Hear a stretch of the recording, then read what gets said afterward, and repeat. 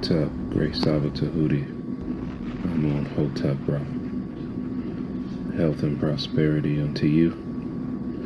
May your monument be established forever on the foundations of Ma'at. May your posterity give you praise and offerings. May your goddesses personify devotion to you like the great goddesses Aset and Netet. To SABA Tehuti, Amen, Hotep Ra. Uben Ra, Ma'at Hotep, Glorious Tehuti Amun Hotep Ra. It is said good advice is rarer than emeralds. That led me to think Tehuti's advice and teachings is life's wealth. You are the doorway to Miao, the ancient conscious state. You are the wise one, an incarnating Ren that is breathing the Ankh, living from Ma'at, the Nefer, ancient Ba, the ancestor, Tehuti. I am incredibly grateful to have access to your podcast and guidance, Tua for your immortality and taking moments out of your day to help me. Tua for not leaving me to suffer in a world of matrix. Tua for teaching me truth, honesty, and teaching me that it is good to search for wrongdoings and make corrections. Tua for everything. May your exquisite netserts have a day as beautiful as them. May they always have clarity and never be under hypnosis. May they always be safe, never in harm's way. May they never receive headaches or stress. Their beauty like the sun's reflection on water. Their beauty like a snake wrapping itself around a harp. Their beauty like circumpolar constellations. And their beauty like luscious forests of green with cacao plants and bamboo. My greatest love and respect to your immortal Nefer Kemetic family. Tua.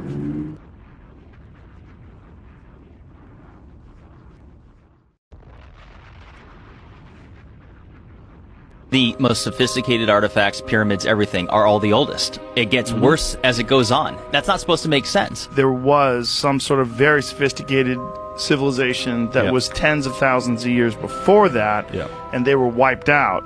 We even see that. You go to the Egyptian Museum and there is beautiful igneous stone vases made of granite. And right next to them, in the same display, because they're found in the same place, there's a rough pottery vase that's not even turned, just put together by hand, and they've painted it with dots to make it look like granite, and it's shaped the same way as the granite vase. That's like that's pure imitation. Like this here, you have a hard igneous stone vessel made with perfection, and right next to what's clearly an imitation of it made from pottery, and they've even dotted it up to make it look like granite.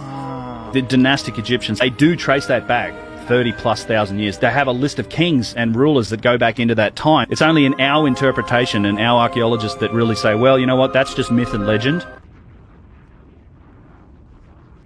The people in Egypt, they believed in what's called Kemet, the people that existed before the Egyptians. When we hear these stories about the Great Pyramid being a tomb for the pharaoh, it's worth mentioning that even the locals didn't believe that. The saying that the pyramids were built to be tombs for the pharaohs wasn't even developed until 150 years ago. That's it. They were taught Kemet. And it's worth mentioning that when you go through inside these pyramids of Giza, there's not one single glyph in any of them whatsoever. There was never a mummy found in any Egyptian pyramid ever. Quite literally, the only reason why we are told this stuff is because that was the theory developed by these men that went in there and said, I believe these must have been for the pharaohs. That makes sense. So it's all just one group of people had one theory, and that theory just stuck around. 100%. To people who aren't aware, there's something called the Osiris Shaft, which is located directly under the causeway between the Sphinx and the second pyramid. It goes about 100 feet underground. It's carved out of the limestone bedrock. It's the creepiest place I've ever been in my life. It's 3 different shafts, and you go down. When you get to the 3rd level, which is completely dark and freaky, there was a side tunnel. Zahi Hawass himself, he's standing in front of this tunnel, and he says, it's yet to be explored. I don't know what's down there, but they've since sealed it up. It's like cinder blocks. They sealed it up. What? Yes, it's the same thing. Like they excavated the Sphinx, and there was always said to be tunnels under there, and there was no pictures ever released to the public, and some dude snuck down in there and took some photos. You can't see much, but what you know is that there are things that have gone underground in Egypt that, for whatever reason, is just off limits to the public.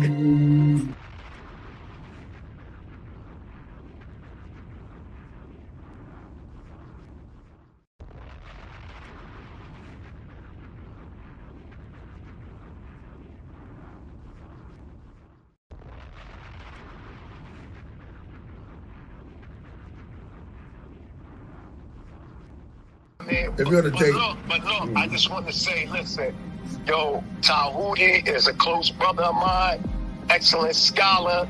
You know, y'all better watch out because he's gonna be straight chopping some heads off. Man, you got props from a Hebrew, bro. The oldest known spiritual book to speak on the afterlife. Get that Palo Santos burning. Start burning that Palo Santos and that sage together. You can mix them together in the bowl. They gonna need some frankincense oil in there. Oh my goodness. What's going on? What the blood seed, Lord? Brought out the holy tablet. Oh man. It's on. The Per M Haru.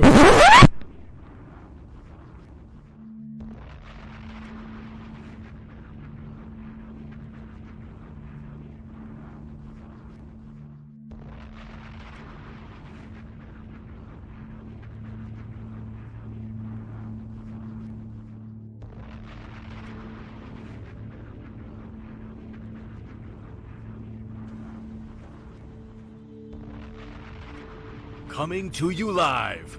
He has been teaching for over 20 years. A 9-0 record in official public recorded debates.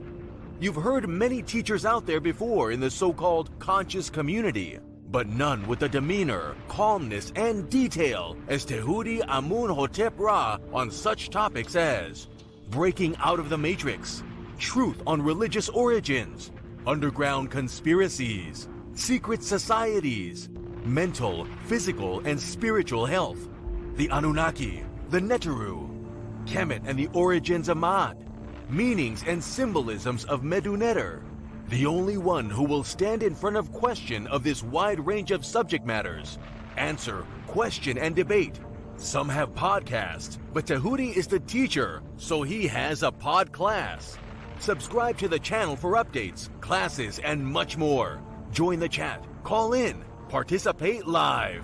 Get your notepads ready. Welcome to the Tehuti Pod Class. Open your mind.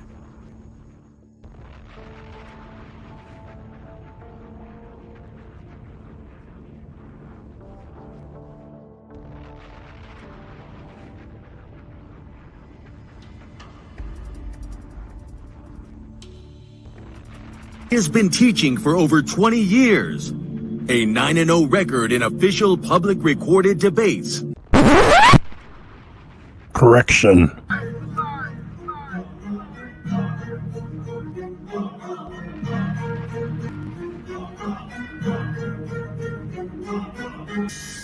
All right, man. You already know what it is. That's the anthem for the debate music. Y'all already know. We got our brother Tehuti in the building, and he is going up against a heavy hitter, you know, who have been featured on this platform for a while now, Vocab Malone. I don't think Vocab, I hope Vocab put in his homework. I hope he knows a little bit about Tehuti and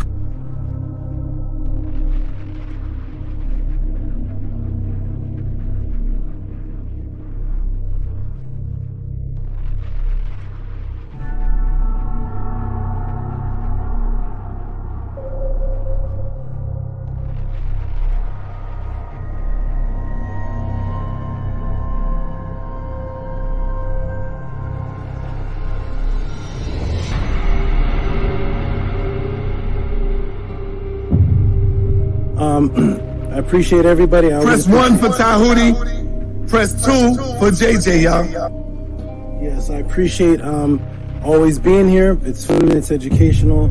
It's good to hear all these crazy views and just hear where people are coming from.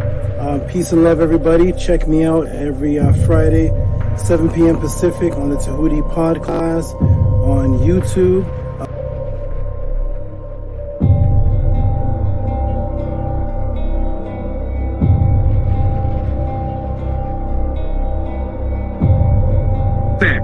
That's your words. Brother, stand on it. That's not the topic of the debate, JJ. That was not the topic. I'm talking about the whole word. I'm talking about the whole misinformation. I don't give a damn about the topic of the debate. No, if you look at the community wall, I mean, damn, Tehuti is like dusting you on that shit. He killing you, Jay. And this is why you upset.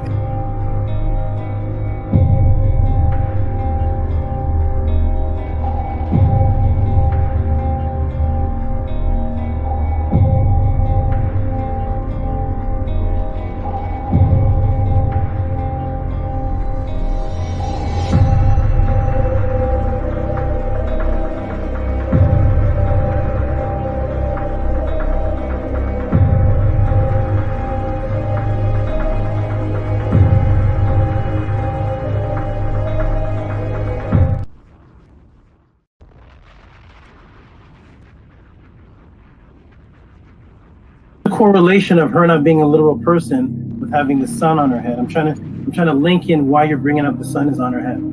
I'd love to know how you think that a literal person could exist with the sun on their head. So because this image has the sun on her head, therefore this cannot be a literal person. Is that your stance? That's exactly what I'm saying. And I also want you to recognize that I'm saying the same about a rule and the same about a star. Okay, great. Can I screen share, please? Yes, sir. So the brother Jabari... Remove Jabari.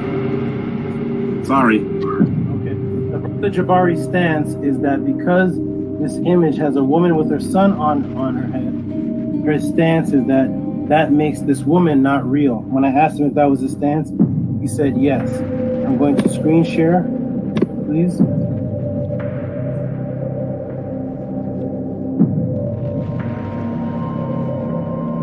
That is the premise that we are using.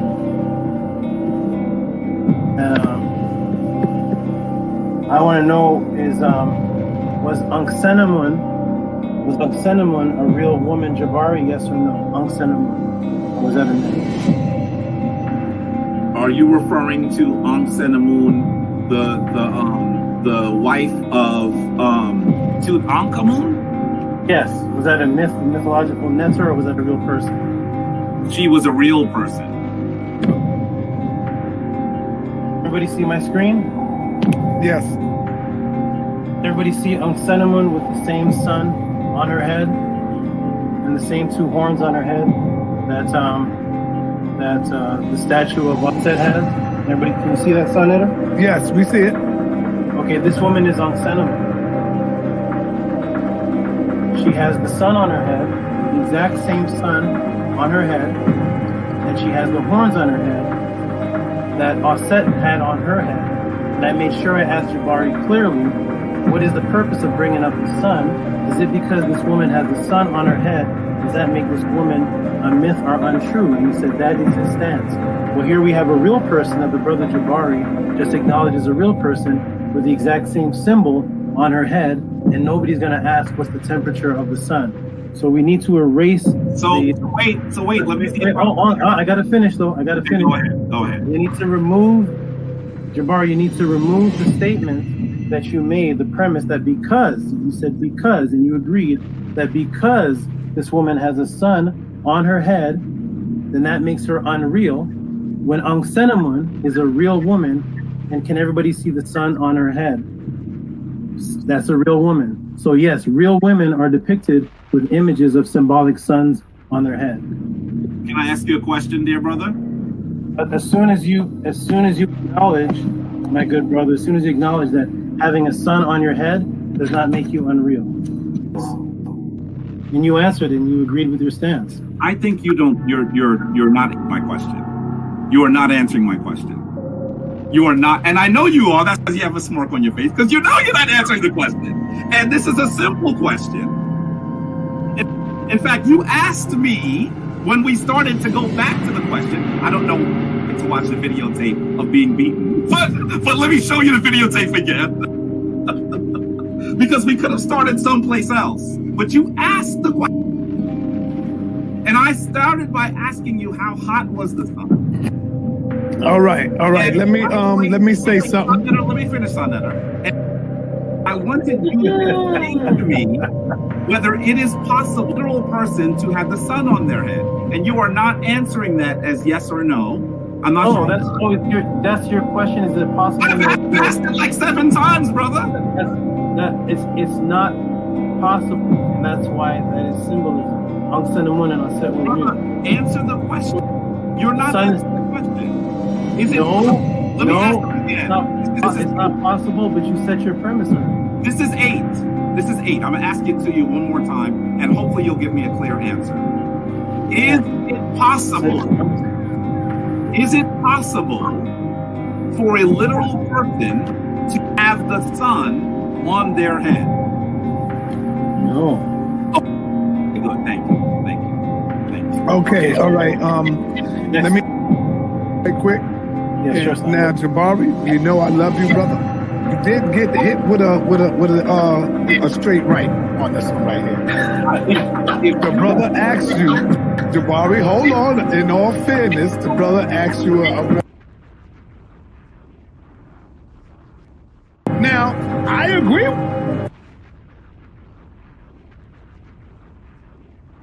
But because of the answer to you when he asked you the question, you definitely said the woman have a son on her head. She can't be real. Brother then showed you a son on the head of another who you did say was real. That's all it is. Hey, Jabari, Floyd Mayweather, the best of them gets hit with a jab, brother. That don't mean nothing. Come back and show the brothers and sisters out there why you are the Floyd Mayweather of the House of Consciousness. That's it, brother. It ain't nothing. This is the reason why you have to. All right. Hey, peace and Black Power family. Welcome to another Sonetta TV House of Consciousness, but y'all already know what it is. The brother making his way back to the House of Consciousness. He is now official House of Consciousness member. Welcome to the party, Brother Tehuti. He made his official step through the door a few days ago, taking on the Floyd Mayweather of consciousness, Brother Jabari. Most people in the got Brother Tehuti winning. Now, hey, majority rule. I can't be biased. I got to go with the majority, okay? Because I'm not the referee. So, don't get mad at me, Brother Jabari.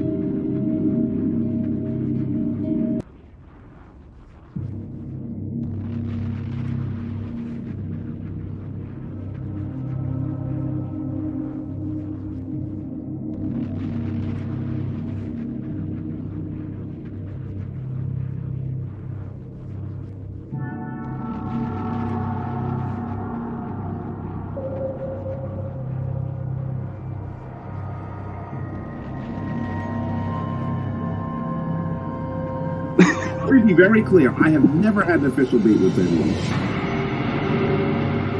And there is not, on Sonetter's platform, Sonetter announces the winner?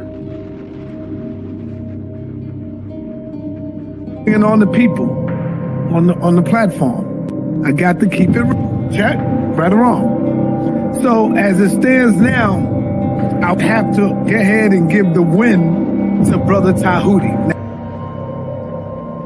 And there is not, on Sonetter's platform, Sonetter announces the winner?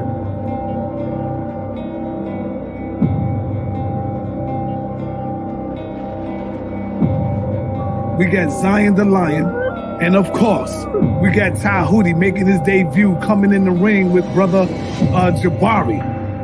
It wasn't, I'm not gonna say a TKO.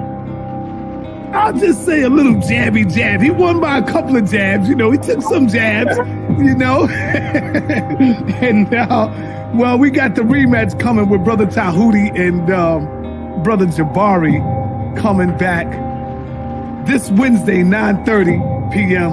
And I know Jabari is not going to take him lightly on this one. I know everybody is looking at Zion, Tehuti. To be very clear, I have never had an official date with anyone.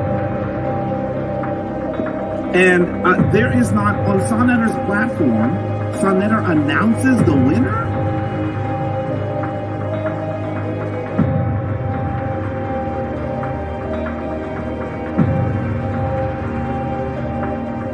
Damn, we have Tehuti and Brother Jabari is coming back. Brother Jabari will be back for a rematch coming Wednesday night.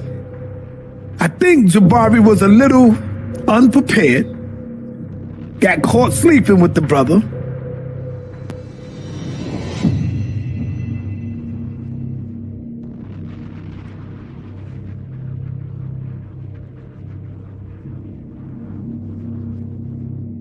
Shout out to HOK. I definitely think it was an upset. I said Jabari did a good job. I just don't think that he won. I said Brother Jabari did a good job, but I just simply don't think that he won. As I told the brother earlier this afternoon, the brother Tehuti, I told him that I believe that he could have secured that W over Jabari a little better. And there is not, on Sonetter's platform, Sonetter announces the winner?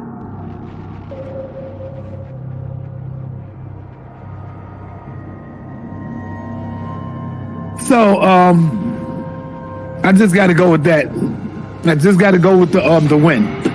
We're going to be giving out some powerful trophies coming up soon. So now.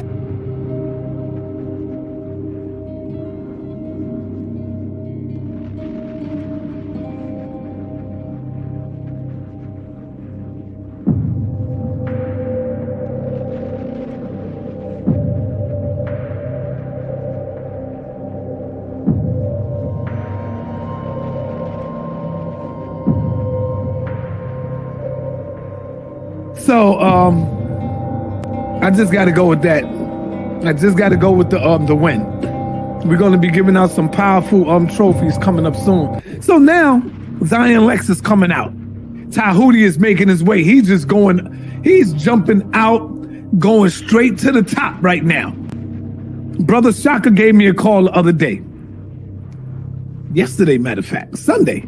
Brother Shaka Utmost gave me a call on Sunday.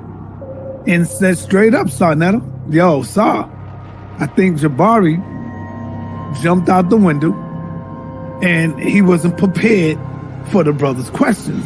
Now, this is Shaka Utmost.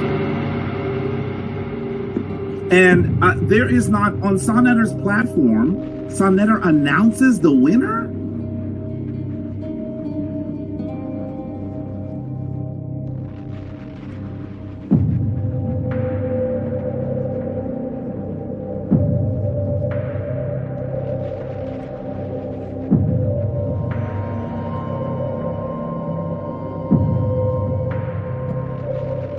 Yeah, we got Zion Lex. We got Zion Lex tonight going up against Tehuti. Could this be 2 for 2 for Tehuti? That remains to be seen.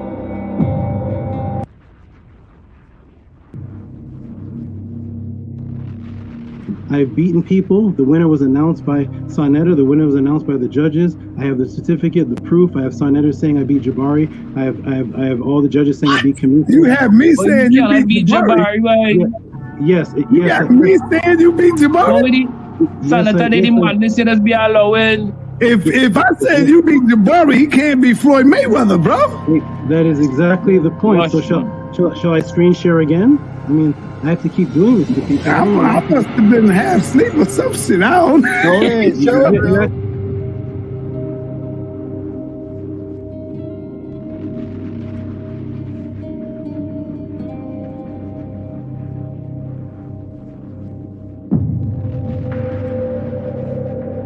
If I said you beat Jabari, he can't be Floyd Mayweather, bro.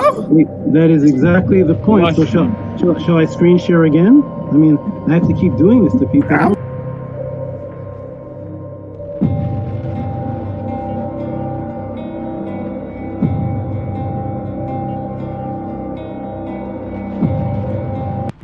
And I took out the Floyd Mayweather, so I guess I'm the House of Consciousness champion. I just came here for an interview. That's my you can't be the House of Consciousness champion yet.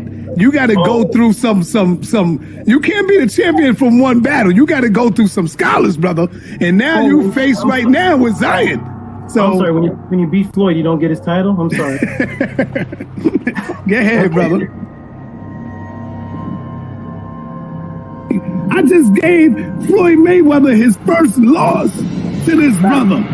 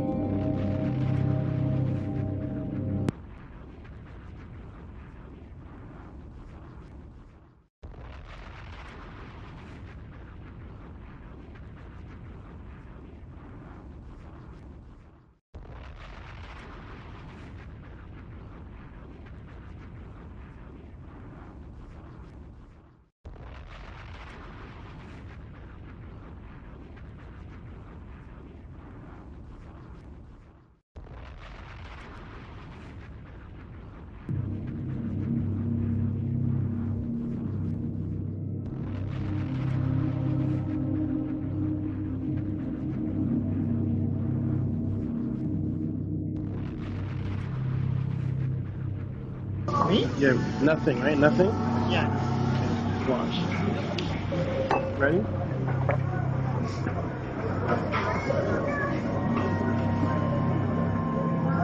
It's hard to do.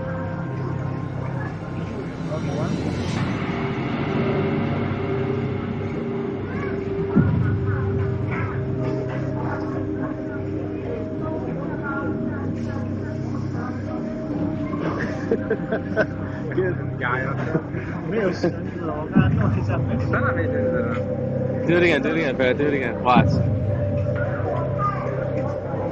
但是他只做那个会动，其他灯都不会动。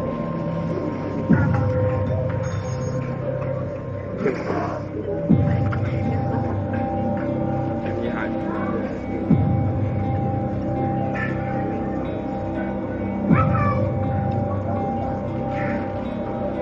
It's hard. Thank you. You're right.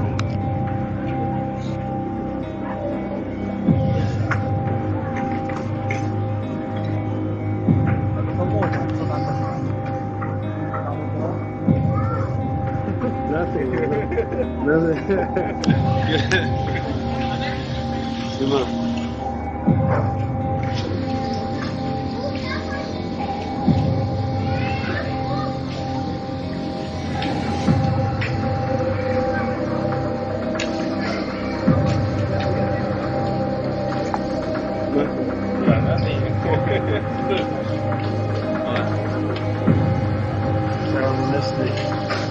Regular day or lunch. Chinese buffet. Get it one more time.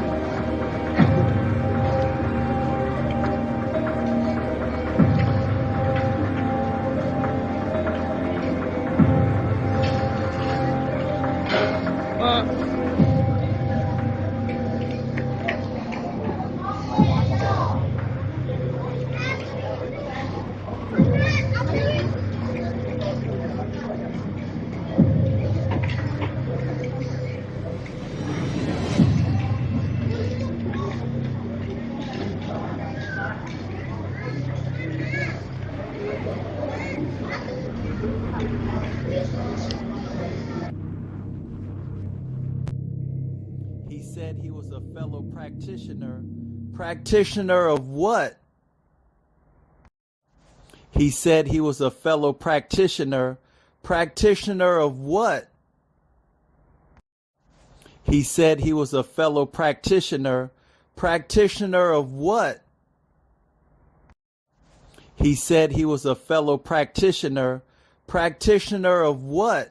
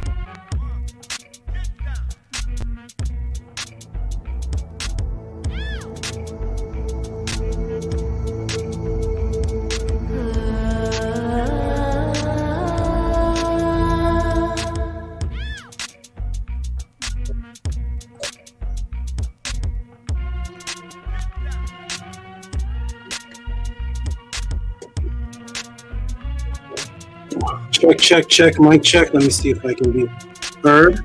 Can they hear us at 10? I don't know if they can hear us. Mic check. Can I be heard? Mic check, mic check. Can I be heard? Let me go ahead and turn this down a little bit.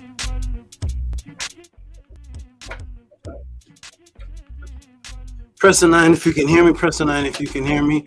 Mic check, please. It's going to be another. It's going to be another one. Let me check the chat and see.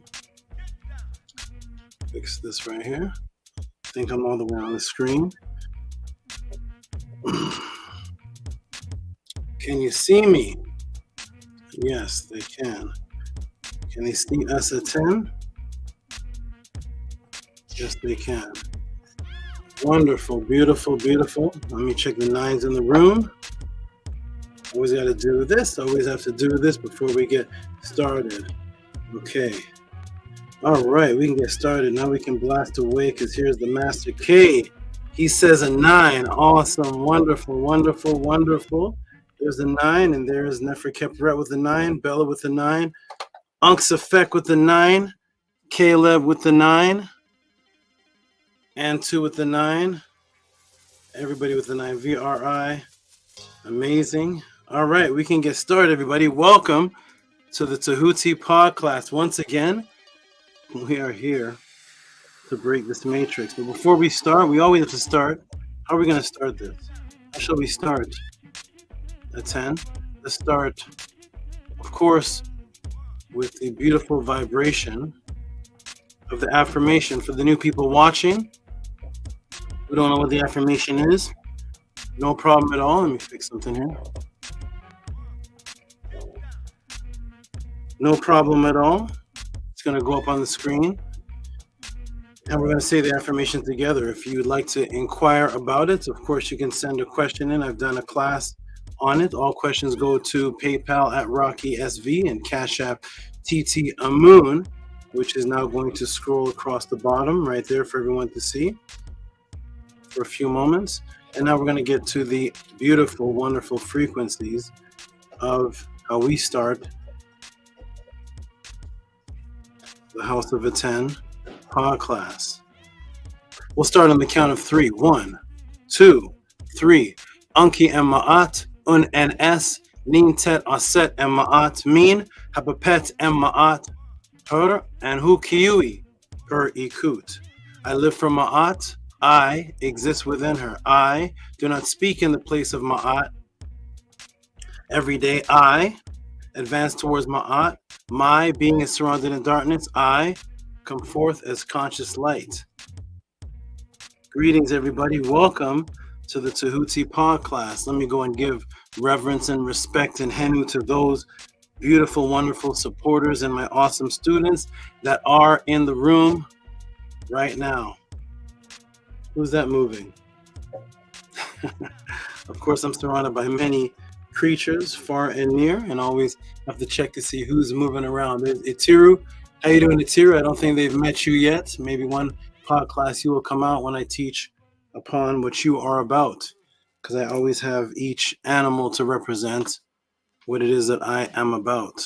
So we're going to go in the room and see and give a warm welcome to the beautiful students that are in the room supporting Ma'at and supporting Ma'at and supporting the truth.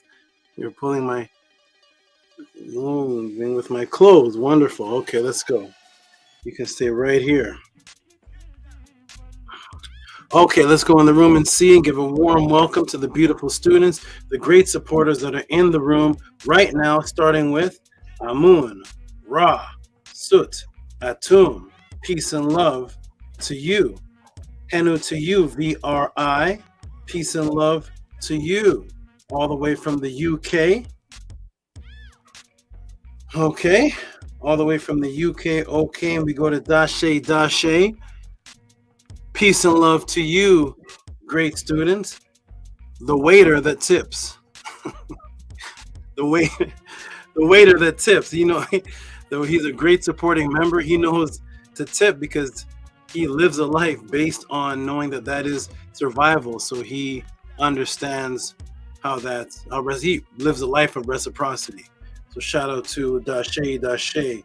Nani Aset Mer, the beautiful, the lovely. Maharu, Beged Leisure. Maharu, shout out to you. The beautiful, wonderful scribe, Nefer man. Wonderful, dependable Nefer. Ani, Pata Aten Tehuti. Jamio X, how you doing, Jamio X? He's also a good supporter. I'll be checking my Cash Apps and PayPal later. This brother here has been supporting and getting books and things from years and years and years ago. He actually has been watching me teach before there even was a Tehuti pod class. Shout out to Jamio X. Peace to you, peace and love. Wonderful, wonderful, wonderful. We have Big Blunt 1. We have Caleb.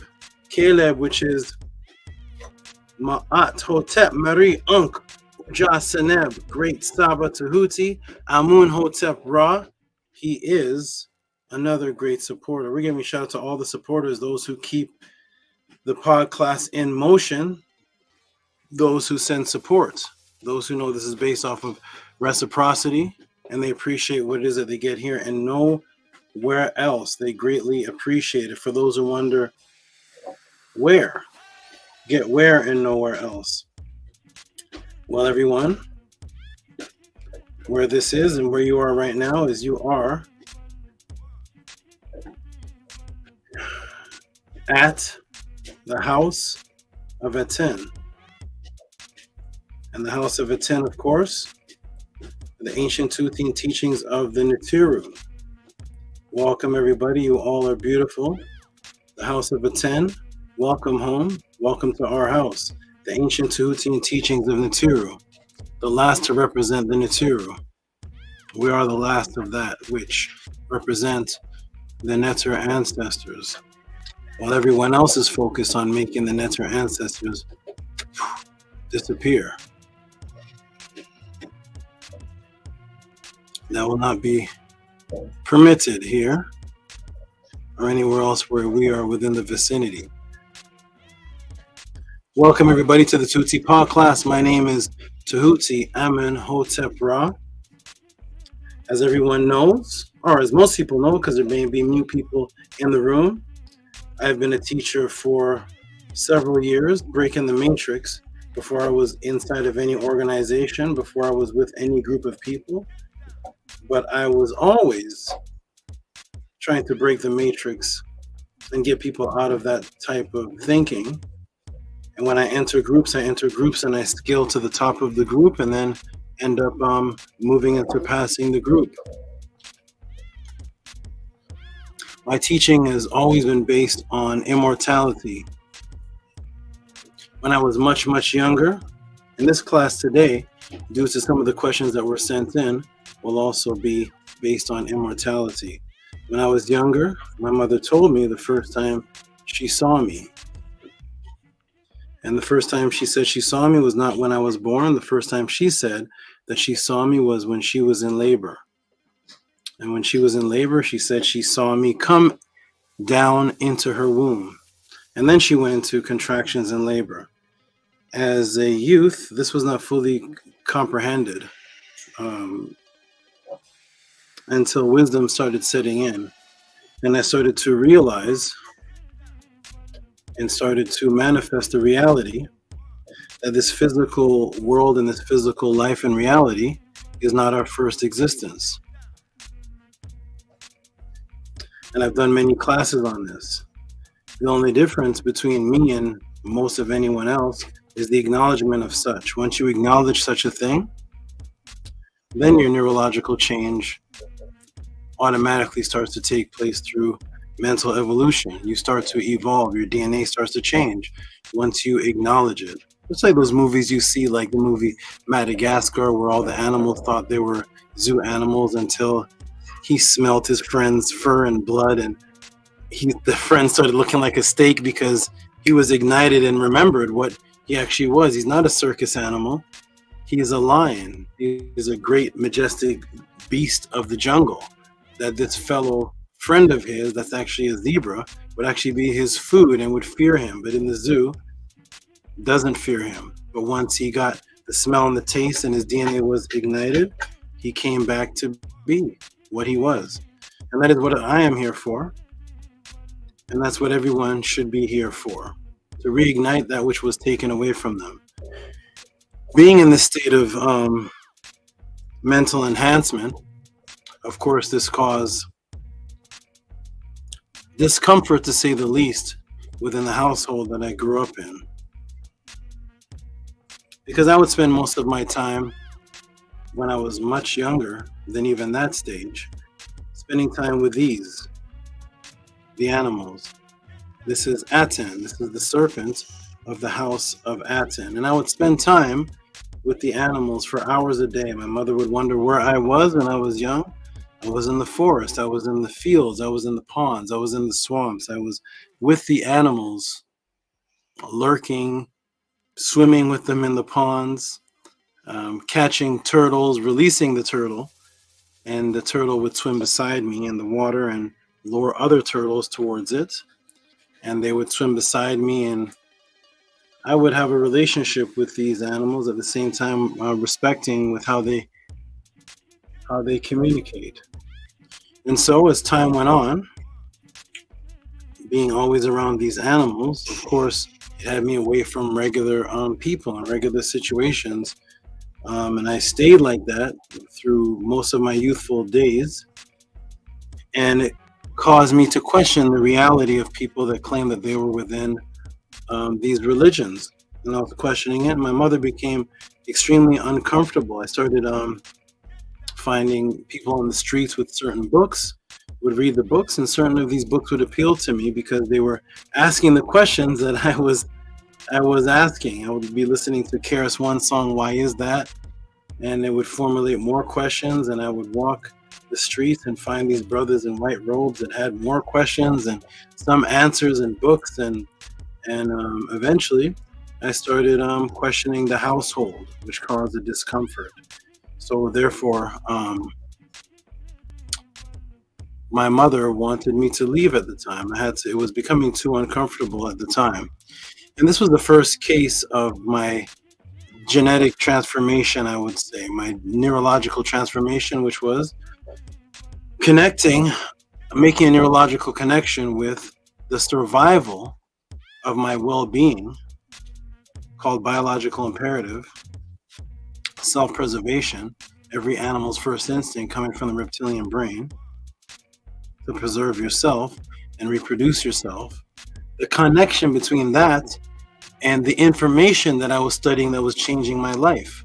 It was a neurological connection because most of the people that you see debating and talking and teaching on these other channels, their actual lifestyle, their survival is not based on the actual information that they're talking about. It's more of a study or a hobby or an interest to them. So for the first time, my actual survival was based on knowing this information because my mother and I agreed to a challenge. And the challenge was I could stay within my household, I could live in the house, if I were to beat my pastor in a debate. It wasn't my pastor, my mother's pastor, the family pastor in a debate. But we need a judge. Who's the judge? My mother.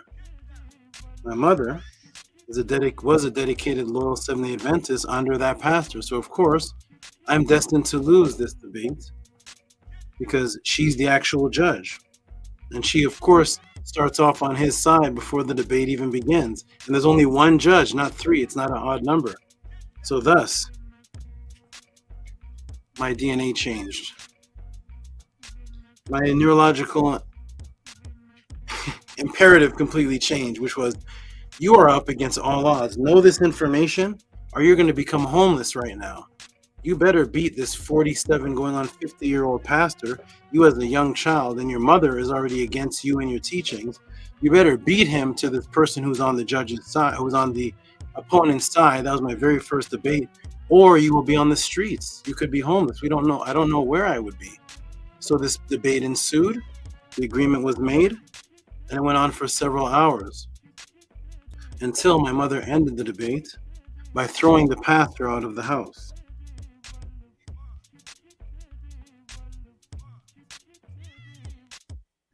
That's right, at 10. She threw the pastor out of the house. Why? She said it was too embarrassing watching me as a young boy, dismantling this pastor who is the owner or controller of the church that everyone goes to for answers, and he's about to be 50, and I'm this young boy just riddling him up. And so she kicked him out of the house. Therefore, my very first debate, the very first debate of Tehuti, the prize was to have a roof over my head. This is completely different from the YouTube debaters and the fun and jive jecklers and the people that just do this for fun. My instinct was immediately kicked in once I had to debate for a roof over my head. And I won the debate. That said in another form of reality, and that reality is nothing's impossible. How could I, a little young boy, little young man, beat a theological pastor who went to school and got his degree in this? How could I have beat him in front of someone who's on his side? That completely advanced me on the spot. That was biological imperative number one. Biological imperative number two was about a week later, a few days later. I don't remember exactly how many days. I got a notice on my door, and the notice was a restraining order stamped by the pastor, stamped by the courthouse, sent in by the pastor, stamped by the courthouse and the judge, and put on my door. And I said a restraining order. This is interesting. Usually people get restraining orders when they're in domestic violence or beat up their wife, their husband, their children, or someone else feels threatened. Who is this restraining order for? What person have I ever threatened? And I looked closely, and it wasn't for a person. It was the very first restraining order I've ever seen in my life. That was for a non-entity, a non-living object. The non-living object that I had a restraining order from was the churches. I had a stamped restraining order from the judge in the courthouse for the church. The church was my victim. The church. I was the bully of the church. I was domestically abusing the church. So I couldn't be within, I think it was 50 to, let me turn this down. I don't know if people are texting me while I'm in the podcast. I'll turn this down. This is an emergency. 50 to 100 feet or so from the church. This said in another biological imperative, and the biological imperative was that if I continue teaching by random churches, I don't know where the churches are. Remember, there's churches all over the city. I could be on the street just talking to somebody teaching, and if I'm within 50 or 100 feet of the church that I don't know is even behind me because I turned the corner on the left, they could come either arrest me, detain me, fine me, whatever the punishment was. So that's biological imperative number two. Do I continue teaching and my freedom is taken away? First, my household was going to be taken away. I have the roof over my head. I beat that debate. The next was, do I continue teaching and have my freedom taken away because I'm found near a church and I have a restraining order? So what did I do? I went into the church with my head down, up against all odds. I'm going to go directly to where you're restraining me from. I have a restraining order against the church. I'm now going to walk into the church. But now I have to use snake style. For the very first time in my life, I had to create a snake style. And the snake style was, how do I come into this church and wake up these people without going into jail, without them knowing that it's me? So I would look at the schedule, and the schedule would be Bible study at 7 o'clock. So I would come at 6:45, 6:40, 20 minutes or so before the Bible study, 15 minutes. And I would go there before the pastor sees me, because they're the ones that know I have a restraining order. The regular church members don't know anything about this. So I would go and I would ask questions to the regular church members while we're sitting in the circle for Bible study. I would not say that I have a doctrine or a teaching. I would just present questions that made them start a small little ruckus amongst them. Say, yeah, that makes sense. I never saw that in the Bible. Yeah, why is it called? Who named it the Bible? Wait a minute, the word Bible's not in the Bible. Hold on a second. Wait, Adam and Eve were the first people. How old? And I would start asking them questions to set them up, to put those thoughts in their mind. So by the time the pastor would walk in to his Bible study, I could put my head down. There's no Tehuti here. Well, my name back then was The Word. I was still a studier of Tehuti back then. This is around 1993. Put my head down. And the people in the Bible study started riddling the pastors with the questions, and I wouldn't speak. And I would just walk out onto the next church, do the same thing, onto the Bible study at somebody's house, do the same thing, just sit there humbly. But I would go there before the pastor gets there, and I would do that on and on and on and on. And then I would see the people in the streets and then start teaching them. biological imperative, again, I would continue even though I'm being threatened. So therefore, as I continued, I found an organization that seemed to be it was on the same path as what I was doing, because I was reading some of their books, and the organization was questioning people and wanting to create a pure lifestyle and questioning religions and such. And I like discipline. I was always under states of discipline. I was always in mental discipline in my mind. So I ended up joining this organization, and I skyrocketed to the top. But I kept my snake style. I kept the animals. I kept teaching using the animals and using nature. And I ended up escalating to the top teacher position of the entire organization, because the teacher started telling everyone in the whole entire organization, if you all want to learn to teach, go to that brother, Amenhotep Ra. The teachers would wait for that teacher, the owner of the organization, to leave, and they would say that I'm teaching outside of the doctrine. And I said, how so? And they would bring up things that I was using that was not inside of the doctrine, and they were absolutely correct. I was teaching from outside of what was in the books. Not a problem, because I always like to use multifarious, diverse sources. It doesn't have to be inside of your books. I was with nature before I was in this organization.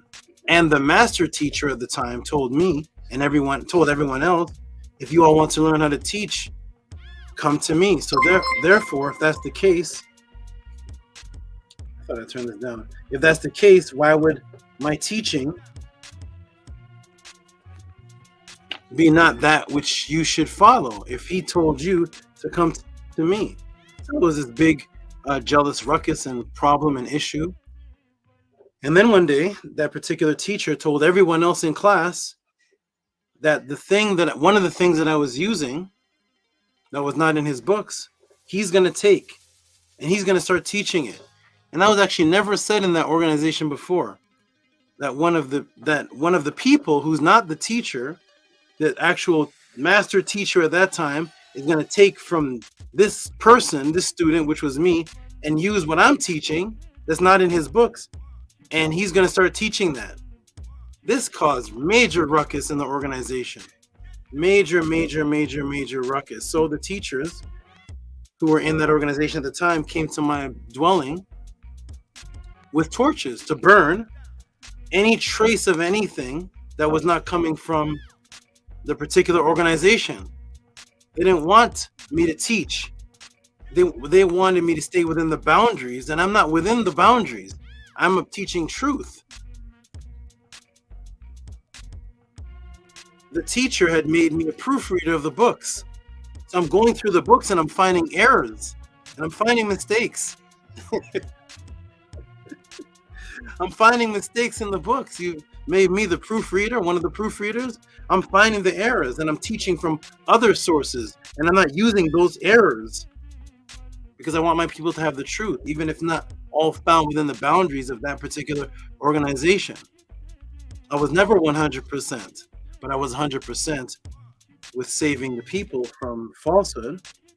So they came with torches to burn all my belongings that had nothing to do with the teachings, and I ended up having to leave the entire organization. I spoke with the teacher. He said he can't speed people up to where I am.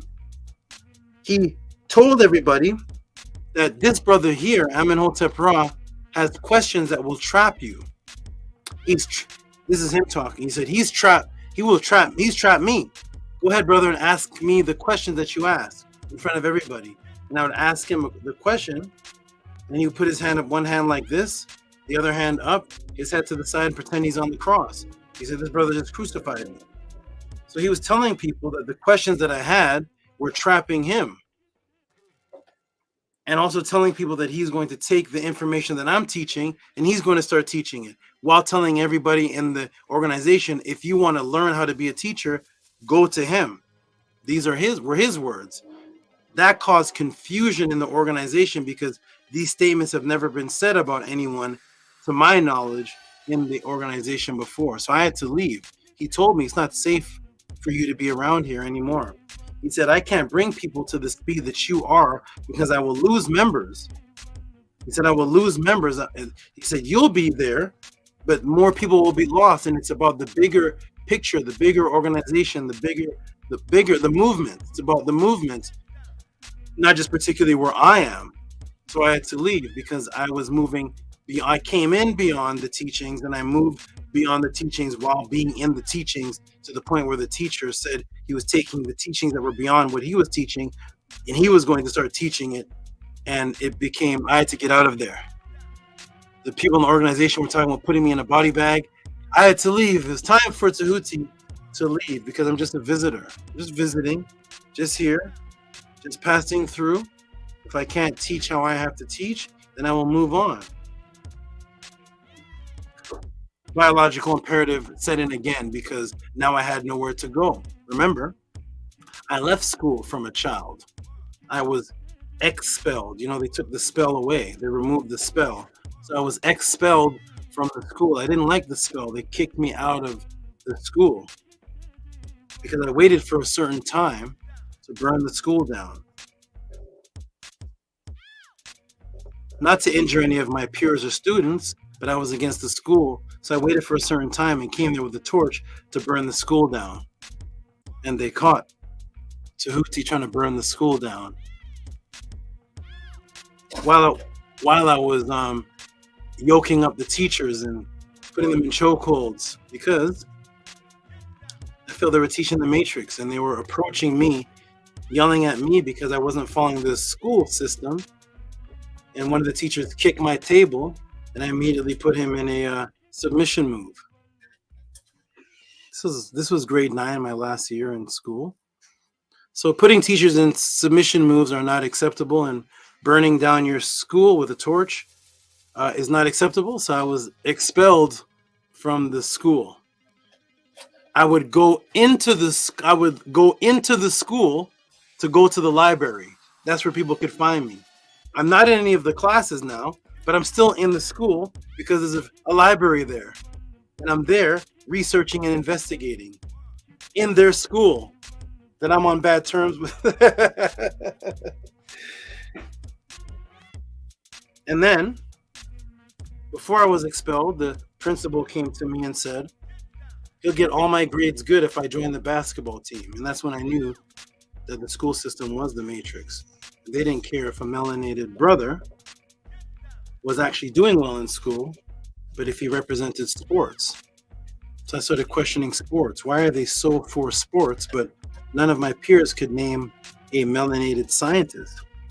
I'll go around the school and say, hey, name 5 sports players. Da-da-da, da-da-da, da-da-da. Name 5 black sports players. Da-da-da, da-da-da, da-da-da, da-da-da. Name 5 black R&B singers. Da-da-da, da-da-da, da-da-da, da-da-da. Name 5 black rappers. Da-da-da, da-da-da, da-da-da, da-da-da. Name 5 black scientists. The cheeks start moving. We're listening to crickets urinating. It's complete silence. 5 black scientists. Off the top of your head. You name 5 black boxers, 5 black actors, 5 black actresses, 5 black scientists.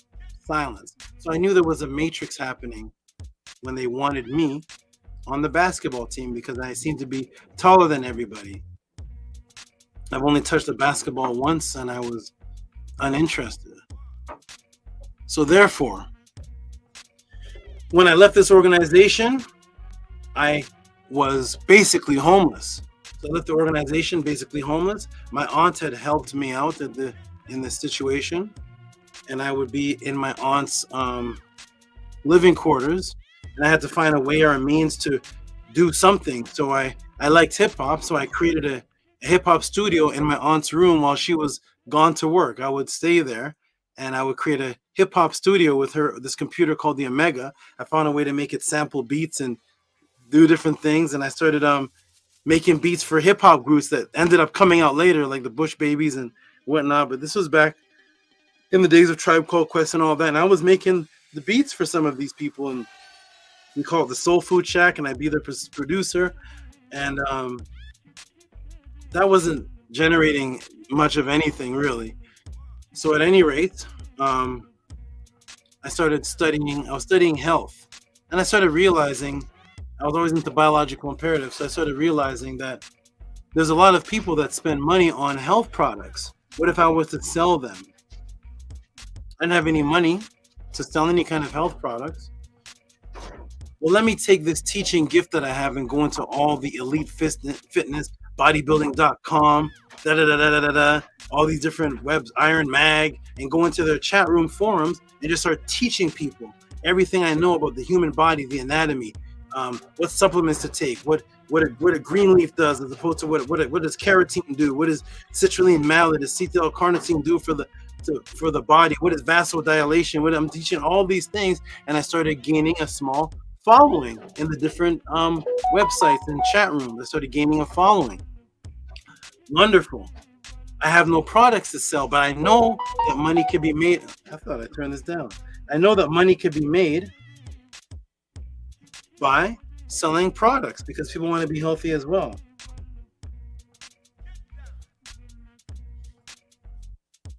Wonderful. To my great secretary working for me hard out there. I know that they would be fruitful. So I'm doing it off of faith, off of biological imperative. I have no products to sell. So as I'm scoping through, I'm finding out the people who do have products to sell, I have nothing to buy from them. I scope one individual out who I see is very, very successful, has a lot of connections, and I send him an AOL instant message. AOL instant message. Talk to me. Talk to me. This is before the movie. Talk to me. Talk to me. So he eventually starts talking to me. He says, I get a good vibe from you typing. And I was amazed because bodybuilders and fitness trainers talking about good vibrations through the internet was like unheard of. I never heard of that before. He ended up agreeing to meet with me. He met with me. He said, I will teach you the secrets. As long as you take the money, you be a good customer of mine. And I will teach you all these secrets. He said, but if you do mess up and teach the competitors these secrets, we're going to have to whack you. We're going to have to whack you. And I was like, whack me? And he's like, we're going to have to take you, we were in Staten Island. You see the pond over there, whatever that was, the docks over there, see that over there? We're going to put you in the cement of the shoes. The cement of shoes. They'll put you in the cement shoes, and I'll put you and drop you in there. And I said, what in the world is this? Is this a movie? I looked around and said, oh, survival again. Here's my survival test again. Okay, so if I vow that I won't tell these secrets and take the money and continue to purchase from you, then you'll not kill me. We have a deal.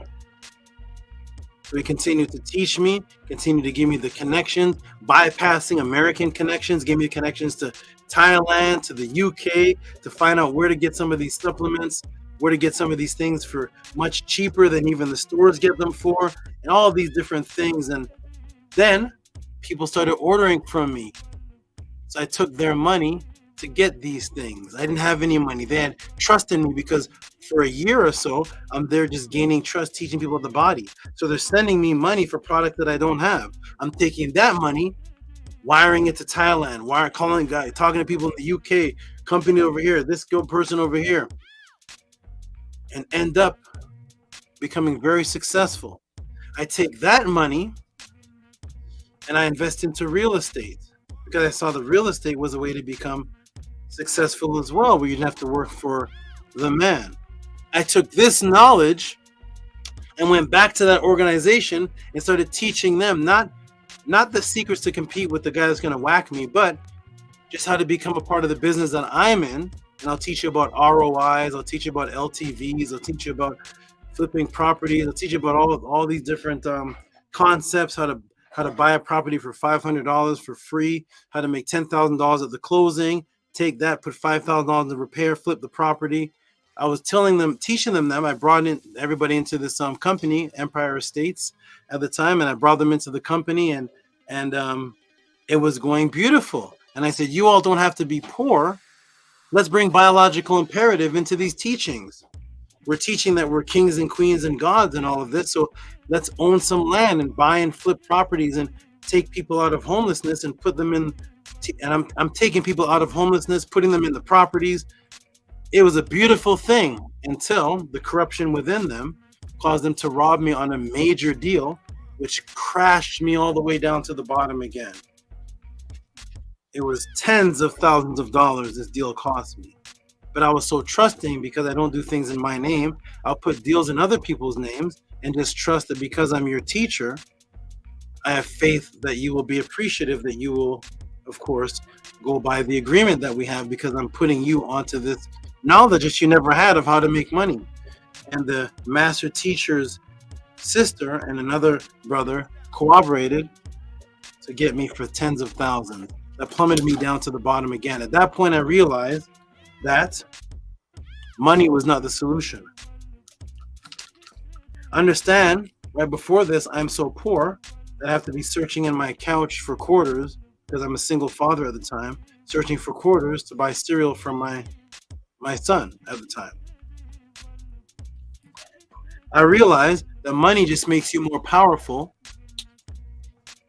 but it doesn't make you good or bad.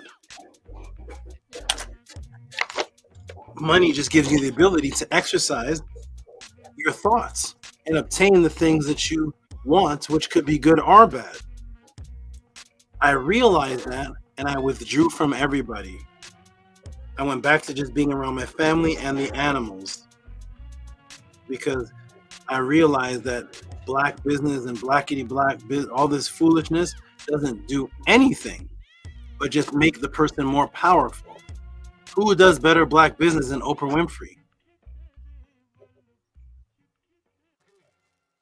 What is Oprah Winfrey?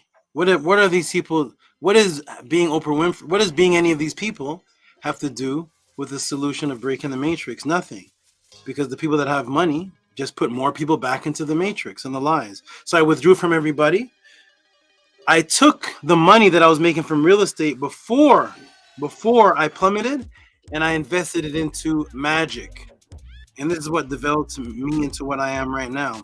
Because I realized that you could actually perform magic on the streets and make money without working for anybody. You don't have to have a team. You don't have to have any tax, this, that.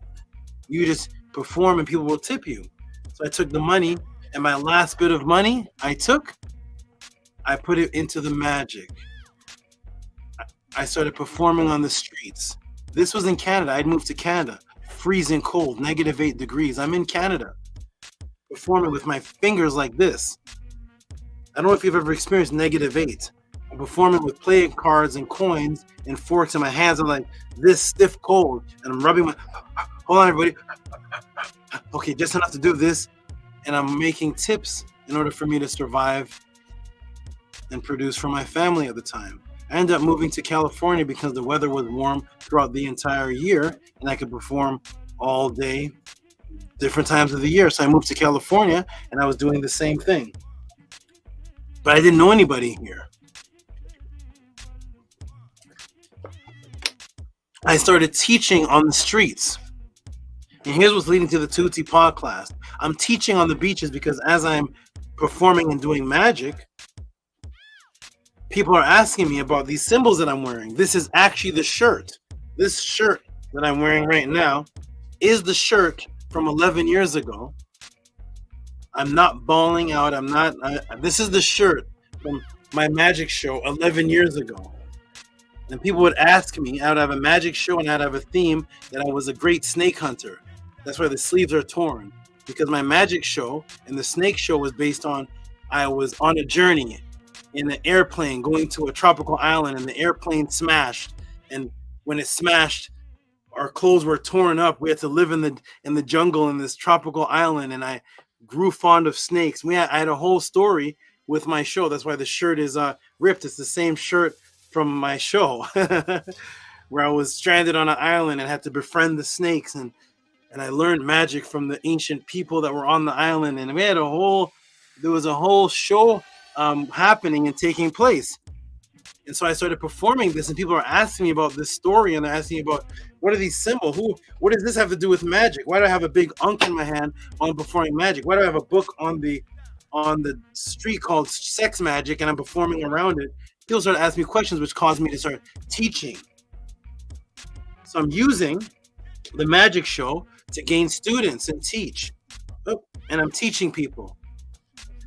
So eventually as time goes on, people that I knew a brother named Ahati, another sister that's very dear to me, my Naturt, and people started telling me that, hey, your type of teaching that you're doing is way beyond what we're seeing on YouTube. You should go on YouTube and let people know who you are again.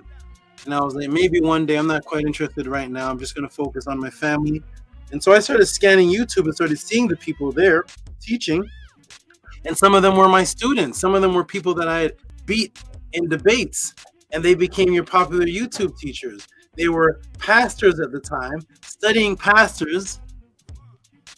And I would teach them about the parallels of Christianity and the Bible. And they became some of your YouTube teachers. And they were my students that lost in a debate against me and became my student back in 1994. And now they became YouTube people that some of you may know. And I was like, kudos and claps to you. I didn't know my students were doing this. So at any rate, the brother named Ahati at the time, I told him to find me a program where I can go and sit in a little box and kind of debate and talk to people. Oh, right now, that's when you're doing that? Oh boy, okay. I have to clean that up soon.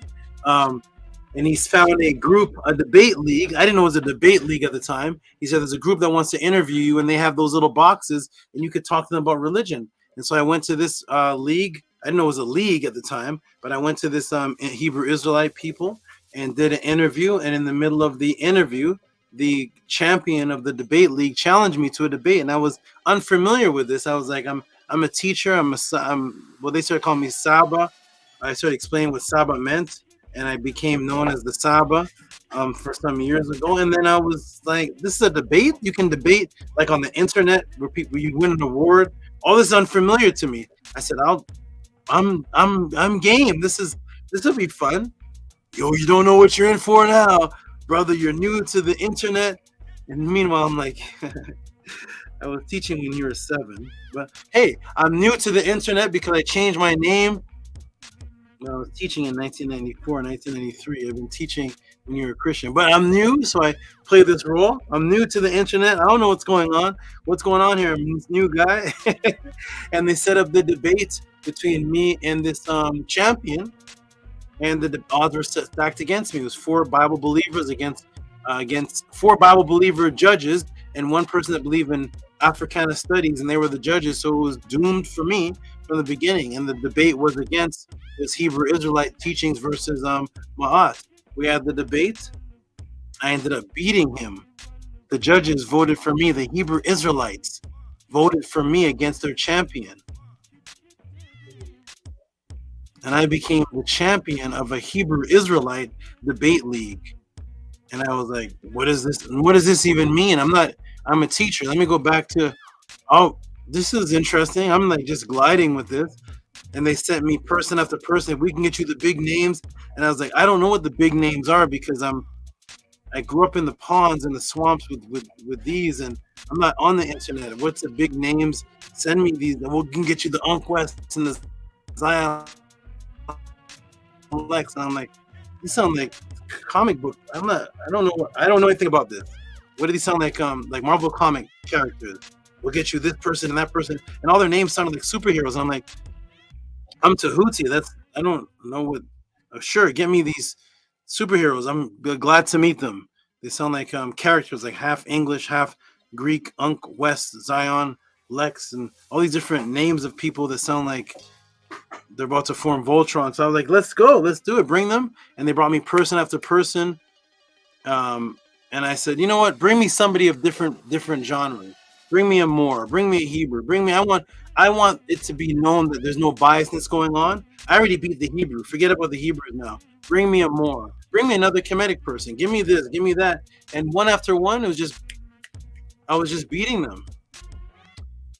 All I was doing was teaching my classes. So, anyways, that led to me checking out the Killer Priest show, because that was one of the shows that I was referred to. That, hey, there's some teaching going on here, but the brother there, the guy there, his name was Rasul. He's not really a good teacher, and so I ended up connecting with Killer Priest.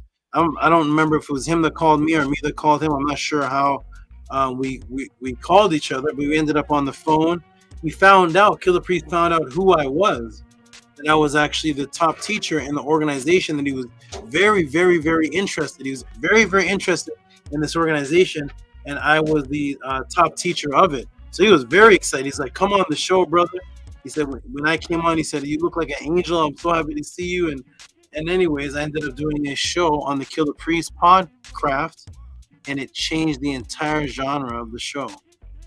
Go back to the Killer Priest show, so before Tehuti was on, and then start watching it after Tehuti's on. You're going to see a complete change of the Killer Priest show. So when I came there, I was bringing slides. I was bringing multifarious sources. I was bringing documentary clips. I was bringing doctors, scientist clips, scientist articles. I was bringing Medunetter. I was bringing satellite dish videotapes of UFO. I was bringing all these different things. They never seen anything like that on the Killer Priest show. The next show, it was the next show, I think, Killer Priest gave me the show to run the entire show. Gave me the show to interview Mighty Hebrew, and I was the host of the show. Killer Priest didn't come to the show. That, I believe, was the first time that ever happened. I'm a stranger. He gave me the show to run. He trusted me from the very first show. Gave me the show to run. And that turned into something completely different as well. I'm there. Mighty Hebrew is a Hebrew Israelite being interviewed by a brother who represents Kemet. This has not happened before. We're supposed to be arguing, and we're there laughing, respectful. I'm doing an interview with him, and then I do the ultimate thing on the show. I perform my paganism. I perform my heathenism on the show live for Mighty Hebrew in his hand, and have him and his wife laughing, enjoying. I take a coin and I put it in Mighty Hebrew's hand. I get 80 to put the camera there, and I rub the coin in his hand. I'm not holding it. And the coin starts to rise up in the air and fall down and bend. His wife says, I'm keeping this coin. These are Hebrew Israelites. I'm a Kemetic magician performing magic against Yahweh. And his wife said, I'm keeping this coin. That was a complete change of anything that's ever been. If you all have ever seen anything of such, timestamp, please put it in the room. Where a Kemetic teacher now is performing magic in a Hebrew Israelite leader's hand, and the Hebrew Israelite is keeping the coin, and his wife is keeping that in a secret, in a special place forever, and it represents love between him and his wife, and it's magic coming from a Kemetic sorcerer. If you've ever seen that on YouTube before, please put the link in the room. That completely changed the genre. Killer Priest was like, what is happening? What is going on? This magic has not been done on the Killer Priest show. It was a complete explosion, changed everything. And then from there, I started doing shows every Monday. We call Ma'at Mondays. He gave me the show every Monday to run the show, to do the show. And that's what leads to this right here, the Tehuti Pod class. I'm doing so many shows, so many answers. AD takes his wallet and dumps it in my hand. He says, you need to be getting paid for this. I said, I'm not here for the money. My reciprocity will come someday. This is not that day. I'm here to let everybody know what the difference is. I want to just, and the $500 super chats are coming in, $300 super chats are coming in. Never seen on Killer Priest before. If you can show me the Killer Priest Podcraft getting $500, $350 super chats for a person answering questions, please put that link in the room. I'm very, very curious to that. So AD was like, we never seen this before. You need to get paid. Killer Priest needs to pay you. And I continued to teach, and then it got too busy because people started recognizing me from 1993, 1996, 2002, 1998. They said, you're that brother such and such. You're from Tallahassee, Florida. You're the brother in Canada. All of that is you, isn't it? You were the brother in Canada. You were in Macon, Georgia. You were in California. You were over here. And I said, yeah, yep. And they started setting up one-on-ones with me, paying me very generously. It was beautiful, but it's too busy. And that's what leads to the Tehuti Pod class, which you're seeing right here. I told everybody, Killer Priest, I'm going to create, you call it a podcast. I'm going to call it a pod class because I'm a teacher. and I'm going to create something brand new again on the internet based on biological imperative, because I want to know if people can take this information that is life-changing and take it beyond just a hobby. Is it serious to you as the Dunkin' Donuts, the Krispy Kreme donuts that I know every single person in this room has spent more than $20 on Doritos? Yes. Tell me that you haven't. More than $20 on weed, Dunkin' Donuts, the Avengers, Spider-Man, movies, playing ball somewhere, going to this concert, that concert, getting this and that, bubble gum, whatever you've spent money on. I want to change that. I want to change the importance that you have for bubble gum, Doritos, marijuana, Dunkin' Donuts, Krispy Kreme, the sloppy Big Mac, the Burger King, the Whopper Junior, double size hot Cheeto cheese with the wings that you at the park. You're buying the $5 cotton candy apple for your 5-year-old so they can get, possible diabetes and tooth decay, and that's where your mind is. Let me change that from killing yourself to let me create a show where you can ask questions based on your own regeneration of either knowledge, wisdom, understanding, physical body change, out-of-body experience, ritual practice, health. Let's make this about life. We spent thousands of dollars on death. Let's make this about life now. But like the breakdancers, I'm going to come to the show and I'm going to put my head down. What kind of show is that, Tehuti? Well, the show is going to be based on reciprocity, because I want to know, once you see the way that I start answering questions, the guidance that's given here at the House of ATTON, once you see that, I want to know if you value that more than Krispy Kreme. I want to know if you value that more than the nail polish you bought. I want to know if you value that more than all the chemicals that you put in your hair. I want to know if you value that more than the death culture, more than Captain America. Because everybody here in the pod class can tell me who Spider-Man is in detail. You can tell me his English name. Imagine that. You know Spider-Man's name as a superhero, and you know his English name. And you know how he got the power. You know where Clark Kent changes into Superman. You know the name of the planet Superman is from. You know the name of the ruler of the Autobots. And you know the name of the ruler of the Decepticons. You know who Magneto is, and you know who Xavier is. How do you know all that? Because you paid for it. Because you paid for it. Because you watch it on the TV, the internet, the shows. You have the shirt. You probably have the posters. You paid for it. That's reciprocity to Capcom. That's reciprocity to Marvel Comics.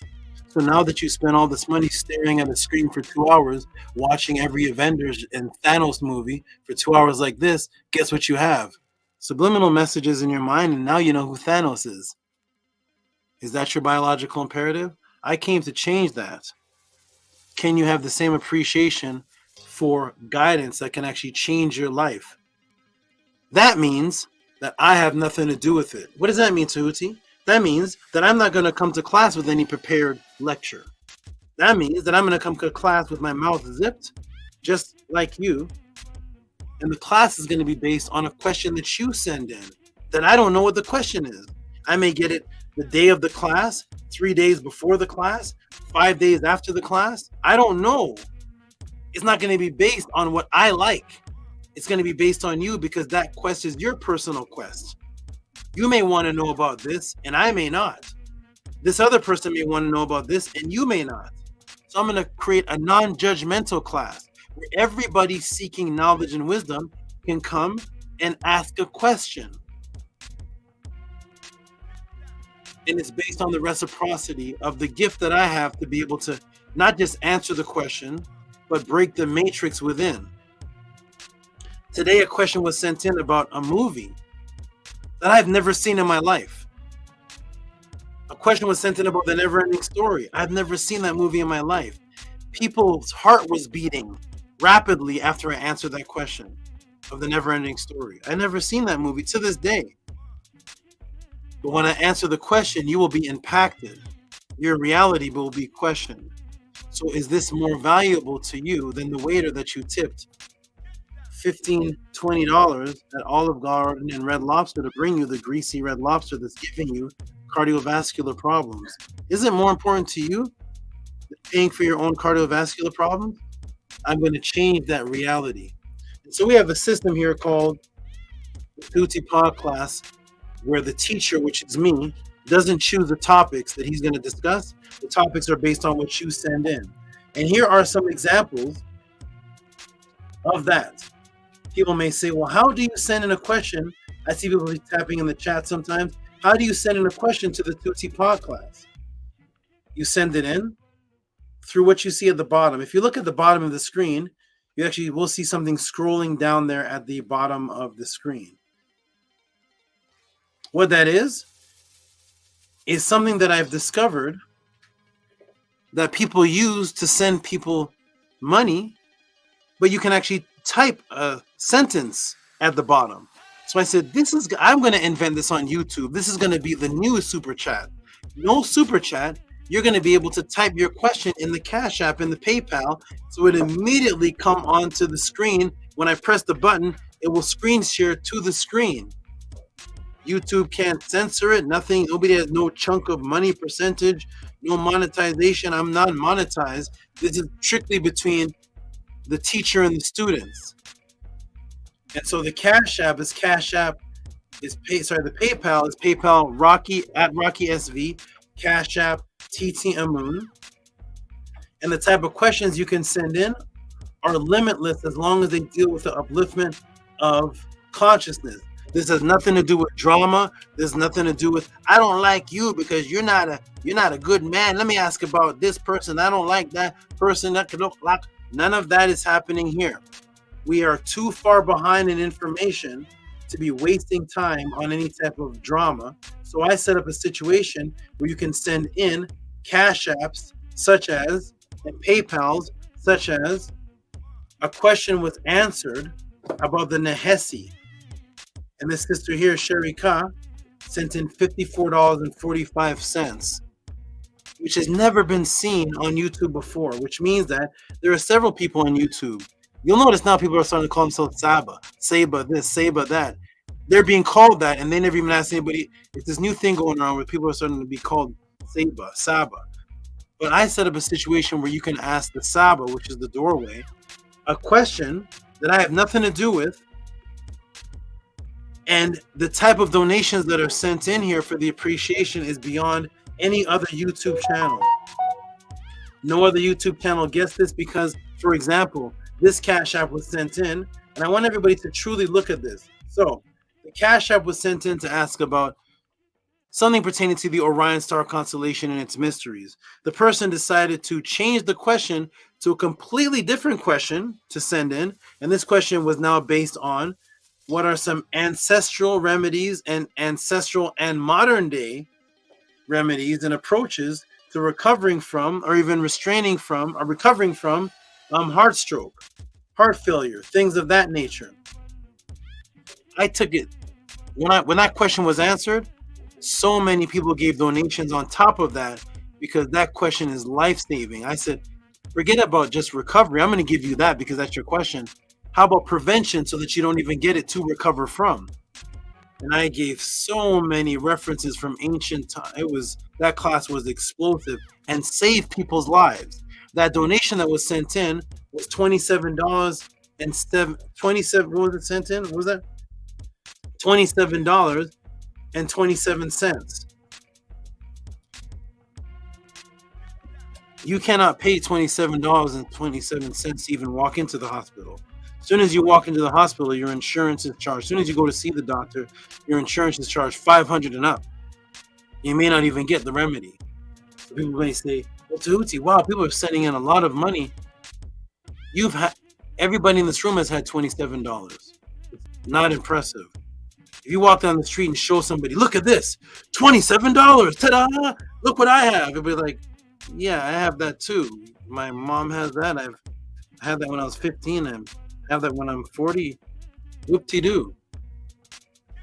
But when that $27 can be converted into saving your mother, grandmother, great-grandfather, and yourselves' lives, now it's not $27 anymore because your family's lives are worth more than the $27. Now you've just converted paper $27 into life-changing. And that's what we do here at the Tehuti podcast. That is completely unique, that you've not seen anywhere else, because I didn't know that question was even coming in.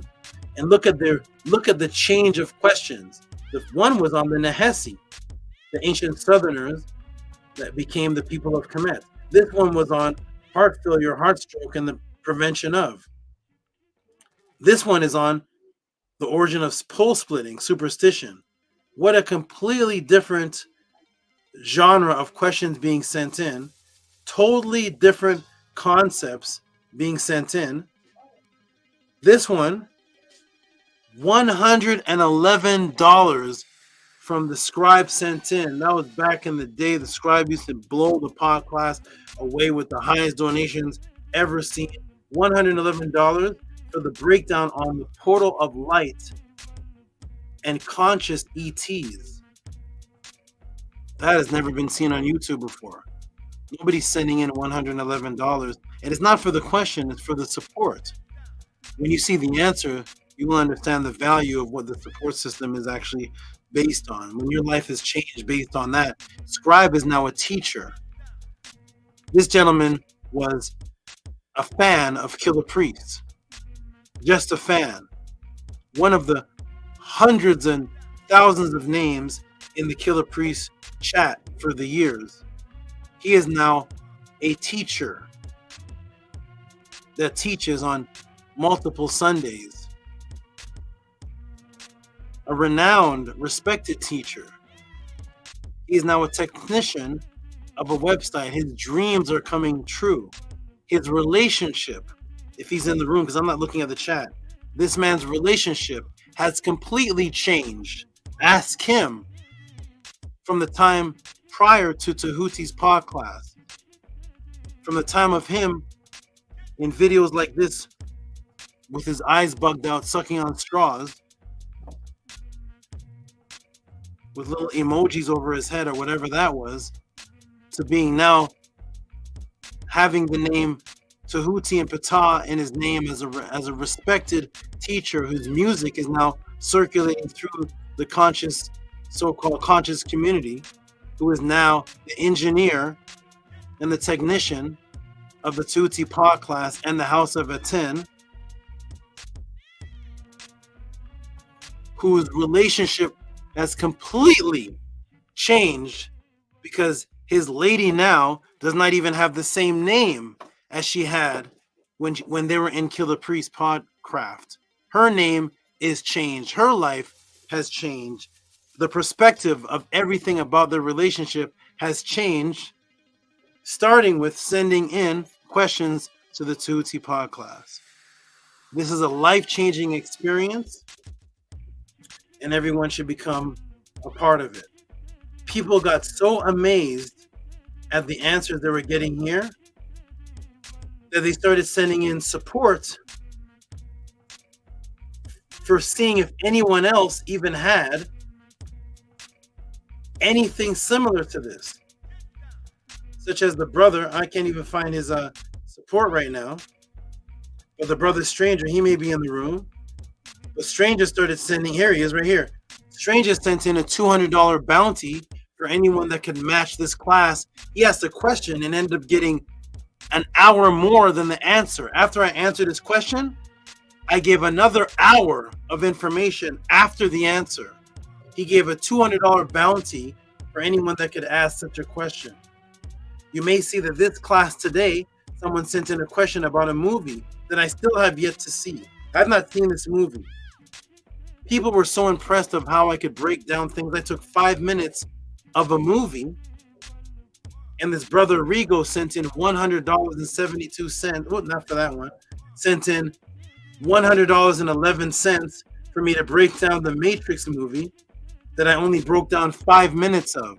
The 5 minutes Matrix movie took about an hour and 15 minutes of the class, and Rigo was blown away. He sent another That was the fourth one. He sent another $111 in. He was blown away. That's what happens here in the Tehuti pod class. A completely different experience than you've seen on the internet before. Now that you all understand that and know that, I'm going to welcome in the first question of the Tehuti pod class. Show it. I'm going to put it on the screen. I'm going to invite the team in. I'm going to take a short break. I'm going to take a short break in a few minutes, invite the team in, come back and answer this question that was sent in from a brother who sent in a question and then apologized. He was so honorable that he realized that the little bit of money that he sent in was not worth a Tehuti pod class, the type of answer that I could actually give on this topic. He apologized. I respected that brother so much that I combined his question with another donation from a brother who I know wanted to know about the same topic. And the other brother sent in a donation on top of that. Because I want this brand new brother who has never donated before, with a small donation that he gave, I want him to see how I'm going to answer for him. And when it hits you, when it hits you personally,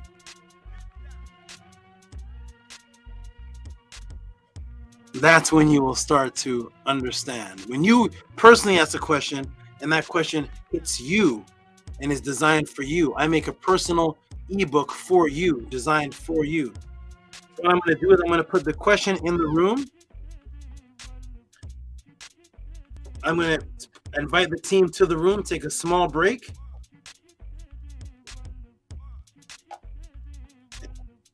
Put the link in the room for the team. Take a small break.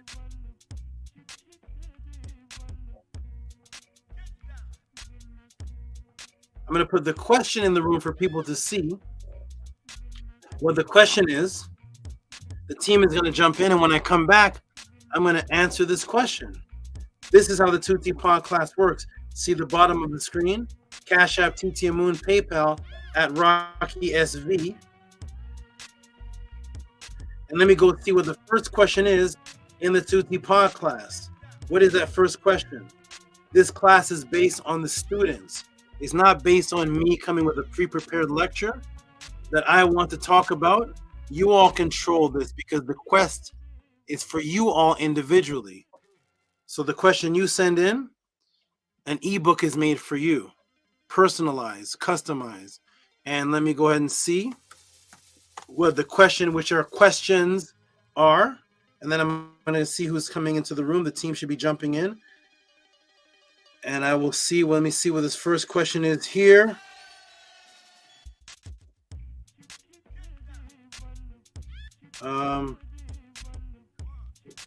Here it is.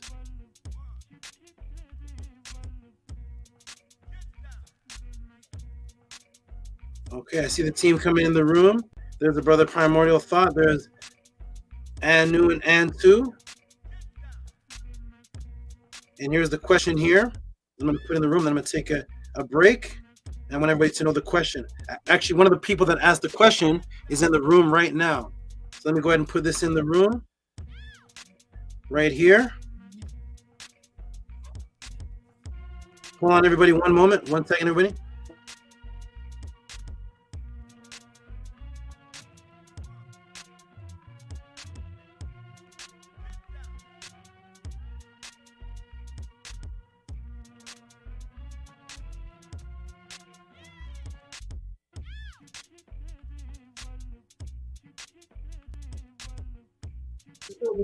Okay, wonderful. I am back, everybody. You should be able to see and hear me. Yeah, there we are. Okay, good. So actually, one of the people that asked the question is in the room right now. That is the brother ANTU, right there. And let me go ahead and put the question in the room.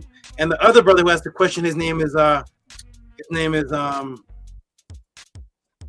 Mike 400. Shout out to the new people in the room. Green Agua Source. Morena, happy to be here. Happy to have you here. I love all the new supporters. I believe you're a new person and a supporter already as well. Shout out to Mate 7 Pro. I believe he's a new person and a new supporter as well. I'm just looking in the chat right now. So if there's any new people, shout out to you. I haven't seen your names yet. But Mike 400 was one of the people that asked the question. And here we go. I'm going to put the question in the room, and I'm going to take a little break. And here is the here's the question right here. Let me see. Present. Hey, you're going to my shirt? Hold on. Hold on a second. Oh, wait. Oh, hold on, man. Hold on, man. Let me cancel this. I'm going to do it like this. I'm going to put the, a 10, you're vibrating. You're super strong. Very, very strong, man. But hold on, I got to find these questions and put them in the room for the audience to see. Okay, here we go. So the first question here is, oh, what? Oh, here it is. Okay, I'm going to make a new screen. Here it is. So the first question here, so many buttons. Here we go. Is, boom, I'm going to put this in here, and I'm going to create the next one to put this in. And now my screen has disappeared. Let me shrink this down. Very strange. Okay, here we go. This in question 2. And then the brother ANTU sent in on top of that. And I'll put that as number 3. And here it is right here. All right, so here we go, everybody. Here are the questions that were sent in so far in the Tehuti pod class. And here they are right here. Boom. This is Chrome tab, new tab, this. Huh. 1 second, everybody. It is not. That is interesting. Question, ANTU. Question 2. Okay, I'll put this one first. So here, this is in the room right here. If y'all can see that. For the second son, so the class I taught on last week involved someone asking about NIBIRU, the 12th planet, the Anunnaki, and then I started talking about. I mentioned the second son, and the person sent in a question, said that they saw it. NIBIRU, aka Jupiter, saw it. So there's that one right there. And then to specify, the person sent in this right here, which I'm going to screen share, present, and this right here.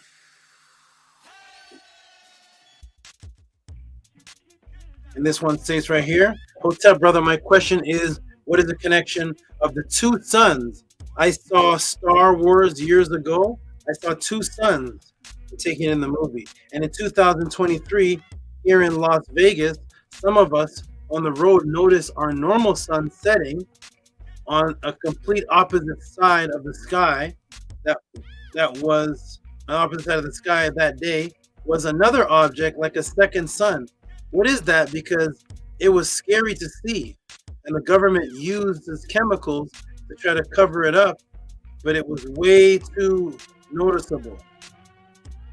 Okay, there's that one right there. And then the brother that you see on the screen, ANTU, sent in this, which was the inquiry on NIBIRU and Planet X, and that's this right here.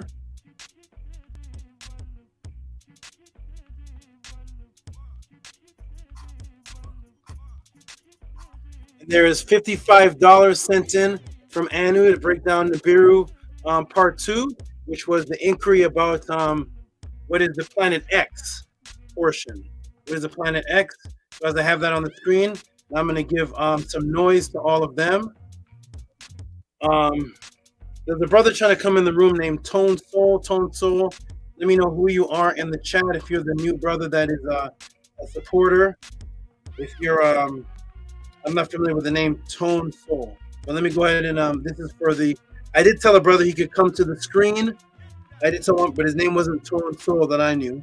Go ahead and type in the room who you are if you're a fellow supporter, and let us know. But here we go. So I'm gonna go ahead and make some noise for the donations from Mike 400 and the brother that's on the screen right now, ANTU. Thank you so much for your support, and let's give the brother some. Scribe, are you in the room? Is Scribe in the room now? Hotep, yes, I'm here, Saba. Okay, Scribe, give him some noise, big noise. $55 for the Nibiru Planet X Part 2 question, and the donation for the what is the two suns and is it Jupiter? Give them some big noise, please.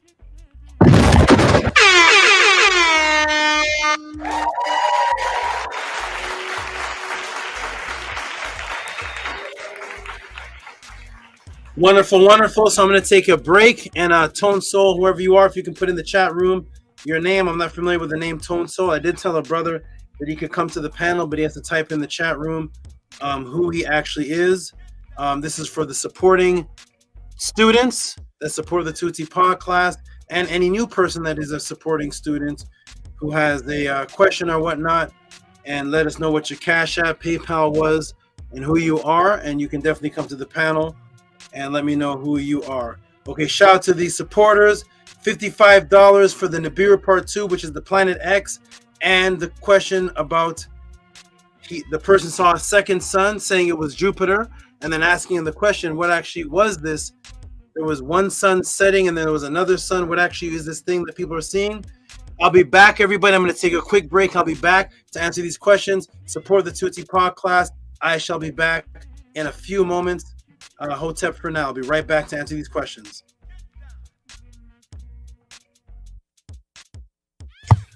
Mic check. I can be heard. Yes, sir. To all very much. Hanu Saba to the Hotep Ra. To all for another beautiful podcast. Hanu Ani. Hanu Primordial Thought. Hanu Menku. Hanu Atef. Doing family stuff. Hanu to Minty, Hanu to House of ATTON, and Hanu to the chat. And I am very blessed to be here today. I am very blessed to be in all of your presence today. And I'm looking forward to this very Nefer podcast. Every podcast is extremely healing, very, very, very resurrecting, and is very unique. Hotep, Uncle Justin. Hotep Mary, everybody. Hanu to everyone. Hanu to Saba Tehuti. He continues to change my life every day. And I'm so thankful for all the work he has done to become who he is, and all the work that he continues to do to be who he is as our Saba. I'm so thankful for all the time and effort he puts into these classes. They're very life-changing, and it's so special because all the children can look up to this and learn from these videos and directly from Tehuti himself. And his Ebe is so purified, and I'm very thankful to be able to be learning under him and admiring and observing his image and being able to echo and see him as a living image of our ancestors. So Tu'a so much, Saba Tehuti. Tu'a for everything that you're doing. Tu'a to everybody else for all of your effort and dedication and work and inner work. Tu'a to you all. Hotep Mary. Peace and love. Hotep to the great Saba Tehuti. I'm on Hotep Ra. Hotep to the House of ATTON. Hotep to the great Ani Patah Ten Tehuti, the great Menku Ra, the great Atef, the great Ahatu Ma'ad, the great Naterd. I said Minty? Yeah, Minty. And peace and love to everyone in the chat. Peace and love, Hanu, to you, great Anu and Antu. Peace and love to you all. I love that you two come on together. It's a beautiful thing to see. So that's a beautiful thing. So peace to you all. Saba, he's his Eve is very, very special to me. I am grateful for all of what he has been helping me with, and especially with the last Medu class he did. I am most definitely in debt to that man because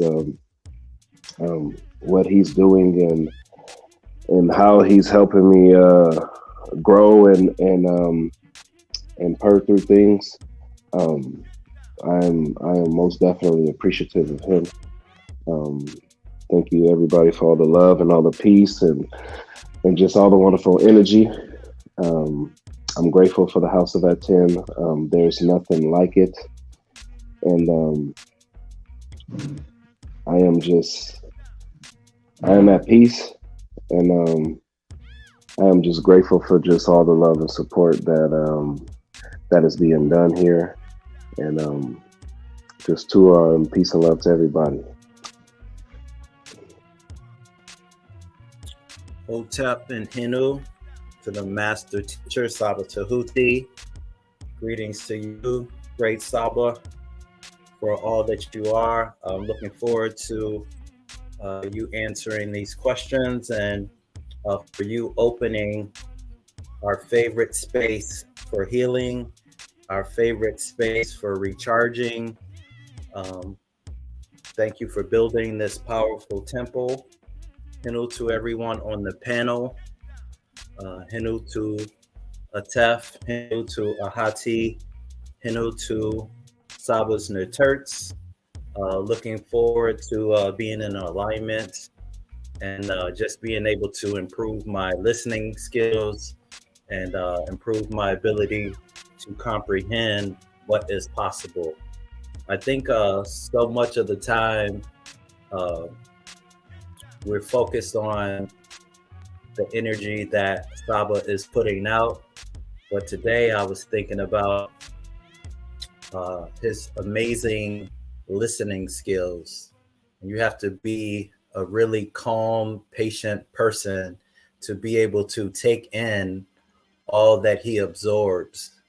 And so his listening skills, if you watch the intro, you look at his previous debates, not only is he processing the information that he's already retained, but he's listening to the people that are speaking or that he's debating, and he's so calm that he's able to register what they're saying and how he can utilize what he knows so he can snake style them. That is a whole nother level of consciousness and awareness, because he's like, oh, it's like, oh, you said that, but I already know what I know to be true. So now I'm gonna ask you a question so you can dig a deeper hole for yourself, and then I'm going to put out this truth. And so that takes a very high level of listening skills. And so just really quick, I am right now, I'm a circle keeper, and I do restorative justice circles, and I do community building circles.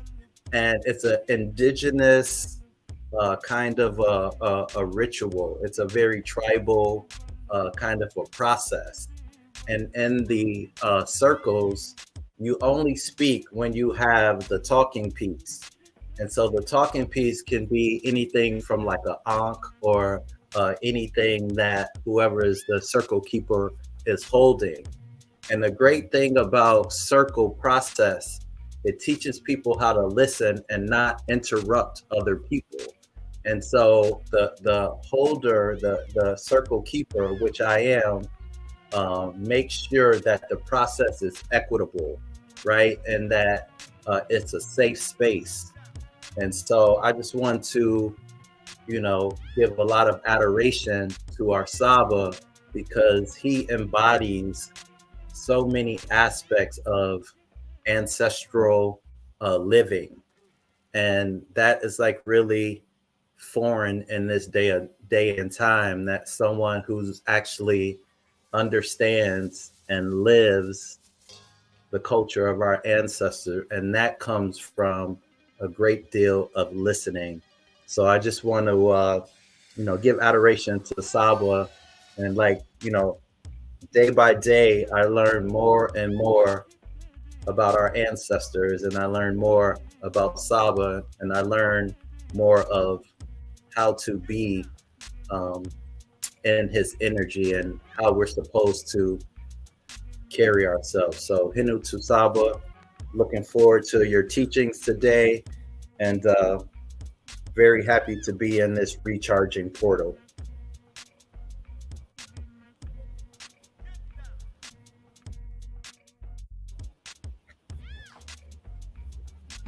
Peace, Hotep. How do I sound? Do I sound normal, or do I sound like raw?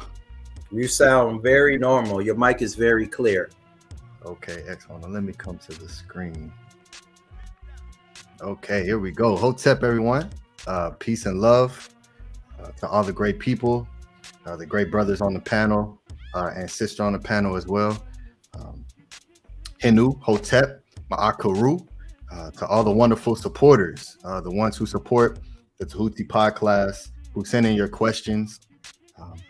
That's how we get these amazing answers, these this life-changing teachings and guidance based on ancestral artifacts.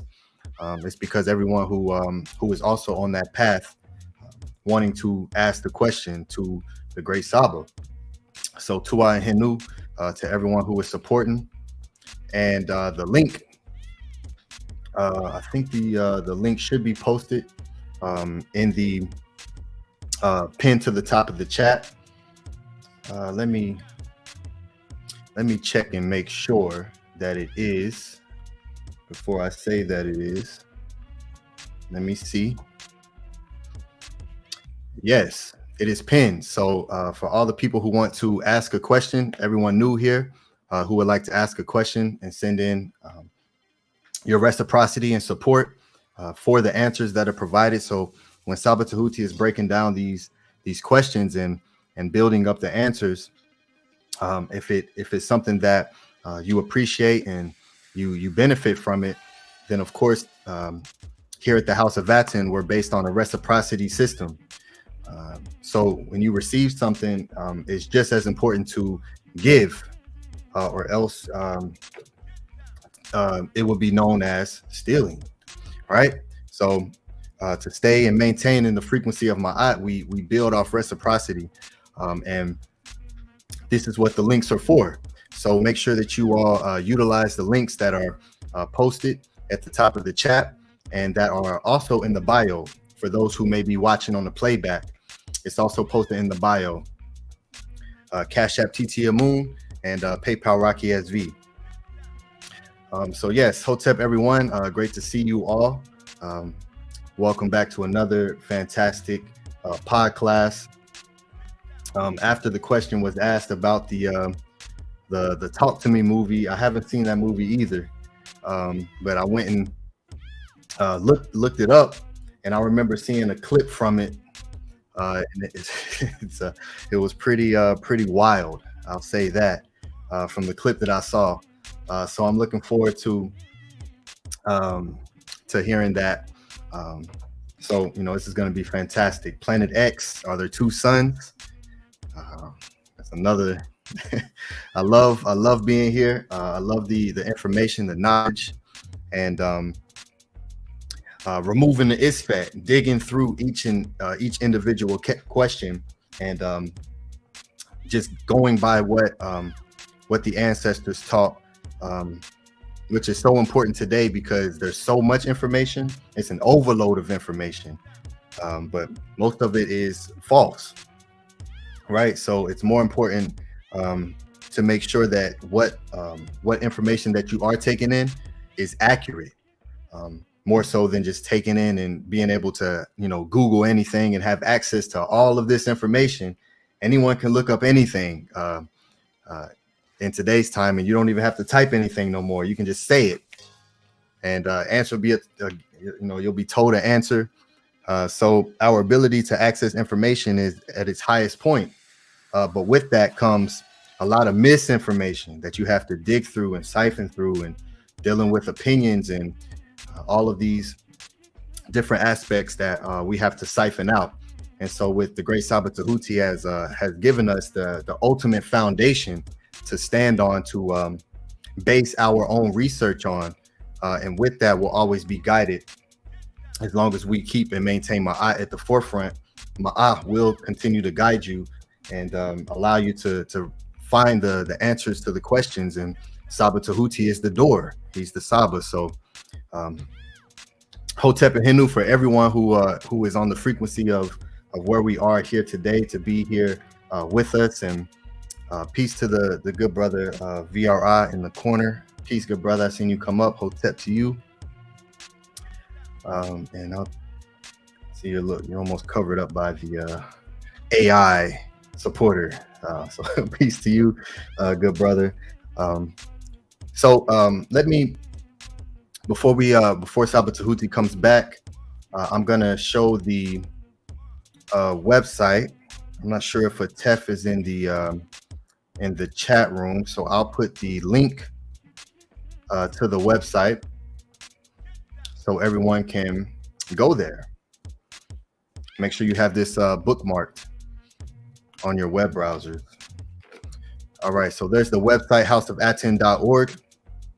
This is where everything is. So I'm gonna share the screen and go through a little bit of the website, so all of the new people coming in know. And also a new announcement that we announced in the last Study Guide Sunday class of the name for the members and for the supporters of the House of ATTON. So am I sharing? Yes, I'm sharing. Okay. So yes, this is the houseofatton.org, ancient Tehutian teachings of NIBIRU, formerly known as teachings of Ma'at. Okay, so everyone should have this affirmation. If you don't, download this affirmation, get it laminated, and utilize it. Utilize these tones as we bring in all of the classes, all of the important meetings, and close them out. Just as the great SABA Tehuti has taught us, and this is such a beautiful thing to utilize. So everyone, make sure that you have that downloaded and printed out. We also have audio books. There's another audio book that will be released very soon. Right here, we have the Teachings of Amen Amope audio book, and the next one that will be released will be the Maxims of Ptah-hotep, and that's going to be released very soon. And it's going to come with, it's going to be in a project of some other tones too. So that'll be available very soon. Here is the Discord. Make sure everyone come in and join the Discord. Beautiful family here. We have meetings once a month, community meetings where everyone is invited to come up and allow your tones to be heard and to be recognized. Any thoughts, ideas that you all have, it's a building session. So everyone come there, and also all of the great members who are now the Karu. This is where I also host the Wisdom Wednesday classes that we have going over the Sebai, which is the meta word for teachings or instructions of Ma'at. And right now we're going through the scribe Ankh Shesh Ankh. Very beautiful Sebai. This is where you have access to that. So make sure if you are a part of the membership, you are in the Discord, so I can give you access to the Wisdom Wednesday section of the Discord. All right, and joining the House of ATTON, becoming a Karu per ATTON. Karu is the meta word for relative or inhabitants or a household member, and this is the House of ATTON. So all of the great members are the Karu, which is also the meta word for voice, and the word for the oar, which is used to control your boat, which is what we teach as the consciousness going through the Netzer Kurt. So to become a member, to be a household member of the House of ATTON is a very important and honorable position to be in as a Karu, right? The household members within the ancient Tehutian teachings of NIBIRU, the students of the sound vibrational realm who defeat the enemies in war with the NIBIRU.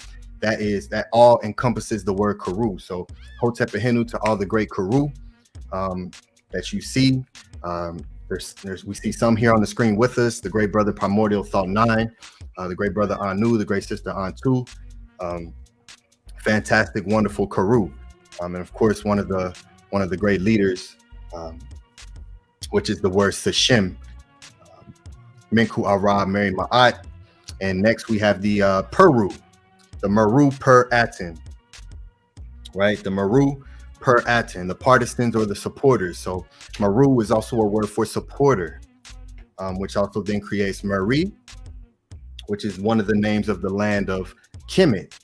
And so all of the great people who support the House of Aten, you are the Meru, right? And we love and support each other in that way. So those of you who send in any type of reciprocity to the great SABA Tehuti and the Tehuti pod class and the House of Aten, you can carry that vibrational tone of being a Meru and what all that symbolizes, right? So Hotep Hinu, and you see another one of those on the screen right now, one of the great brothers VRI, which is a great supporter of a partisan of the House of Aten. So Hotep and Hinu to you all, and we love you all, which is the word Mer.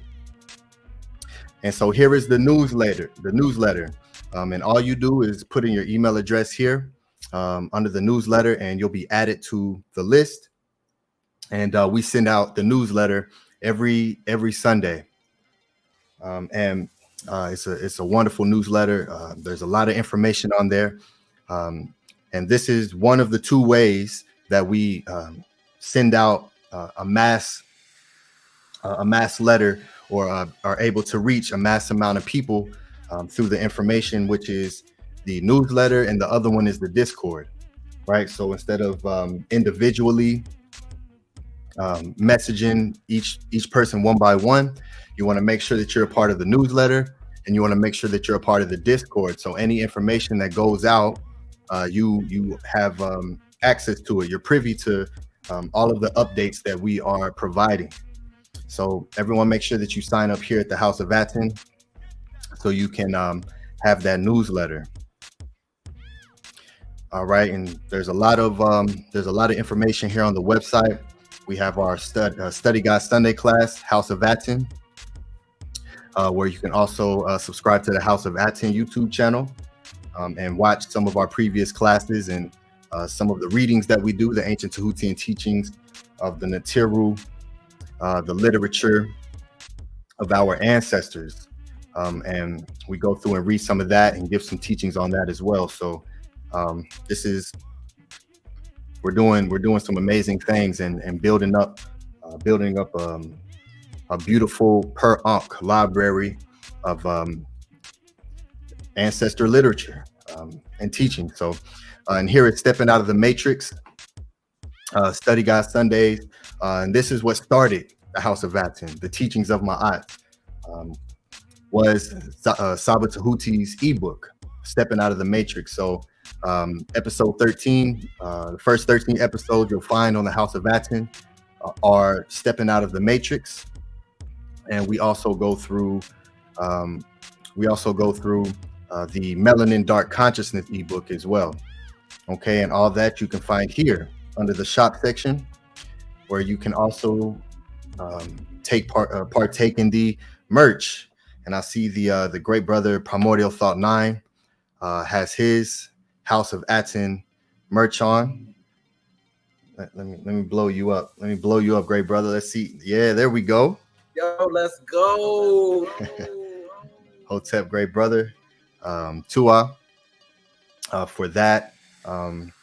It's a beautiful thing. So look forward to sending more merch out. Anu and Antu got their merch as well. So Hotep Hinu to all the people who are supporting in that way as well. You support the House of Aten, you support SABA Tehuti by also purchasing merch. All right, and here is where you get the Stepping Out of the Matrix ebook. Hotep to all the new people who are getting the ebook. I'm seeing that there are new people who are coming in and who are purchasing the Stepping Out of the Matrix ebook. Hotep to you all for that, and Melanin Dark Consciousness. So as soon as you hit the buy now button, you'll be sent a link to your email address, and you'll have it immediately.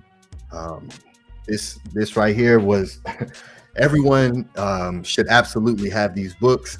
The Stepping Out of the Matrix is full of information that's necessary to really begin to pull you and show you what the Matrix is, because we're familiar with this word. You know, there's an infamous movie that utilizes this word, and so this book right here really breaks it down and shows you what the Matrix really is and where it began, the origin of the Matrix that we exist in today. So some powerful, beautiful information, beautiful cover here as well. So everyone, make sure that you are partaking in that as well. And lastly, I'll show this in the MetaNetta class as well. So this is the Pathways to Awakening, the digitized experience. So October 28th, 2023, we had our very first in-person celebration event, constructed, organized, and led by the great brother Minku Arab Mary Ma'at. Yeah, that brother right there. We appreciate you and love you, great brother. So he put together this event, found us a beautiful venue as well. We had some great food there. We had some meditation. The great SABA Tehuti gave Minty Hotep her name. So there's a Ren ceremony here as well. SABA Tehuti speaking and introducing why we are the House of ATTON, and giving us that Ren as an organization. I mean, this is absolutely amazing, and is a part of history, and we documented it all for you all to be a part of the history. And so this is the first of many. And so everyone, make sure that you go here, buy now as well. Just like the ebooks, as soon as you purchase it, you'll have a link sent to your email address with the 4K video footage that's over an hour long, and you'll also get an HD quality song that I created, a tone that I created called Trinity Soliloquy as well. So everyone, please go and keep this in your personal libraries of the House of ATTON, and continue to traverse with us as we build up something that has yet to be done. And everyone who is assisting and supporting and being a part of the Meru, without you all, this would not be able to be done in the way that we're able to do it. Bring the highest quality of everything that you see is because of of Ma'at and the Natiru, and that's what they did, and we're going to echo what they did, but also because of all of the great Meru who support us and allow us to build off of all of the energy that comes forth into the House of ATTON, to where we can have in-person celebrations where everyone can come together off of these digital screens and shake each other's hands and give each other adoration and kiss and homage to each other in person. So it's a very important part of building any type of anything. This is the House of ATTON, where we're not just moving a digital online internet movement. This is a real life. People are changing their lives, upgrading their consciousness in so many different beautiful ways in real life. So Hotep and Hindu to all the Meru who came out to the Pathways to Awakening, and who also are purchasing this digital experience for those who weren't able to come out. Again, look forward to the next one that we will be having this year. So make sure you all are setting aside a savings to be able to fly out to join us in the Pathways to Awakening. And lastly, I'll show Medu Netter Mondays. The great brother Primordial Thought 9 just spoke on it shortly. And the last Medu Netter class, which was class number 64. So we're 64 classes in. I've had people reach out to me and ask how to get those classes. And all you have to do is just email mysticaltelevision@gmail.com. You can come here, houseofatton.org/Medu Netter, and click this image and it'll take you to the email address. So these classes are amazing on so many levels. So it's something that everyone should be a part of. It's available and accessible to all and everyone. So everyone should be taking advantage of this opportunity that we have to learn the Medu Netter in the ways that the ancient ones taught it, and to be able to think like them. And that is what the great SABA Tehuti has been teaching us to do. So everyone, make sure that you reach out, email SABA Tehuti to purchase the classes. There's 64 of them. So start getting them one by one. And I look forward to seeing new faces in the Medu Netter Monday classes as well. So with that, I will stop sharing. Hey, Saba Tehuti, peace. Welcome back. Great Saba. Hope you had a great break, and looking forward to what you are about to teach us here. Hotep and Henu. All right. Hotep and Henu to everyone. I see new people are on the screen right now. Hotep to everyone. Wonderful, wonderful. I want to tell everybody, let me move this over a second. I want to tell everybody that the emails, I see people emailing me.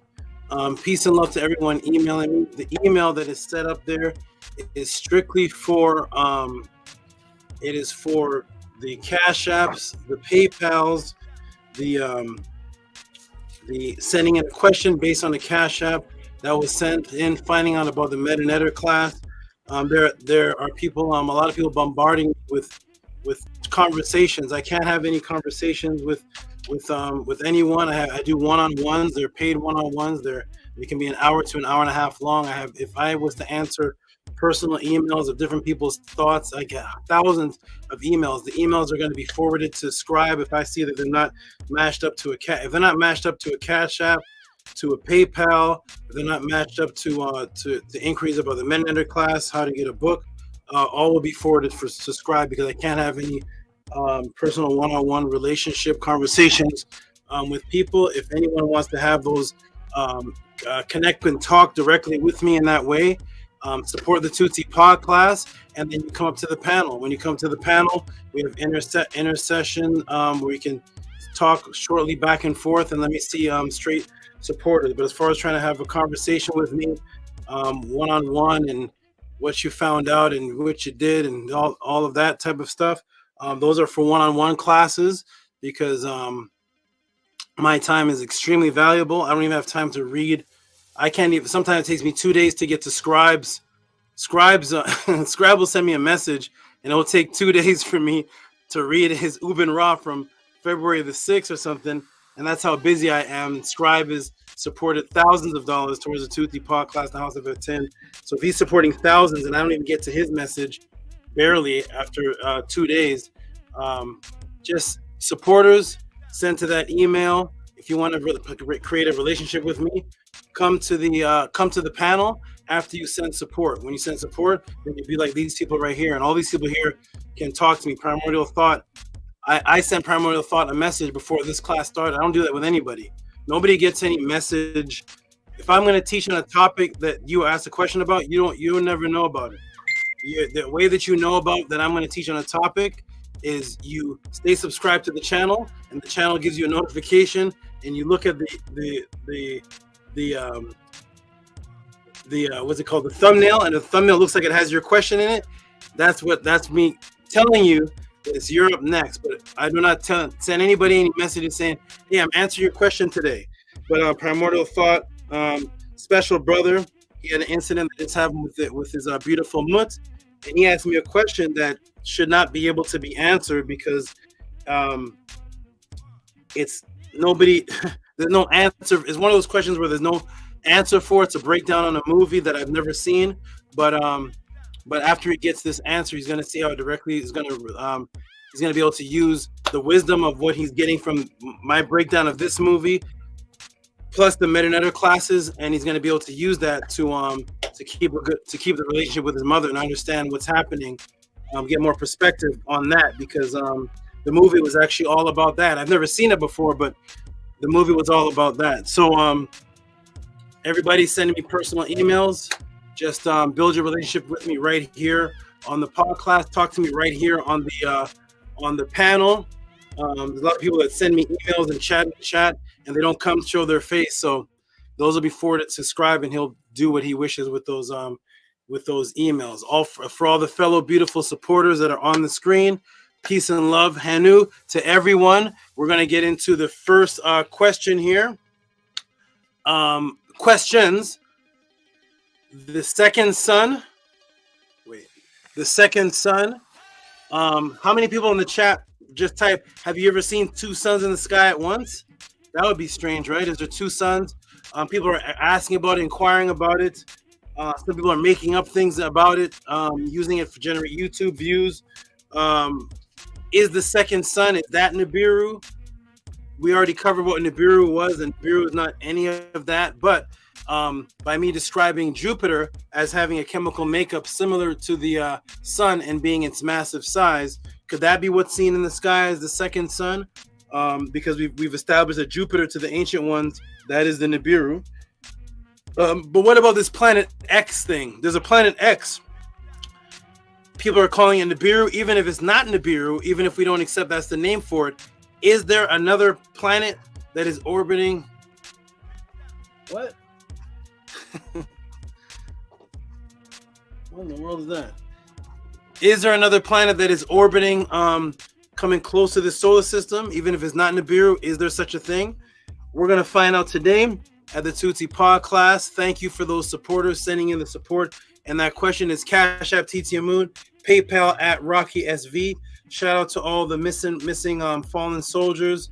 Love you all. Don't know where you went. I hope you're all fine. E-Manifesto, Kamit 101, the brother Sal Vega, XA, Higa Kepara, all the fallen soldiers that have disappeared from the Tehuti Pod class. I hope you're all right. I hope Ahati's okay out there wherever he is. I hope everybody who was once a part of this on a consistent level is doing okay. And the brother that went to China, Tehuti Most, a lot of people come and then you don't hear from them anymore. And that's why I always pretend, and I want everybody to know on the panel, my students, I always pretend I am the only one here. Because as long as you pretend you're the only one that exists to make something happen, you will constantly be consistent at it. As soon as you have in your mind state, hey, I won't donate this week because you know what? Stephen E's going to donate, so I'm going to take a break off. I won't come to this pod class because you know what? This person come to this pod class. If Tehuti did that, this would be a shambles. So I pretend there's one Tehuti that's going to be here every week. I have to answer questions every week unless somebody passes, something happens like drastic. And as long as you pretend you're the only person, if you have a household and you're in that household with 50 of your family members, it could be a mess, it could be whatever. But if you pretend you're the only person in that household, the areas you're in will always be clean. Because you won't say, well, my sister Catherine, she'll clean the kitchen today. And blah, blah, blah, blah. No, it's only you in the house. Everybody else a ghost. So as long as you have that mind state, that's the mind state I have. And that's why there's no excuses with me. There's no, I was reaching in my couch for quarters for my son as a single father. So I manifest things, make things happen, and I'm trying to pass that on to everybody else. So shout out to the fallen shoulders, Higa Kepara, E-Manifesto, Kamit 101, all the people that we don't see in the podcast anymore. I hope all of you are still alive and okay. Tehuti, Mos, and a whole bunch of people. I can go on, Bev, and all type of people that we don't see in the podcast anymore for whatever reason. I just hope that you are safe. Hope that you are still learning somewhere. I'm not sure where. Even if you don't have support or donations, you can still come to the chat and say, "Hey, I'm okay. I'm here." But it's okay. One day, everybody will hopefully have the tenacity that I'm trying to give off my tenacity on people. That hey, it doesn't matter who comes, who does what. It's only you. And if you pretend it's only you, the boat will never sink. Because if you're on a boat and it's only you can take care of this boat, then there won't be a week where you don't donate. How could that? How it's only you. You're the only donator. It's only me and you. So and if you don't, the Tehuti podcast crashes. Just like if I start coming to the Tehuti podcast, it's gonna crash. So it's only me and you are the only supporter of the Tehuti podcast, not guy to the left, guy to the right. I'll be back another week and no, because Tehuti doesn't do that. So I'm trying to teach consistency because it's the one thing that we are missing here amongst all these debaters and all these things is discipline and consistency. Bruce Lee, discipline, consistent. My master teachers, Jet Li, consistent, discipline. You have a certain way of life. You do it every day, just like the ant. Every ant is the lone ant. And as long as they're all the lone ant, the whole nest survives. So I want everybody to be at peace and love. We're going to get into this next question. Shout out to the fallen soldiers and all those who disappear. Who think they can be away. I'll be away and I'll come back. And shout out to all of you. If Tehuti did that, this place would fall to shambles. So Tehuti's not disappearing. If I do disappear, something will be established for something else to continue in that pathway. But I don't have that leisure. What is it called? Pleasure. What is it called? Luxury. I don't have the luxury, and I want everybody to know that if you are consistent, the anthill will turn into the ant farm and we will survive. If you're inconsistent, then it will crumble because you are the missing link. So shout out to everybody. Peace and love. We're going to get into this beautiful question here from the beautiful supporters ANTU and Mike 400. Shout out to all of you. And everybody press the 9 if you can hear me. How you doing over there? Let me give a shout out to Primordial Thought because I sent him a message this morning and I told him I designed this podcast for you. The last Metanetter class was designed for him. It was designed for him and Caleb. So Caleb, and this brother right here, Primordial Thought, the last Metanetter class was designed for them. I want everybody to know you do not go to any. If so, I'll put the link in the room. There is no YouTube channel that anybody, all of you are watching. Peace and love to all of you. There's no YouTube channel that any of you are watching that's designed for you. So when you go to a YouTube channel to see a lecturer, a teacher, a debate, an argument, drama, gossip, teachings, Metanetter, this person debunked, exposed, it's not designed for you. We are designing things for you. So the last Metanetter class was designed, customized for this brother here, Primordial Thought, and Caleb and ANTU. It was made for them. This podcast here is customized and designed for Primordial Thought, ANTU, and the people that asked the question. It is the only YouTube channel platform class on the entire planet Earth that is customized for you. That means you're not just a watcher. You send in that creates the channel's topic. And the whole show, 11 hours, is based on you and the donators. So I want everybody to appreciate that. Please support at Cash App, TTM Moon, PayPal at Rocky SV. And I'll put that in the room one more time. TTM Moon, PayPal at Rocky SV. Peace and love to everyone who's here. Peace and love to everyone who is not here. Because my only memories of the people that are not here anymore, they're good memories. So even though you all are not here, if you're watching from a distance, Higa Kepara, I hope you're not in a hospital somewhere. E-Manifesto, I hope you're just in Kemet touring. Kemet 101, I hope you're with your daughter. Sal Vega, I hope you're still doing training. Peace and love. My last memories of all of you were all good memories. So peace and love, and I send out those good memories. And if you are deceased, if you are fallen, peace and love. Let us find out, and we will dedicate definitely for anybody who's in Tehuti Pod class who falls, passes away, or something happened. scribe in the team dedicated a show Sunday, a section to somebody who wasn't even in the pod class. Primordial Thought's mother, to my knowledge, has never been to the pod class, never sent in a donation, I never seen her in a chat, but the brothers actually dedicated a section to her simply because she's Primordial Thought's mother. That's what we as a family do. So I hope you all respect and love that. And peace and love to Primordial Thought's mother. If she was ever listening to any word that he said, if she ever glimpsed knowledge and came to any type of awakening, any form of consciousness can be used on the other side to fully awake yourself. If she had anything, she can use that to fully awake herself. That's another class though. But peace and love to everybody. Shout out to you and love our Primordial Thought, VRI, Menkur Ra. I hope you still have that crystal. And Anu and Antu. Hope you all are doing okay. And we're gonna get into the the answer for the Tehuti pod class. Press the 9 again if you can hear me. We're gonna get right into it. Here we go. 9 into it. Press the 9 if you can hear me. Hotep to this brother right here. Which Tehuti is this? It's like 3 Tehutis that come to class now. My eyes. Tehuti Hegeke. Shout out to the brother Tehuti Hegeke. I always give a shout out to the people I see with the same name as mine. That's a beautiful name. One day I'm gonna make everybody ask. One day I'm gonna make people ask people what that name means. One day people are gonna take the most popular netter, Tehuti and Osiris, the most popular netter, and we're gonna find out what is that name, what does the word Tehuti actually even mean, the actual word, and how does it apply? And it is a beautiful thing. So shout out to all those with a Tehuti name. How you doing, VRI? You doing good, brother? I'm doing well. Everyone's spoken all the words, and I'm just taking it in. I'm very happy to be here. It's such a pleasure to be amongst this energy, and it really is.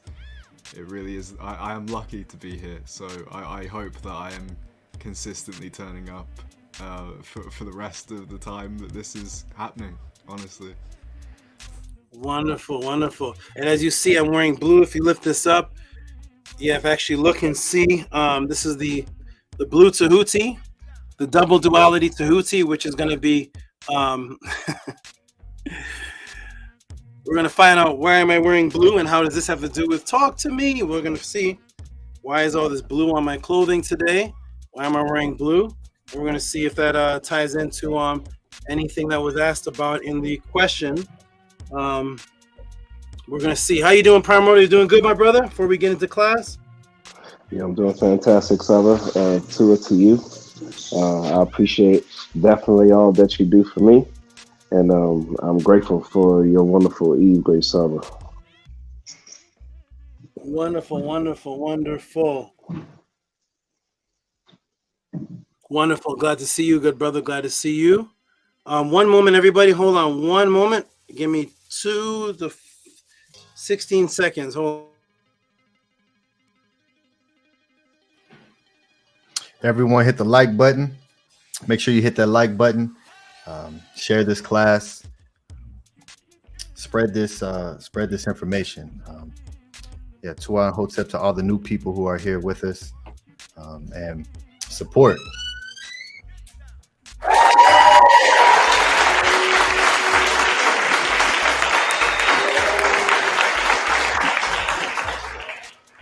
Okay, I am back. Wonderful, wonderful, wonderful. All right, Menkur, are you doing good, my brother? You doing good? Hotep Saba, yes, I'm doing well. Thank you for asking. You're very, very welcome, man. All the best and everything come to you that is everything that is positive. May it come to you. And if you need to speak with me about anything, let me know. And just stay focused and strong, and hope everything is good. It's like this is not a blunt or whatever they call those things. This is not anything like that. I'm lighting something before the class. It's not a cigarette. I'm not Professor X, the overseer. And I'm just gonna light this up. and put it away from me so we can dispense before I breathe in the smoke. I'm not going to suck in the smoke. It is a piece of wood, actually. So I'm going to put it right over here. We're going to get into this answer ritual. Okay, everybody, are you ready? Here we go. You doing good? Antu, you doing great? Doing good? Yes, I'm doing beautiful. 2 out for asking. How are you doing? Focus. I'm doing A-okay and wonderful. Doing very well. Everything is good. Doing great with the animals, and just very, very busy and helping people's lives. I'm doing great. Thank you for asking. You knew. And Scribe, you doing okay, good brother? Yes, I'm doing well. Learning new things every day, consistently surpassing limits that I had prior. So I'm excellent. I'm beautiful. 2 out for asking, Great Saba. Nini Uk, to it to you for being who you are and helping develop this nation and community.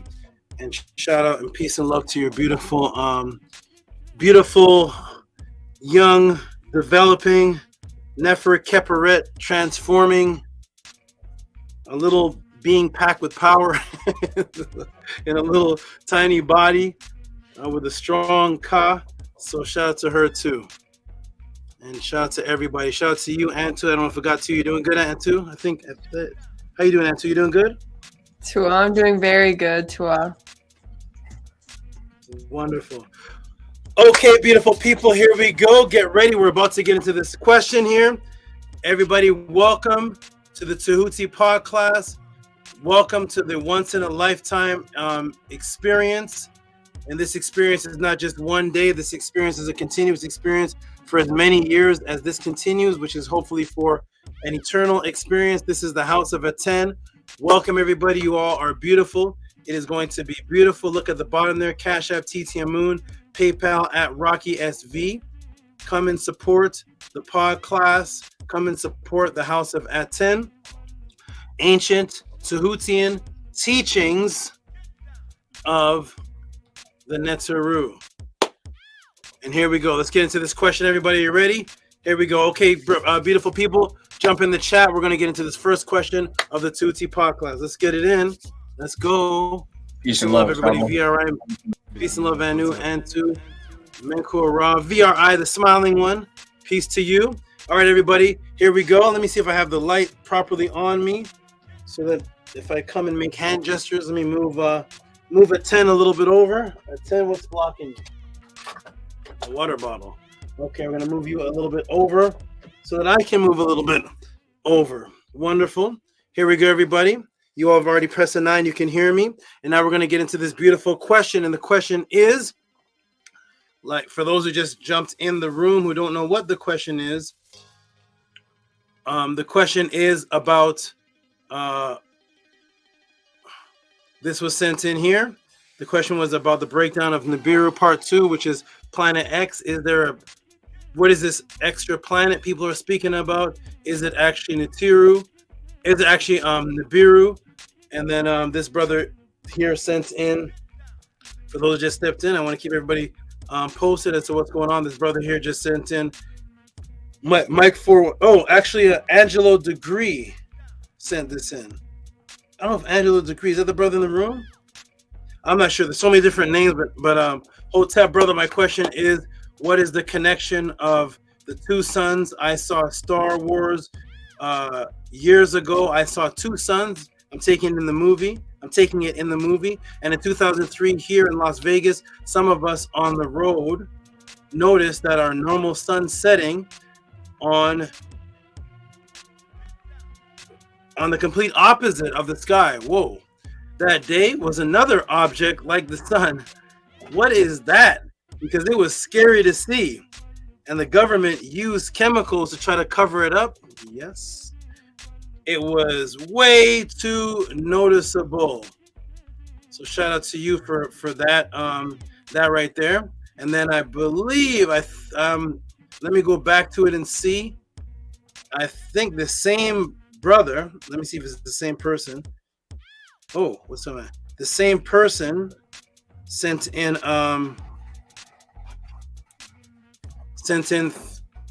this, and I think this is the same person here.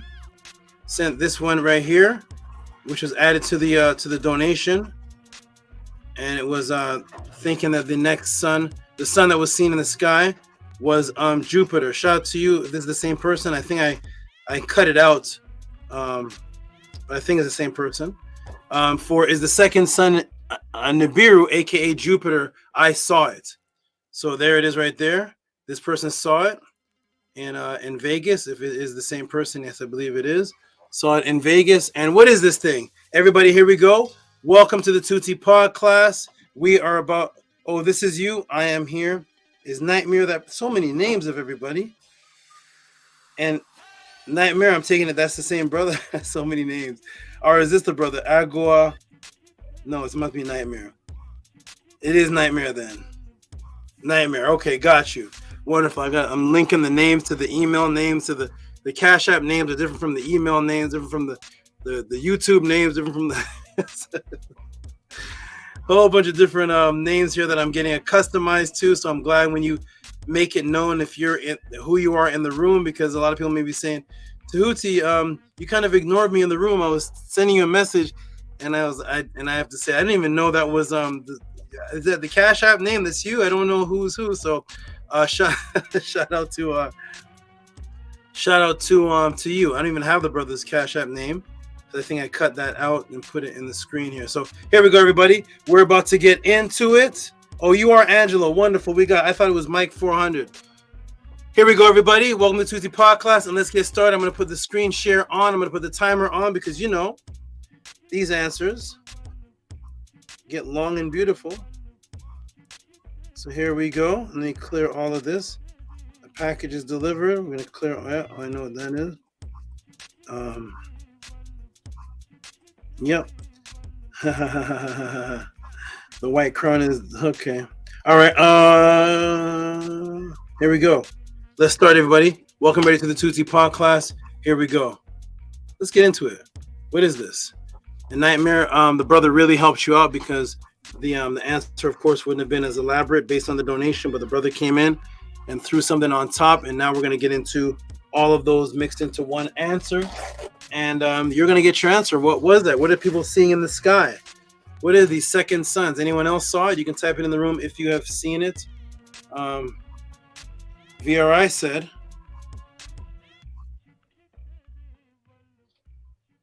I have a picture of what looked like two suns in the sky also. What is going on, right? Nightmare says, I'd rather Tehuti teach me the truth rather than be a fool. Thank you, thank you, thank you. Netzer the First said many times. Whoa. So what is going on? What kind of solar system are we in if there's two apparent suns? We're going to find out right now. This is interesting. Let's see what is this? Is this the Matrix? Is this or is this reality? Here we go, everybody. Boom. I'm going to go ahead and screen share. Why is this? I'm so let me move over here. It shouldn't be so dark. There. Okay, good. I'm visible. I wonder why that is doing that. Let me put it up and see. Move it there. Can I be seen clear? Should be able to. Let's just get started. It doesn't matter. It doesn't matter right now if you can see me. What matters is if you can see the screen clearly. And here we go, everybody. And boom, here we go. Welcome, everybody. Welcome, welcome, welcome. Welcome to the Tehuti Pod class, the question and answer class of the House of ATTON. Due to the kidnapping of history and your quote-unquote spiritual identity, and the kidnapping of your quote-unquote spiritual identity, millions of people have questions about who they are, where they come from, if immortality exists, what is the original religion, original languages, spirituality, who are the NIBIRU, health, purity, mental detoxification, out of body experience, ancient sources, government psyops, telepathy, quantum entangled consciousness. Unfortunately, in the agenda of atheism disguised in the form of quote-unquote black consciousness, the atheistic quote-unquote Kemetic teachers, you have been made to feel comfortable, you have been made to feel uncomfortable to ask any of these questions and laughed off of the stage for the above inquiries. Thus, the only platform / class / movement that exists on the planet where you can send these questions with reciprocity and get an ebook, personalized, documentary type answer, customized and taught live for you is here at the Tehuti Pod class. What are the questions for this section that Tehuti will answer? And here they are again. Is the second sun Nibiru, aka Jupiter? I saw it. And what is the second sun I'm seeing? And the Nibiru part 2, which is going to be the planet X. What is this planet X? For those who were here for last class, I broke the matrix on Nibiru being a large planet / ship that the Anunnaki come from, and what exactly the ancients said that it was. But the question arose, isn't Nibiru planet X? And is Nibiru the second sun? Many articles, books, and YouTube channels have come out actually saying this. Planet X, Nibiru, and the Anunnaki. Nibiru, what is this one here? Nibiru, planet X, second sun. Nibiru, planet X, second sun, located. Nibiru, planet X, second sun, located. Pictures and viewing positions, and hundreds of more other than just this. This is just a small example. So here at the Tehuti Pod class, we shall clear this up and see why is there this connection? Why is there a connection between Nibiru and planet X? And why there is this connection, even though the Nibiru is never described as this in any ancient writings, as I made clear last class. And is there a second sun that some have claimed to see? Here's an actual photograph of what appears to be two suns sitting over the horizon. Has anybody ever seen anything like this? And the brother, anybody ever seen anything like this? This is a what appears to be two suns over the horizon. I'll give you this. I'll let you just glance at that a little bit. Has anyone in the chat room ever seen anything that looks like this? If you were just driving down the street and you were to see this, you would see what appears to be two lights in the sky. And if you look close, there's tips beaming off the two. Has anybody ever seen anything like that? I'll even expand it a little bit more. So sometimes you'll see two lights coming over the horizon, going down into the horizon. And then they have like these tips right here. 1, 2. Can everybody see that? Let me come in the room and see. Has anybody ever seen anything like that before? Just that. Has anybody seen that before? Okay. And now, Netzer said no. Nightmare said, but it was on the opposite ends of the sky. And here we go. That changes things, doesn't it? There's a little change, right? These ones seem to be correlating, and there were two suns over the apparent two suns over the horizon moving at the same time right there. What the brother Nightmare saw was one sun here and something else somewhere off in a distance, but it did look like this. It did look like two great lights shining.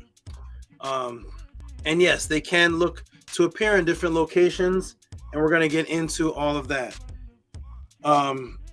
Sheshet says she hasn't heard of, I haven't either, but I've heard about people seeing. So this is a phenomenon that people seem to be seeing. Sometimes it's just written off. Oh, you're seeing things. There's a glare in this. They write, whenever people don't have the answer for a particular question, they seem to just, they mock you, or they write you off, or they Nah, don't worry about that. You're whatever. They just, instead of just saying, you know what, I don't have the answer for that. I've never seen it. I can't comment on it. Let's get back into it, everybody, and let's see. And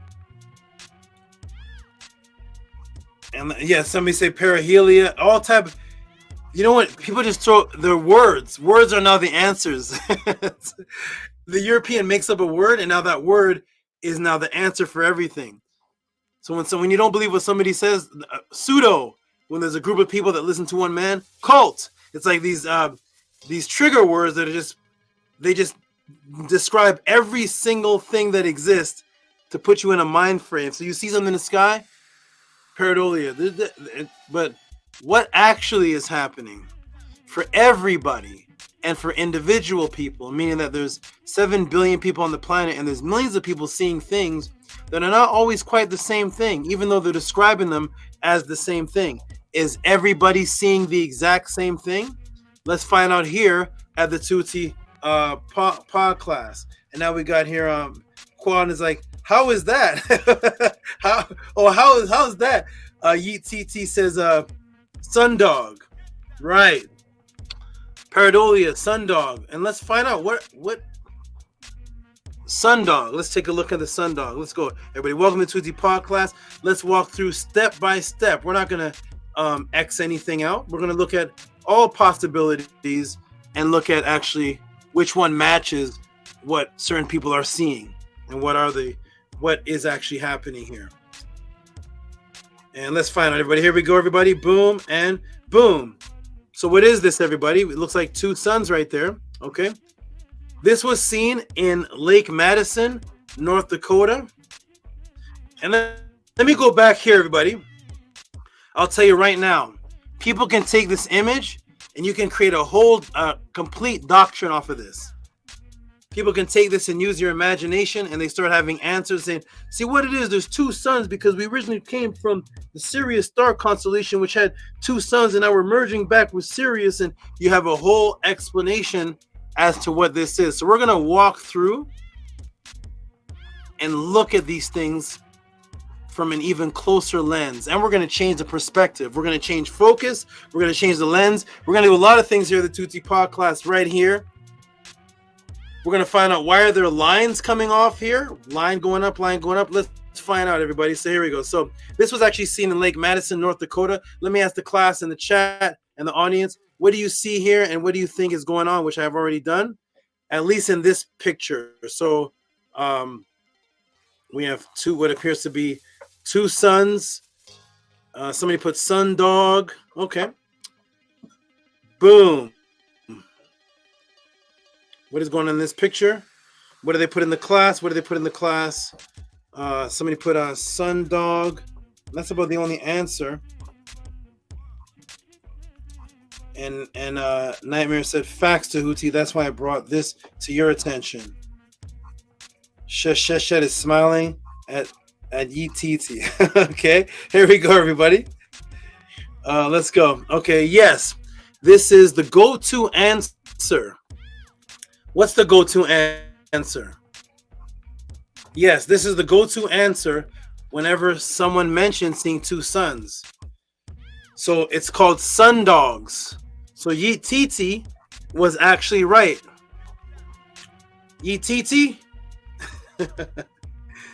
You're right, Yeet TT. The two suns that everybody's seeing in the sky are the two suns that people are seeing.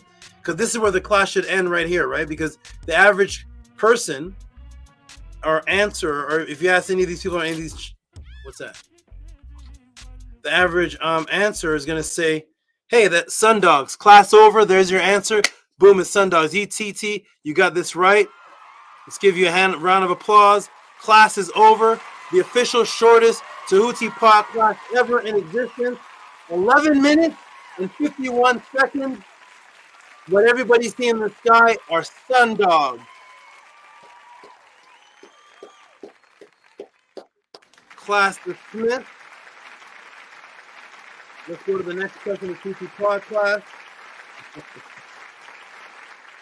Sundogs, and that is definitely the go-to answer. But Yeet TT is actually 100% correct for this image. I could take this image and make a create a whole story about it, and Sirius B and the planet Risk came back every 3,600 years, and here they are, and the second son is the second son in you, and big Harry Potter. We could go on and on and on, but what is a sun dog? And UTC says, "Yep, I know. I know it's not over." Oh my goodness! Oh my goodness! From far away, it looks like two really big fires. Uh-oh, we're getting somewhere. Two really big fires. And Nightmare says, "What is a sun dog?" Let's find out what a sun dog is, because that's actually what people are seeing. Is it what everybody's seeing? That's the go-to escape. And the beautiful thing about it is that go-to escape is actually true. Let's continue, everybody. Class is not over at 11 minutes and 51 seconds. Let's go. Here we go. So, the brother, oops, I stopped sharing. Let me go back to share. The brother asked, what is a sun dog? It sounds funny. It does, right? What is a sun dog, everybody? So here we go. Questions within the question. So the brother is the one that sent in the donation. And so let's go. Let's find out. What is a sun dog? What is Tehuti gonna say is a sun dog? What is that? Here we go, everybody. Oh, no, wrong thing gonna pop up. Hold on. This is what I want. Okay, so this was in Lake Madison, North Dakota. Let me ask the class in the chat. Have you ever seen this before? View. The brother asked, what is a sun dog? Okay. So yes, go to answer the sun dog. Whenever someone mentions seeing two suns, it's supposed to be S-U-N-S. Sorry, apology, a typo. It's a phenomenon of crystals that today is called sun dogs, creating an echoed rainbow effect, as we see here, explained or made plain in the accessible almanac. It should be in the almanac that you all have accessibility to. What are sun dogs? Rainbows beside the sun. What? Sun dog is similar to a rainbow and more common than rainbows. So it's similar to a rainbow, but it's more common than rainbows. Can you believe that? That people see two suns in the sky more than they see rainbows? Sometimes they look like bright rainbows or colorful spots on either side of the sun. That would mean that there's usually three of them. Other times they are brighter and actually look like two extra suns. So whether you see one on either side of the sun or two extra suns, when you see a sun dog, there's supposed to be three of them. Sun dogs are also known as mock suns, or this is what ETT actually typed, I believe. Perhelia. Perhelia. I thought he said pareidolia. That's something else. But perhelia, which means with the sun. So ETT was right. Most common name, however, for those bright lights that faithfully follow the sun is sun dogs. Rainbows, when drops of rain act as prisms, breaking sunlight into a multitude of colors. Sun dogs appear when sunlight passes through a thin veil of ice crystal clouds, usually cirrus and cirrostratus, and the ice acts as a prism, refracting the light. Okay. Deep freeze weather effect. I will take you, so it's also called a deep freeze weather effect, forming those crystals. I will take you to the Daily Mail so you can see what they look like. Here are what sun dogs look like. Once we establish what they look like, we will establish if these are the only images people are describing that they see. So here we are in the sun dog rising. Deep freeze brings rare weather phenomenon to the Midwest as residents brave the cold to snap stunning photos. Residents throughout the Midwest and Plains spotted sun dogs on Tuesday and Wednesday. That would be the Tuesday and Wednesday, January. All right, let me see. Go back up just to the date is right. January 31st. Okay, January 2019. So Tuesday and Wednesday, sun dogs are colored spots of light that appear on either side of the sun. That means there's three of them. In extreme cold, The rare phenomenon is caused by refraction of sunlight through ice crystals in the air. The deep freeze gripping the Midwest has one upside for fans of the rare solar phenomenon known as sundogs, dazzling residents throughout the region as temperatures plunge to, negative 42 degrees. You know where you're going to see these sundogs? It has to be very, very cold, negative 42 degrees Fahrenheit. Park Rapids, Minnesota, negative 31 degrees Fahrenheit. Fargo, North Dakota, sundogs were spotted from the upper Midwest on Tuesday and Wednesday. The National Weather Service describes the phenomenon as colored spots of light that appear on either side of the sun, refractions of light through ice crystals. So we know that this effect over here, actually I have pictures of it over here, takes place in deep freeze and in very, very cold climates. That's where you're going to see that crystallization. Now here is the full picture, because I actually cut that picture in half so it looked like two. But I want to show you the full picture, that wherever you see this, you're going to see three. So when you see what appears to be two suns, that cannot be what this is, because this, if you actually look closely, you actually see a rainbow. Look really closely. You actually see the refraction light rainbow effect. See it going like this. This one going up. And these aren't actually circles like how the sun looks. They have points because they are the hottest point closest to the actual sun forming the rainbow. And as it goes up higher, it slowly begins to disappear to the eyes. But you can slightly still see the rainbow from this starting point, and it's a reflection from this middle point, sun, and it makes these two images right here. Here is what it looks like in a clearer image. Can you all see now? This is in Hospers, Iowa. Resident Susan Budden snapped the photo above showing sundogs on Tuesday. Can you see it clearly now? When you look at it coming over the horizon, what you don't see is the bottom half of it, because you're not seeing past the curve, you're not seeing past the horizon curve. So this is actually a full circle. Once it comes above the horizon, then you can see the full sundog. You can see the full, and you can actually say, "Oh wow, those are reflection points." And it's a circular rainbow. There's the sun right there, and there it is. And that's why they have points, because they're actually along the line of a rainbow. But when you just see it coming over the horizon, you don't see the full points. So it actually looks like circle with tip. So it looks like the sun with a fiery tip. But the full image is this. If you were to see this in the sky, you wouldn't say, wow, it looks like three suns. You can obviously see that there's some type of light refraction taking place, because now they don't look like circles anymore. But if you were to see them coming over the horizon and you don't see the full image, your eyes will create that these are actually circles when they're not. When you know the sun doesn't have a beam of light on the top, so thus this couldn't be the sun, but the beam of light is a rainbow effect that you see in crystallization. When it's cooler, it's in the clouds as a rainbow.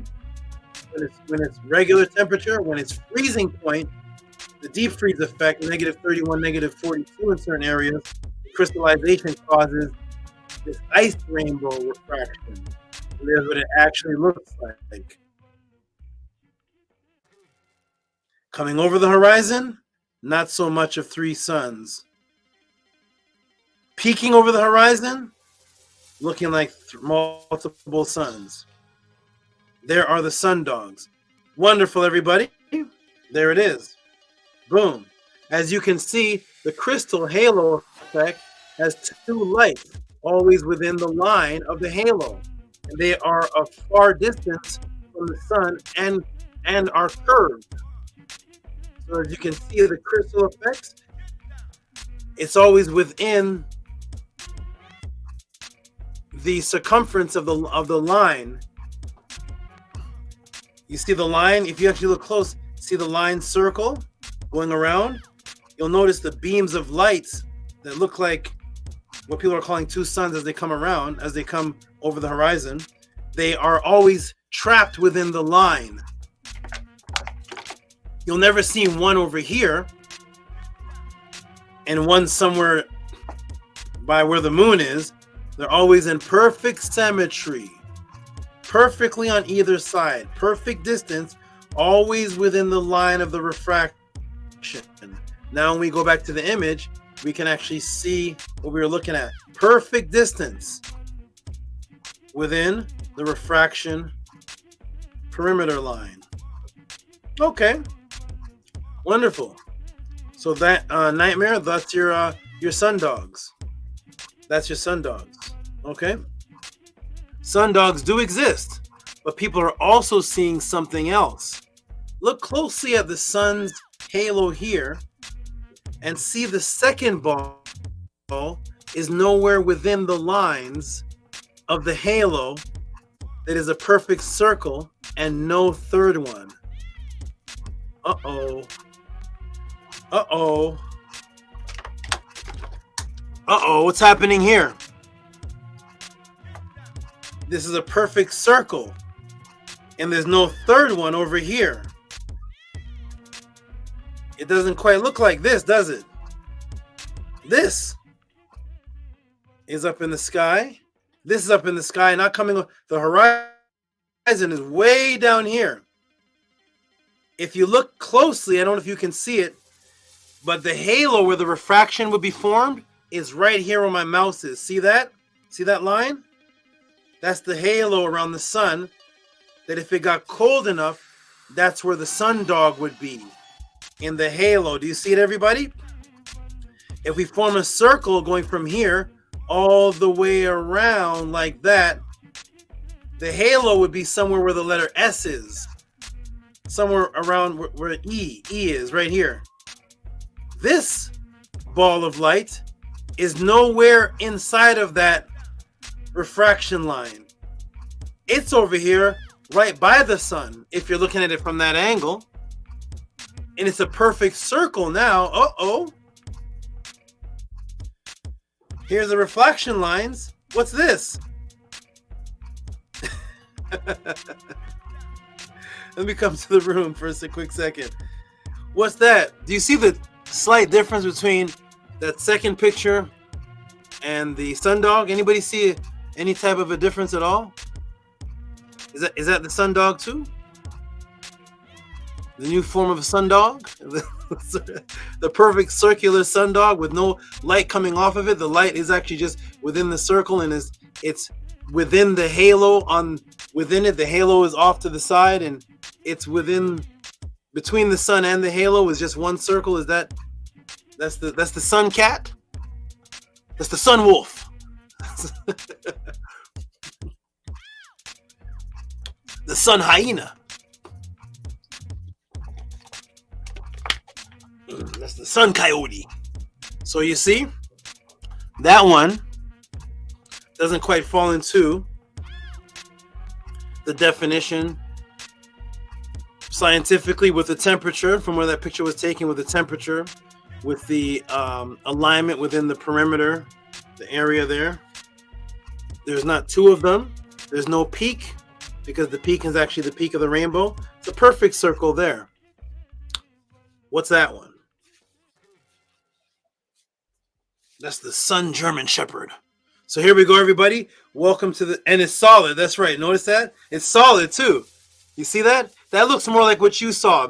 What you saw, was it more solid, or did it have that beam coming from the top?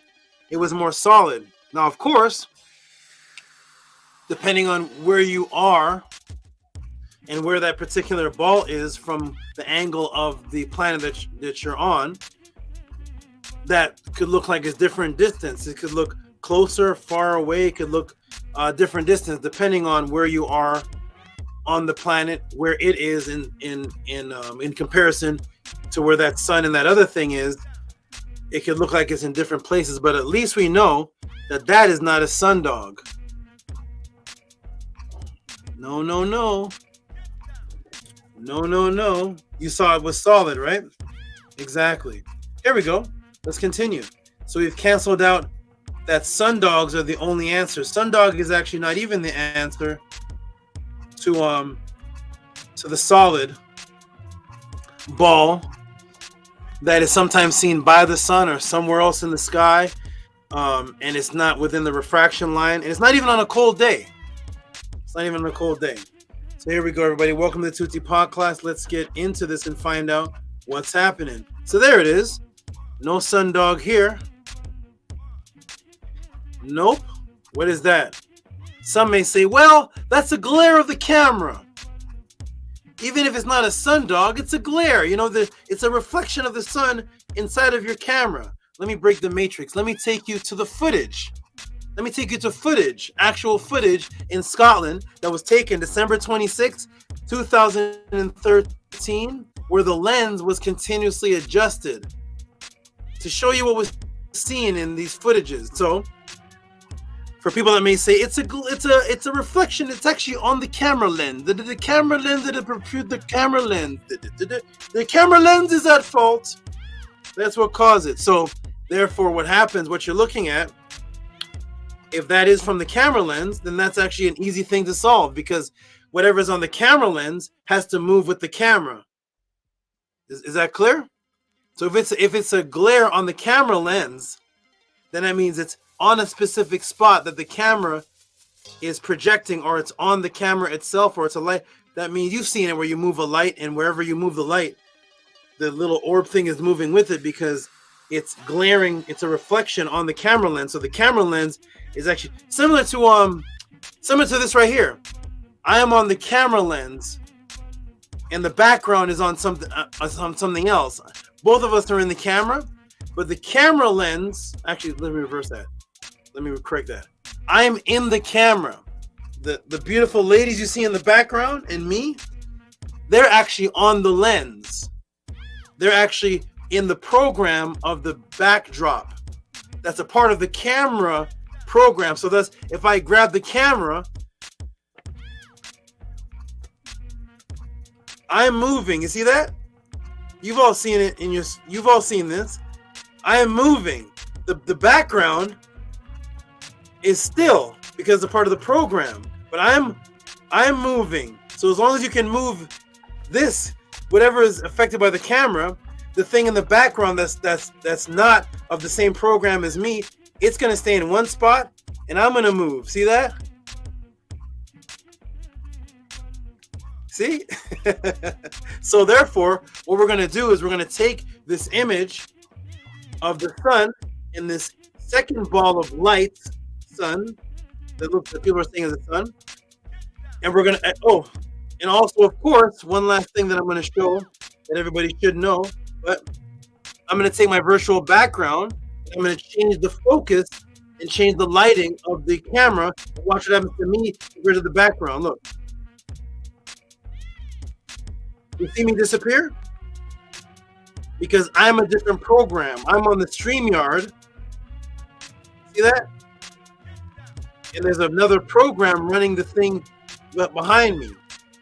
So if something is on, and if I stick something actually on the camera lens itself, it will also move separate from me and separate from the background.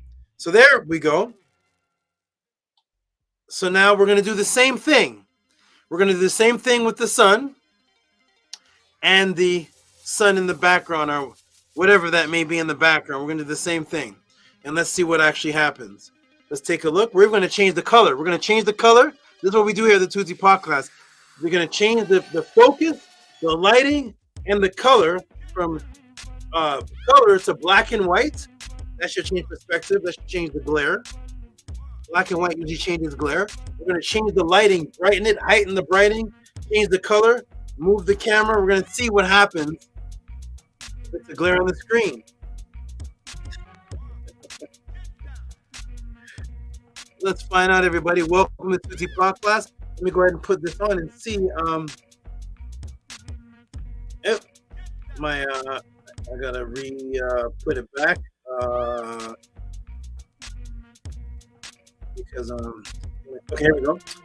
There we go. Let's go ahead and see what these things are on the screen. I'm actually gonna put it right. I'm gonna put it right inside of the. I'm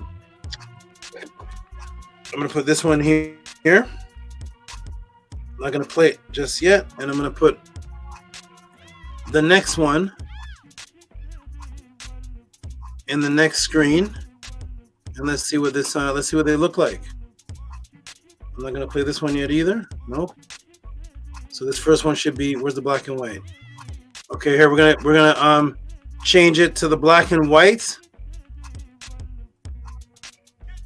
Let me go ahead and come back to the screen. Okay, we're gonna change it. It's gonna go black and white. We're gonna change the perspective. We're gonna see what is it.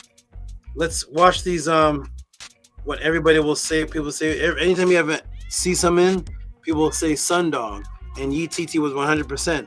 Those first things that I showed, absolutely 100% were sundogs. But what is this footage in Scotland? What is this? December 26, 2013 in Scotland. Let's take a look at these Sun Labrador retrievers. Let's take a look. See what happens here. Here we go. Is this share? Okay, that should be on the screen. Can everybody see it there? Let me come to the screen to see if you all are seeing what I am seeing. I gotta close some of these out. Let me close this out.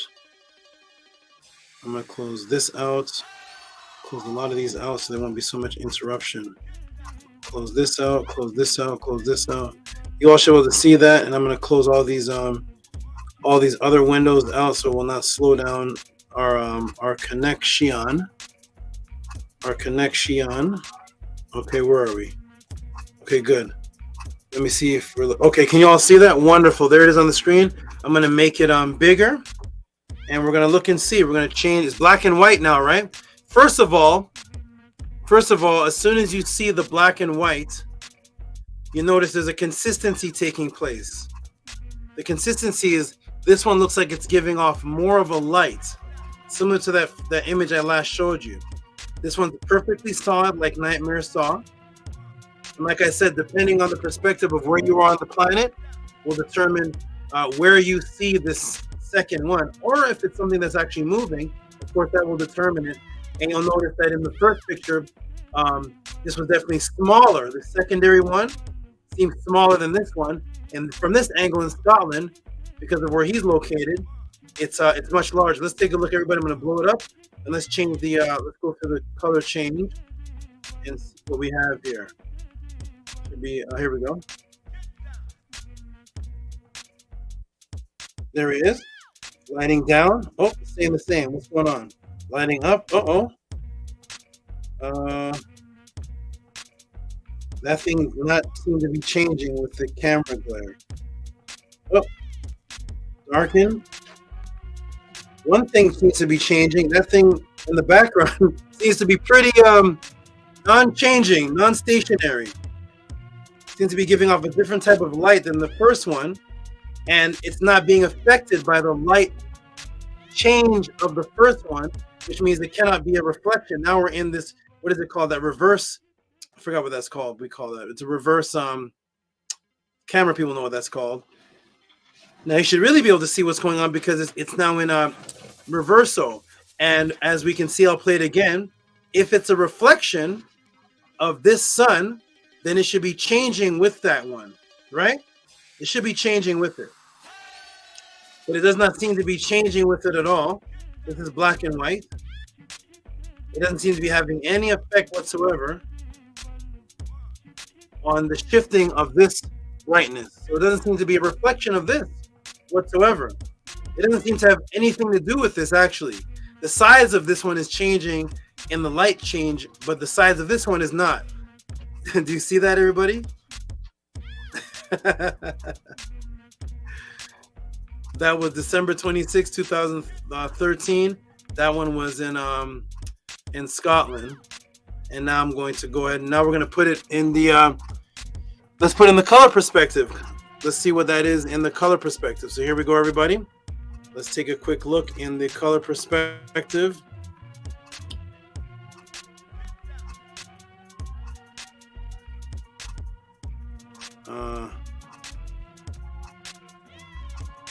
There we go. Let's go. Can everybody see that now? I hope this is screen sharing. Now we're in the color perspective here. I'm going to go ahead and see if I can magnify that. We're in the color perspective. Let's see what happens. Zooming in, zooming out, changing range, changing back color to black and white, adjusting the colors. One thing is changing, one thing is not. Brightening it up, changing the lighting. The sun is doing exactly what you would think it should do when you change the lighting, focus, perspective, black and white. What it should do is you increase the glare. Doesn't seem like the glare is changing this thing in the background, is it? Doesn't seem to have any effect whatsoever on that. Huh? Whether it's in black and white,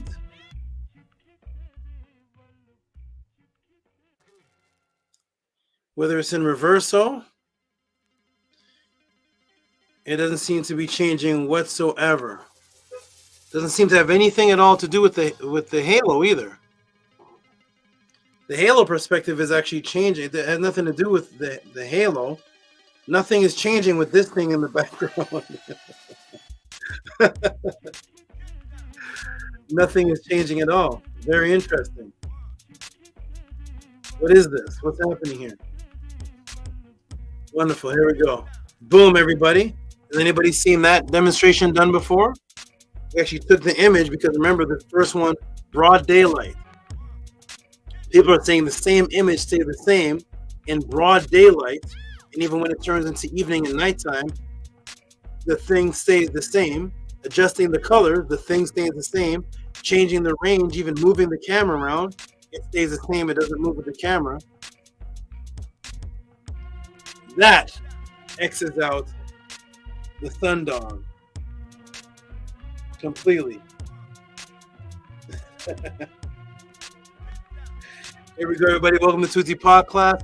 I'm not sure why I'm so. Is that brighter? Yeah, I'm brighter now. I'm a little brighter now. Don't fall. Here we go. Ready? Here we go, everybody. Boom. Ooh. Beautiful. I'm letting everybody see it at the end. You all can decide what you have seen because there's different things that are being cited and seen. Here we go. Boom. Okay. So it's continuously adjusted from the footage in Scotland, December 26, 2013. There it is. And boom, only the sun's image intensified. The second ball behind the sun was completely unaffected to the camera's adjustment and focus, thus it could not be a reflection typo, a reflection echo as a sundog, or any reflection of the camera lens because it is not changing that which is supposed to be a reflection of. We will get into that again shortly. For now, I will ask, what is the reason why people confuse objects in the sky with another planet that's coming into and has an orbit in the solar system? What's the reason for that? As depicted by Zecharia Sitchin and others, as this. So what is the reason? What is the reason why people confuse objects in the sky with another planet that's coming into this solar system that has an orbit? Into this solar system. This image right here. This became the popularized image of Nibiru from the Zecharia Sitchin 12 Planet book, also seen in some Nubian books and the Holy Tablets of the Nubians, and several other people that have actually hijacked this image. This is not any ancient image from any Sumerian tablet. It's a hijacked image from Zecharia Sitchin's 12 Planet book and the Earth Chronicle series, which has different depictions of the same thing. And so here, because they're promoting this image, they've put the word Nibiru and Planet X on the same thing. Why are these things confused? I cleared the air last week on what Nibiru actually was. The Nibiru on the ground. The Nibiru on the ground was the temple that Enki and Enlil and the people of that area used to visit. And the other Nibiru was which was a place to actually watch stars. We covered that. And the other Nibiru was Jupiter. We went over that. So why is Nibiru being called Planet X in these popular images? It all stems from the Zachariah Sitchin image. Could there be such a thing as planetary bodies that astronomers log having an orbit that approaches us? Let me take you to what's called 2012 VP 113 object elaborated on by Discoverer magazine astronomer Corey Powell. So people are labeling something as Nibiru. That's Zachariah Sitchin as an image of it, popularized image that everybody took, coming into this solar system as some other solar systems planet that seems to be coming close to this one. They created a story that it was called Nibiru from the definition of the word Nibiru, which is crossing. So logically, it is a Nibiru. Of course it is, because when you hear something from a different language, you think it's a special word. If you were just to say it in English, it would just be something that's crossing, something that's in transit, something that's in movement, which is also you. When you cross the door to get to another room, you are also a Nibiru. You are also one that's crossing from one door to the next. A Nibiru is something that is in movement, or something stationary, something watching something in movement, like a transit point, like a train station, bus station. Those are all Nibirus. The trains and buses are in transit through the stationary location. It's like the door is stationary and you are in transit moving through the doorway. This is all Nibiru action, or just crossing, moving. So is there such a thing? Are they wrong? They're wrong because of the narrative they attached to this. They're right, though. That image that you saw is not far off from what actually is happening. Except for the ancient ones did not say that was Nibiru, and there's a group of beings called Anunnaki that's coming off of it every 36,000 years. The 3,600 years. The 3,600 years was taken from the Atrahasis story, which I showed you last week. It was the 3,600 years of them toiling, digging the ground. That's where that number comes from, not from an orbit of a planet. So, is there any scientific or astronomical factual data that backs that there's such a thing coming close to us? Well, actually, the astronomer for Discovery magazine, it's called 2012 VP 113. It's nicknamed Biden. Let me go ahead and show you that. I want you to see all the facts in front of you, and then you can determine what it is. Let me see. Here we go. I'll go ahead and put this in the room. I've played this before, so hopefully this isn't it's not something copyrighted. It's actually just a news channel, so it's I'll put this right here. Now you're going to look at this and you're going to see that the concept was meshed with something that was not true with something that is true. And I'm going to show you what is the truth. If you know something, or if you hear about something in the sky that it's coming closer, is it what Zachariah Sitchin says? Where does that big loop, that big orbit seems egg-shaped? It doesn't seem like the regular orbits of a planet are like circular, but this one is majorly long, like going far away and then coming close and going back. Seems to be going light years away. Let's take a look at that, everybody, and see what's going on. I'll be right back as I play this. Here we go. Boom. Boom. And share. Let me go ahead and turn this down a little bit. And let me go ahead. Oh, you stay still, little one. Don't start on the movement. Hold on a second. Okay, here we go. Let me see if I can make this on a larger screen. Let's see what happens. Bingo. And I'll come off and listen to this. Watch this. Here we go. Watch astronomer Corey Powell and see what they just and named. Here we go.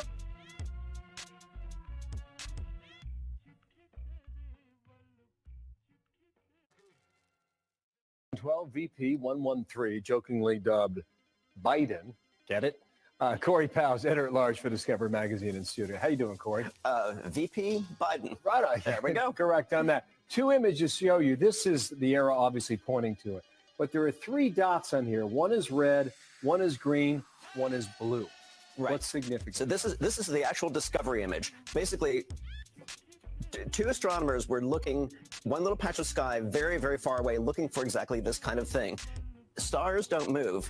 Planets or anything that's like a planet does. So this is color-coded. This is what they saw on different nights. They're looking for one thing moving. They color-coded it to show that all these stars are staying still. This thing is moving, and the way it's moving. So this is just one. It's one object, color-coded. Is Pluto on this? Pluto's in a whole different part of the sky. So this is way out there. This is way out there. Well, this is more than twice as far away as Pluto. Unbelievable. Why does this matter, Corey? Well, there are two ways you can look at it. I think I look at it first of all as an exploration question. That there, we know where we are on Earth. We've mapped our planet. Our solar system is still terra incognita. It's full of surprises. This object is something that astronomers said shouldn't even be there. There's a whole other solar system beyond the planets that we know that are full of these things that are sort of planets, sort of comets. Some of them they call dwarf planets. That's what they're calling this one. What we're seeing is we're seeing our neighborhood. We're seeing what's around us. And then the second part is we're seeing where we came from. Go back to the other image, guys, and we'll show, because we're over here on the left, right? Right. So we're over here. Okay. There's Pluto's out here. Yeah. And this thing called Maki is way out here. That's right. So that's another dwarf planet. If you want to find out where VP 113 or Biden is located, keep walking about another 30 feet that way. Wow. We can see that far. And this is the closest it gets this time. When it really gets cooking, it's 15 times as far away as Pluto. That's incredible. It takes 4,300 years to go around the sun. I don't know how you know that, but I trust you. What is a dwarf planet?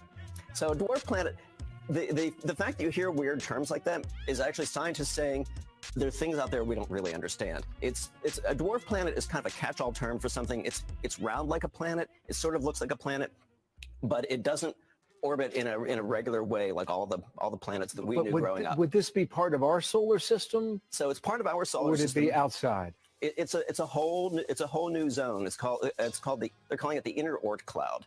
You don't really need to know that. All you need to know is there really are these two solar systems. There's the solar system with the classical planets, and then there's this whole other zone that we haven't explored. And now they're saying because of how this new dwarf planet moves, that there may actually be an even bigger planet, something bigger than the Earth. I guess that's the point I was going to, because you study this all the time. Is that why it's so significant? Because there's more beyond that? There's more beyond that, and then there's more beyond that. I mean, I think what we're seeing is, if you watch the show Cosmos, I've been kind of glued to that. And in the last episode, they were talking about the discovery of comets and the discovery of our place in the solar system.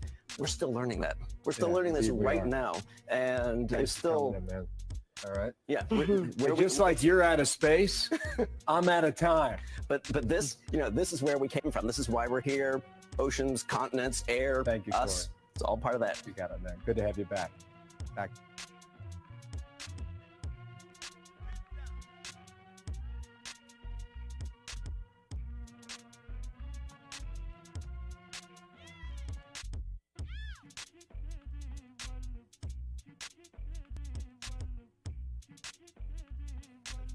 Okay. Okay, I'm back. So as you can see, that is what they're seeing, and the reason why it's called Planet X, or why people are calling these things X, or Planet X's, or whatnot, will be explained in a moment. But like you said, hey, this is our home. This is where we came from. But we're gonna go off of that and just I'm explaining why there are things that are called Planet X and why there is a confusion between Planet X, which is a Nibiru. Anything crossing in the skies is a Nibiru, and it was confused with the story of the Anunnaki, as if that was a planet ship that they came that circled every 3,600 years. You could see from the distance described in the video that is not that wasn't here 3,600 years ago, and where it is didn't take 3,600 years to get there. Let's continue, everybody. Welcome to Tehuti Pod class. If you can see me and hear me, press A9. We're going to get right back into it, giving you all the information of why these things became merged to eventually become a doctrine. Okay, everybody. Here we go. Okay, y'all can see me. Beautiful Bella. Big Blunts. Awesome Anu. Big Vate. Okay. Okay, you all at this. I can see. Okay, here we go. Here we go, everybody. Boom. And boom. Let's get back into it. Welcome to the Tehuti Pod class. So there. So, boom. As you can see, the understanding of an unknown planet, now called 2012 VP113, orbit with a long oval-shaped orbit coming close to our solar system, which is real, was meshed with the 1976 Zecharia Sitchin story of Nibiru. So thus, if I take the 2012 VP,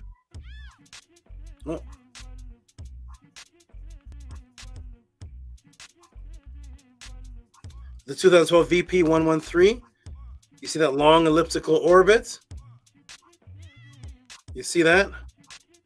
You see where it is compared to Neptune and Pluto, and how far away it would be, but yet it's still coming close to our solar system, and that, which is actually what's happening in reality, to this. And as you can see, if you look closely, the Nibiru one is just pushed within the elongated, is pushed within the solar system, where it's actually going to crisscross and hit Earth. That's another, there's other things too that are pre-warned to possibly hit Earth, but as you can see, these things are elliptical, that they can't figure out what they are, of course, because they're too far away, but they can note that something is there, and they can know that it is on an orbit. And if you look closely, you can see where these two realities merge into one, and people may be using one reality to explain another reality, but the falsehood comes in once you add the Anunnaki to the VP113, and then when you look at that orbit, you see that that one is not coming in where the Nibiru Planet X one is, but yet it is still a Planet X. And this image here becomes popularized, taken by the group called the Nuwabians or the Sabians, directly stolen and grafted from Zecharia Sitchin's book. And in this one, you could see the Nibiru on this orbit here, and it's actually in a direction where it's actually kind of come in contact with the planet. It's actually coming much, much closer than this right over here. Still a long oval shape orbit. And what is the symbol for the unknown? When you want something to be notarized as unknown, what is it? Of course, it's an X. X is a symbol for unknown. The Nation of Islam used it. That's why we have a Malcolm X and we have an X-Men, and X is the unknown. Okay? Thus, the name of any unknown planet becomes quote-unquote Planet X. Now, I will take you to the Solar Dynamics Observatory, where there is no atmosphere to cause a halo to create what's called a sundog. What is the Solar Dynamics Observatory? So we're going to get back to the sundog concept. And the sundog, remember, is created because we have an atmosphere. The atmosphere is what's creating us seeing that refraction because of where we are. But if you go into outer space and look at the sun, you actually don't see that. So we're going to go to the Solar Dynamics Observatory, where there's no atmosphere view, to cause the halo effect, creating the sundog. And what is the Solar Dynamics Observatory? What is it? It's this right here, the Solar Dynamics Observatory.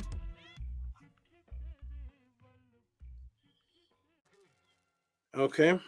And the Solar Dynamics Observatory, or what's called SDO, geosynchronous orbiting satellite designed to help us understand the sun's influence on Earth by studying the solar atmosphere. The SDO's goal is to understand, driving towards the predictive capability, the dynamic solar activity that drives conditions in near Earth space, called space weather. The SDO observations help us explain where the sun's energy comes from, how the inside of the sun works, and how the sun's atmosphere stores and releases sun's energy in dramatic eruptions. That's the SDO, Solar Dynamic Observatory. What does it see when it observes the sun? I will take you to the northeastern section of the sun on May 11th, 2021.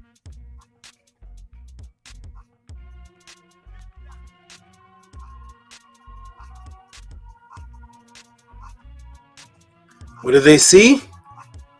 That right there. So on May 11th, 2021, here's what the SDO spots. Something else that looks like it's right around the sun with a perfect orb, a perfect ball. Right there. Okay? This is now outside of the atmosphere. There's no crystallization. First of all, it's too hot right here. It's too hot right here by the sun for there to be any freezing point to cause a crystallization. For those who still think that what people are always seeing is a sundog, here's a perfect circle looking right there. It looks like it's right even within the corona of the sun, and it's outside of the atmosphere. So you wouldn't see the refraction effect that will cause the sundog. And again, another perfect circular object. And this one, directly right there with the sun. So there are multiple things that are being seen in the sky that are not being explained to people, but being one word explained. And so the average person, even though Yeet TT was completely correct with the first image, the average person will be hypnotized and use that answer, sundog, to actually answer every single thing that looks like a sun that's seen in the sky. And as we can see, we're looking through the SDO, no atmosphere, and that is definitely not a sundog right there. But it can be labeled on May 11, 2021, a planet X. Why? Because it's unexplainable. It's unexplainable, first of all, for something to be even that close to the sun. They can't get near it. They can't examine it. Thus, it is an unknown.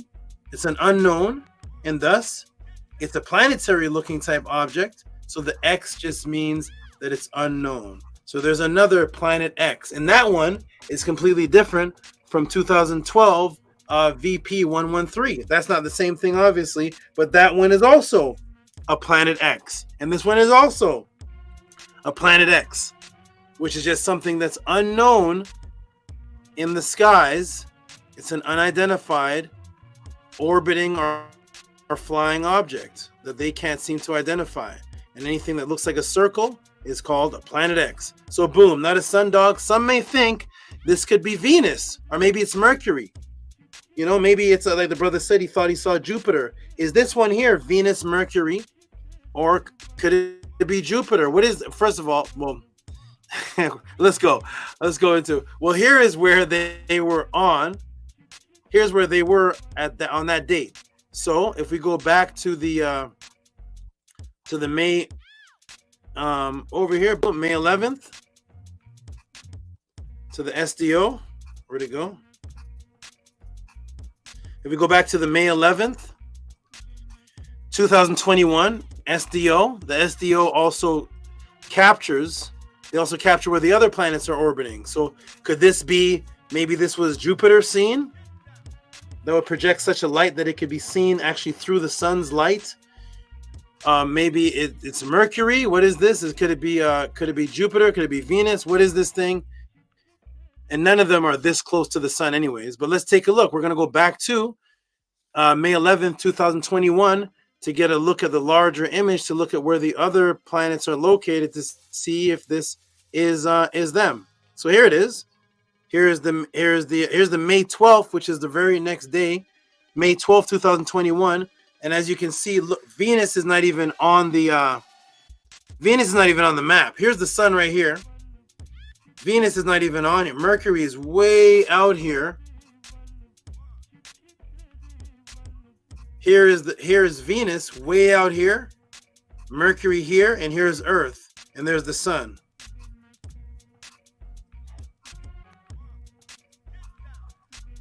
So here is where that planet looking thing would be, right here. So as you can see, this is not even on the orbital range of any of them. So Mercury has an orbit range right here, and Venus has one as well. This thing that we're looking on the SDO is right here, and it's not within any of these lines. Jupiter is not even anywhere around, and Mercury and Venus are way over here. So it is not any of the planets, and here's Earth. So from Earth's perspective, this is where this would be in the SDO. Mercury and Venus wouldn't even be on this other side to even be looked at as that. We'd have to be looking this way. This thing was this way, right by the sun. But it is not labeled as any of the 9 planets that we are familiar with. And it's definitely not Jupiter, because Jupiter is way larger than Earth. It's the largest one. So it wouldn't be this little ball sitting here right by the sun. That is another Planet X. Just to let you know that there are multiple things in the sky that are unlabeled. And when they're unlabeled, they're called Planet X's. And then these Planet X's are all clumped as one thing called Nibiru. One thing, anything you see in the sky now is now Nibiru.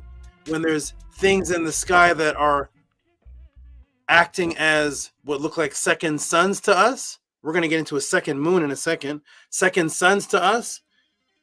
Second planets that are not on the orbital range.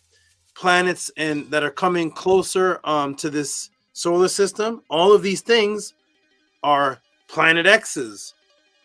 But none of them are the Nibiru that Zachariah Stitchin and the Nuwabians are discussing. As you can see, Jupiter is nowhere even in the image. Thus, it is not that Nibiru, because Jupiter was the ancient Nibiru. It wasn't that Nibiru either. So how would that circular ball look that is behind the sun on a different lighting? What would it look like? Let's take a look at it in the color image. Whoa. Now we're in the color image.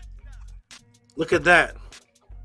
If someone were to see that, it looks like there's another sun there. Something is there, and it is definitely not Mercury, Venus, Mars, Jupiter, Neptune. It's definitely not Earth, because Earth is way down on the other side. What is it the satellite is viewing? And it's definitely not a sundog. It's definitely not negative 41 degrees Fahrenheit there. So there is something else that they're not telling us about. And when they find these things, they just put the word X on it. And some people are seeing these things from the planet, some of them. And they're all being labeled under PSYOPs as sundog. As soon as you say you see a second sun, immediately the answer is sundog. But obviously the SDO is looking at the solar atmosphere, not the earthly atmosphere, which is too hot to produce a sundog. Plus, sundogs are not circles, and there's 3 of them. This is not that. Boom, 2 suns, an unknown, which equals X, planet, object by our sun again, that some may see. And now this picture taken in Iceland, we're not done. It's an hour and 7 minutes in, we're not done. And now this picture taken in Iceland, November 19th, 2016, we see a full moon. Right over here. Here it is. The full moon right over here. But wait. What is this? In the sky right here.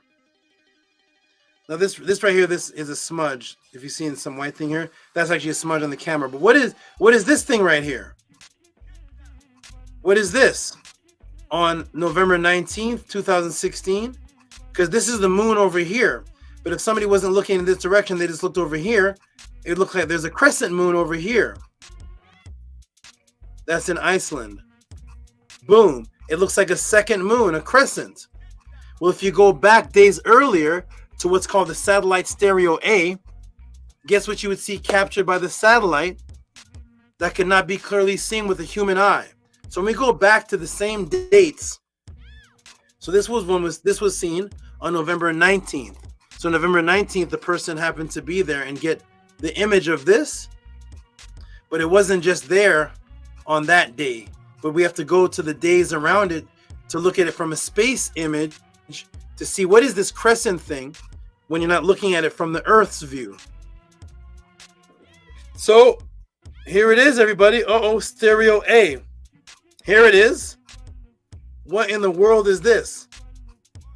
This is 48 hours earlier in the same area seen by stereo A. And what is this? Is that the moon? Is that the sun? What is this thing? What in the world is this? This is what's captured around that date within 48 hours. And over here in that area, it looks like a crescent. Why would it look like a crescent, everybody? When we look at it from the stereo A satellite, it looks like this. Boom. A huge planet-shaped object with a light going across a little of half its circumference, forming a crescent, which is what would stand out to the human eye vision if you were on Earth. You would look up and see, it would be difficult to see this part, but this would stand out. So if you were to look up in the sky and see what's seen on the same date in the same 48-hour period, you would look up and see, you wouldn't see the ball's not lit up, you'd see this. This would stand out. And thus if we go to the Iceland image in the same 48 hours, you see this crescent thing right there. And somebody would look at that and say, hey, look at that. There's two moons. Oh, it's a sun dog. Oh, wait a minute. We don't have a moon sun dog. It's a sun Garfield, the sun cat. Oh, wait, we don't have one.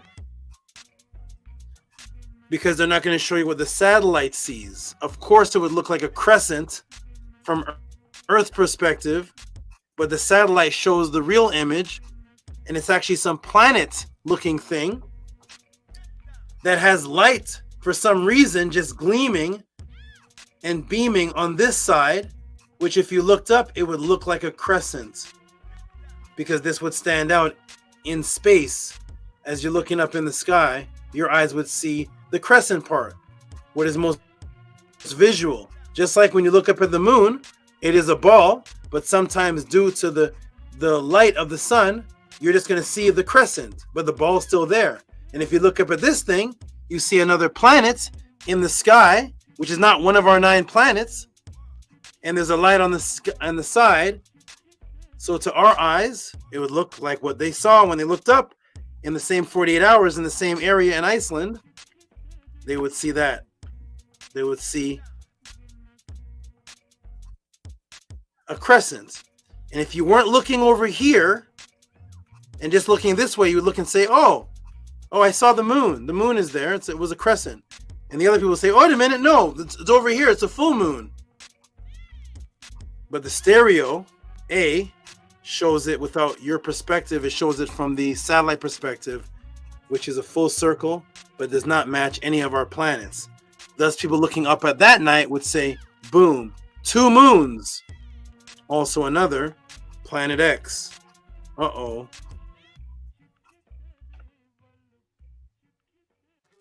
So why are some of these planet X's considered something more than just a regular planet? Well, let me ask the audience, how long are planets visible when you're looking at them? Let me go into the room and ask the audience. When you're looking at a planet in the sky, and it could be different depending on where you are on this planet, but when you're looking up at the sky and you see Venus, how long is it right there for? Because sometimes you look up in the sky and Venus is not where it was last week or last month, or you may look up and you may see it looks like the moon is over here, and then you look up another night and the moon is like extremely large, but it looks like it's on the other side. Then you look up on another night and it's directly in front of you, but now it's a crescent. And then you look up, you can see Jupiter, and then sometimes you can't. But around how long does a planet stay within visual sight of a person that's on Earth looking up? I'll grab some water for a moment. Around how long would you say? About 6 hours or more?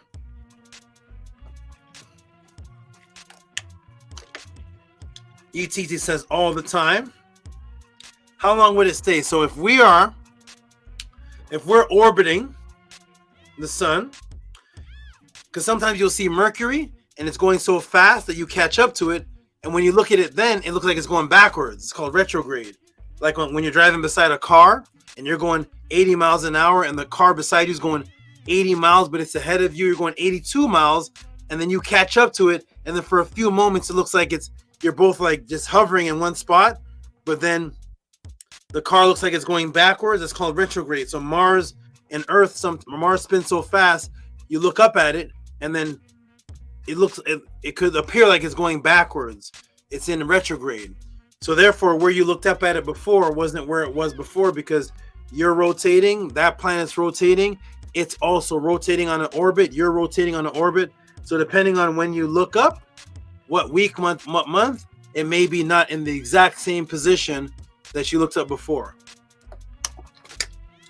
So a few hours, let's say a day, a few hours, no problem. Nobody is wrong.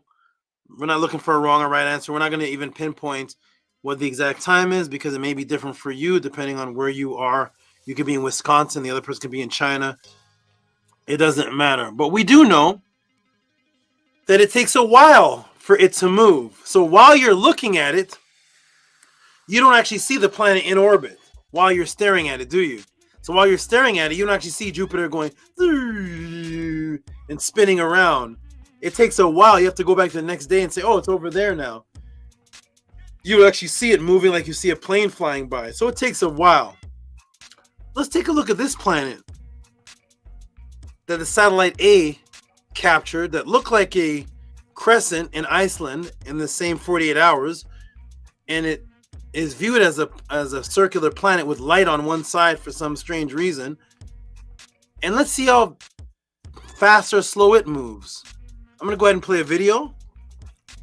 And we're going to see how fast or slow it appears to move. And see if this matches all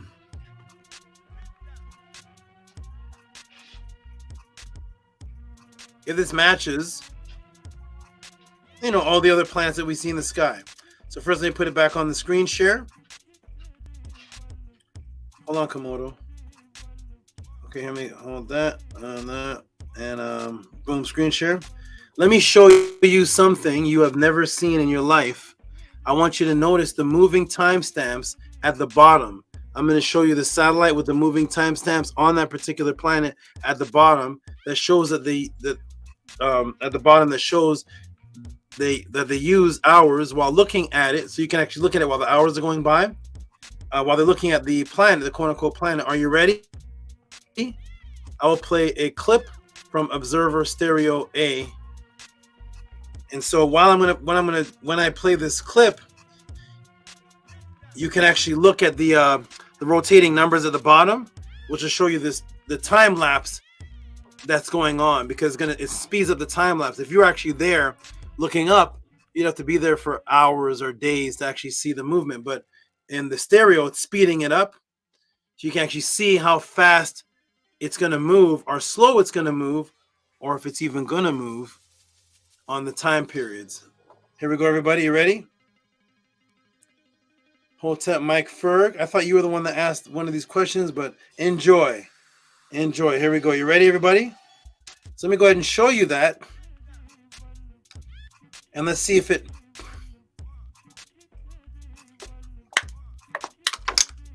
Let's see if it makes sense. Let's see if this movement makes sense to what you've been taught and what you know. And what you see with your own eyes. Oh, let me put it all the way back. I'm going to go right now to the live footage, or what was live at the time, to stereo A. A stands for ahead. We're going to go to stereo A. We're going to look at that same date of the sighting. And I want you to see if let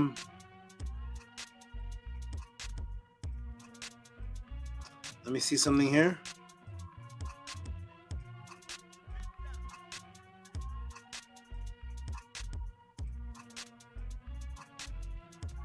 Okay, here we go. Look at the bottom and look, and I'm going to play this a couple times, and let's see how long it takes to come off of the screen. Because eventually, as they're speeding it up, you should see the rotation of the planet moving until it comes off of the screen, because you can't see it with your eyes unless you sit there. Even if you sit there for days, you can't comprehend the actual movement. It's going to be sped up. You're going to look at the time at the bottom, and you're going to see if it shows it. It's supposed to be moving and orbiting. Let's see what happens. Here we go, everybody. Welcome to the Tehuti Pod class. And thank you all for sending in this beautiful question, which I'm going to show you footage that none of your teachers are going to show you. Here we go. Boom. So as you can see on the screen, I'll even make it bigger. There's a stereo ahead. There it is right there. And I'm going to play it. And you're going to see at the bottom, you're going to see numbers moving. And let's see if we see it. It should be moving off of the screen. Gradually off of the screen, because we're speeding up its orbit, right? So if this is a regular planet, it should be moving slowly, gradually off of the screen when you speed it up. So here we are. Let's take a look. Okay, look at the bottom numbers moving. The bottom numbers moving. Boom, boom, boom, boom, boom. Uh-oh, what happened? Did you see it slowly come off the screen?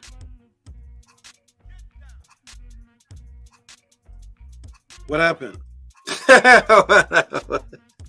Wait, where is it? Hold on a second. It's slowly orbiting? It should be orbiting off the screen, right? The screen is moving. It should be orbiting, and this orbit, where's the orb? Oh, wait, it's not there. Wait, where'd it go? Oh, wait, hold on.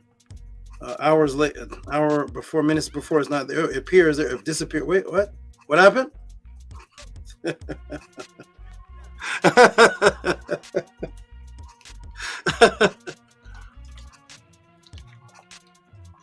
Did you see the orbit? You saw that orbit, right? Everybody saw the orbit?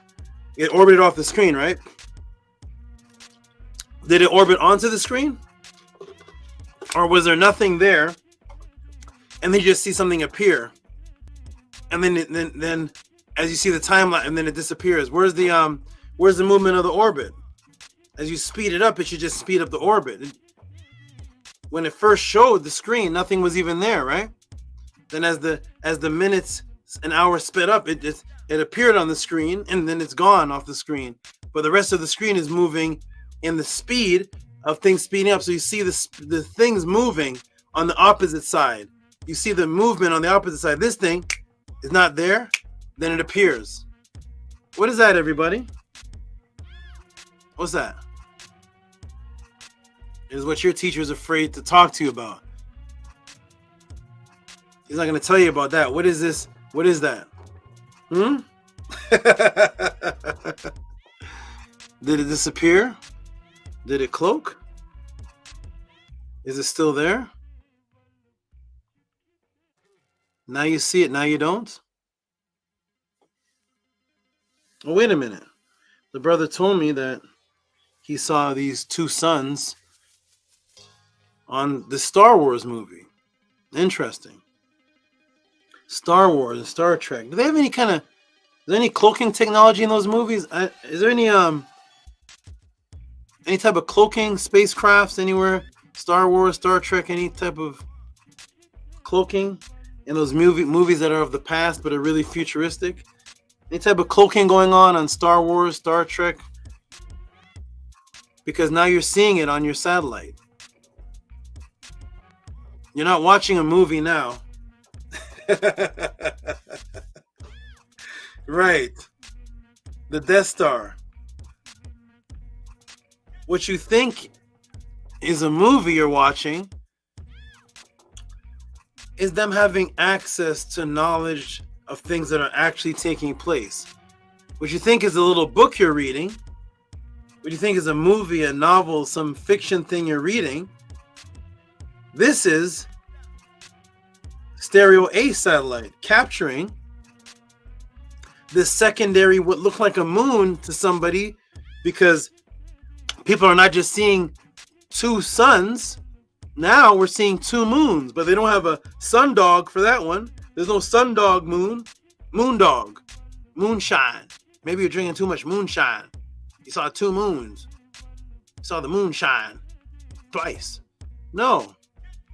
Somebody's looking up and they're saying, wait, there's a moon over here, full, and there's one over there that's a crescent. And from Earth, you can't explain it. The satellite shows the same 48-hour period in the same area. Now it's a full circle, but it has a light on the side, which from the perspective of Earth would look like a crescent, just like the moon's reflection, the sun's reflection of the moon looks like a crescent. But this thing doesn't seem to be rotating. With the other things are moving as the satellite speeds up the time. You see them moving that you couldn't see with your eye. But this thing, it's not there, then it's there. It's not there, and then it's there. That looks like some form of a technology that you don't know about, or we don't have. There's no explanation. So thus, it's a Planet X. There's another Planet X. But this one doesn't get a lot of coverage because the other ones have an orbit. This one doesn't seem to be orbiting. It seems to be, it's not there, and then it's there. Then it's back. Even if it is orbiting, it seems to be having the ability to come out of the sight of something viewing it that's not even a person. It's coming out of the sight of a satellite. And it's not moving at the speed of the things behind it are moving. And this thing is just...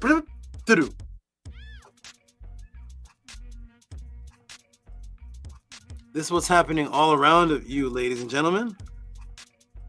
While your atheist friends and so-called conscious teachers, there's no UFO, no, it's just us, only us, just us, only you, it's just you in the universe, just you, nothing else happened, just you, come to my church, come to my shrine, it's just us. You spooked out, you were drinking, so everybody in the pod class right now was drinking. We're all spooked out and weeded out, Hennessy'd out, while we're all together watching Satellite A, together, drunked out. We're all spooked out. The pseudo, Tehuti pseudo, he made the footage of Satellite. He made it. That's his.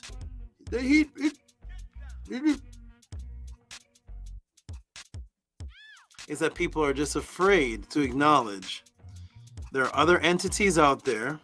There are other flying crafts out there. There are things that look like planets that seem to have the technology to appear and disappear, cloak.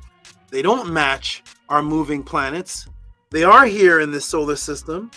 They are right there. They can be seen. I showed one that was in the cloud, and when they zoomed up on it, you saw the computer technology inside the cloud. I did that class already. You saw computer technology inside of the cloud when we zoomed in on that one. This one here, you zoom in on it, it appears and disappears. And it doesn't seem to be orbiting. And it seems to have a light glowing from one side. What is that? There are multiple things that you're seeing on the planet, off of the planet, that are other consciousness and entities, and it's not just you. It's not just us on the planet. Do we know what all of them are? Absolutely not. That's why they're called Planet X's. They're unknown objects flying This is undeniable. You cannot say it's a computer glitch, the glitch. You have all the answers. You're not even a computer technician. You know exactly it. And I'm going to show you something else that's going to shock you. I'm going to show you something else about that same planet that's now going to change everything about that being a planet. Even though it looks like a planet. We see that it has the ability to cloak, uncloak, appear, disappear to our eyes. You saw that. The skeptics will say everything except for you've never seen satellite A before. You've never seen that footage before. You have all the answers. You have all the answers. Please show me a YouTube video, any lecture you've been in, where you saw that and debunked it before I showed it here on the Tehuti Pod class. Where's your lecture? Where's your video? Where's your book for May 12th and May 11th? Where have you ever seen that before? But immediately, because of fear, you don't want to believe that. So you immediately, it must be not true to no, it's just us. My Kemetic teacher said it's just us. It's nothing else. There's no other beings in the solar system. It's just us. Help me. While this thing is cloaking in and out, not moving the speed of any planet.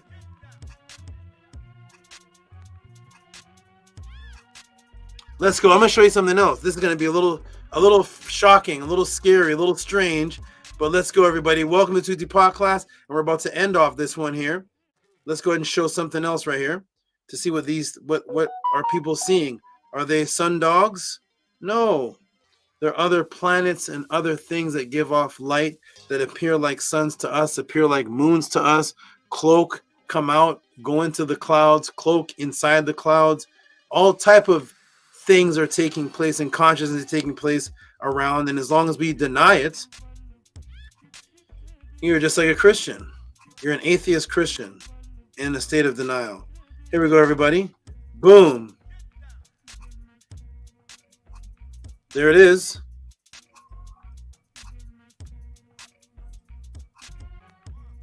And on the last day, it disappears while the timer is moving within the hour section. Or it appears to cloak. So it's not taking a day. It's while it's going within an hour section, it just vanishes. And then it comes back. Or appears to cloak. Either which way vanishes from sight that orbits or moves. Yes. 2016, 11:17. Time, 17:29. It is there. So here, the time 17:29, there it is. 17:29. And by 21:29, it's gone. And note it wasn't there just before it appeared. Here's the next one. Where'd it go? Where is it? This is 21:29 time. And this is the time right before it. There it is. And now it's not there. But it never orbited out of sight. It never moved in an orbit. It's just not there anymore. And then it appears back. What is that, everybody? Is that a planet that we know of? Boom. As it's cloaking, you will notice a part of it looks see-through.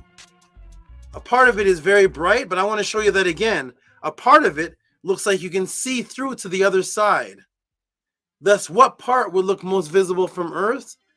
And this brings us back to the Iceland image. Because a part of it is actually see-through. It's not even just that one side is lit up. A part of it is actually see-through. Boom. Someone not paying attention would just think, that's a crescent moon. And there's a crescent moon in the sky, but if you look to the left, you'll see the real moon in full. Or some may even say, what? What is that? What's going on? So, now back to the object that appears to us as a so-called planet. To some, while it's in cloak, a crescent moon or a second moon, it looks like this. But if you look at it, when I show you it moving, this part is actually see-through. Even in the one that's not moving, this is a see-through section. This is white, but as it's moving, because it's going to move in a way that you've never seen any planet move before. And as it does that movement, the movement itself is enough. But it's actually see-through, but the movement is going to 100% convince you here in the Tehuti pod class that this is not a planet. This is not anything we know of. Oh my, here we go. Let me ask the class a question. How does the planet orbit or rotate? They spin on an axis, right? The way that a planet orbits, now we know how it rotates, we covered that, but how does the planet rotate? We know how it orbits, but how does it rotate? It spins on an axis. Correct? Wonderful. Now let me show you something else that you have never seen before that will completely dismiss this as being what somebody says is a regular planet. Are you ready?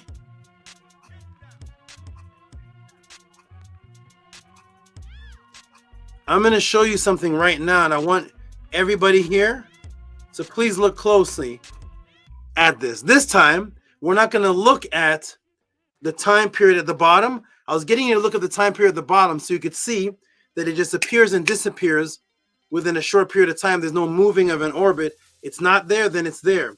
Now I'm going to get you to focus on the planet itself. Don't worry about the time at the bottom. Look at the planet. Watch the planet. Watch the movement of the planet.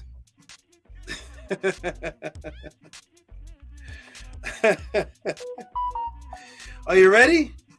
Watch the movement of the planet, everybody. Watch this.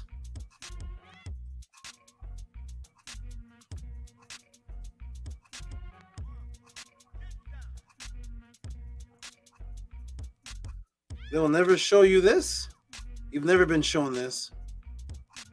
But now it's gonna slow down. Don't worry about the numbers at the bottom.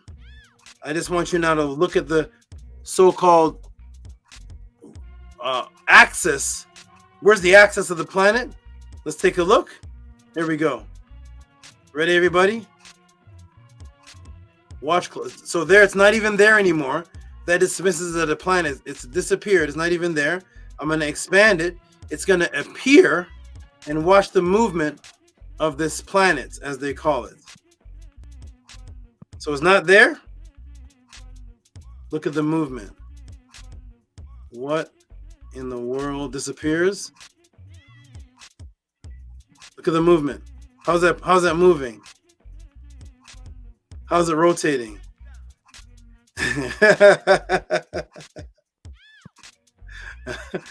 Not there. Appears. Disappears. How's it rotating? Appear.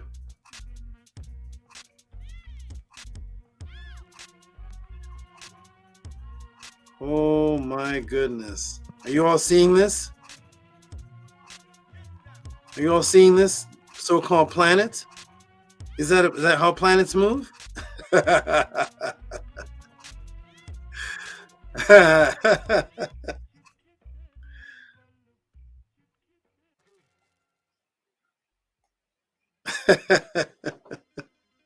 Is that the moon? That's your moon? You saw that nightmare? Nightmare, you saw that? You said, wow, north to south rotation, no axis. Robert Williams like, what? Oh my God.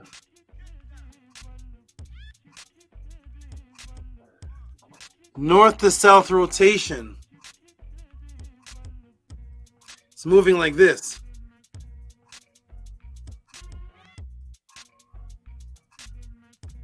What's the name of the planet that moves like this? And then you can look back at the bottom and see the time period. It's moving like that within hours. And then it disappears, and then it appears. Now it's moving like this.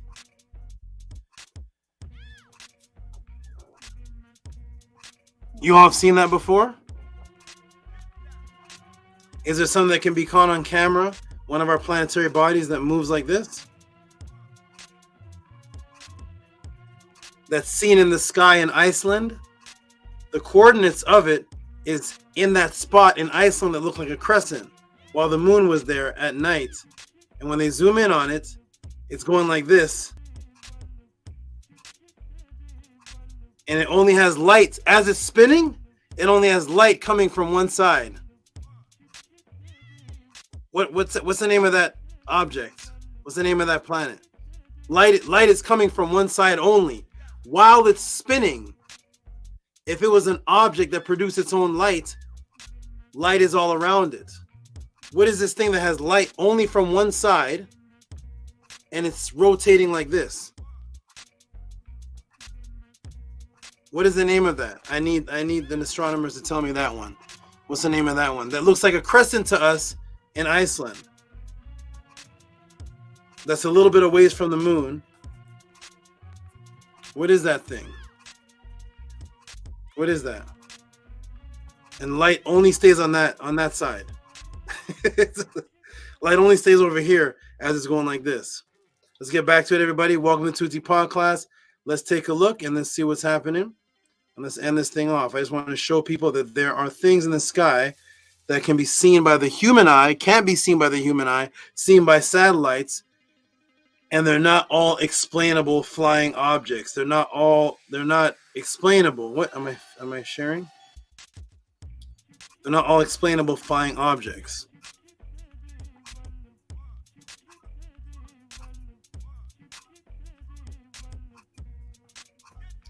And there it is. Boom. This is not spinning on an axis. It's rotating forward. Hotep, I am done. Matrix broken. So when you see these things in the sky, don't let anybody tell you that you are crazy. Don't let anybody tell you that you are strange or whatnot. People are seeing these different things and they are unexplainable until they make themselves explainable. They are not all sun dogs. For those who appreciate that answer, send a tip entitled Planet X tip or Second Sun tip to PayPal at RockKSV, Cash App TT Moon. So is there a Planet X? There are many Planet X's, and that's what they are all labeled because they're unknown. And is there one that's known to come into this close to this solar system? Absolutely. Is it a planet Nibiru that the Anunnaki live on? Absolutely not. Never described as that because when you zoom in on it, it's a completely different orbit. The Nibiru one that's in the Zechariah Titian books comes directly into Earth. It comes into Earth's atmosphere, close to Earth's atmosphere. This one just comes close to the solar system. And this thing here is there within the sun's, it looks like it's in the sun's corona, and it's not any of the planets. So when you see these things, ladies and gentlemen, do we know what they all are? No. Are they all explainable? Absolutely. Are sun dogs explainable? Absolutely. Are any of these other things sun dogs? Absolutely not. So you may look up in the sky and see these objects that where you zoom in and zoom out, the object doesn't change. If you want to know how to see it yourself, I will tell you. To do this experiment, go get yourself a welder's lens. It's called a welder's lens. Get yourself a welder's lens. Get yourself the camera, put it on the object. The welder's lens cuts off the glare and you can see the object even though you're changing the perspective. The welder's lens shows you the object. And if you have a telescope or a camera, the welder's lens actually shows you that. You don't need any super high-tech expensive equipment. If you can afford the welder's lens, you can actually see it and record it yourself if you actually see these phenomenons. Don't be afraid of them. They're frightening because we don't know what it is, but that's not a problem whatsoever. The main focus is that we are not the only things in so-called intelligent, sentient here. There are planets that are undiscovered. There are planets that are a part of another belt that we're actually inside of, the Oort belt. We're inside of that. That one is made out of waters. We're inside of it. And there's planets that orbit from there. coming towards here. There's things that are right here in our solar system. There's things that are cloaking. There's things that are inside of clouds. So I want everybody to know, do not think that you are crazy. Do not let anybody think that you're pseudo. Do not let anybody think that you're drinking. And that is my answer for the why there is a confusion of Planet X, Nibiru, and are these things in the skies? Are they only sun dogs, or are there other things in the skies that do appear as secondary suns? Absolutely. Do we know what they are? All of them? Absolutely not. Is the government hiding them? Absolutely yes. Are some of these high technology things that are beyond our comprehension at the point? Absolutely yes. So, ladies and gentlemen, that is my answer. That's the information I have on that for right now. Go look it up yourself, research it. I have 24 other footages that I don't have time to show because we're already 1 hour and 43 minutes in. And I will show you footages of different planets with the sun and the other things cloaking with the sun right there, the moon there, something else cloaking. I have many different footages, but I'm just going to show you that for now. Welcome to the Tehuti Podcast. For those who enjoyed this this answer, for those who saw something they never saw before, please support everybody. Cash App TT Moon, PayPal at Rocky SV. There's a Cash App. I'm going to put the link in the room. Invite the team in the room, and the brother who asked the question in the room, you can come to the panel too to tell us what you thought. Anybody who asked the question, anybody who supports the Tehuti Podcast, you are all allowed to come to the front panel. I'm going to check the Gmails. If you enjoyed any part of that answer, it was a 1 hour and 43 minute breakdown. If you enjoyed any one bit of that answer, support Cash App TT Moon, PayPal at Rocky SV. You can just put tip Planet X, tip Second Sun, or whatever you got out of that answer. Just put tip for that.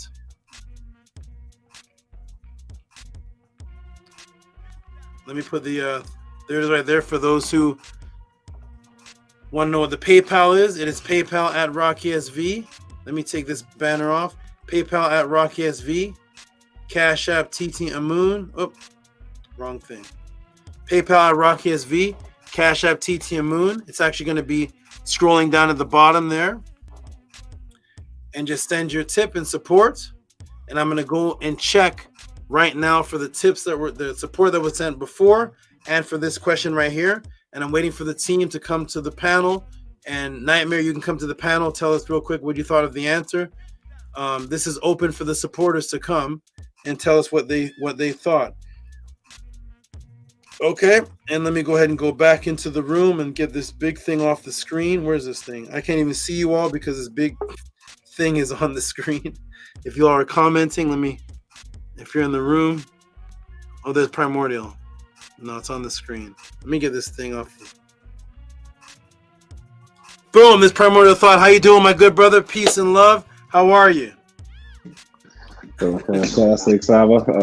Your knowledge is far beyond of what I am used to.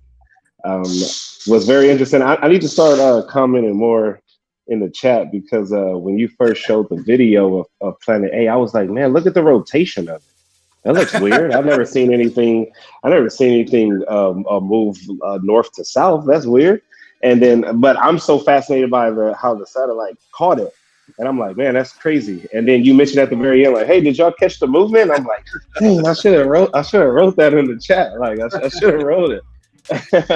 But yeah, that is very interesting. What goes on in what we call space, and we have no idea, and we're just busy in our own little bubble and thinking that we only exist. So, to it for that, great SABA. I appreciate you. Nini Uk. And I just want the brother Nightmare and anybody to know, because people will utilize this.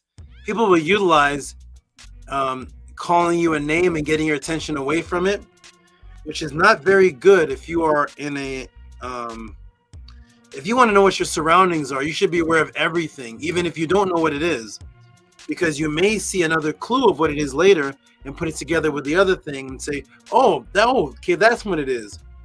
Like when we went to the image went to the image and we went to the same 48-hour date, that's how you could see where it pinpoints what the thing was that it was looking at. But if you just were to see that thing in the sky and say, oh man, such and such told me I'm pseudo, I'm seeing things, it's not real, nothing exists, you would just ignore it while things are happening around you, which is not good. If animals were to do that, they would not be able to see the other animals that are camouflaged. There's things that a rabbit or any type of marsupial can look at what's called a gaboon viper or a rattlesnake, and it literally looks like the leaves. There's praying mantises, there's orchid mantis. It looks exactly like an orchid plant. And the praying mantis and the insect could see that, and if they could speak to each other, which they do, but they can say, oh, you know what? I saw an orchid, but it looked like it had eyes. Oh, you did pseudo. Did you pseudo do that? Yes, there's no orchid that have eyes. Get out of here, man. Get out of here with that. Get him off the panel. Get him an orchid with eyes. No. I seen an orchid, and it looked like it was going like this. Get out of here, man. You're drinking. Ah. And it turns out laughing. But the orchid did have eyes, but it wasn't an orchid. It was something else. And those who pay attention to it will see the bigger picture. Wait a minute. That's a praying mantis. Watch out. And this orchid snatches you up. And now you're being eaten by the orchid. And your friends come back and say, yo, our friend just got eaten by an orchid. Get out of here. Like, orchids don't eat people. Ah. And it was a praying mantis looking like an orchid in camouflage. So you have to pay attention to anything that is your surroundings. So when these disclosure papers come out, like what happened in Houston, the UFO meeting in Houston, and other disclosures, when the information comes out, you can say, oh, that's what that was. Oh, I wasn't crazy. Oh, the government just disclosed this. Oh, that was okay. That makes sense. As opposed to just walking around like this, pseudo, singing the pseudo song, and next thing you know, you're in the praying mantis's arms. How you doing there? How you doing there, Scribe? I think I'm gonna have to make a song named Pseudo. To our great Saba, yeah, that was fantastic. Nobody worry, those are just my cousins. So don't nobody worry. Yeah, to our great Saba. Yeah, showing that and breaking that down the way that you just did was phenomenal. There was a lot in there. Yeah, it's amazing. And it's so powerful to know these this, because just like as you said, because of these people who are just full of fear, when it comes to any type of information like this, and they just automatically disregard it, and now they don't even give themselves an opportunity to dig or look into any of the information.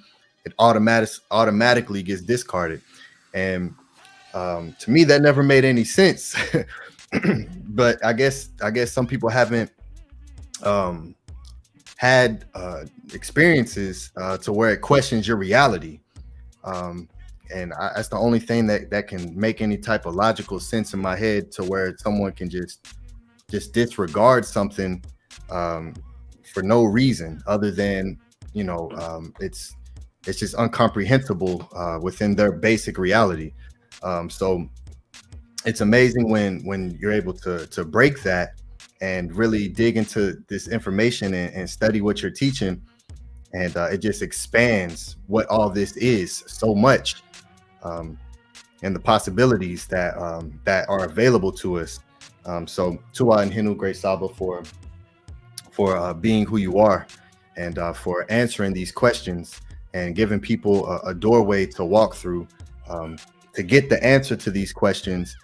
And another important thing I want to say is that when you brought up how someone can create a doctrine from something, by mashing together a lot of information, and you can make it sound believable, and you can definitely when you're good with words, you can do these type of things, and so for you to put that out there and to show that, it really shows the purity and the essence of Ma'at, in which you stand on, which is truth. And the powerful thing about it is when the truth is always so much more it's so much more powerful than what you can make up, but it's also so much more creative too when with what the actual truth is. There's no need to make anything up when we really have what it is. And so Tua for doing that and saying that and letting that be known. Yes, Henu. Nini Uk, appreciate it. I'm going to get you, Menkara, in a second. But Nini Uk, appreciate that. And absolutely, because to the Heaven's Gate group and other groups, and those who trust their leader could say, oh, that's the one coming for us. That's the ship right there. That's the one. Osiris is on that one right there. They're coming. Aset told me she's on that one. And that's what the Nibiru thing became that. And it's easy to tell people that, but the reality is just to accept that there's things in the sky that don't match what the school system and the regular system says. So be open to any information that comes about any life form or any technology, and don't close yourself off. And I'm not going to take the opportunity to point to that thing in the sky and say, oh, that thing that Nightmare saw, that's this, and that's Shashet and Inky coming for you, Nightmare. So no, it's just there's many things out there. And I want to tell you this before I see Nightmare just popped up. Thank you. I want to say this. Here's the secret of why the atheists think they have all the answers. I'm going to tell you this. I'm going to tell you, I never told anybody this before. I'm going to tell you what's actually going on. Before any of those atheists were atheists, most of them were Christians. The subconscious concept of Christianity and the Bible is still with them. And that's why they doubt anything they can't explain. Because subconsciously, when they were children growing up, before they took the atheist stand, they were taught that there was a God that made a man named Adam. And this Adam named everything. So thus, if Adam named everything that God created, then there's nothing in existence that you can explain or name. That is subconsciously in the back of the atheist mind. That part they did not get rid of. I want to give everybody that jewel. They didn't get rid of that part. They kept that part and put atheism on top of that part. So now they think that they're the Adam that has, if it's not explained, it's pseudo. Everything can be explained. Why? Because God made man and named everything in front of him. Man named it, so man knows all of God's creation. Whereas a true, honest man would say, there was no God that created everything for one man to see, because man's vision can only see red, yellow, blue, green, orange, purple, and violet in the visual light spectrum. So there's actual creatures out there that you can't even see with your eyes. So that's how could you possibly name it? So don't think that you are God's child, that God gave all the answers to everything in existence. So thus there's no UFOs because you named everything. There's the atheists are the true Christians. I'm gonna get to you in a second, Nightmare. Hold on, just say what's up real quick to Menkara. How you doing, Menkara? Doing good. Doing very well, Saba. I love how this just clarifies further that the people of Tamari were the true rock stars, and it makes sense why they would have the grand galleries in the Akus to be looking up at the stars, because it is our homes, and there is so much to see and to know.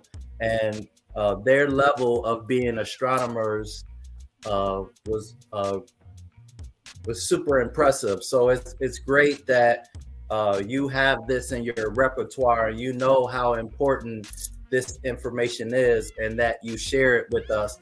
And I also love that this information proves that NASA and these folks claim to be the geniuses, or like that they know everything, but in actuality they don't know everything. So Hinu, to you for all of this that you shared. It's really powerful, and we need to know this, and we need to study this information because it's just important. Thank you, brother. Absolutely. Thank you for those words. And on to the brother who asked the question himself. Nightmare has appeared on the stage. Hey, how you doing? How you doing? I'm doing good. I'm doing good. Thank you, man. Thank you. Wu-Tang is on set. Can you hear me good? Oh yes, yes. I said Wu-Tang is on. Wu-Tang's on set. Wu-Tang's on deck. Oh, yeah. You know it. You know it.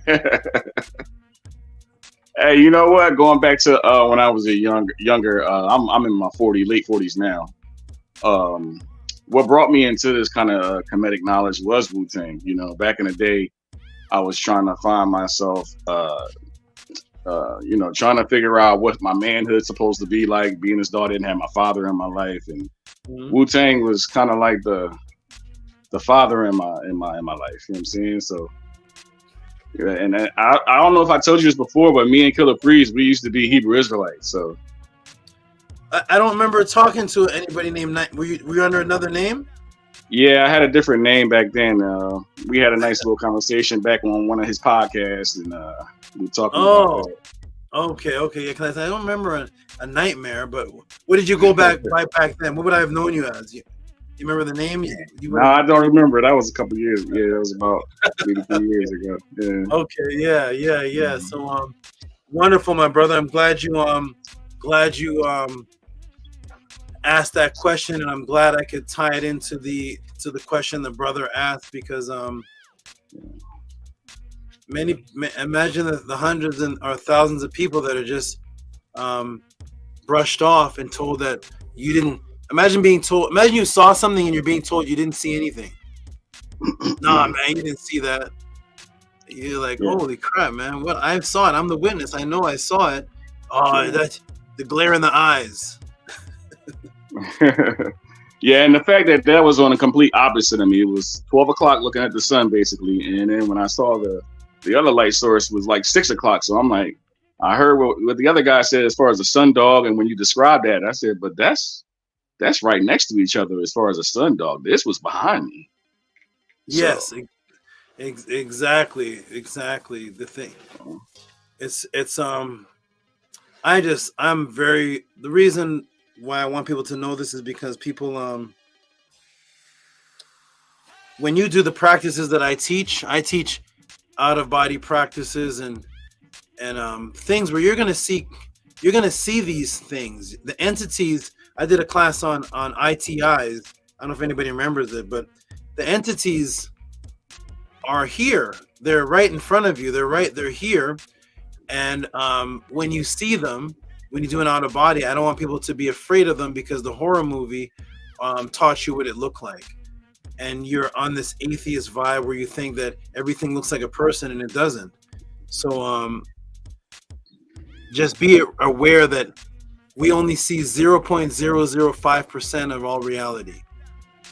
Of all the creatures you can name on the planet, of all existence, you see zero. You don't see 1%.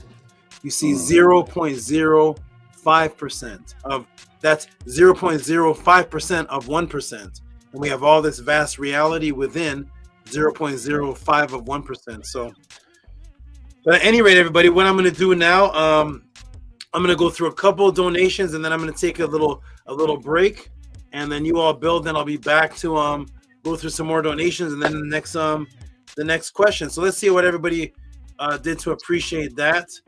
Let me go ahead and see. Robert, I'm going to be donating every first of the month. Okay, I like that. Okay, everybody has their right. It's that's fine. That's beautiful. And if that's when you're, that's when it comes in. It comes in, right? So. Yeah. I'll make sure I'm having a Bone Thugs and Harmony sequel to it too. Oh my god! When you donate, that'll be the soundbite. Yeah.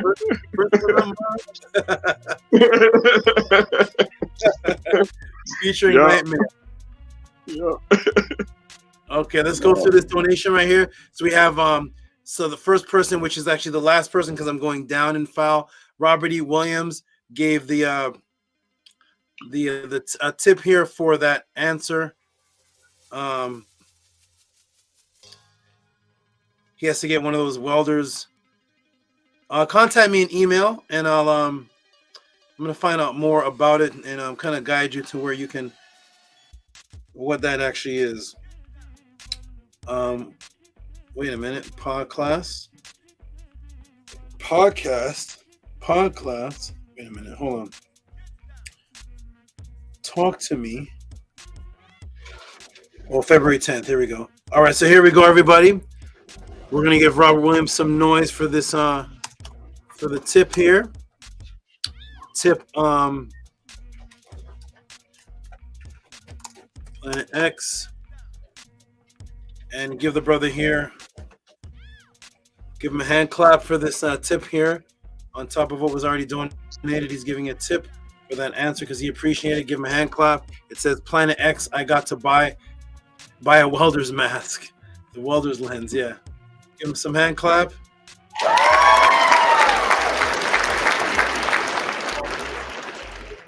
Wonderful, wonderful. Thank you, good brother. I'm actually gonna scroll down. I'm going to do one tip and then I'm going to scroll down to some of the older ones. We have Octavia Sly came with a couple, but I'm not quite there yet. Let me who is this? Oh, I gotta find out something here. Shout out to here's a tip for a class I did a year ago. To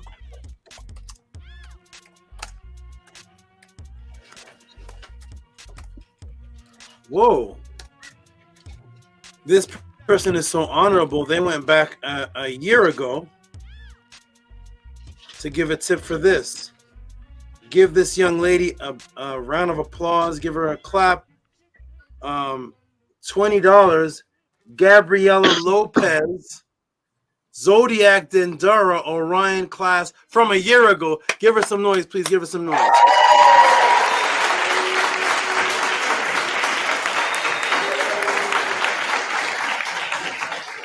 Very good, very good. Wonderful, wonderful. All right. And Primordial Thought, just blink 3 times if you know who that is. Blink with your left eye. What's going on? Why does that sound familiar? Gabriel Lopez. Shout out to Gabriel Lopez in the shadows. I don't know if that's the same one I met or no, but blink 3 times with your left eye. Okay. So let me okay, next donation. Shout out to Gabriel Lopez for a year ago. Wow. We're gonna go to woo! We got a tip here, a big one for oh my goodness. Nibiru Breakdown Part 2. ANTU and ANTU. Wait, no. No. Oh, no, that's no, let me save that. That's actually for no, that was actually for this that was actually for this question. So we gave a big clap for that already. We got a tip from Sincere Austin, who is Bijan Farrow, for what is this? Oh, for the last week's hybrid class. Oh wow, you guys are honorable. I'm gonna call it Splice Tip. Hey, calm down, Sobek. Calm down. Oh my goodness. Splice Tip. Give this man some big noise coming up. Let me put this on the screen right here. We're gonna do a couple more, and then I'm gonna take a break, and then we're gonna come back with the answer. So the next what the next question is. Give this man some big noise. It says reptilian hybrid for last week. You see, that's how it's done.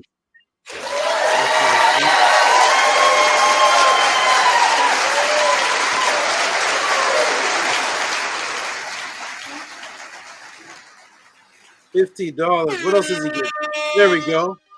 Let's get some noise in here. Nice, beautiful. Shout out to Sincere Austin, who's Bijan Farrow, for Reptilian Hybrid for last week's class support. A tip for that, large tip. Wonderful. Appreciate you. And now let's go back up to the top to the recent tips, which is Caleb. What's this one?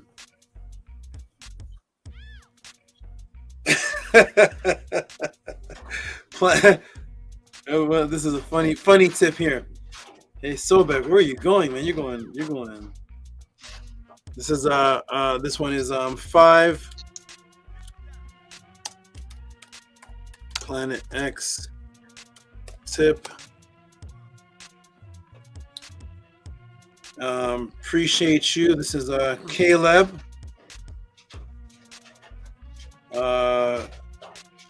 Give some noise for Caleb. He says 2021 Planet X was getting cooked by the sun. Give him some.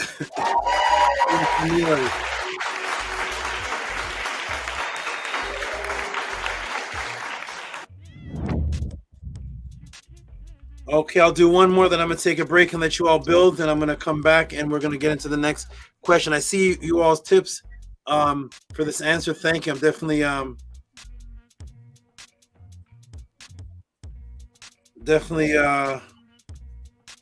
Angela Gates, $10. Thank you for the knowledge. Angela Gates. Let me give thank you for the knowledge. 6. Okay. Angela Gates, thank you for the knowledge. I'll do one more big one, then I'm going to step away. So I think I'm going to consider this a tip because it came during the answer. Give her a hand clap for that. Give her a hand clap. Thanks for the knowledge. Wonderful. And one more, and we're gonna go to where are the big tips, ladies and gentlemen? Where are the monsters at? Where are the people? Where are the big supporters? Right, and scroll down. Israel Hoyley right here. Oh wow, a tip for the 12 judges. Wow, you all are so honorable. You all are tipping after the class is already done. After the week has passed or the year has passed, you also tipping 7 tip 12 judges. Give this man some big noise right here coming up. This is Israel Hoyley. He's the waiter that tips. He lives off of tips and then he tips. Give him some big noise, please. $25. Give him some big noise. Tip for 12 judges for lecture and Jupiter. And for love. Thank you, Israel Hoyley. Woo! Let's go. Thank you, everybody. I'm going to step away for a moment. You all build for a moment. When I come back, we'll read the next question and get into the next answer. You all support. I'm going to put the banner back at the bottom. I'm not seeing much so far, but I know that there's going to be coming more, especially after the next breakdown that talk to me. But send in tips for that answer. Send in support to the Tehuti pod class. These answers take me. It's unexplainable what it actually takes me to do to go to where the answers are. It's quite difficult. These answers that everybody's asking, because they're answers that exist, they actually exist somewhere.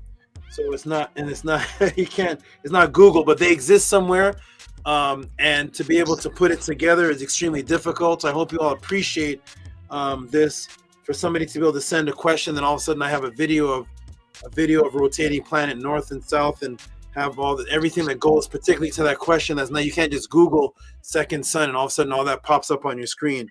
So support the Tehuti podcast. I hope you all appreciate this. Cash App TT Moon, PayPal at Rocky SV. And there's my AI moderator. And I want to play something before. Actually, right before I go. No, I'm gonna wait for Atef to come. All right, everybody, support Cash App TT Moon, PayPal at Rocky SV. I shall be back. Peace and love.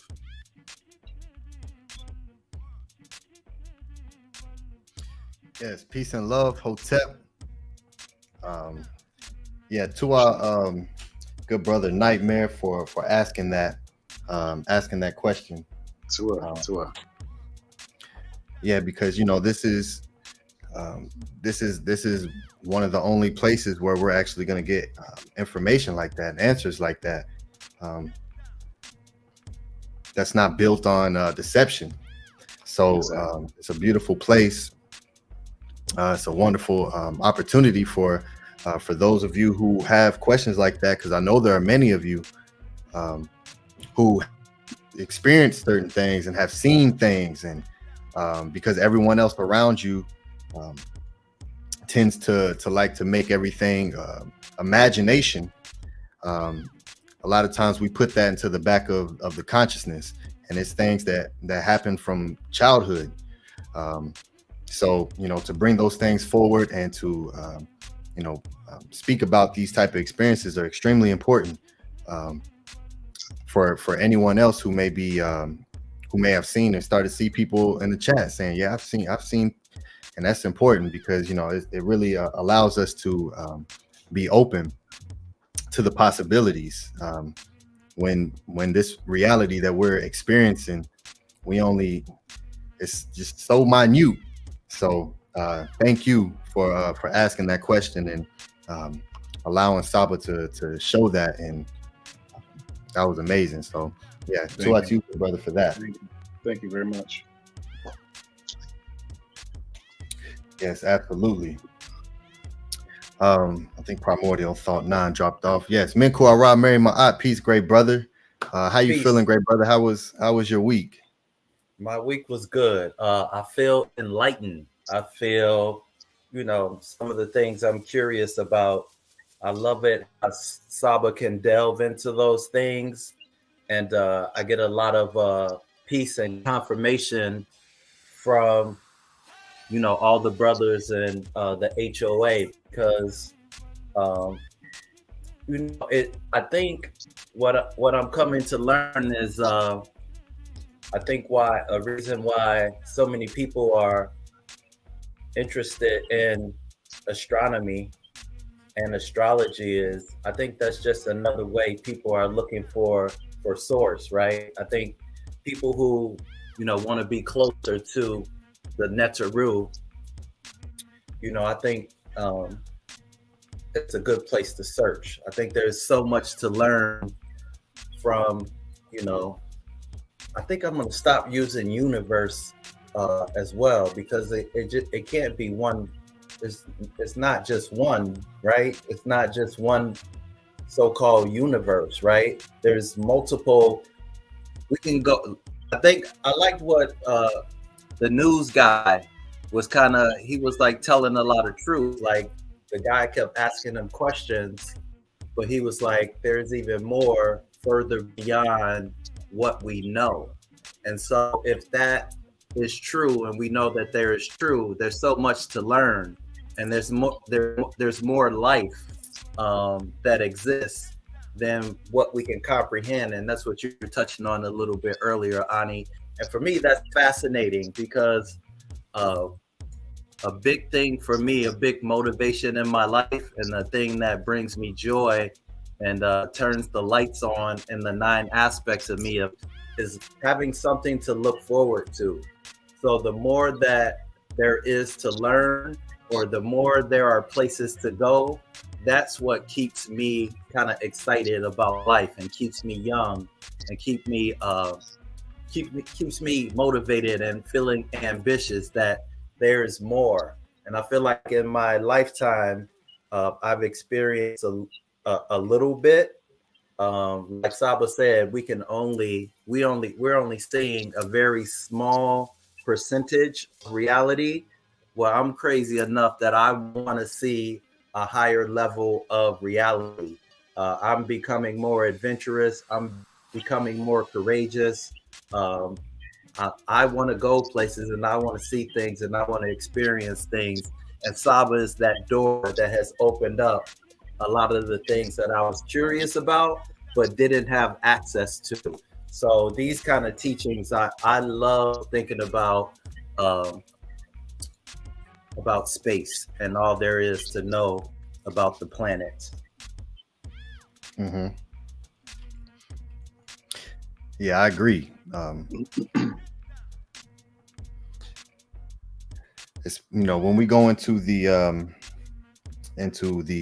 what the ancestors spoke and wrote about, and see how everything that they did was based on the stars. It just there is so much to learn, and one is only accessible to the information that comes to them when they are open to receiving the answer. And so now what I've noticed is because everything there's a mixture of things happening. So you have the things that are true and that are real, and then you have the things that are also created and made up. And so when something does happen that's real, it's easy to put that in the category of the things that's made up. And so now, even when these different agencies, governmental agencies, and they come out and they say certain things, people still have a hard time believing what they're showing because there is so much isfat. And so, today, in today's time, the discernment has to be at an all-time high to be able to look at something, because we know that there are other type of sentient beings, especially when you do any type of outer body work, resi, or being awake in the dream state. You automatically know, and you can travel to different places and experience different things. So when people start to say certain things and make everything just pseudo, it just takes away the power, right? And when things actually do happen, there was something that just happened in Miami a few weeks ago, maybe like a month or so ago. There was a lot of things going on, but automatically people just straight off top, no, that ain't real. People, everybody's lying. Everyone's making something up. What, where's this and where's that? And there's these things that are happening, but because they've done program people so deeply that something can be directly right in front of you, and people will still not know that that's what that is. And it's a very deep matrix that's happening, that they're putting in place. So yeah, it's wonderful to be amongst the ones who are able to have to watch it, to see through the isfat, and understand, that yes, there's so much more to learn than just what we can see with the physical eye, what we can physically hear, and this is just so small. And being able to experience these realities outside of just the baseline, here's that here's, I see that, it opens up your reality, and the experiences that you can have, and the ability to communicate, the ability to receive communication. So it's just amazing thing. It's powerful. So I say again, brother. Yeah, I was gonna let you, once you finish, I was gonna ask you a question. Okay, yeah. So we see these things happening all the time, especially now when we have access to social media. We can come across it much more quicker, and see people experiencing and talking about certain experiences. And there's a lot of stuff that's coming out, that we have access to be able to go see and go find. But yes, peace, good brother.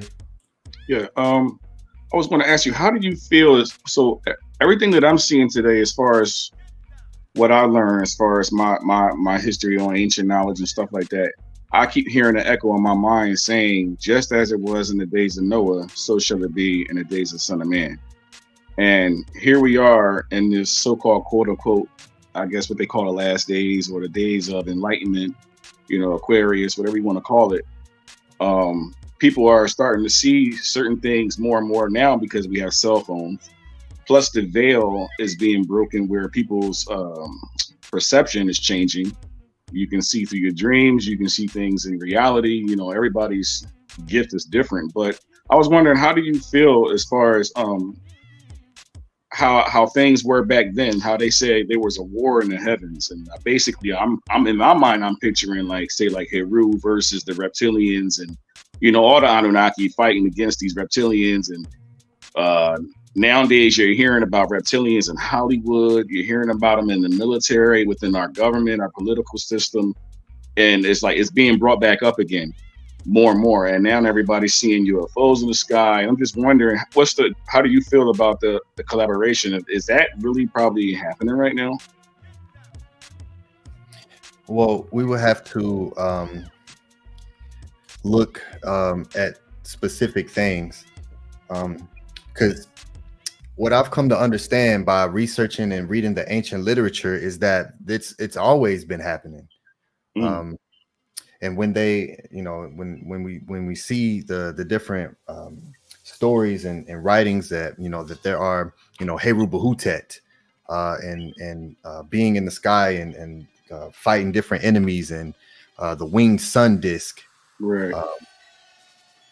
Seeing these things, and because I've heard Tehuti speak of that before, when he had the sun disk and it was a bright light.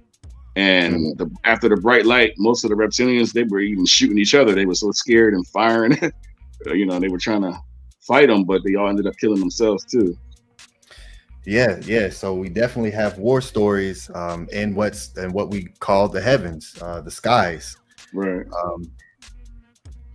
And yeah, so I mean, with where we're at today, there's always, especially now, man, there's two things happening to where, yes, we have more access to information, but at the same time, IQ levels are dropping.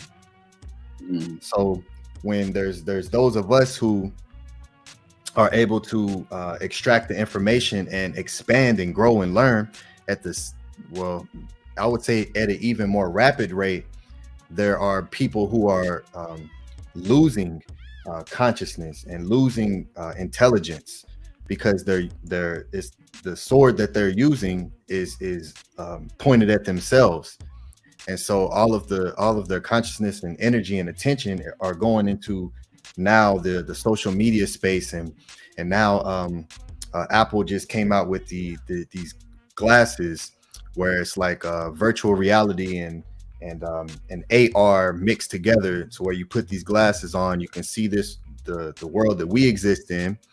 And you can pull up different windows and just with your hands, and now you're in a whole nother virtual reality, or you can close it out. So now they're now starting to release these things to where it can be utilized for a lot of positive things, but most people are not going to do it for that, simply because just to escape this reality and go into wherever you want to go, do whatever you want to do.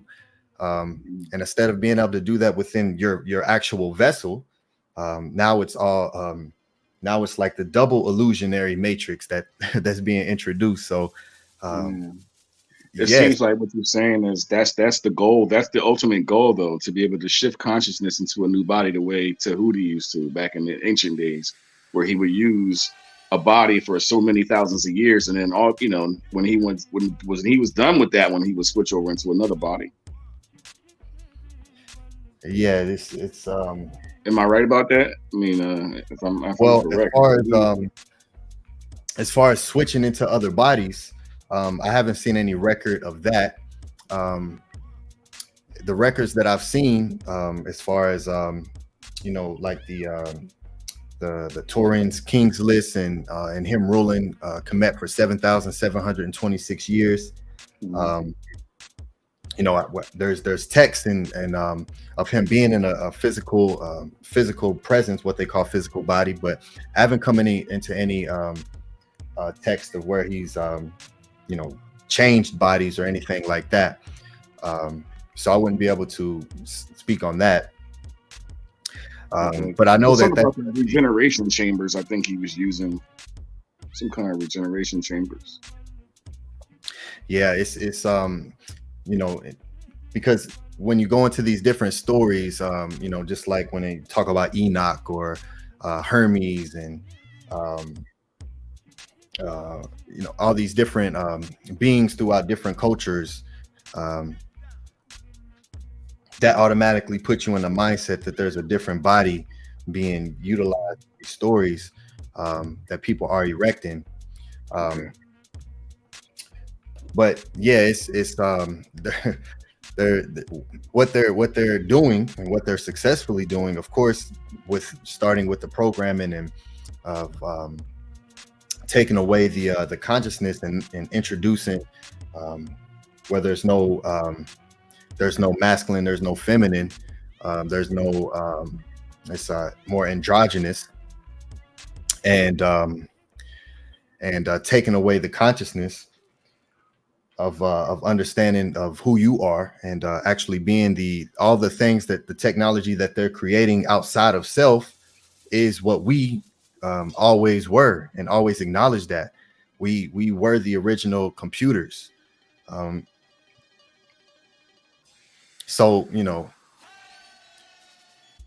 AI is a powerful thing, and I'm one of the ones who I don't shy away from it.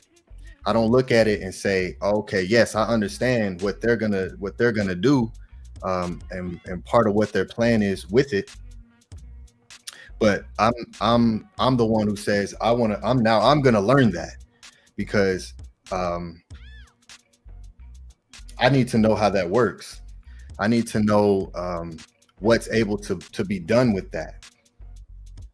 And that's what I do. And there's a lot of, and that's the thing about it. There's so many great things that can be utilized with these technologies.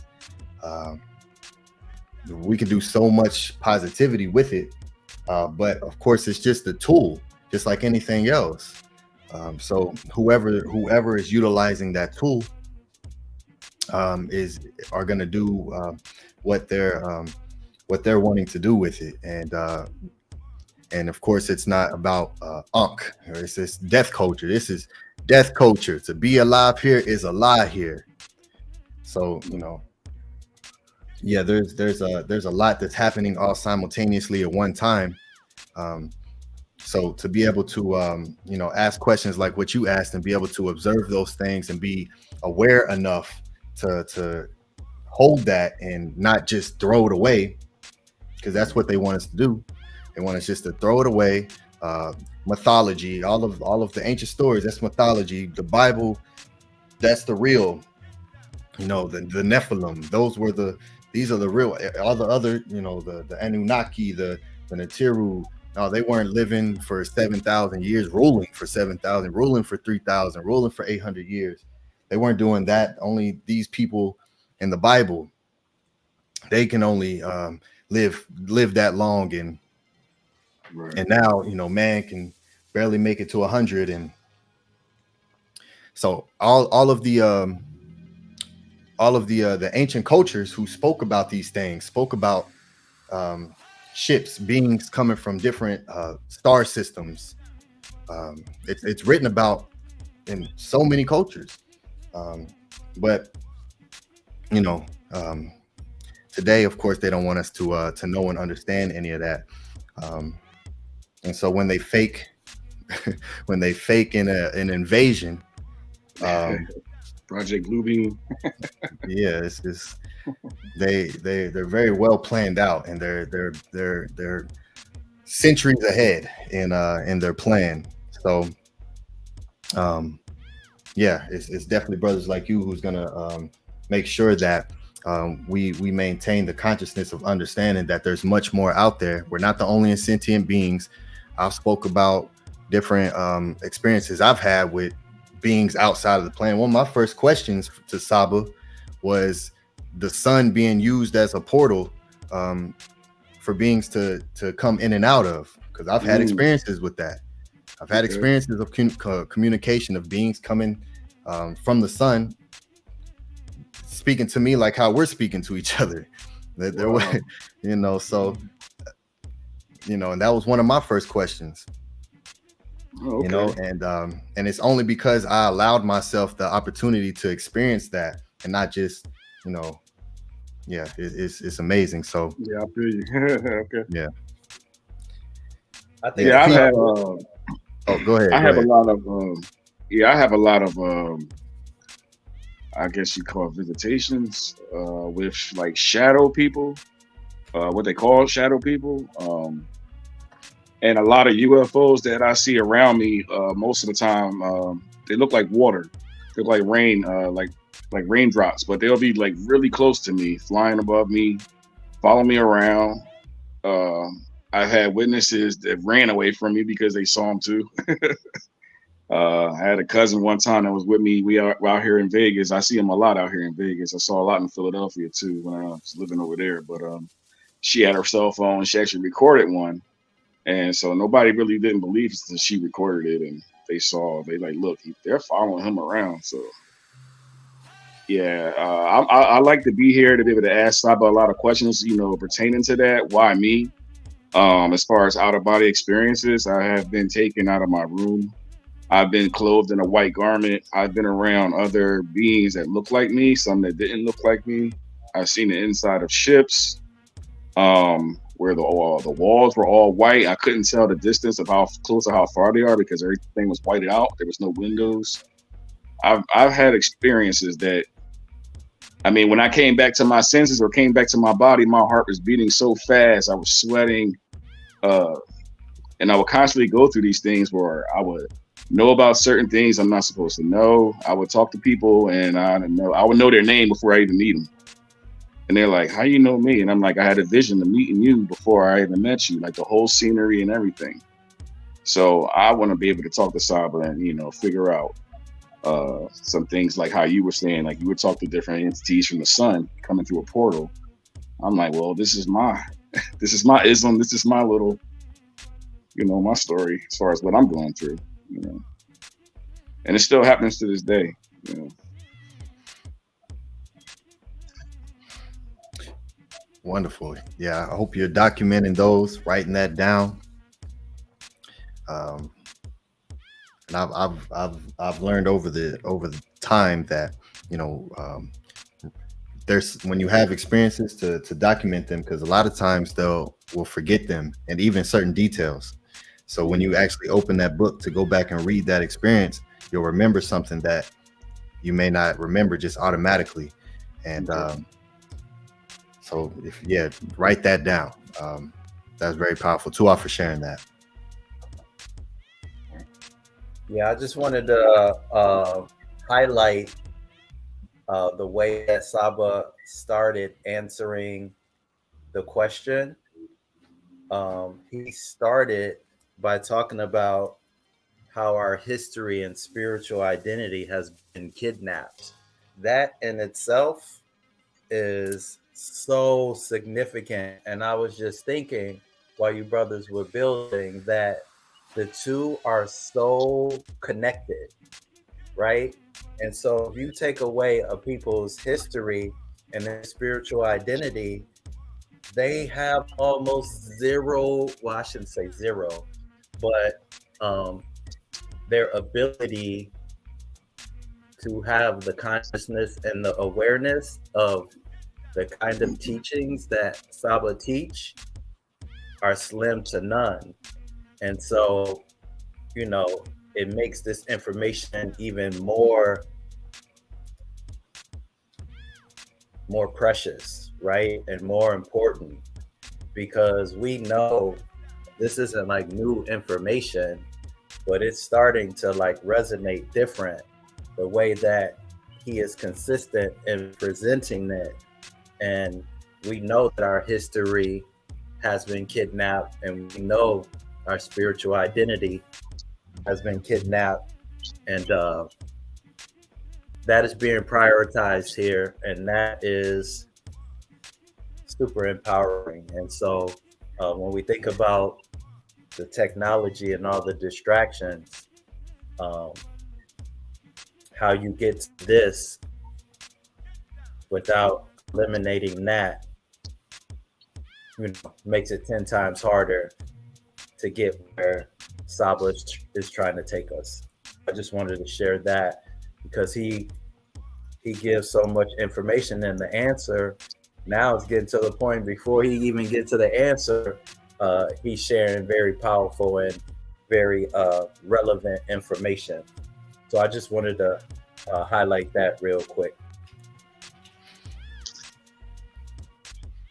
Yeah, SABA, he speaks about it all the time through his teachings, you know, where he's, you know, these answers exist somewhere where he has to go get them, you know. So even just him presenting these teachings is him literally stating that the his way to be able to answer these questions and come across and to be able to show what's being said, you know, it's a different type of record keeping that one has to dig into to extract this type of information and be led to be able to physically show it to someone. So SABA Tehuti is a living example of doing just that. So peace, good brother. Primordial Thought 9. This is the brother who was the literal thought concept in the primordial times before time existed. So he has the answers. I know it. What is happening, great brother? What is going on? What are we experiencing?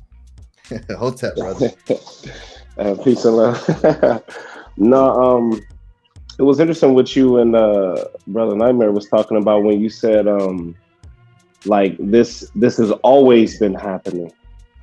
And that just kind of sparked caught my attention there, because it definitely seems like since birth in this life cycle we've been given a false reality, a cloak, and it's blocked us from what has never stopped happening. And now that we're searching and we're digging and we're using the ma'at to examine, we're starting to be aware of what has always been happening, and it appears new to us. So as we have all of these ideas and all of these questions and all of these experiences, it makes us doubt, because it seems like you know, the ones that are putting this veil over our eyes, they're predictive programming, and they're picking and choosing how much they want to give us. And but it's very interesting, is because it seems like as they're baby feeding us little things like, oh, the reptilians and all of these things, they reveal it in a way to where they still play savior in my eyes. And it seems like as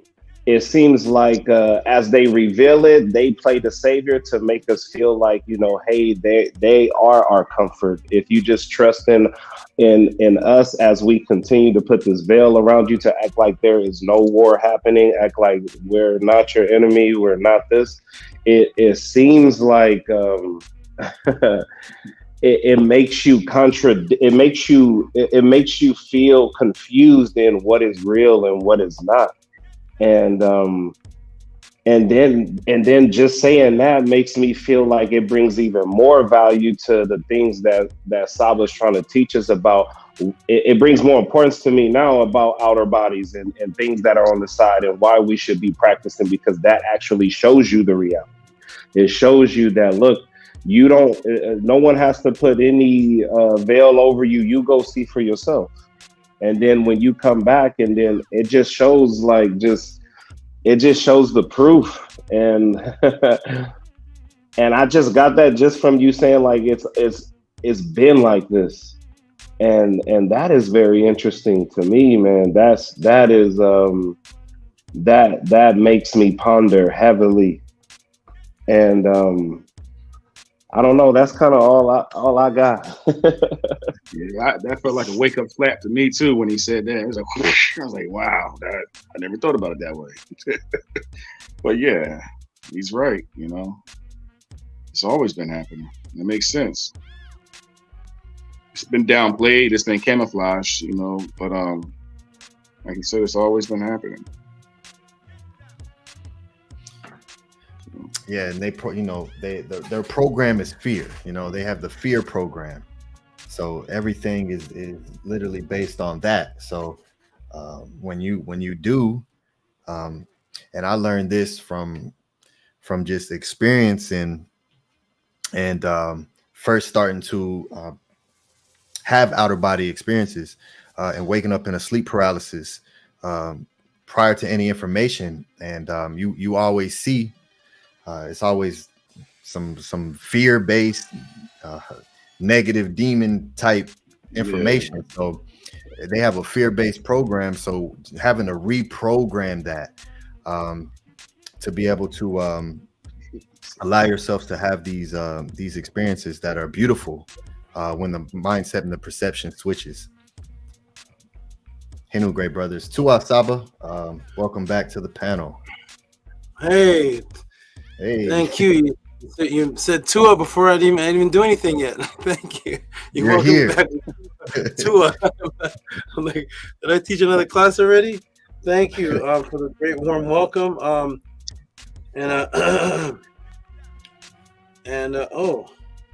and 43 minutes that class was. Wow, hour and 43 minutes. I'm gonna do two more donations. I'm gonna see if any more tips came for that, and then we're gonna get into this next question from the brother that's already on the panel, Primordial Thought. We're gonna see if if it's possible for me to continue this trend that also has never been done on YouTube or done with teachers. Is how good can a person break down the hidden symbolisms in a movie that they never watch? So we've done it with what did we do with Never Ending Story? Is that the one we did it? Yes. Who said that's your favorite movie? Who said that? That was me. One of my favorite movies back in the day. Yeah. Did you see my class on it? No, I didn't see it. Nope. Oh, yeah, I got to see it. Yeah, you got my attention on that one. You're about to do The Running Man. That was it was a movie that I never saw. Somebody sent me the question, and that class was shocking. And to this day I've never seen the movie yet. So there's a movie that's sent in called Talk to Me. I haven't seen that movie yet, but I'm about to do a class on it. We're gonna see if I can keep that trend up. Shout out to Killer Priest contacting me. Don't worry, brother. I'm gonna come save you, man. Shout out to Killer Priest. Killer Priest. He contacted me. He may have been. I'm not sure, but he sounded a little influenced from something. He basically called me to rescue him from this Santos guy, some guy, I don't know, Santos, some astronomer guy.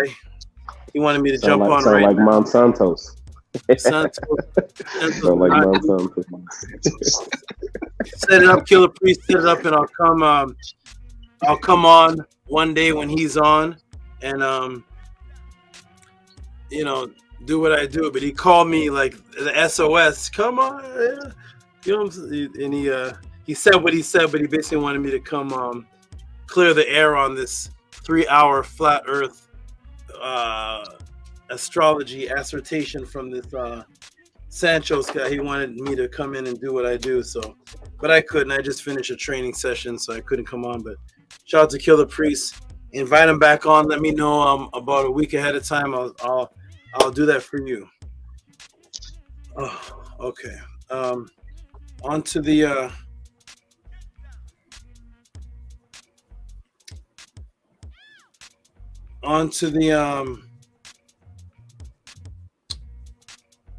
oh, some more tips came in. Shout out to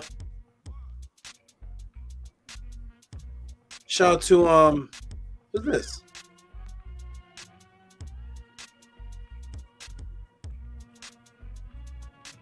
This first one says,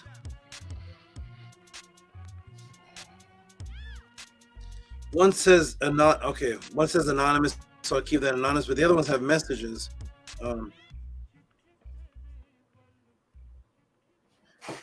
Shout out to somebody who gave where have I heard this before? I'm gonna keep this one anonymous. But the other ones this person sent has messages, so okay. It is so interesting. Very interesting.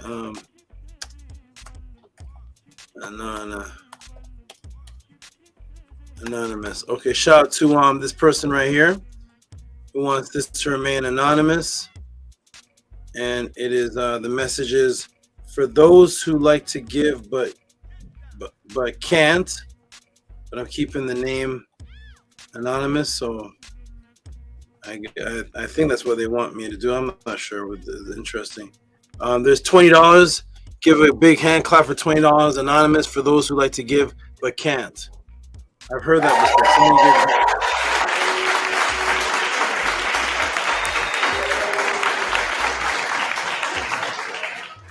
Shout out to this person. Somebody gave a donation like that. They said, for those who like to give but can't. And then this person sent another one, for those who can give but don't. I forgot what that was, but that I've heard this message before. For those who like to give but can't, and for those who can give but don't. Anyway, shout out to this anonymous person here. Appreciate you. And let me go on to a couple more. Then we're going to get into this question, because some tips were actually given for this. And this is ANTU and ANTU. Beautiful.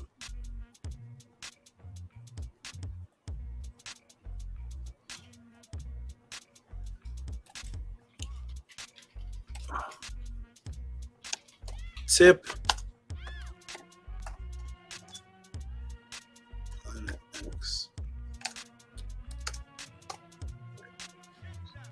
Okay. Shout out to Anu and Antu for this. There's a tip for the Planet X. Give them some big noise, please. Big noise, big noise.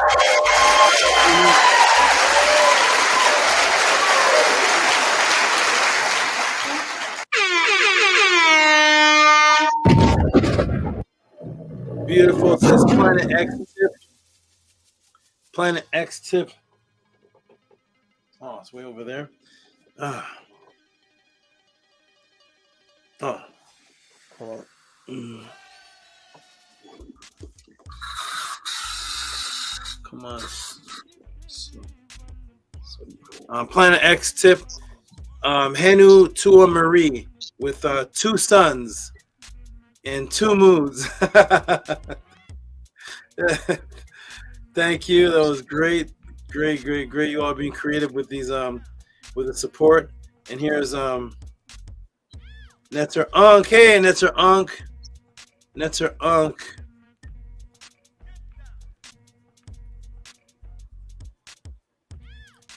Netzer Unk.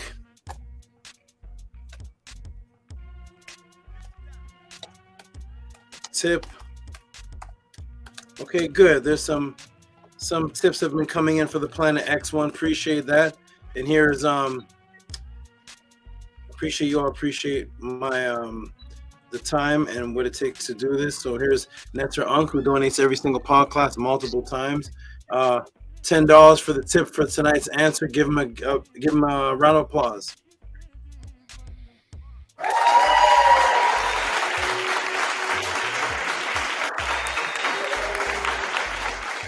And shout out to who's this?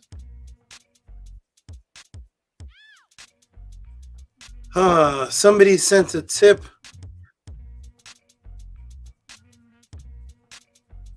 Oh, this is so strange. What am I supposed to do with this? It's another tip with a message. I guess the message is not anonymous, but the person is. Okay.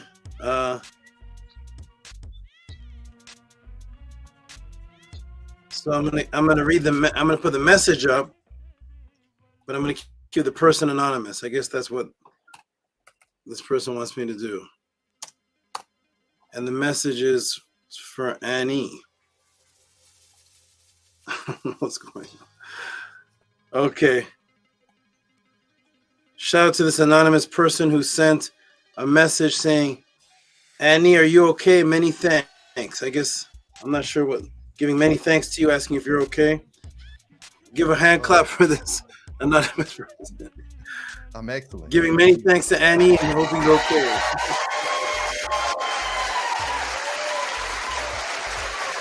Are you okay, Annie? I am amazing. He's right here. He looks great to me. What's happening? I don't know. I think that's part of Michael Jackson's song when he says in his lyrics, Annie, are you okay? Hey, the same. Wait a minute. The same. Wait. Somebody's doing something here. Hold on. Let me see if this is anonymous. If it's I can't even say this. Oh, that's interesting. You said Michael Jackson because the next tape I see has Michael Jackson in it. How strange is that? The next tip says Michael Jackson in the tip. I don't know what's going on here. Welcome to my world, Tehuti. What you said? Yep, that's what I was saying, man. It's weird with me. I don't know. I can't explain it. Michael Jackson. Who said was that you, Primordial or that was me, not you. That said Annie, are you okay is in a Michael Jackson song? That was me. Oh wow, and the next tip says Michael Jackson. There you go. What is I don't know what is this. Okay, and the next tip the next tip is coming from is this one not this one is who's this? Oh, we got a tip for the judgment class. Wow. For some reason it says Michael Jackson. That's very interesting. Okay, a tip for the judgment class. That's it. That has Michael Jackson in it. Someone in the chat said you've been hit by a smooth criminal. No, they didn't. They didn't say that. Who said that? Who said that in the chat? Boots.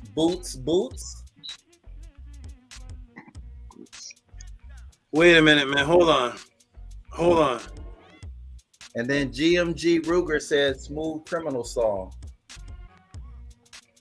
Smooth criminal song. There's a section that says Annie, are you okay? Yes, sir. What? It's part of the lyrics. Yeah, it's part of the lyrics. Annie, are you okay? Are you okay? Are you okay, Annie? Annie, are you okay? Remember that, Mel? I'm in the Twilight Zone right now because the next tip says smooth criminal. Mm-hmm. That's the name of the song. Yeah. But I didn't read this is whatever's going on. Twilight Zone, Doctor Strange, whatever's happening right now. But I appreciate you all. Somehow you all, I don't know, everybody's linked, I guess. I don't know what's happening right now, but let me show the next tip. it has Michael Jackson's Smooth Criminal in the tip. And the last tip. Oh no, this is okay. Shout out to this person here. Who's this? I can't even read this name. It doesn't. It's And here you okay? Let me come back to the. These tips must be coming from Nibiru or something. I don't know what's going on. Okay, here we go. I don't know what this is. That was a very interesting little window of events that just happened. And the next tip says MJ Smooth Criminal video judgment papyrus connection. A tip that says MJ Smooth Criminal. What? Give this person give this person some give him a hand clap. Give him a hand clap. We must have just time traveled. Hand clap to this person here who's I Can MJ Smooth Criminal video judgment papyrus. Somebody answered the question and a tip. This is awesome. Whatever that just happened. Shout out to the whatever just happened there. Wonderful. Only on the Tehuti podcast. All right, wonderful. Next, I'll do one more, and then we'll get into the answer. Here we go.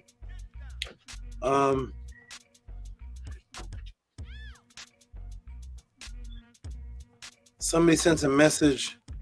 Oh my! Another synchronicity. What does this say? A Nike hoodie. Not really Nike. Asked, "What do you mean?" He pulled it down. Whoa. Let me show you all something right now. There's some magic happening in this pod class today. I just got a message. From someone. You know, the person who asked the question. Oh, hey, this is for you too again, Nightmare. Okay. Something just happened again with you. Somebody just sent me a message. You know, you said you saw the two sons in Star Wars? Yes. I just got a message from somebody that just went to a store and saw a Nike shirt and asked the clerk about it, and the person said it's not really Nike or something. And look what it says under the shirt. Hold on a second. This just happened. Okay. Star Wars. Wow.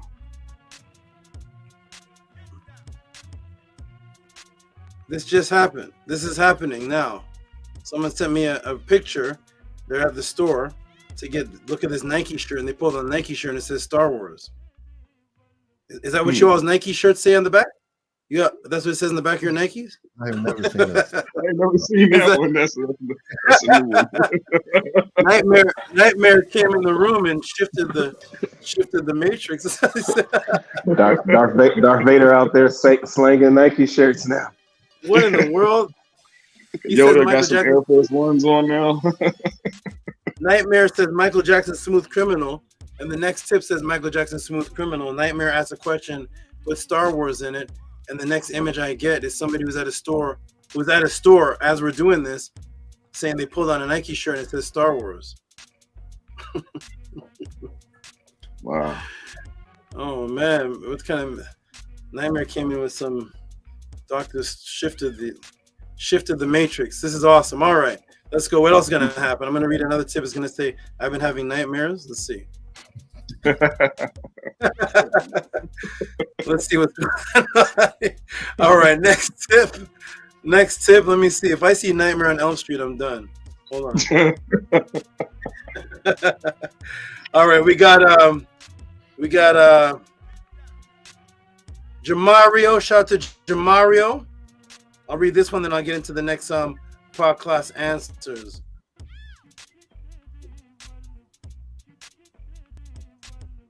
And that's actually one of my interns just sent that. Okay, what is this one for? Shout out to Jamario X if you're in the chat. room. Shout out to you. Peace and love.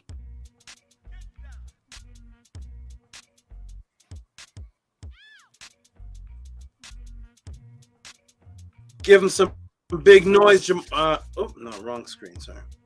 Give Jamar some big noise, and we're getting into the next answer. Question for the Tehuti pod class. And where's Atef so I can give an announcement? Here it is. Okay, shout out to Jamario X. Hotep, send much love and respect to you and yours. Give him some big noise, please.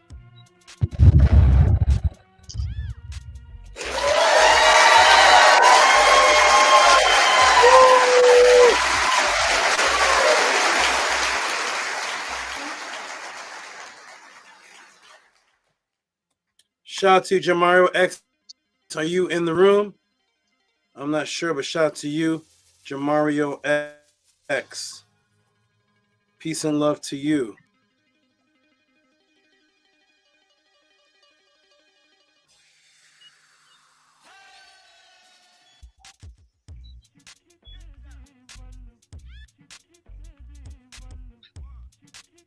This popped up earlier. Wait, what? Is this happening right now? Wait, no. No.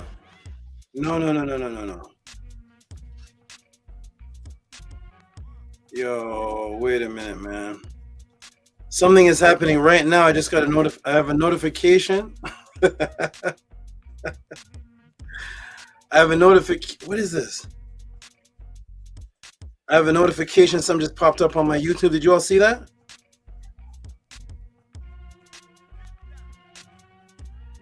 Did you all just see it change? Did anything happen, or was it still there? I didn't see anything. Hold on. A notification from my YouTube just popped up. For my live YouTubes. Look at this. This is live right now. Image of Freddy Krueger from Nightmare on Elm Street.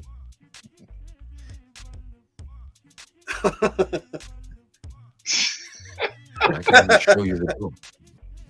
You're the one that has to walk through it. This is happening right now. This just popped up. This is my notification. I don't even know what the heck this is. It looks like Freddy Krueger, right? Does it look like Freddy Krueger? I'm right. Yeah, making it looks like Freddy. Tehuti's making it up. It just popped up on my lives right now. Freddy Krueger, Nightmare on Elm Street image. Wow. Oh man, I'm about to. So Tehuti, now that I'm here, I'm gonna ask you if you can help me out, get me a kinetic name. Keep coming. You're about to be the master magician or something. You're about to be the one who goes like this and changes the matrix in front of us. You're the next Neo, or something's happening with you, because that chain of events was very interesting up until right now. Freddy Krueger Nightmare on Elm Street pops up on my feeds right now as we're talking. So we're definitely going to talk.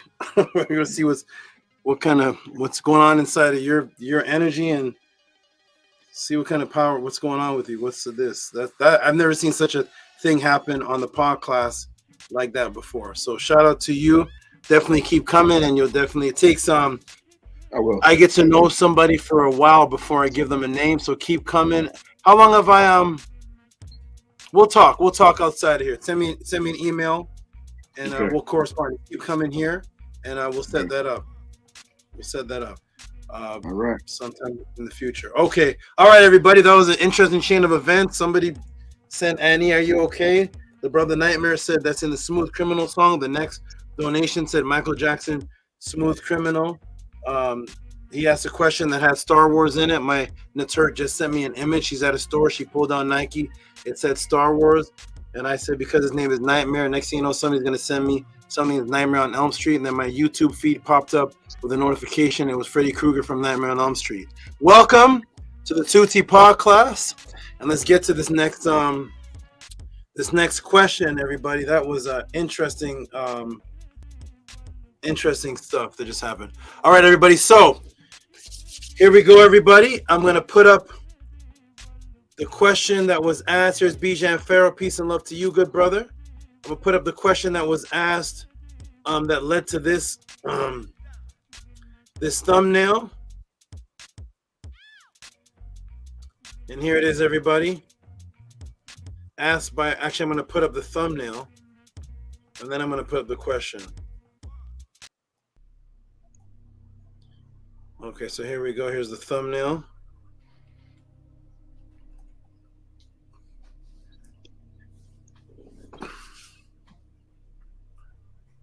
All right, so here we are, everybody.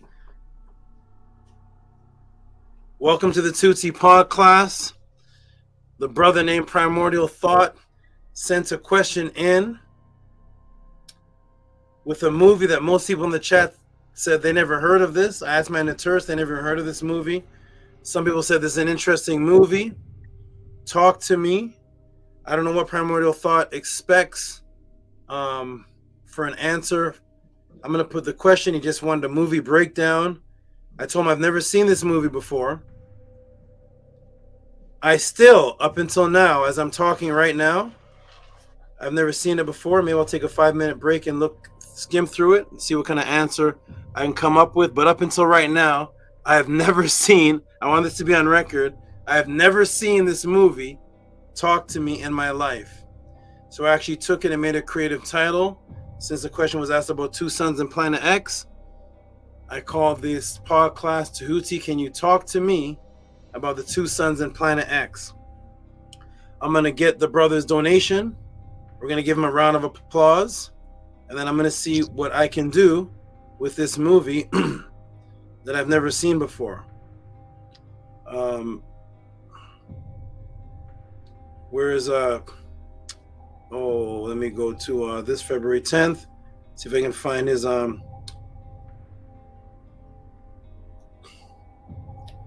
is this it here? Primordial, was it 25 or 30 in the donation for that one? 25, right? I'm trying to find That's it correct, Saba. Yeah, it was 25, I believe. 25, I think I have it now. Yep, here it is. I'm going to go ahead and put this on the screen.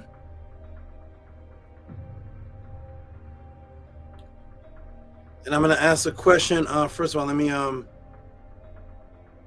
is anything shown on the screen right now? No, right? No, just a thumbnail. Okay. So here's a brother Primordial Thoughts question. I'm going to put this on the screen. And we're going to see what I can do with this. I see Minty Otep is here. Shout out to Minty Otep. Peace and love. Glad to see you. And here's the question right here. So since the brother is in the room, first of all, give him some noise for this question. $25. Talk to me. Movie breakdown. Tua SABA, Brown Fist, Black Heart, and the Sun. Give him some noise for this.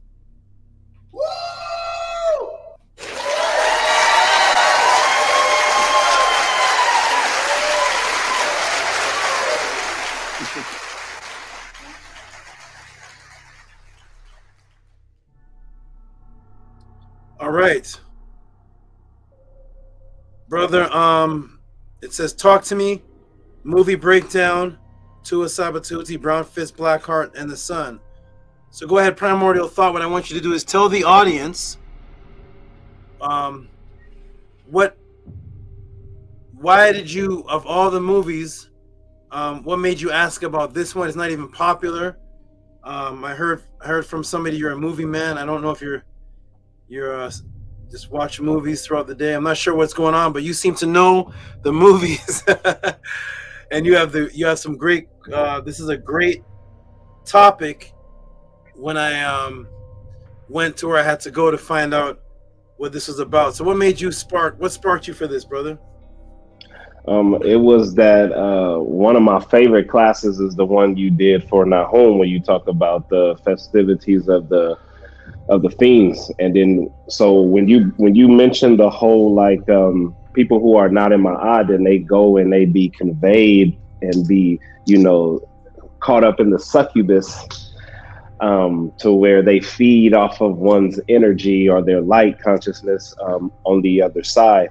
I don't know, for some reason this movie popped up into my mind because I saw way before, and it was a lot of rituals in there, but obviously the people that's in there, they're not followers of Ma'at, right? So everything that was on the other side reminded me of it was all like, you know, the SABA themes, all of that. That's on the other side. That's waiting for them when they cross over. So it was such a, it was wild. Like Ani said, that's a perfect word to use. It's a very wild movie.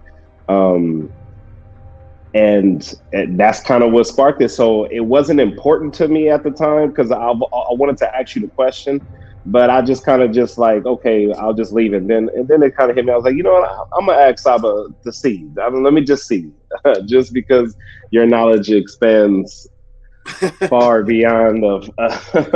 And sometimes I may do stuff like that just to kind of test the knowledge of Saba, like just and it's of no importance. This to me, this breakdown is like really of no importance, but I know they put certain things in films because, like Annie said, they use that fear, that they pump fear, be scared of the other side, be scared, and it only reminded me of that breakdown that you did about the conveying. So that's why I said.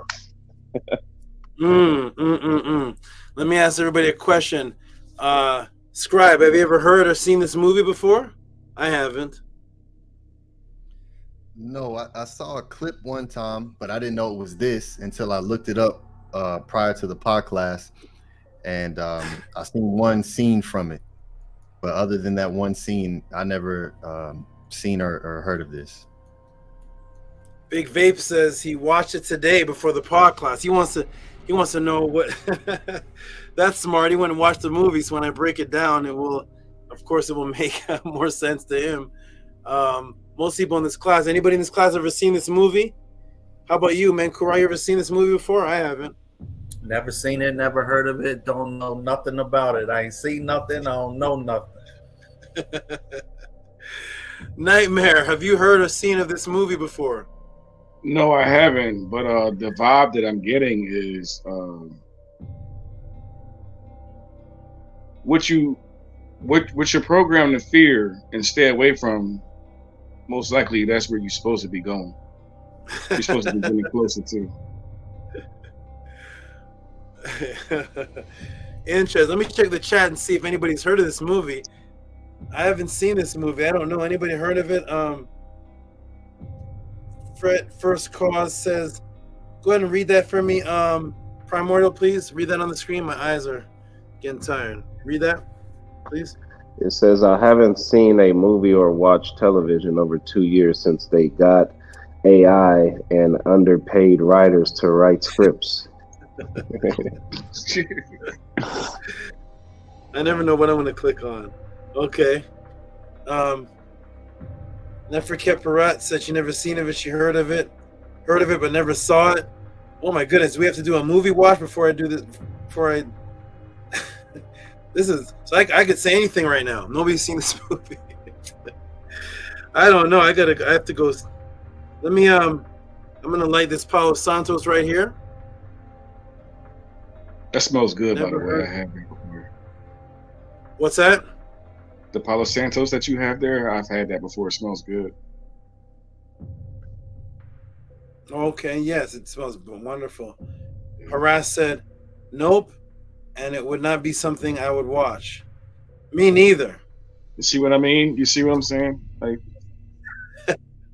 that's not what you're supposed to do. Me neither. I don't know if I'm ever gonna watch this movie. I don't know. I'm gonna take I'm gonna step away for a couple of minutes, just a minute or so. I just wanted to build up and hype this up, get everybody excited about this, because this, ladies and gentlemen, is another Tehuti challenge. I have never seen this movie before. I'm gonna step away for just a moment, go do something, and I'll be back in about 2 minutes with the answer. I'll be right back.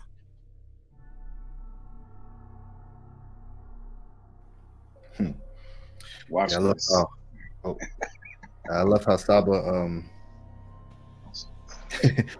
you know, he has what he has that he's about to present to us, and you know, he's like, oh, I don't know if I can.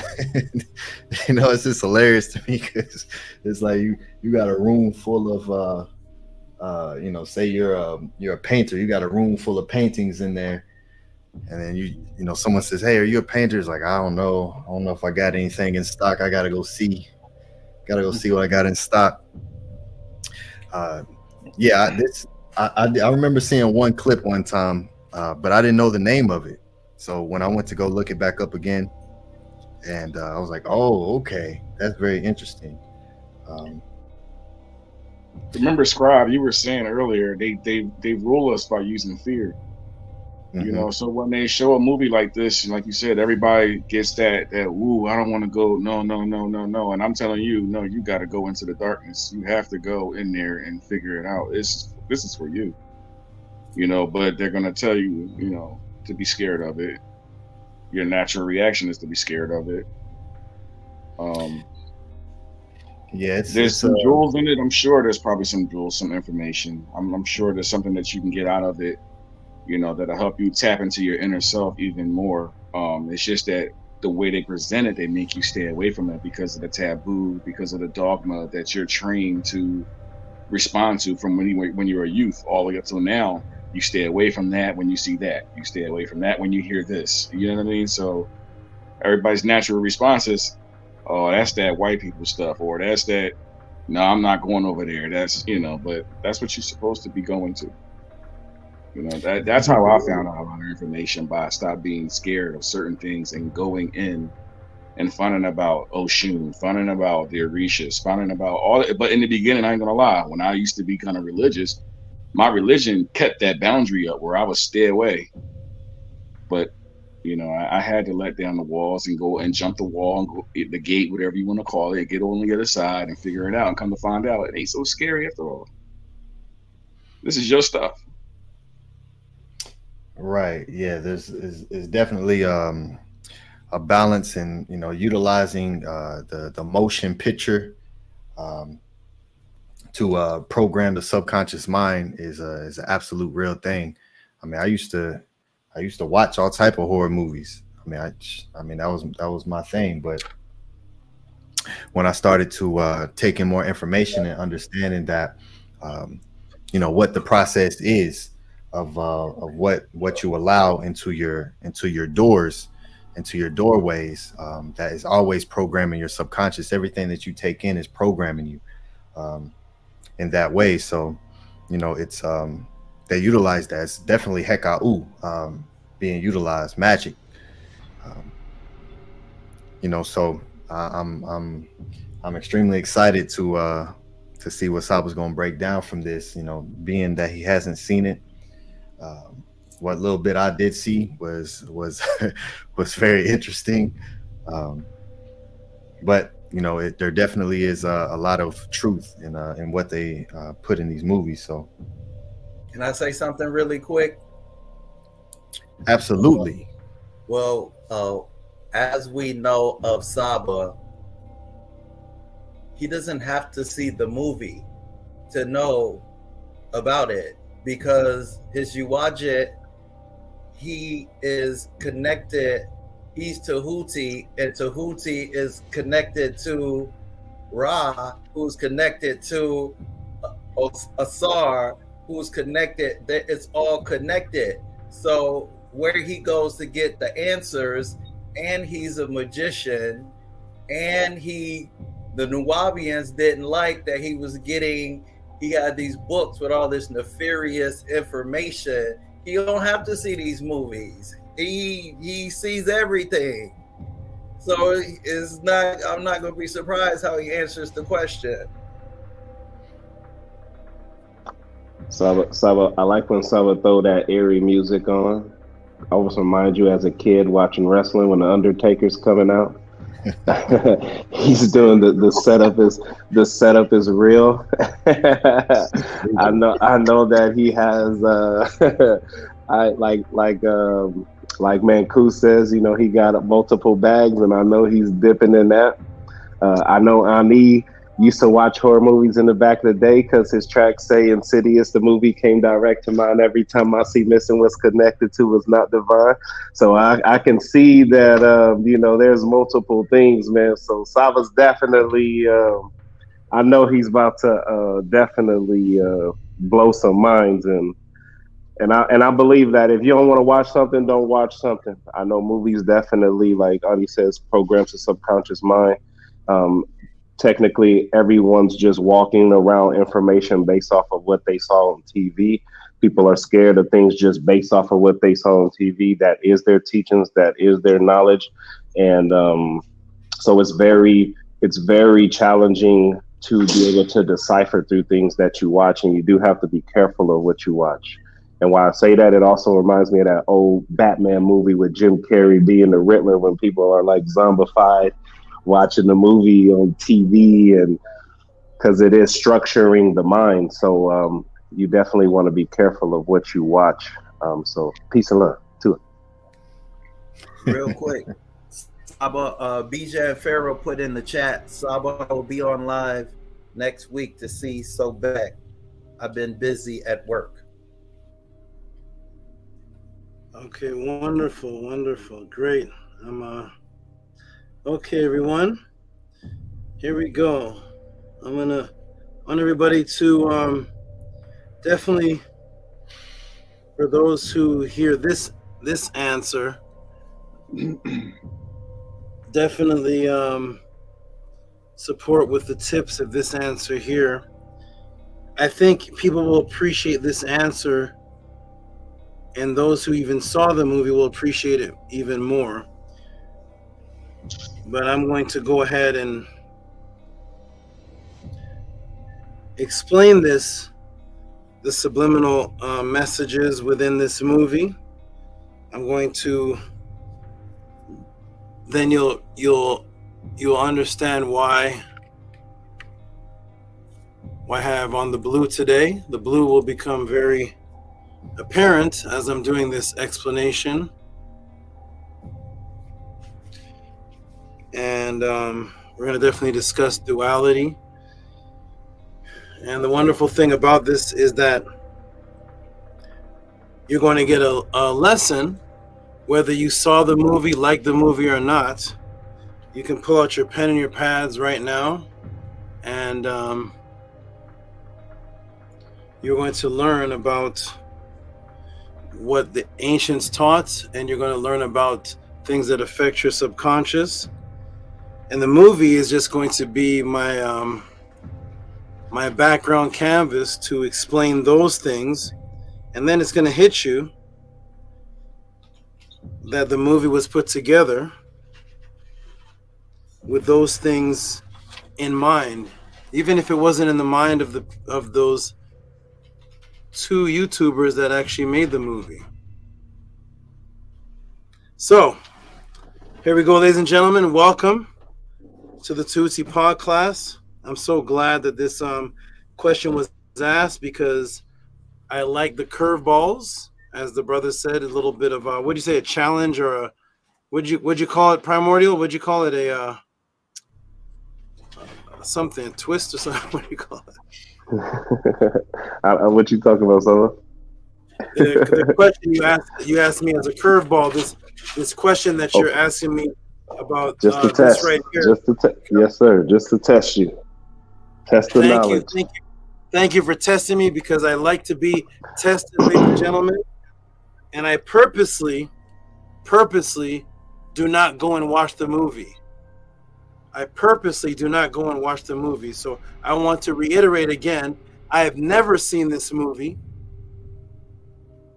I do have some clips. I've never seen this movie once. And I'm going to go ahead and get into this. Welcome everybody to the Tehuti Pod class. Get your support ready. It is Cash App, TTM Moon, PayPal at Rocky SV. Please support, because what you're about to see is going to be extremely interesting. Whether you've seen this movie or not, this is going to help your Ma'at studies. This is going to help your out of body understanding. This is going to help many things that pertain to people that want to know about how the subconscious mind is affected, even by colors. Even by colors. We're going to get into all of that, so you can actually remove the movie aspect from this, and you'll actually get a lesson, like as if you are in one of the Meta classes. Welcome everybody to the House of ATTON, Ancient Tehutian Teachings of the NIBIRU. And let's get into it, everybody.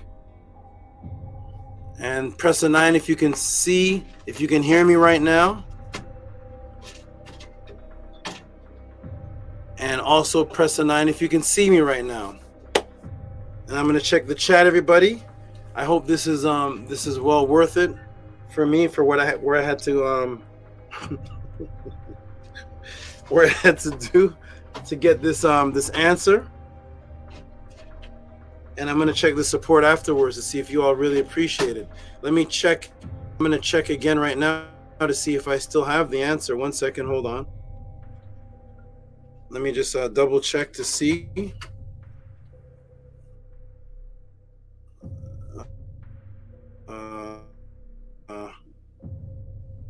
For this question asked. Nobody that I know has seen this movie or heard of this movie.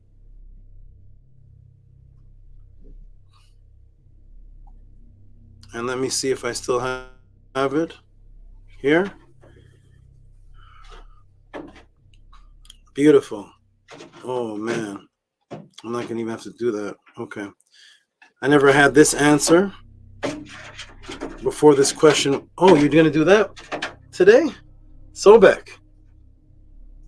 Climb back up, please. Yeah, keep climbing. Keep climbing. We don't want any interference today. Just be patient. You'll get your turkey in a minute. I never had this answer before this question. But I had these answers before this question. So here we go, everybody. Brothers, I'm going to let you all jump into the room. And let's get into it, everybody. Welcome to the Tehuti Pod class. This is for Primordial Thought. That's going to help him on his journey and his understanding of the other side and everyone else. Jump back in the room, and we're going to get into this answer. Here we go. Okay, Nightmare, I'm going to put you back in the chat. Peace and love, my good brother. Thank you very much. Peace and love to you too. Peace and love. Okay, let me see. Move from the stage and then put back in the chat. It'll say kicked, but okay, no problem. Here we go, everybody. Are you ready? Are you pressing 9s? Are you ready for this? Welcome everybody to the Tehuti Pod class. We're about to get into this movie that I've never seen. And one moment, let me do something here. The crocodile.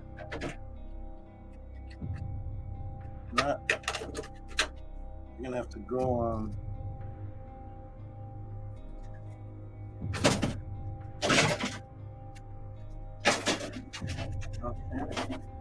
Okay, that's good. And let's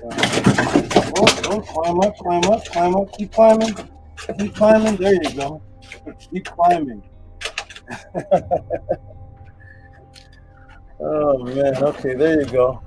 Go back in that area right there. Perfect. And here we go. All right, everyone. Let's go. Welcome to the pod class. And let's get into it. Let me put the timer on to see. 8:28 p.m. my time. The timer goes on. And let me go ahead and answer a question that's never been answered before. Welcome to the Tehuti Pod class.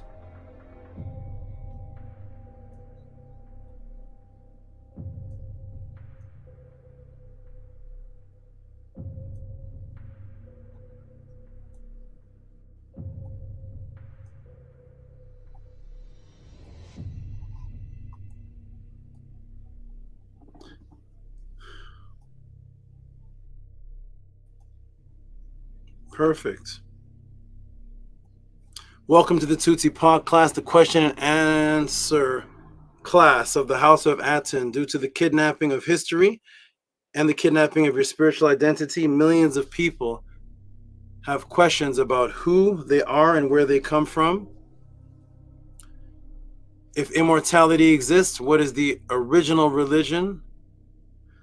Original languages, spirituality. Who are the NIBIRU? Healthy, purity, health, purity, mental, detoxification, out of body, ancient sources ancient sources, government psyops, telepathy, quantum entangled consciousness. Unfortunately, in the agenda of atheism disguised in the form of black consciousness, the atheistic quote-unquote comedic teachers, you've been made to feel uncomfortable to ask any of these questions and laughed off of the stage for the above inquiries. Thus, the only platform class that exists on the planet where you can send these questions with reciprocity and get an ebook, personalized documentary type answer, customized and taught live for you is here at the Tehuti Pod class. What are the questions for this section that Tehuti will answer?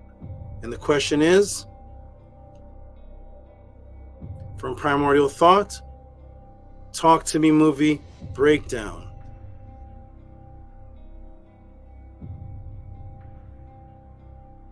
But I have never seen this movie to this day.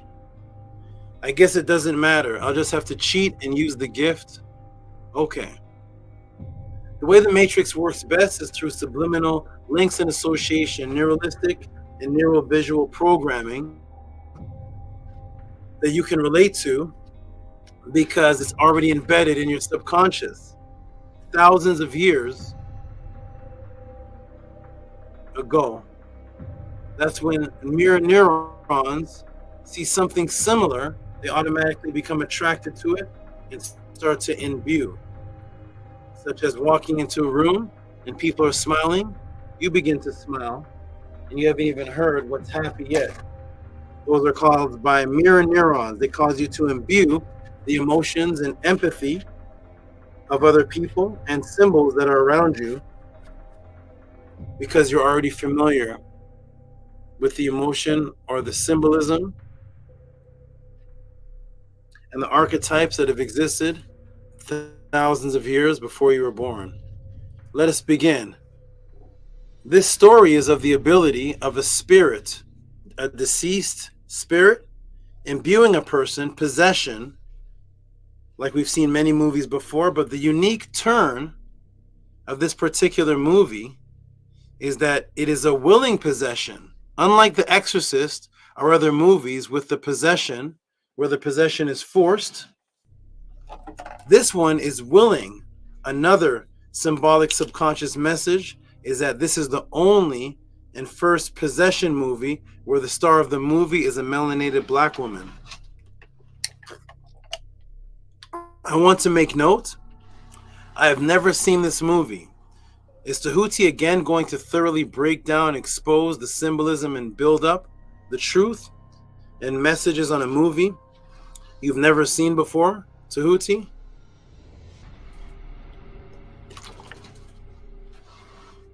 Maybe. Here's the star of the movie right here, known as Sophia Wilde.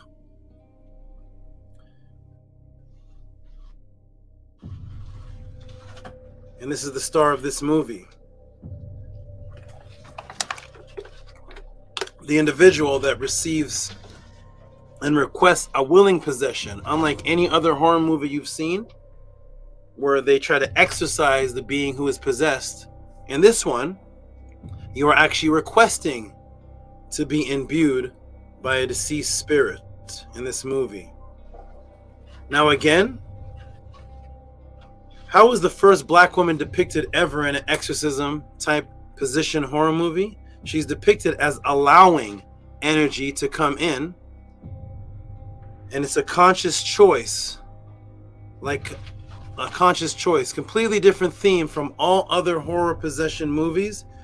She is imbuing on purpose, as we did in the past. And here's where the subconscious familiarity, subliminal symbolism actually begins. So, unlike all the other horror movies, this apparent horror movie is showing the black woman as the imbuer of a spirit, which is the theme that echoes throughout all of ancient Kemet, which is the theme that echoes throughout hoodoo, voodoo, Ifa, all the ancient practices. And the empathic one is depicted as the female, starting with the first story that you heard about in Kemet, which was Aset and Asar. The first story you get in Kemet is a story of a black woman or an African woman having to imbue the energy of a deceased person because only she can relay the messages back to what Asar is saying. If you read the story of Aset and Asar, how did the others on the surface of the earth know what was happening? Aset was the medium, or she was the communicator, because Asar was revived and spoke directly to her in Nebtet. And so that's the people on the surface, to get what Asar was saying or to get any understanding of what took place, they could only get it from the woman who was the one in contact with the deceased, thus imbuing the spirit and having the spirit speak through her or to her, and then her to the others. So we are already familiar with that symbolism for thousands and thousands of years. So here we are with the first horror movie with a black woman as a star. You don't even see melanated people as the star of horror movies. And not only is that unique, but she actually is the imbuer of a loved one. And now the subliminal symbolism actually begins. I've taught on a few occasions about the University of California doing testing on what's called bions. That's the energy that passes the peripheral. The energy that passes the peripheral of light. So the peripheral, and the energy of light passes the peripheral of the skin, and it reflects the conscious connection between two individuals that willingly are open to let each other in. And they willingly are open to let an unseen force called love enter and pass through each other. And that permeates through them as they both combine. The energy looks like this as it was captured by the University of California. And it's blue. It has a blue bridge across. As they bind hands, or as they touch hands, those are the coronas of the hands. And as they touch hands, as lovers do, or as people that bond do, holding hands, shaking hands, handshakes, the University of California captured a blue imbued energy force that actually crosses over from one of the individuals to the other, as they are showing a connection.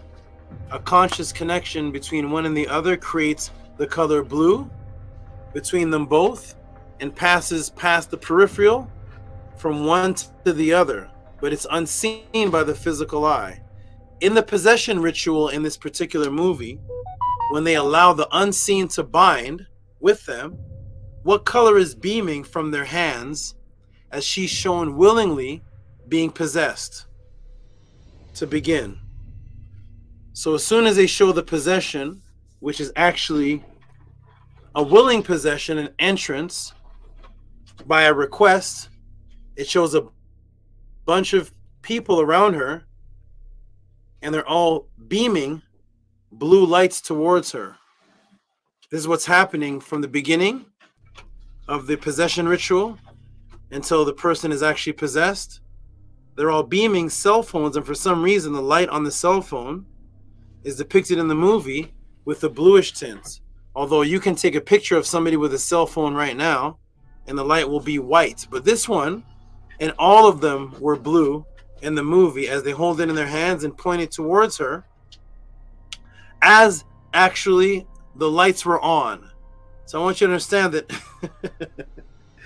in this movie, the lights were actually on in the room, and they have these blue lights shine towards her, and they continue to shine towards her as she's actually requests for the possession. So yes, blue. They intentionally changed the regular white light flashlight that everyone has on their phone to a subliminal blue. That's a type of glue, blue. And how do you bind to make the connection? So over here, when the University of California was doing the testing and study, and they found out that when two people touch hands together, that's when the blue light is imbued and passes through the peripheral of both and combines both of them. and it's a bridge of blue, and it happens as the individuals touch hands. So in this ritual that takes place in the movie, they beam the blue light, and in order for the individual to actually cross over to the other side, how do they make the connection in this movie? First, they have to say, "Let me in," which means that it is a permission, and the connection is made by bonding hands. That's the first thing that happens to make this connection. While they're shining the blue light, the two hands have to hold. One is actually a mummified hand. It's a hand that doesn't decay. It's actually embalmed and mummified. It's wrapped in something where you can't see the details of the hand, but it looks like it's wrapped in this white type cast or cloth where multiple people can write on this whitish bandage type hand. And when they touch hands, that is when the imbuement begins, and they say, "Let me in." Boom. So they bind by touching hands, showing the blue light, and then right there, the individual becomes possessed. I've yet to see a cell phone flashlight with a blue light that everybody has it on that on that color in the room. There was about 20 to 30 people in the room, and all of them had the exact same blue light. Then she binded hands, and then it began. The key for the full communication in ancient times, and is what happens now, is both sides find a middle frequency, which is a partition between both worlds to cross into each other through the blue, which is the refined light color that connects one realm to the next, or what's considered a crossing. In ancient times, the grave of the physical body of the deceased, grave area, was called or-ti, or or-et. That was on the physical side where the physical body was buried, which is found on page 174 of the Egyptian Hieroglyphic Dictionary, and it's the funeral mountains. Today, these funeral mountains would be known as the Valley of the Kings, and that's where the graves were placed of the physical body for the spiritual exit. It was called the or-ti. So we knew in ancient times that, and even today, that in order for the communication to the other side, there has to be a middle frequency. That's the partition between both worlds. In order to cross over, there has to be a crossover point from one realm to the next realm. The refined color that is emitted from the body when that energy crosses over from one to the next has been shown in the University of California as turning into the color blue. And it literally crosses over from one being to the next, and that refined realm that it exists on is not seen by the physical eye. It actually can only be seen by if we're placing the electrode of the light and pulsating or oscillating at 100,000 to 200,000 oscillation per second. And then at that time, you can see the actual crossing light blue. So the physical realm where the deceased were placed to be prepared for the crossover was called the or. And of course, there's an echoed realm that is the double realm of everything that takes place on this realm, as I've taught many times. Guess what the symbol was added to the meta word for consciousness realm on the other side? So on this side, you were prepared and placed in a place called the or-ti. And there's something, or the or-ti, which is the feminine aspect of the same word, because the feminine aspect represents the rebirth. Of course, the place where you're going to be rebirthed or prepared for the rebirth, or the Param Haru, would at some point in times have a feminine aspect of it, because it literally represents you being rebirthed out of body into the next realm. So it's called or-ti. Guess what the word is when you go to the other side, which is an echo of this word. It's the exact same word, except for there's one thing placed in the symbolism that makes the word different. Or and or-ti. Sometimes you'll see it with the ta symbol of the bread loaf. It's the same thing. Or-ti. Here it is right here. The or-ti. The name of the other world, which is the echo of this one. The difference is where the arrow is pointing, now they have a cross symbol in between. That is the only difference. That is a difference between one word and the next. Whether it's or orti or ortit, it's the same word, but something changes, and that is there's an X placed there. And you can take the bird away because the little bird you see at the top makes the sound or by itself, but sometimes the bird represents when you want something to be in a negative state. And then you change the word by adding a cross symbol, an X symbol in the middle. And now the same name for the word where the physical bodies are placed for preparation to make the crossover becomes the word with the crossover or cross symbol, which is now the name for the realm you're crossing over to, which is the exact same word. Yes, the cross, interlocking or bridging, which is a partition. That's the partition where you get the term crossroads from, which happens to be a song that was also mentioned by Nightmare, by a group that was mentioned by Nightmare. You have the crossroads, Bone Thugs and Harmony. It's another Nightmare synchronicity. All right, here we go. So that is the crossroads, the or. One is where you're placed in the physical, and then you're in the crossover realm, which is the same word except for it has the cross symbol in it, and they call that the other world. And there's the cross color. When two beings combine, there's a blue image, a blue light that crosses over from one to the next. But it happens not in this so-called physical realm, but it happens in the unseen realm. It is where two remote consciousnesses connect, the blue light. Let me ask everybody a question. What do you call something that pops into your head, apparently out of nowhere? Or something that takes place and apparently appears in your physical world out of nowhere? Is there any color you relate to that at all? Any color? If something just pops up and you're like, yo, is there a phrase at all that you use for something that appears to appear magically into this tangible world, but you don't know where it comes from, so you say it? What do you say? How do you describe that? Anybody know? How would you describe that? What do you call it? Man, that just popped up.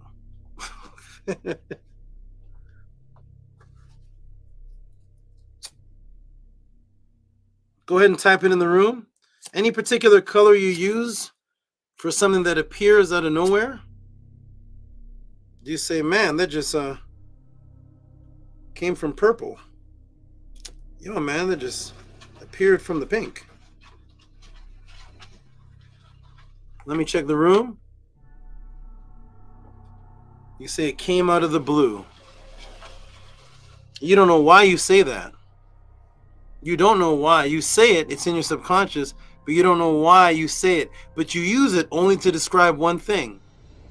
It's only to describe something that appears tangible and you can't trace where it came from. So you say it popped out of the blue. But you don't know why you say that. Some people say, well, it represents that it came from the skies.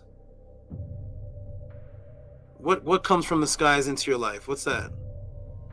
What in your life came from the skies? What would you have to see coming from the skies that you would automatically make a term? What do you have in your house that came from the blue sky? Nothing. But you say it popped out of the blue. You don't even say the word sky. Nobody even says that because it represents it came from the sky. How come nobody ever says it popped out of the sky? Have you ever heard anybody in your life say, yo, man, that just popped out of the sky? You only say it popped out of a color.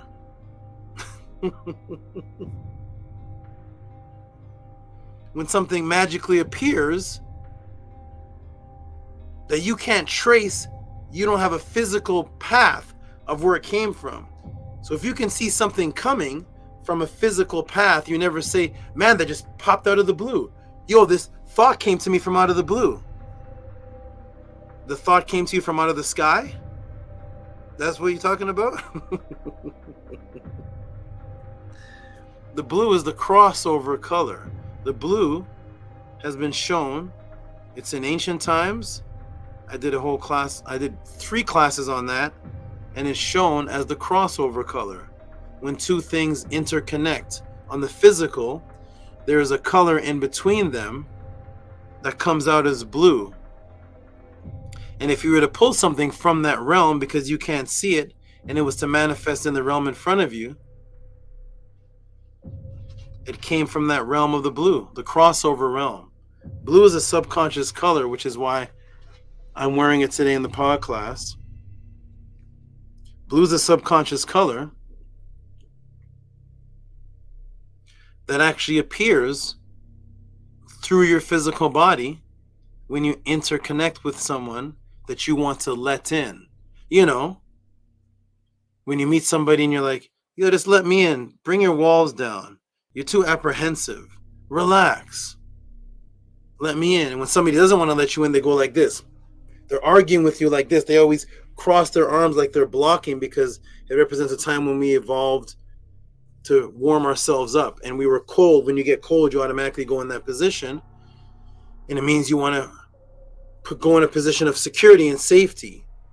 That's why when you're mad, you're But when you see somebody at the airport you haven't seen in 20 years or 5 months or 5 days, you greet them with open arms. And when you hug them, what is the hugging? That's pushing somebody towards you. Why do you even want to hug somebody? Do you know that? Why do you want to hug somebody? Why do you want to pull somebody close to you? Because you're letting them in.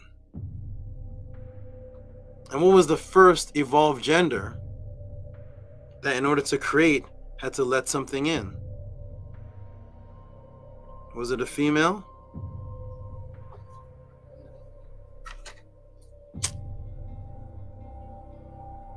And the fight in nature throughout the animal kingdom has always been the males proving themselves so that the female can let them in order to reproduce. That takes place even today. Because if it was up to men, sex would be all over the streets every single day of the week. It is the woman that actually controls the sex.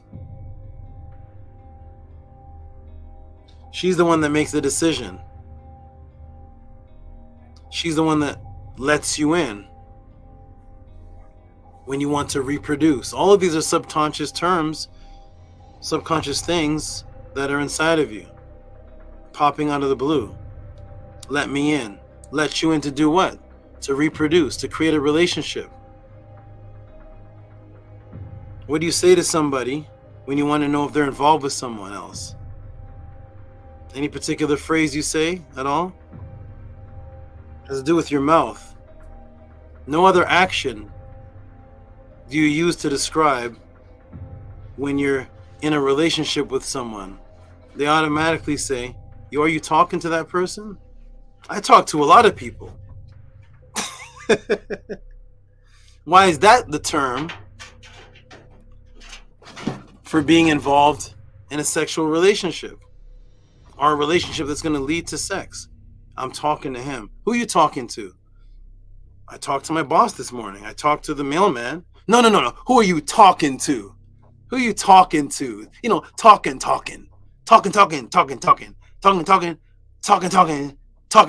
the talking. I'm like, no matter how many times you say that, I still talk to the mailman. You know what I mean? Talking. When two things talk in the computer world, it's when you connect a remote object to another object in any form of interaction. It's called, they're talking. It's talking. It's interphasing. The two things can talk. That's a form for crossing into each other. Talking. In other words, letting something in. The first thing that's said in the movie before the possession, before they shine the blue, is talk to me. The next thing is let me in. And it's the black woman saying it. First time in history.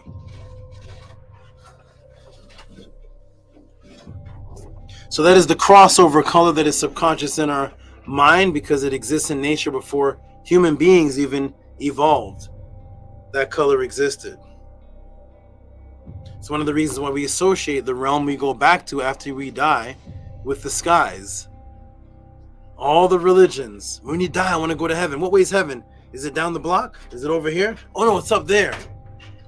They always point to up, the skies, because the sky is blue.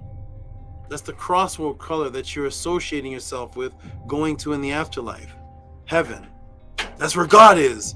Why is God in heaven? Hold on a second. 1 second to close this. Okay, good. Why is God in heaven? That's the place we go to when we die. Man, I just got this unique thought, man. It popped out of the blue. Yo, where'd that come from? Yo, man, I just got this car, man. It's like, it just popped out of the blue on me. I don't even know where it came from. Because that's the area where things come from that you can't see, that interconnects. It is actually a physical color shown by a university when two things do connect that want to let each other in. Go argue with the University of California. All right, everybody, welcome to Tehuti Pod class. Let's get back to it. We never actually left it. I got this, here we go. Boom. Ready, everybody? Let's go.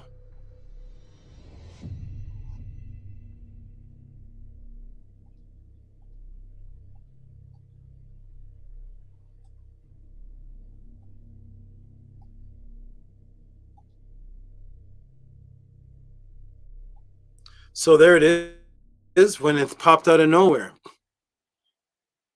Out of the blue. Very common term that everybody uses and nobody knows why they say it. You don't even think about why you say it. It's just programmed in you. So boom, yes, we use this term today to describe something that happens or manifests in the physical reality suddenly, but without any physical traceable path like magic does.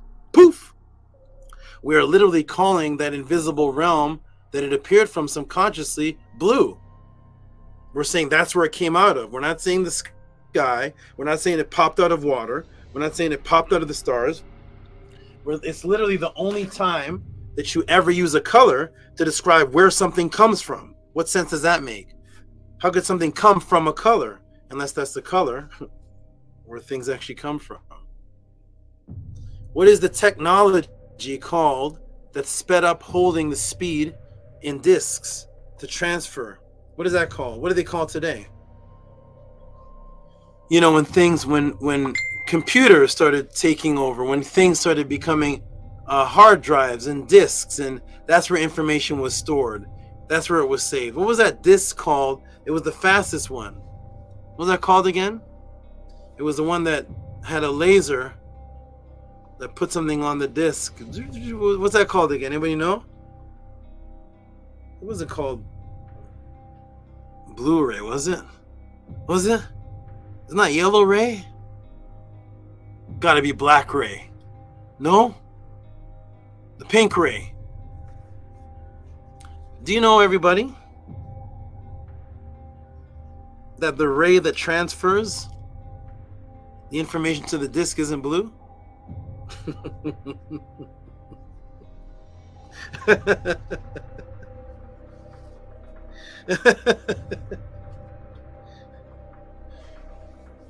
It's just called that. It's a violet color. It's not blue. It's not this. They called it that for your mind to hear that word that you're attracted to. Do you know that over 80% of the population's favorite color is blue? Go around and ask your friends what is their favorite colors. Say, name your top 2 or 3 favorite colors. Blue's going to be in 80% of their answers, if not 90. You know, we like that color. We don't know why. We don't know why. Do you? Now you do. Do you know why? The music that connected you to a loved one, lover's music. It's not called R&B. Is it called R&B? No, can't be. It's R-N-Y, isn't it? Rhythm in yellow. Gotta be. I know it's rhythm in yellow.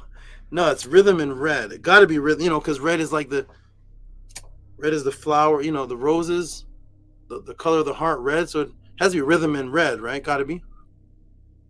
Don't tell me the music that connects lovers is called R&B, rhythm and blues. No, couldn't be. Is it? Maybe. Let's go, everybody. Welcome to Tehuti Pod class. Let's see what's happening here in the subconscious realm of where I go to get this from. Are you ready? There we go, everybody. Rhythm and blues. Love music that connects couples. Here we go, everybody. Welcome to the pod class. Let's do this. Hey, man, so big. Hold on, calm down. Let's do this. Here we go.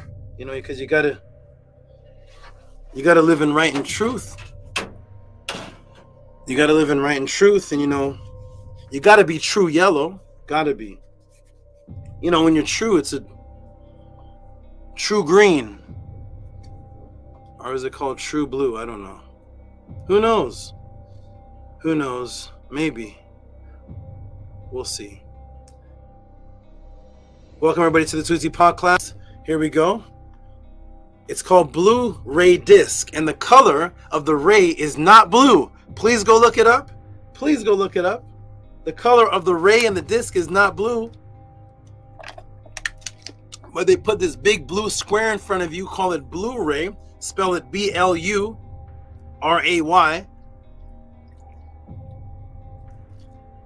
When it's not describing the color at all, but something subconsciously that transfers consciousness, that transfers information from one thing to another. The laser beam that transfers to the disc, they call it a Blu-ray, even though the laser beam isn't even blue. Uh-oh. How does this information cross over with Blu-ray technology, with a blue laser? The blue laser is a partition crossover? They tell you the blue laser is a partition crossover. It's actually violet, but they know you would associate with blue. Why even tell you that? And then they show you these like blue discs, as if the discs are blue. What was the latest technology where two devices can be, connected remotely? People use it as earpieces when speaking on the phone, but they're not actually connected to the phone. Remember that? When they introduced that? You can actually play music and through a computer, from your phone to the computer, transfer, make that connective transfer remotely to another device without them being plugged in. It connects you through a device invisibly. What's that called? Anybody know? What is that called? What is that called? It's like an earpiece. Sometimes you can have it on your phone when you want to play music through your computer. What's that technology called? Anybody know? It's a interconnective technology. Oh, Bluetooth. Please go look up Bluetooth. Go look up Bluetooth right now and see it has nothing to do with blue or Bluetooth. Go look it up. Nothing. It's actually a play on words. Go look up Bluetooth and see that it has nothing to do with any kind of Bluetooth. Have you ever wondered that? Hey, man, did the guy that invented, did he have like blue teeth, or what's the blue? What's the Bluetooth? I thought my teeth were white. Who cares? Put it on your ear. It doesn't matter. Just get this subconsciously, subliminally. Bluetooth. And it has nothing to do with those words. Go look it up. I'm not even going to put it on the screen right now. You go look up Bluetooth. Go look up the origins of Bluetooth and tell me if it has anything to do with blue or tooth. A Bluetooth or anything. Not at all. Okay, here we go, everybody. Welcome to the pod class. Bluetooth that connects things remotely and visibly.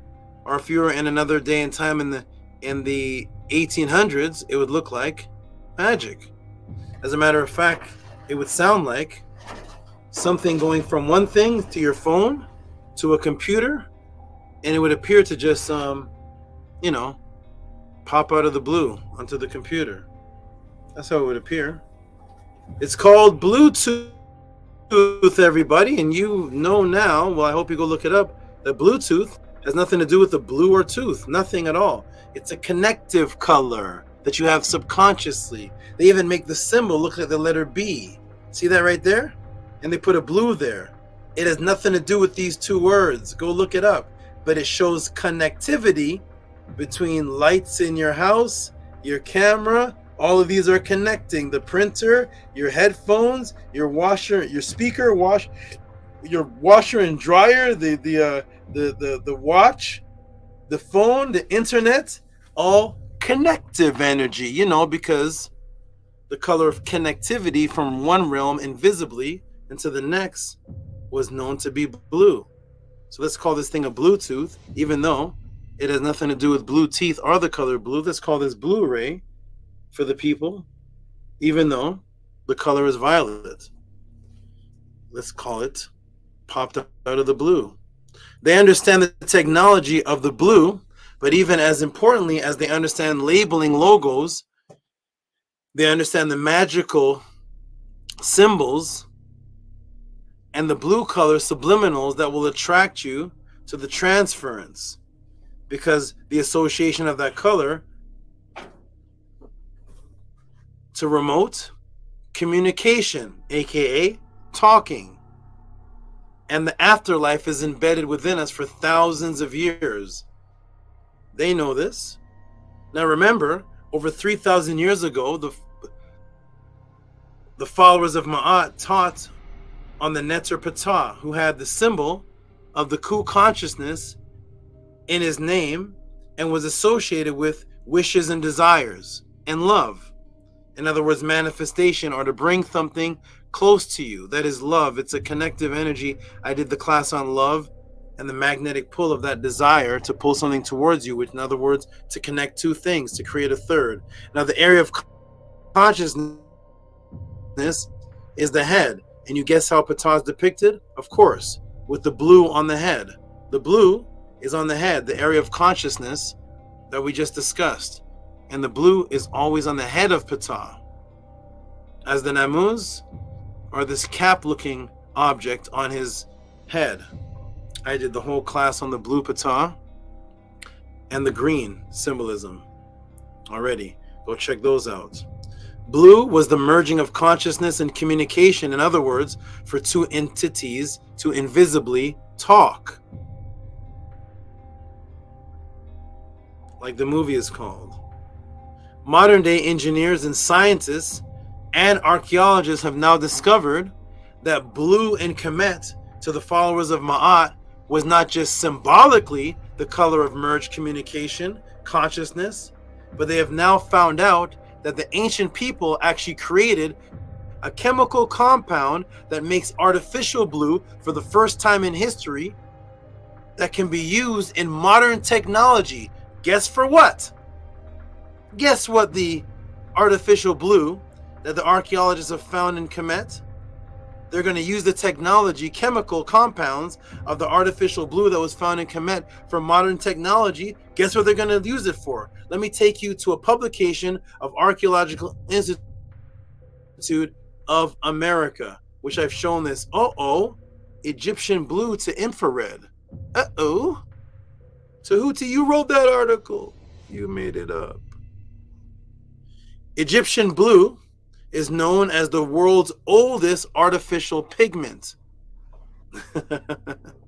First used more than 4,500 years ago, found on wall paintings in Luxor and sculptures recovered from the Parthenon. The hue comes from a compound called calcium copper tetrasilicate. Over the past decade, museum conservators and archaeologists have taken advantage of its properties to spot the presence of Egyptian blue on antiquities. When red light is shone on the pigment, it reflects infrared light, which can be detected via night vision goggles or cameras. Chemists at the University of Georgia, the UGA, have now determined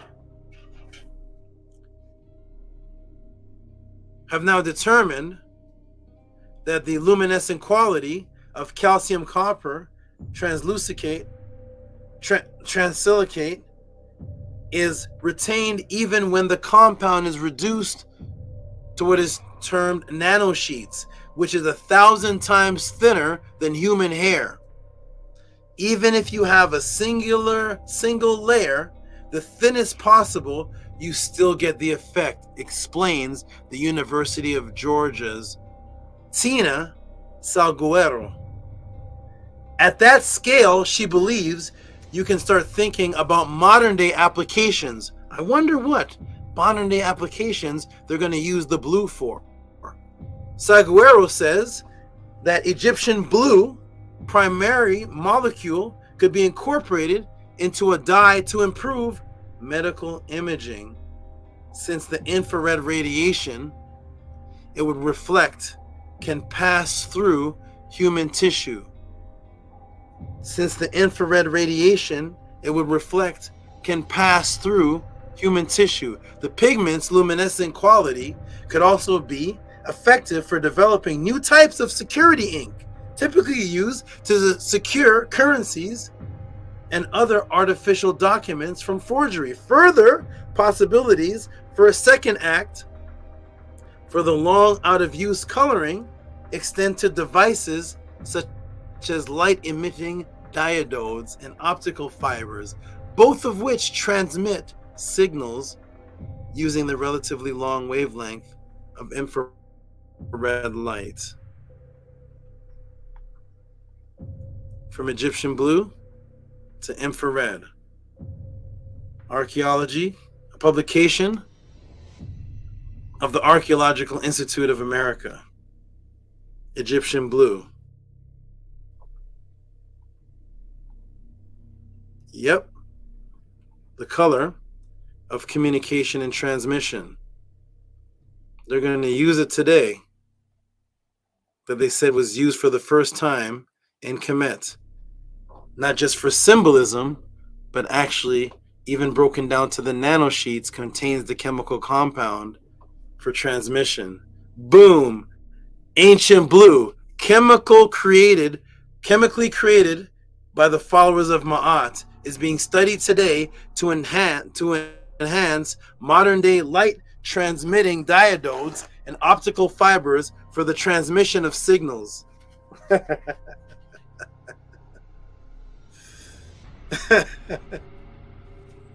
Tehuti, you wrote that article. You wrote it. You made that article up. It wasn't blue. It was brown. It can't be blue. It matches too much. It makes too much sense. No. This was thousands of years prior to the Matrix. Now that you're in the Matrix, the blue is ever so familiar to you. It's the color of your reality. It's the only color you associate with the word true. It's a color you associate with music that connects you and your lover. The R&B, the rhythm and blues, is the color the University of California found when two things connect. The blue light at 100,000, 200,000 oscillations, not seen by our eyesight, but seen in the University of California studies, the connective energy that crisscrosses one thing to another is blue.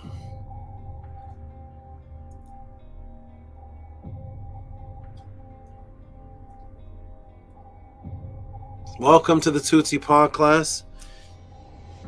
Here we go.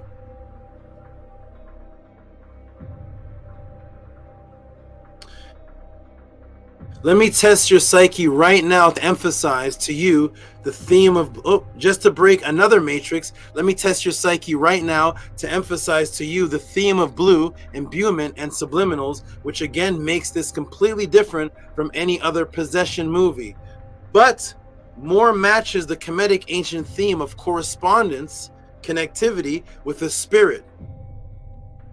Do you hear anything strange here? No, hold on, let me.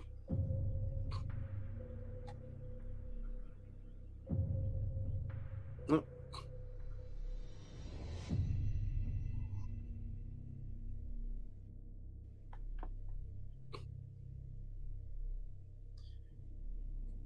in the movie, do you hear anything strange in this possession? In the possession, they say, let me in. A complete reversal from what you know. The possessee is the one saying, let you in. I let you in. I have never seen that before. Shouldn't it be the spirit that is trying to get in? The person? It is the person making the request to cross over to that side. Talk to me. I let you in. It's the person calling the spirit to make that connectivity. And that's what happens right here as they touch hands. That is what she's saying in this scene right here. She's making the request to come in as they touch hands. Surrounded by the blue lights. Tehuti, no way. That's just one random blue light scene in the movie. There's no way that concept of subliminal programming was echoed all throughout the movie. That was just one scene, right? Everybody see that? Tehuti, you just browsed through and you happen to find something that we never seen before, which is our cameras giving off blue light, and you found that and you put it together. That's just you, Tehuti, doing that. You did that. That's not an echoing theme. It's just one clip of random blue lights and you making this whole thing tie into the color blue. That's you, Tehuti, doing that. That's not anywhere else in the movie. Let me see that one more time. You just found that right there and made this whole thing about the color blue. You know your flashlight is, it's blue.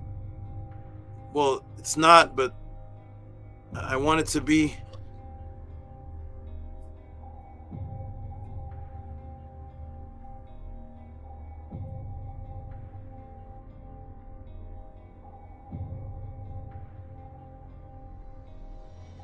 You know what? Let's get right into it, everybody. Let's get right into Tehuti Overdrive. Here we go. You ready? One blue scene, right there it is. One blue scene during the connection and the possession. There one blue scene where all the people have this blue light in their hand. Let's get right into Tehuti Overdrive. That's it, right? Let me break the matrix. Let's go to the hospital scene. Here we are on the hospital scene. Uh-oh, the whole hospital is blue. Uh-oh, the chairs are blue. The wall's blue. No, is the walls blue? You're making that up, Tehuti. You Crayola that. You photoshopped it. The walls are blue. The handrails are blue. The walls around the elevator are blue. Everything is blue. The hospital is blue. The ceiling is blue. Do you see that? Is that your hospital? That's the hospital that you all go to? What's the name of that hospital? What's the name of that last hospital you went to where the walls are blue, the ceiling was blue, the hand railing was blue, the chairs are blue? Could you all just send me a picture of that hospital so we can cash app you $300? That's your hospital, right? That's where you took grandma? That's where you went to see the doctor in the hospital? And the chairs are blue, the wall was blue, the ceiling was blue, the floor, the hand railing. That's the blue hospital for you?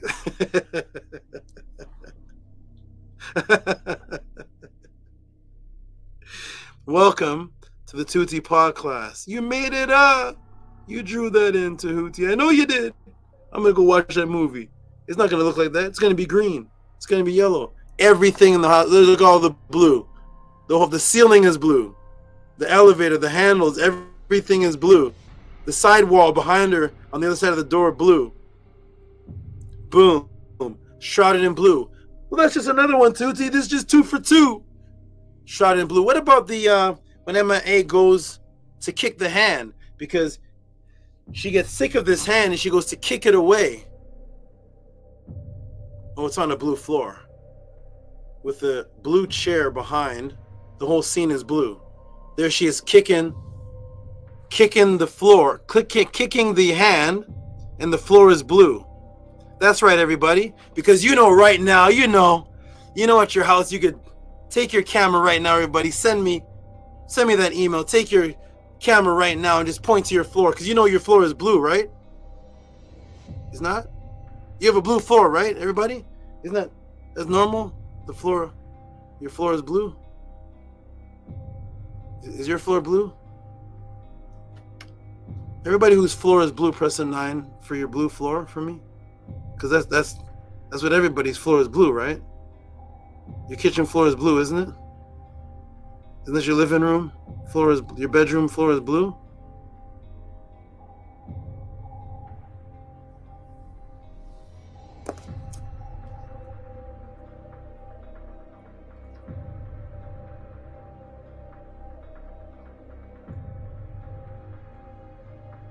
So she kicks the hand, and it's on a blue floor. In the background, behind her foot, right here, beside it, is blue right here. All this is blue. The leg here, the leg is blue. As she kicks the hand away. Who's beside her when she kicks the hand away? The floor, the plants, the furniture are blue. Her friends that watch her kick the hand by. There's some friends that are right there when they kick them out. Guess what color they both happen to be wearing? Can you look at the color of the sheets of the bed, the wall?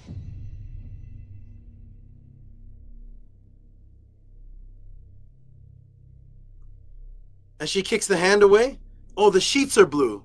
The bedspread is blue. The man's jacket is blue. Her sweater is blue. The wall is blue. She has to get out of there, man. She has to drive away. She's going to drive away in a blue car. Is her car blue? That's not her car. Is that her car?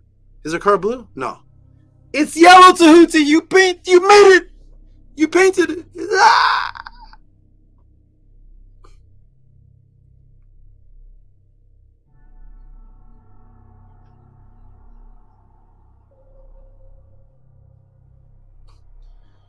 The lights from the phone are blue. The flashlight, blue. The hospital, blue. The floor of the hospital, blue. The chair is blue. The walls, blue. The hand railing is blue. Her floor in the home is blue. The chair behind it is blue. As she kicks the hand away, her friends are looking at her. One has a blue jacket on. One has a blue sweater on because, of course, the bed sheets are blue and the bedspread is blue. And, of course, she has to drive around to get around, of course, in her blue car. Blue lights. Then when she sees her mother appearing to her from the dual realm in the afterlife, because now she's made the connection and now she's connected to her loved one, the one that created her, her mother. What about when she sees her? Oh, it's through a blue door type. The entrance scene is surrounded by, there's a blue haze. Not only is the wall blue, but there's actually a fog, and the fog itself is bluish. Do you all see that? You can't even see the mom because there's a bluish fog. So not just the walls and the floor are blue, but the fog that actually is surrounding her. The entire scene is surrounded by a blue haze, almost as if they were underwater. You know, water, the only one of the four elements that you subliminally associate with the color blue, even though it's not. Water is one of the four elements. That's the element you associate with the color blue, even though water is not blue. But if anybody was to ever name the color of water, they would say, yeah, the ocean is blue. And when you jump in the ocean, it's see-through. And there she is, surrounded by blue, in front of the blue wall, and the haze around the whole room is blue. Tehuti, you made it up. Maybe. The entire scene is surrounded by a blue haze, almost as if they were underwater.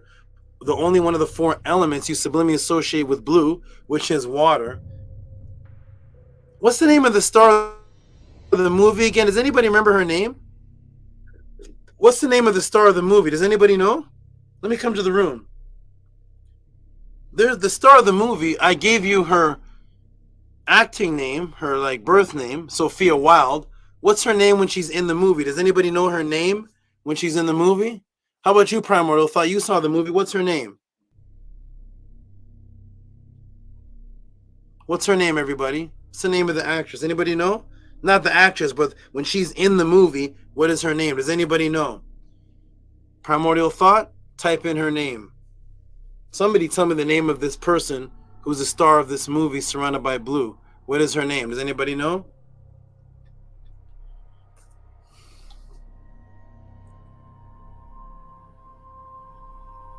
You don't remember?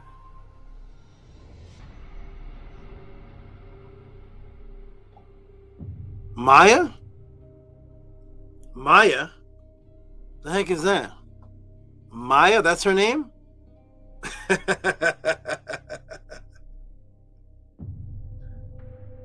don't remember her name. Maya? What is Maya? What is that name? What is that name there? Maya?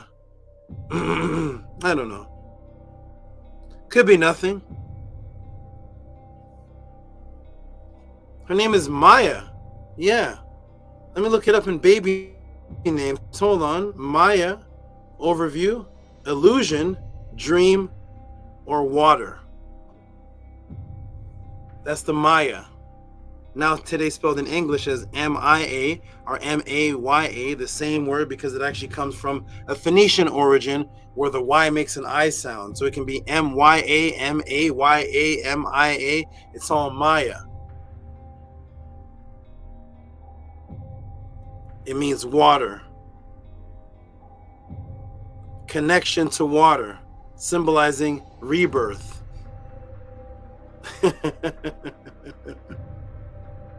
Which is what the whole movie was about at the end. Water, connection to water. The color blue, again, her name is associated with the color blue, with actually water. And it's found inside of their Bible, their Matrix Bible, as Maya, because the letter Yod, which is the Y, that's what makes the I sound. And there it is right there. It's Maya, which means water. Waters, water. Hebrew name Maya, water. Symbol of life, rebirth. It means mine, also our beloved. Boom. Maya, water, blue. So why such a beautiful name used for a violent movie about a dangerous ghost who passes through a person? Imagine that.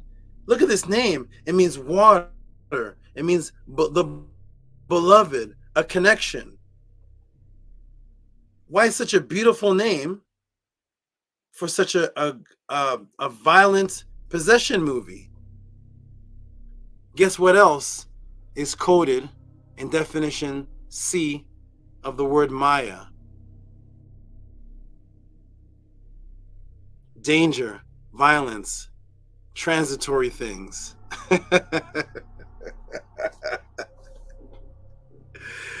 Definition C, danger, violence, transitory, like crossing things, moving things in transit. Boom, something dangerous and violent that is transitory. What a strange word, transitory. There she is, there's Maya. A spirit that passes through into a person and resides and stops in that person for a while. But Tehuti, doesn't transit mean to keep moving? Notice they use the word transitory. That's a strange word. When is the last time anybody here in the room has used transitory? Transit means to keep moving, like crossing over, like crossing, passing through. But why do they use the word transitory? Well, a spirit, this dangerous, violent spirit, this crazy spirit that's in her, it passes into her, but it stays within her. It may go to other and come back to her in the movie. It doesn't just pass through. Why? Because she let it stay in her over 90 seconds. And in the movie, if you let the spirit stay in you over 90 seconds, it stays in you. If you snap out of it and let go of the hand before 90 seconds, it becomes a party trick.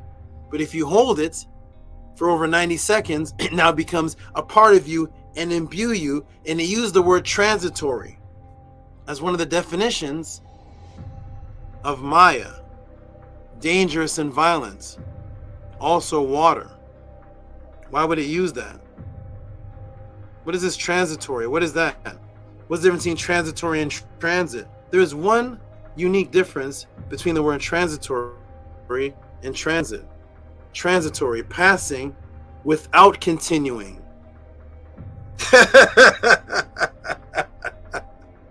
Transient. The first definition, passing without continuing. To go across or to cross over, but it stays there because that's what the movie's theme was. this thing crosses over to you. But unlike the rest of the exorcist movies or possession movies where the spirit jumps from person to person and it jumps into the priest and it jumps into this person, in this movie you request for it to come in, and if you let it stay in for 90 seconds, it doesn't continue. It stays in one place with its you. And that's exactly what happened in the movie all the way to the end. It actually stayed with her. It split itself and went into others, but always was within her all the way to the end, where something very interesting happened. So it passes through without continuing. That's transitory. The definition of Maya: water, danger, violence, transitory things. That is the definition of the word Maya, waters. But it also means mine. It also means mine. What a strange definition inside of this word for danger, violence, transitory, water. Then all of a sudden you have the word mine.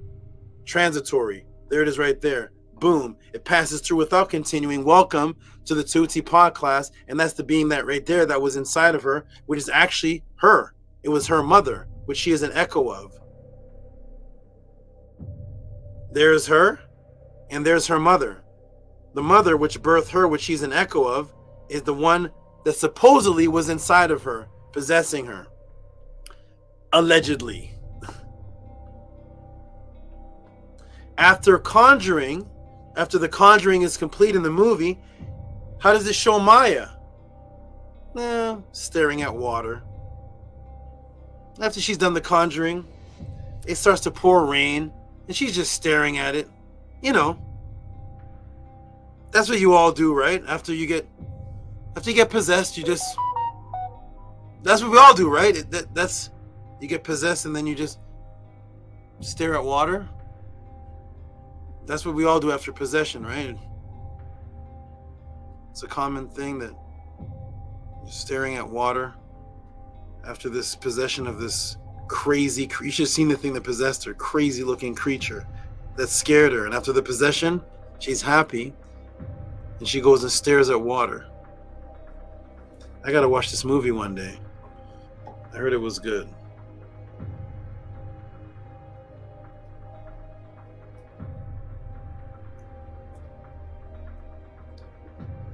So there she is, Maya, meaning water, blue, staring at water. What's that shirt she's wearing? What color is that?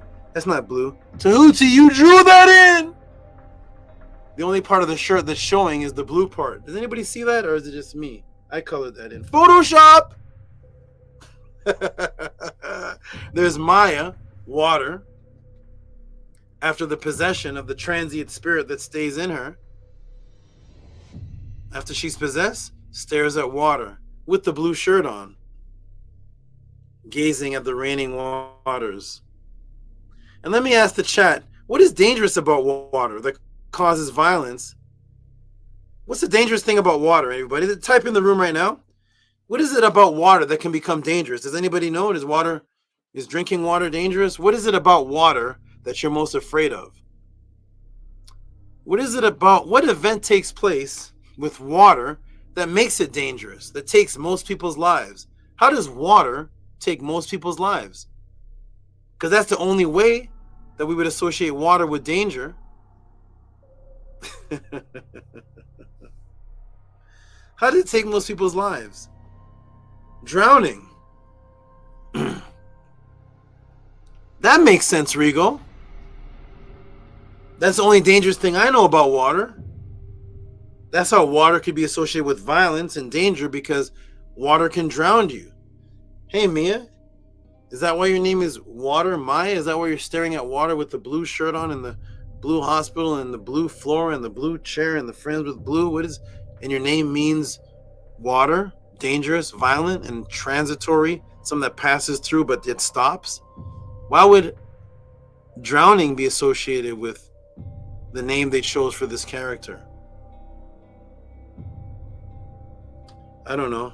I'll watch the movie and get back to you guys. Oh, no, wait. I don't have to. I'll get back to you right now.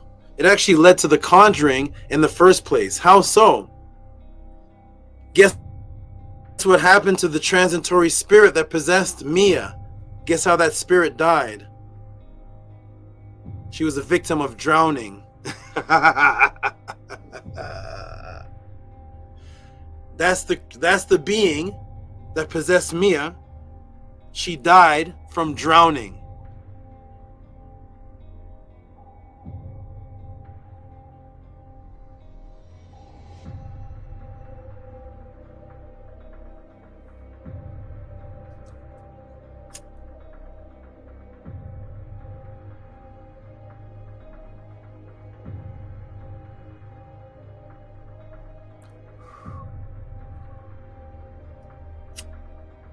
No, she didn't, Tehuti. No, she didn't. You put that in the movie. You're pseudo. You did that. Mia, water, violence, transitory spirit, got possessed by a female who died from water, gets possessed, and stares at the water with the blue shirt showing.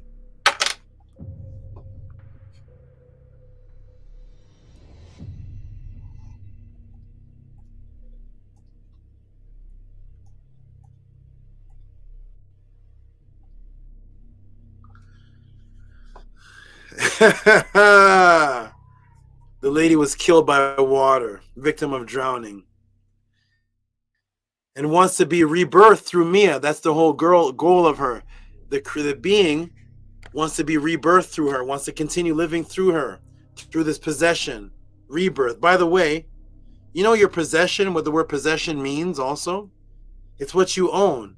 It makes something yours. You know, when you own something, you say, that's mine. That's what possession is. Waters, water flood, Mia.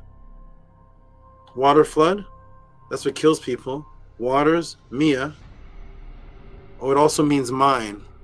Danger, violence, transitory thing, and the word means mine, as in something you possess.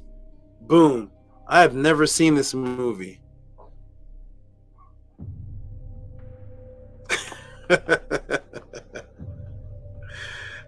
Listen, everybody, before we even get to this part, listen.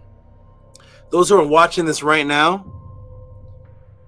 if you're watching this and you feel this so far is better than what the waiter brought you, which is the own food you bought, after I'm done or during the class as it's happening, send your tip. You can call it Talk to Me, Maya, whatever stood out in this breakdown. Send your tip to PayPal at RockySV, Cash App TTM Moon.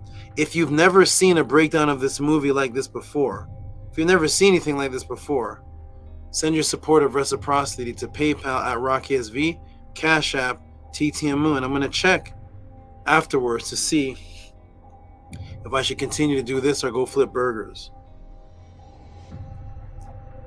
Yeah, more people buy burgers, right? Here we go, everybody. Welcome to the Tehuti podcast again, and let us continue. There we go. Are you ready? So here we go.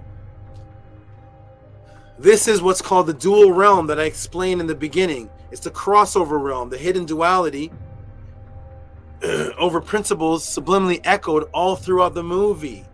The dual realm, the other side, the echoed, the realm that permeates this one that you go to when you have your experience through your pure energetic projectable double. You may not have noticed, if you've seen the movie, in the very beginning, there was a party scene with ambiguous characters. Well, you can't even see them. They were getting high partying because their faces were darkened. And thus, you're not meant to see those people. They're partying. And of course, the blue light is highlighted throughout the party. Here it is. There they are. You can't even see them because their faces are covered with darkness. And all of a sudden, the water is glowing blue. Blue light with blue light. The water is blue, and there's blue light shining out of the water.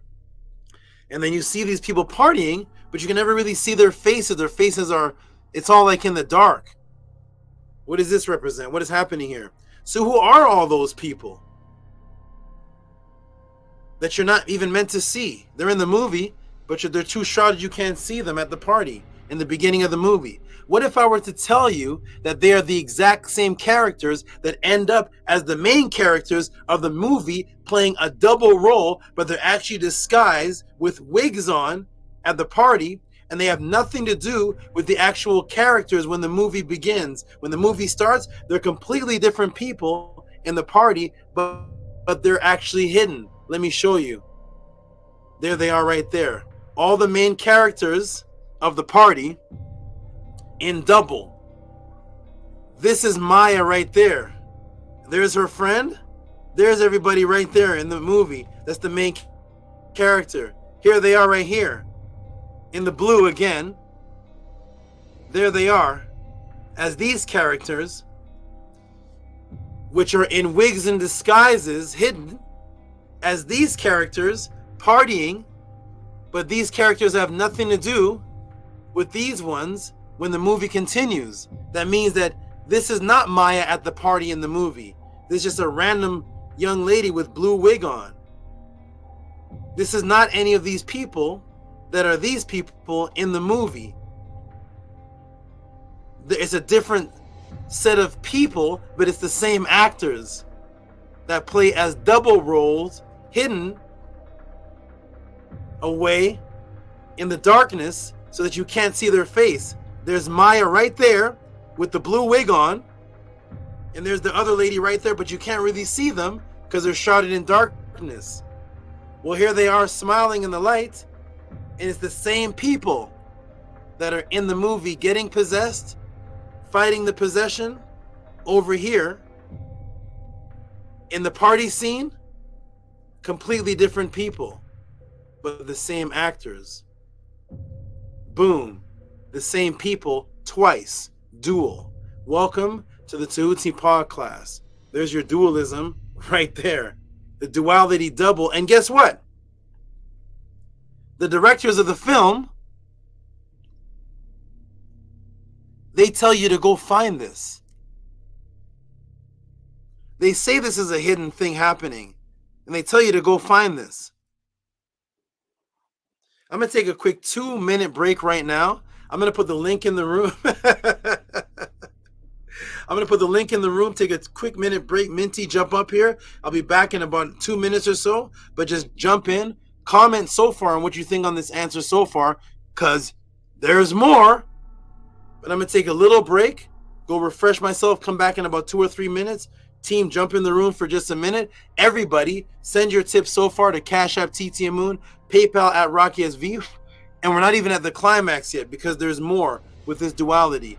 Jump in the room. I have to be relieved for just a moment and go fill up get these water bottles and things redone. And I'll be back in just a moment. Jump in the room. Be ready, family, to always jump in the room, as I am ready to always teach a pod class without anybody telling me to. So jump in the room, family, and I'm going to step away for just a moment. You guys can talk about what you think of the answer so far. And when I come back, then we're going to keep going till we get to this climax of duality.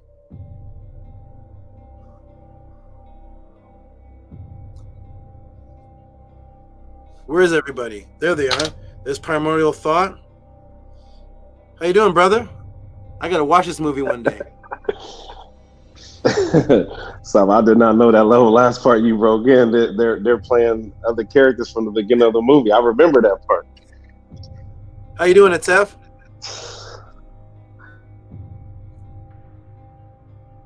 You're on mute.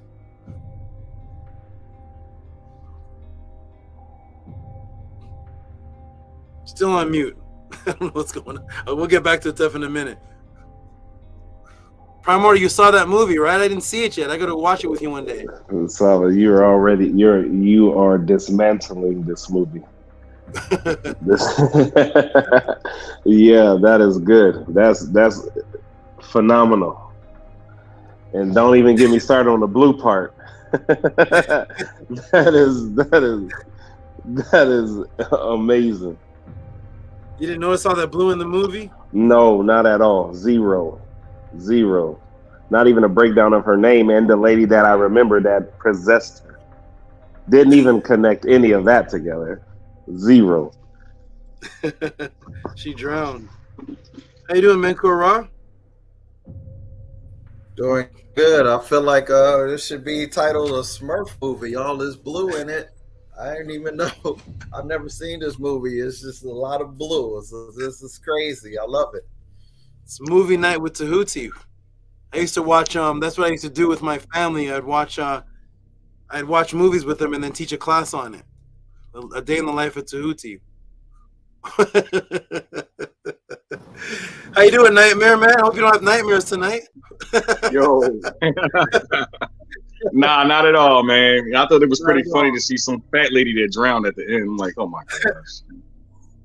And man, we're not even at the end yet. Wait till we get to the end. It's going to be great. Atef, how you doing, good brother? Otep, great Saba. Just got off my motorcycle listening to you break down Two Sons. This is I never saw this movie, but all I remember is the preview with the hand. But this is amazing what I'm witnessing right now. What'd you say about the preview with the hand? I just remember seeing a preview with a hand. That was it, like a prop hand or something. A what hand? Like a prop hand, like some type of something. I don't know, because I haven't saw the movie either. It's a mummified hand. Okay. It's a hand that doesn't decay. It's not skin. It has it's embalmed and mummified. I want to do this, everybody, and make an announcement before I take this quick break. I'm going to take a quick break and be back in a minute or so and get back to this. But I want to make an announcement that is Brother Ahati is on leave right now. He's doing, I'm not sure what, but he's away for now. He had actually asked me, which I was going to do anyways, to replace him on the moderators.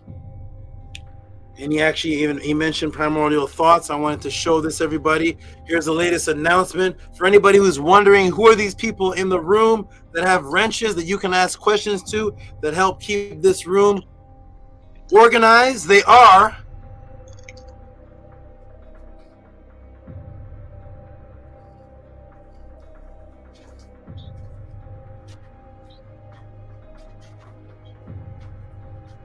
the moderators.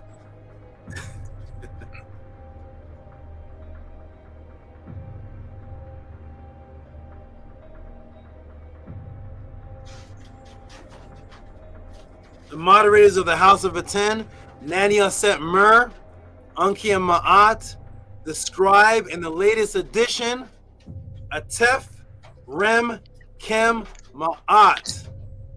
There you go, brother.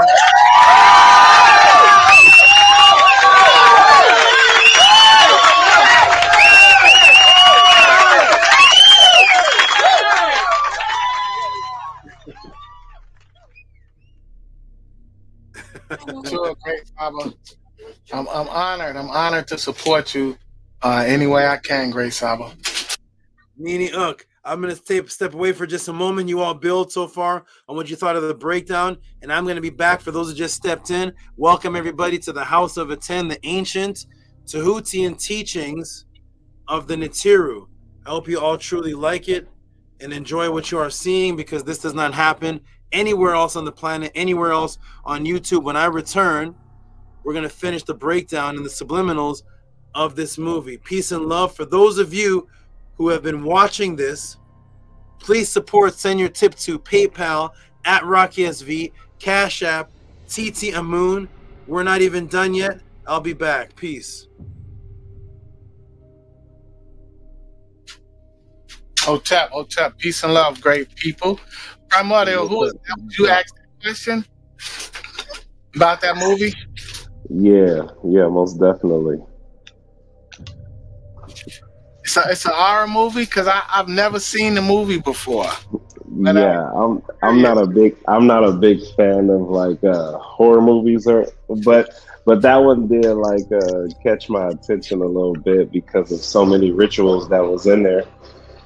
And I explained to Saba earlier that some of the scenes in there that the character goes through reminds me of the Saba who fiends or the succubus in the other world, and then that's a curse. So it was kind of like it was just something that kind of dawned on me a little bit, and I just kind of wanted to test Saba out to see what I can get from him.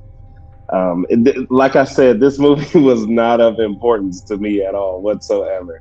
It was just one of those like, man, let me just test Saba out. Let me see if what I'm thinking, he might show a little bit of that, right? So that's kind of like all of what this was all about. It's just one of those little tests. Like, let me test my teacher really quick. He is the doorway. So right now he's just dismantling this movie. Like and he never seen it. So that just makes it even better, man. He's breaking down so much to where, number one, I already know that the parts he's breaking down, you can't find that in the preview.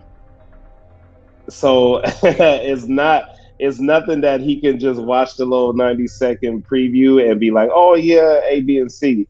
Like he's giving you pieces that was in the middle of the movie. Like they're not big epic moments, and he's already just dismantling that. So peace and love to the great Saba, man. I'm starting to feel like he's limitless. I like how he broke down the name too. How Mia went into Maya, and then it meant water, and then you see all the blue throughout the movie.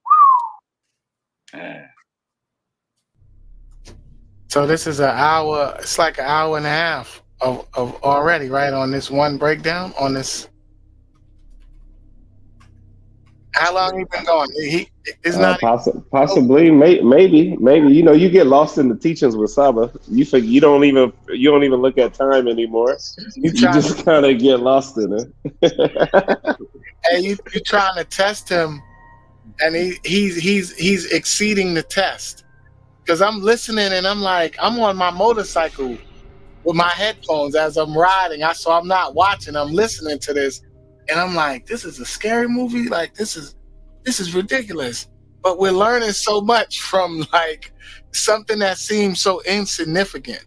Like it's like it's signs, and it's something to be learned from everything. Like that's what this shows you. Because I'm telling you, I'm like, I would have never even like looked at this movie for any type of knowledge or to learn anything. Like it just didn't jump out at me like that. So when he started breaking it down, definitely familiar with some of his teachings on the color blue. So this is absolutely amazing to me, how he's able to connect these pieces, and without seeing the movie, but even like watching the movie, like, so you watch the movie and you still wasn't able to connect the pieces that he has. So that's what's so amazing, Yes, it's absolutely phenomenal, because I definitely got to run it back so that I could watch it and like really be focused. But just listening to it as I was making my commute, it was absolutely groundbreaking. As everything is, I was listening to him talk about the two sons. Incredible, man. That first breakdown was absolutely incredible too, because I've been seeing things in the air as well, that I couldn't explain. They just wasn't explainable, but for sure it wasn't something that I've seen before. Just different strange occurrences, lights and things moving in ways that just don't seem don't seem like they should be moving that way. I'm not familiar with objects moving that way, and there's a lot of air traffic down here where I'm at. So I'm always seeing planes and, private jets and all of these different things. So when you see something in the air that's not moving like everything else, it's like real easy to spot. So, definitely, I definitely got to run it back so I could tap into the first breakdown. But just from what I caught, pieces of it little by little, it was absolutely incredible. So definitely honored to be here. Minku, what's going on, great brother?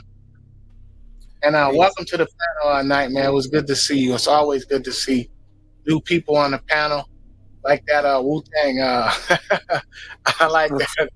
That's the channel that got us here. That's that frequency. Look, that's the lane we was all in to get here. It's good to see you, good brother. Nice to see you. Likewise. Peace and love, Minty Hotep. How are you, sister? I see you driving. You might can't respond, but Hotep to you. Hotep to the great. Oh, go ahead, Minty. Oh, thank you. Peace, Hotep. Yes, I'm in commute right now. Wow, I mean, Henu to SABA Tehuti, the master breaker of codes. I would look at this movie and I would catch glimpses of things that I think that I understand, but he gives the full explanation, and he makes it plain to see that this is the way that they code these things into our subconscious. Hey, Minty, glad you're safe. Thank you for the observation. Everybody who spoke, much love to all of you and the appreciation. We're going to end it. This is not even, I could have ended it right there. Would you have been satisfied, Primordial, if I ended the breakdown right there? Or was it not satisfactory to you? Yes, you're doing your thing right now. Please don't stop. You already in Tehuti overdrive. Let's take it all the way. Talk to me. Talk to me. Let's go. Here we go, everybody. You all jump back in the room. We're gonna go ahead and conclude this. Everybody, welcome to Tehuti Podcast. We're breaking down and building up all the subliminal messages and imagery that is in this movie that most people have never even heard of before. It's a movie that was sent to me.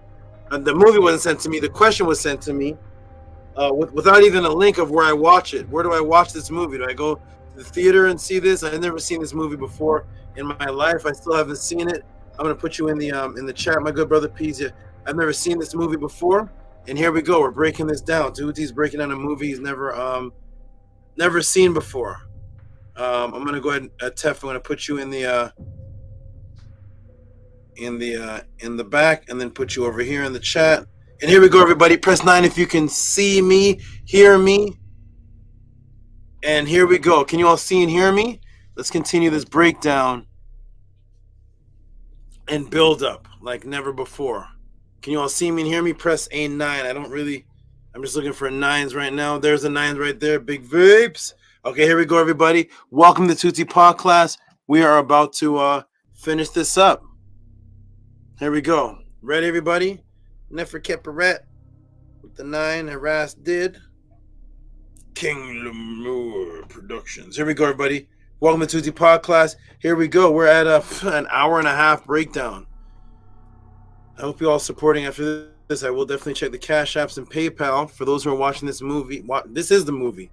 This is the movie. You're watching it right now. For those who are watching this breakdown and appreciate it, when I am done or even throughout it, send your support tip. Call it you can call it with the name Talk to Me tip. PayPal at RockySV, Cash App TTM Moon. Let's continue, everybody. Here we go. Welcome to the Tehuti Podcast. This is the only place where you're going to see anything of such in the house of ATTON. Here we go. Are you ready? So it's all duality, doubles. There they are in the movie, and here they are shaded, hidden right there. And here they are revealed as the exact same character, actors playing a double role in the movie, which represents duality again, or the connection again. The dual double realm merging subliminal theme. It still continued. Who are the two main characters that actually become each other in the movie and were already a part of each other, born already a part of each other? The mother Rhea on the dead side, and the afterlife, the daughter Mia. So it's Mia and Rhea, right? The mother is Rhea. She's in the afterlife, the crossover side. She's in the dual realm, and the one that is crossing over to connect to speak with her supposedly is Mia, they were connected prior to this talk to me ritual. They were already a part of each other. They were already the dual. The daughter was already the echo of the mother before the movie even began. So she was contacted with her mother supposedly, then eventually becomes what she was because Mia ends up dying. Then she's caught on the other side, just like her mother. Again, duality. And what are their names? Why those names? So here is Mia looking at her mother through the duality realm in blue, as her mother's in the afterlife. That's the duality, which is 2, of course. And Mia is then killed and is now watching herself from the dual realm in the afterlife. So in the movie, she peeps into the afterlife where her mother is communicating and watching her, as her mother is already deceased. And then she ends up merging with her mother and rolling a wheelchair, which she thinks has the deceased in it, which is just her rolling down the cliff in the chair. She ends up getting killed, and she wakes up. She wakes up as a Ka spirit, or as a Ba spirit, in the at the bottom of the bridge, or the bottom of the on the road, right where she was going to kill a kangaroo. I didn't even break that down yet. But she wakes up, and now she's watching herself from the dual realm. So what do we see here? Mia as an echo of herself, an echo of her mother, watching from the dual realm. The number 2, duality, dua, and then duos, and then her mother looking at her, she is the echo of her mother, and she's looking into the dual realm, and then she ends up in the dual realm, and there's 2 Mias, 1, 2. That's Mia right there, by the way. If you're wondering who is that dead right there, who is that right there that got hit by a car popping out of the wheelchair? This young lady is the same one over here that was playing the dual realm. Right here, that's her. And there's the second her right there. And there is Mia looking at her mother in the blue reflection, in the blue crossover. And there's Mia looking at herself, which means there's 2 of her in one scene, doubled. Herself in the physical, dead, with her friend holding her, and her looking at herself, dualized, and of course, she's wearing blue. Both of them.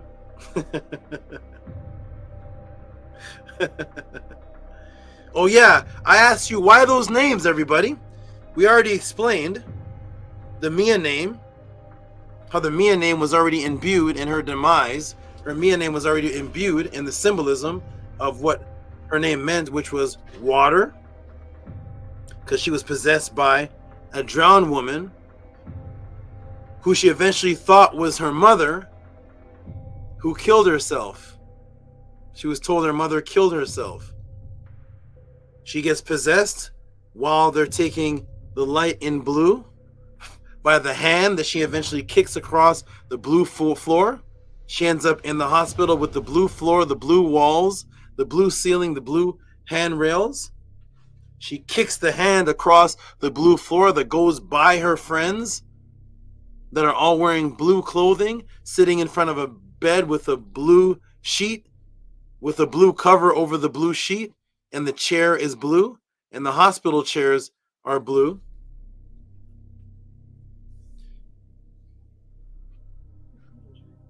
And then she ends up killing herself and going into the next dual realm. And we see that the word Mia means violence, danger, which is the only way water becomes dangerous is if it drowns you.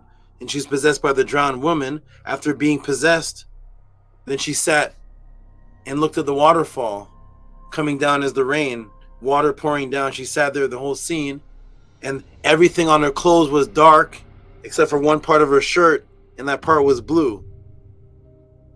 So we know why it's Maya. But what about Rhea? That's her mother's name that she's an echo of, which is the duality, which is the 2-2.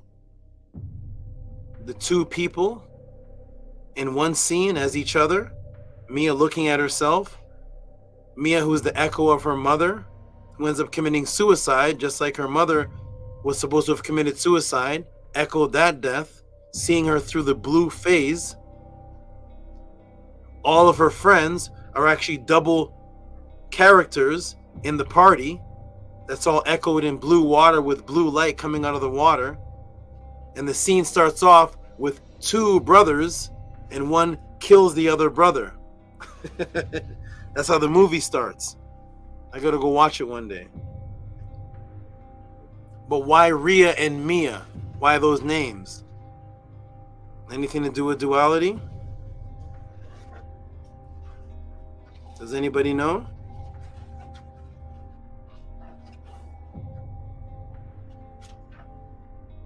Are you ready? Rhea is RHEA, which is 9148, which is 22. Reverse reduction right there. The name Rhea actually is 22. There's Rhea in the dual realm in the blue after supposedly murdering herself. And remember, her daughter is the echo of her. So what is Mia? Mia 598, which is 22. The same thing, reverse reduction. 9148, which is 22. That's Rhea. And her daughter, which is the echo of her, is Mia, which is 598, which is 22, which is the echo of her mother, because she's the duality now in the afterlife realm, and now she's in the dual realm of the same blue of her mother after she murders herself, because she's the echo of her mother, which is 22. Rhea 22, Mia 22, Maya 22. Boom. I still have never seen this movie yet. I will watch this one day. Maybe.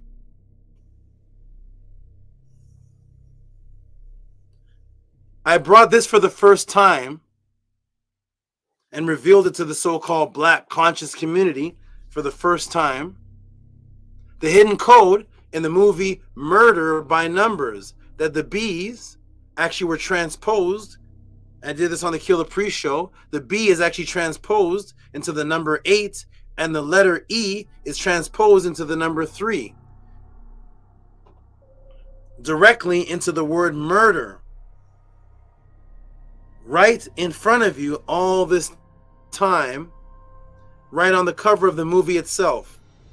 Here's the movie, Murder by Numbers, and there I have the arrows, where the actual E is now the number 3, and the actual B is 8, and that's 8-3, and there's 8-3, 8-3 again, 8-3, and the movie is called Murder by Numbers, which I broke down over 2 years ago on the Kill the Priest show. That's 8-3. I had revealed years ago, but why this was because of the gematria hidden code of the word murder itself, which equals those exact two numbers. So it literally is murder by numbers. Let me show you again. The word murder, 14, 6, 9, 23, 22, 9, which is 83. So when they're making these movies, they know the gematria and literally put the gematria in the movie on the cover screen. They say murder by numbers, and they have 8-3 and change the B to an 8 and the E to a 3, which is 83, which is actually the number for murder. 14, 6, 9, 23, 22, 9, which is 83. Let me ask the class a question. What happens with Mia's eyes when she is possessed and now associated with death and murder? Who saw the movie Primordial? It's on the cover. What happened to her eyes when now she's possessed by this murderous energy? This energy that was killed, and this now killing comes into the movie through her. It starts off with killing by two brothers. Stab one of the brothers and then murders himself. So the movie begins. Suicide in doubles and twos. But what happens to Mia's eyes when she gets possessed by the woman who died by waters? They're large black pupils. They go black.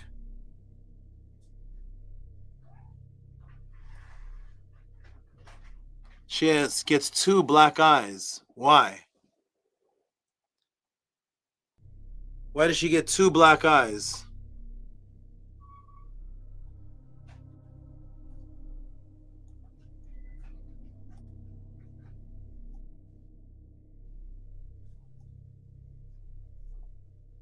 She gets 2 black eyes. Do you see that? Why is that? And when she gets those 2 black eyes, now the movie's about death and murder from that point on in possession. Possessed by a being who was killed. She becomes a potential killer. And her mother was killed by means that she doesn't know. And then she ends up killing herself. All murder all throughout the movie. And she gets 2 black eyes when she's possessed. You wonder why? Well, let me show you for the first time in all of history, February the 10th, 2024, on the Tehuti podcast. Because that's the code. Black eyes is 2, 12, 1, 3, 11. That's 29, 5, 25, 5, 19, 83. Murder. Do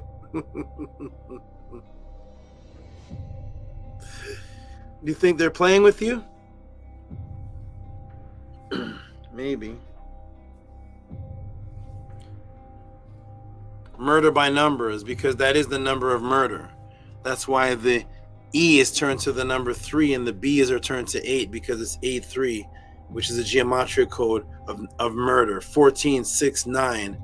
M equals 14, U equals 6, R equals 9, D equals 23, E 22, R 9, that is 83. And when she gets possessed by the murderous spirit energy of killing and murder, which is now the movie becomes the theme of the movie, that becomes the theme of the movie, it's represented by her getting black eyes, which is B 2, L 12, A 1, C 3, K 11, E 5, Y 25, E5, S 19, black eyes, gematria, murder. 83. Tehuti, you made it up. And remember, the theme in ancient times was to die and go through a SABA doorway, which was a portal to take you to different dimensions, dual realms in the afterlife. Today, they call it a false door, as seen here in the tomb of Murray Carre in 2045 BC. Here is the false door, as they call it, really the SABA, which is the portal door. That is the door that you can't open in the physical realm, because it is your ka that goes through the door and the ba that goes through the door and then ends up in another world.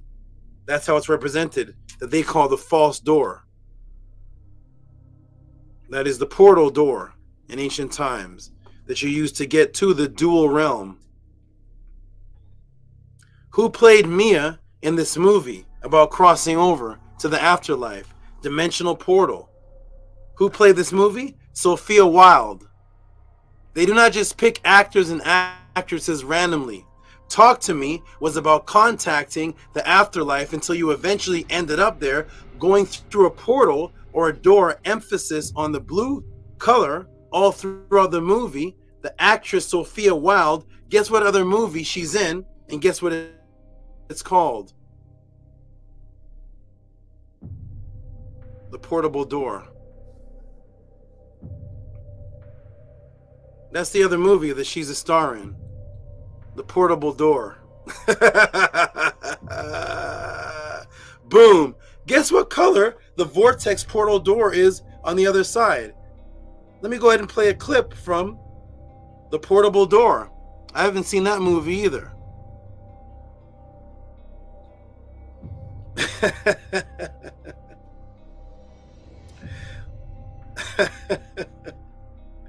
This is the other movie she starred in, called The Portable Door. I wonder what The Portable Door is about. What could that, a portable door, what could that be possibly about? It's the same actress in this movie about crossing over through the blue to the other side to get to the other dimension until she eventually dies and is trapped there on the other side. And then she becomes the hand that's grabbed, because she's now on the other side that went through that portal that's represented by blue. Let me go ahead and show you the next movie she's in, called The Portable Door. Are you ready? Here we go. Can you all see it?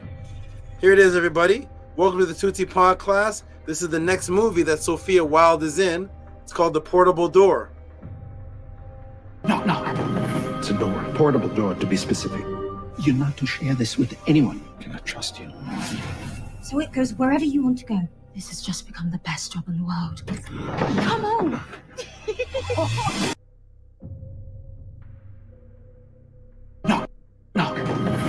The portable door is blue.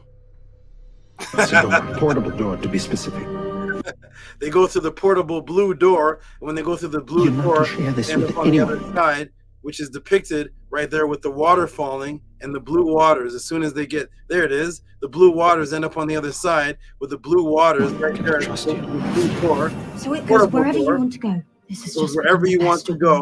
Come on! Portable door. Come on. And then they end up in the area right here on this beautiful beach with the blue sky because they're in another dimension. And the adventure begins. It's a door. Knock, knock.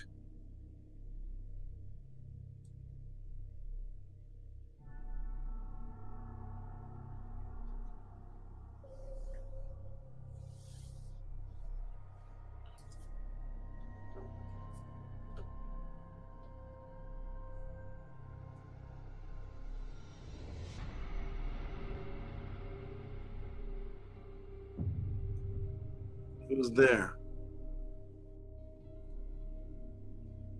The portable door. Guess what color the vortex portal door or portable door is? That the same Sophia Wilde movie plays in next. The blue door. That's how you get to the other side and cross over. There she is, right there. The portable door. Talk to me. And there she is in the movie, Talk to Me, entering in where the blood is in this room through the blue door. There she is looking at her mother by the blue door with the blue haze. And the next movie, called Portable Door, to get to the other side, is the blue door. Same actress. Boom. Same actress. Other movie was going through the blue door. The same actress in the other movie who was going through the blue door to get to the other dimension. Hotep, I am done. Matrix broken. One day, I will watch this movie. Maybe. Boom. If you appreciated that answer, please send your tip called Talk to Me or Duality to PayPal at RockySV, Cash App, TT Moon. Let me know if you appreciated that, class. Talk to me.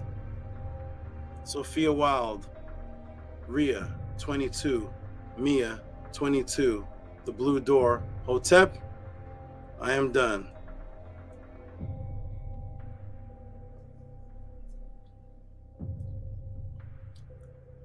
Let me check the room to see what you all thought of that.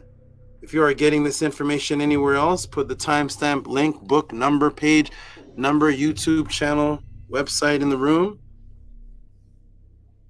If not, please appreciate what you are getting here for the first time.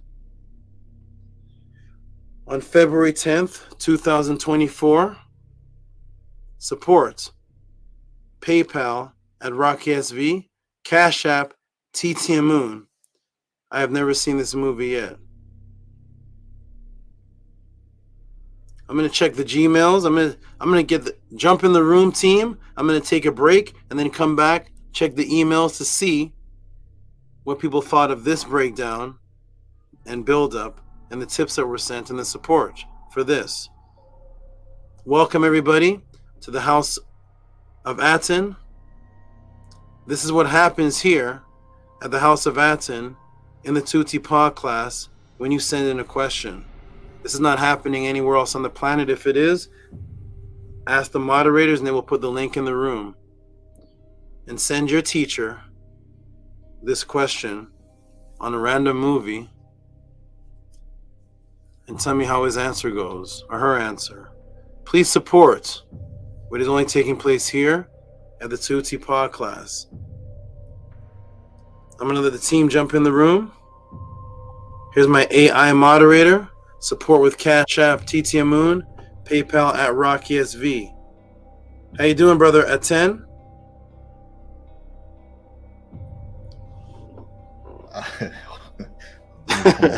Hold on, let me. Okay, here we go. Hotep.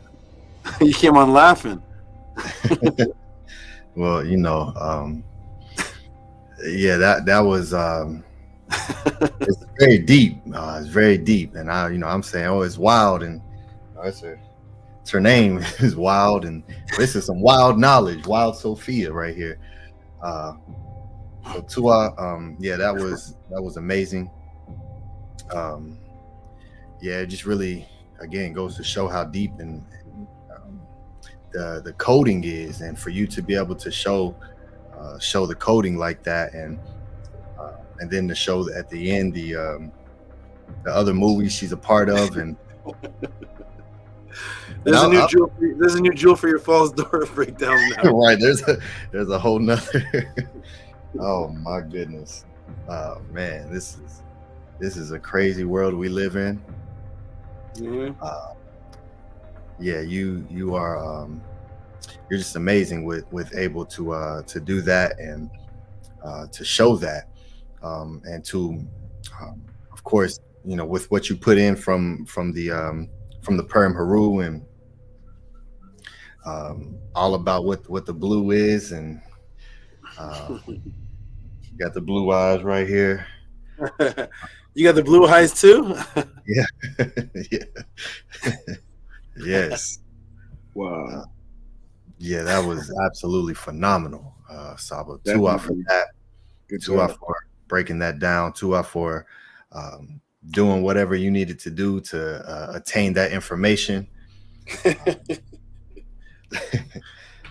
He knew, great Saba. Thank you, brother. Glad you appreciate it. How you doing there, Nightmare? What's your Oh man, that was that was mind blowing, you know. Wow. I don't even want to watch the movie no more now. You spoiled it. So you got to put spoiler alert. Oh man. Yeah, but that was, you know, I was going to ask you too, what was her name in the other movie, and I was wondering, is there a correlation between her name in that movie too with the way you figured it out with this one? Because I said to myself, if that's the case, then this girl, in real life, this girl is screwed by the industry. Something weird going to happen to her. She's going to get sacrificed by water. I don't know if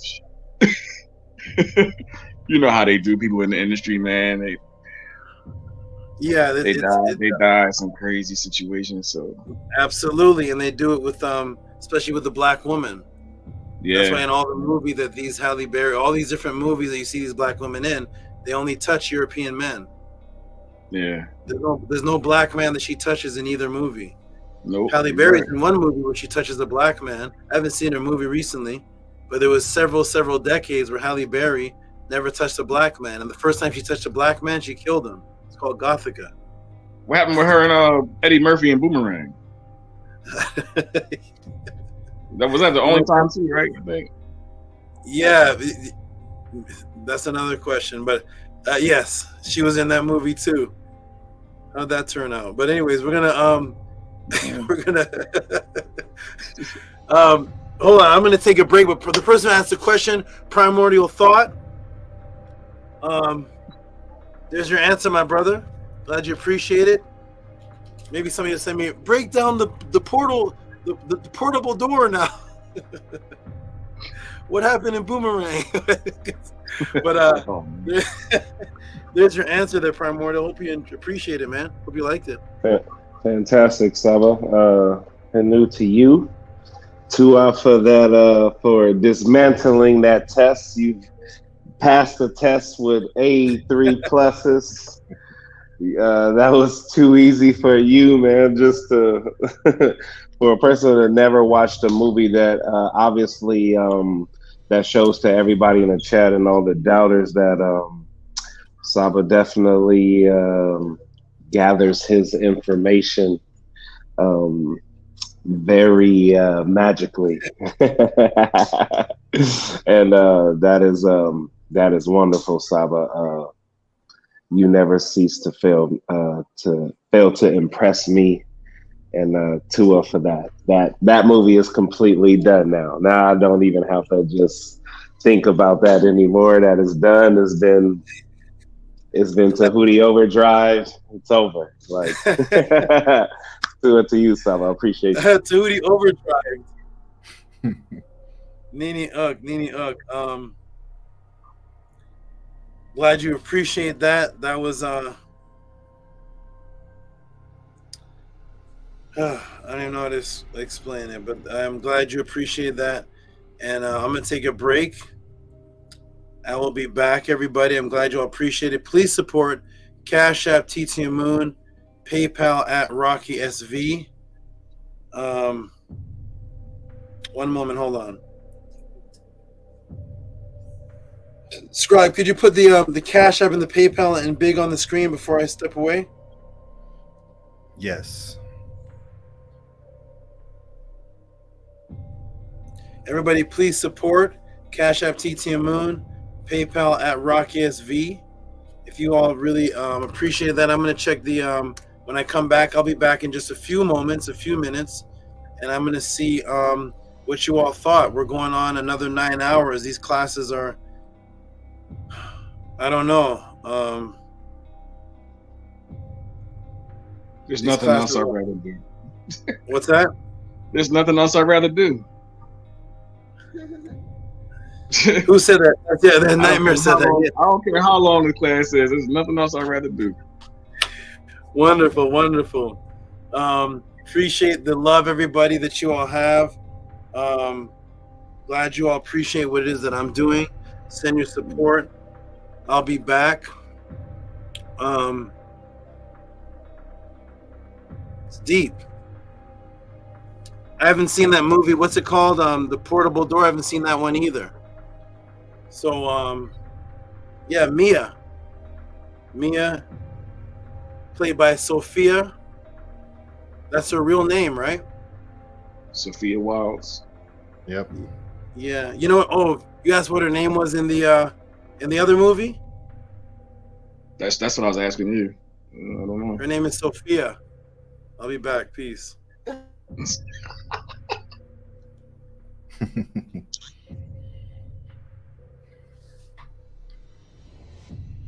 I don't know if he was being serious or he was just playing. No, he's serious. Her name was really Sophia in the other movie. He chooses words very wisely. I've never heard him speak just to be speaking. Yep. Yeah, her name is Sophia or Sophie. Wow, Sophia. Yeah. Sophia.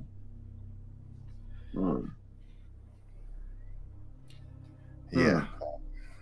Yeah, this is the coding is so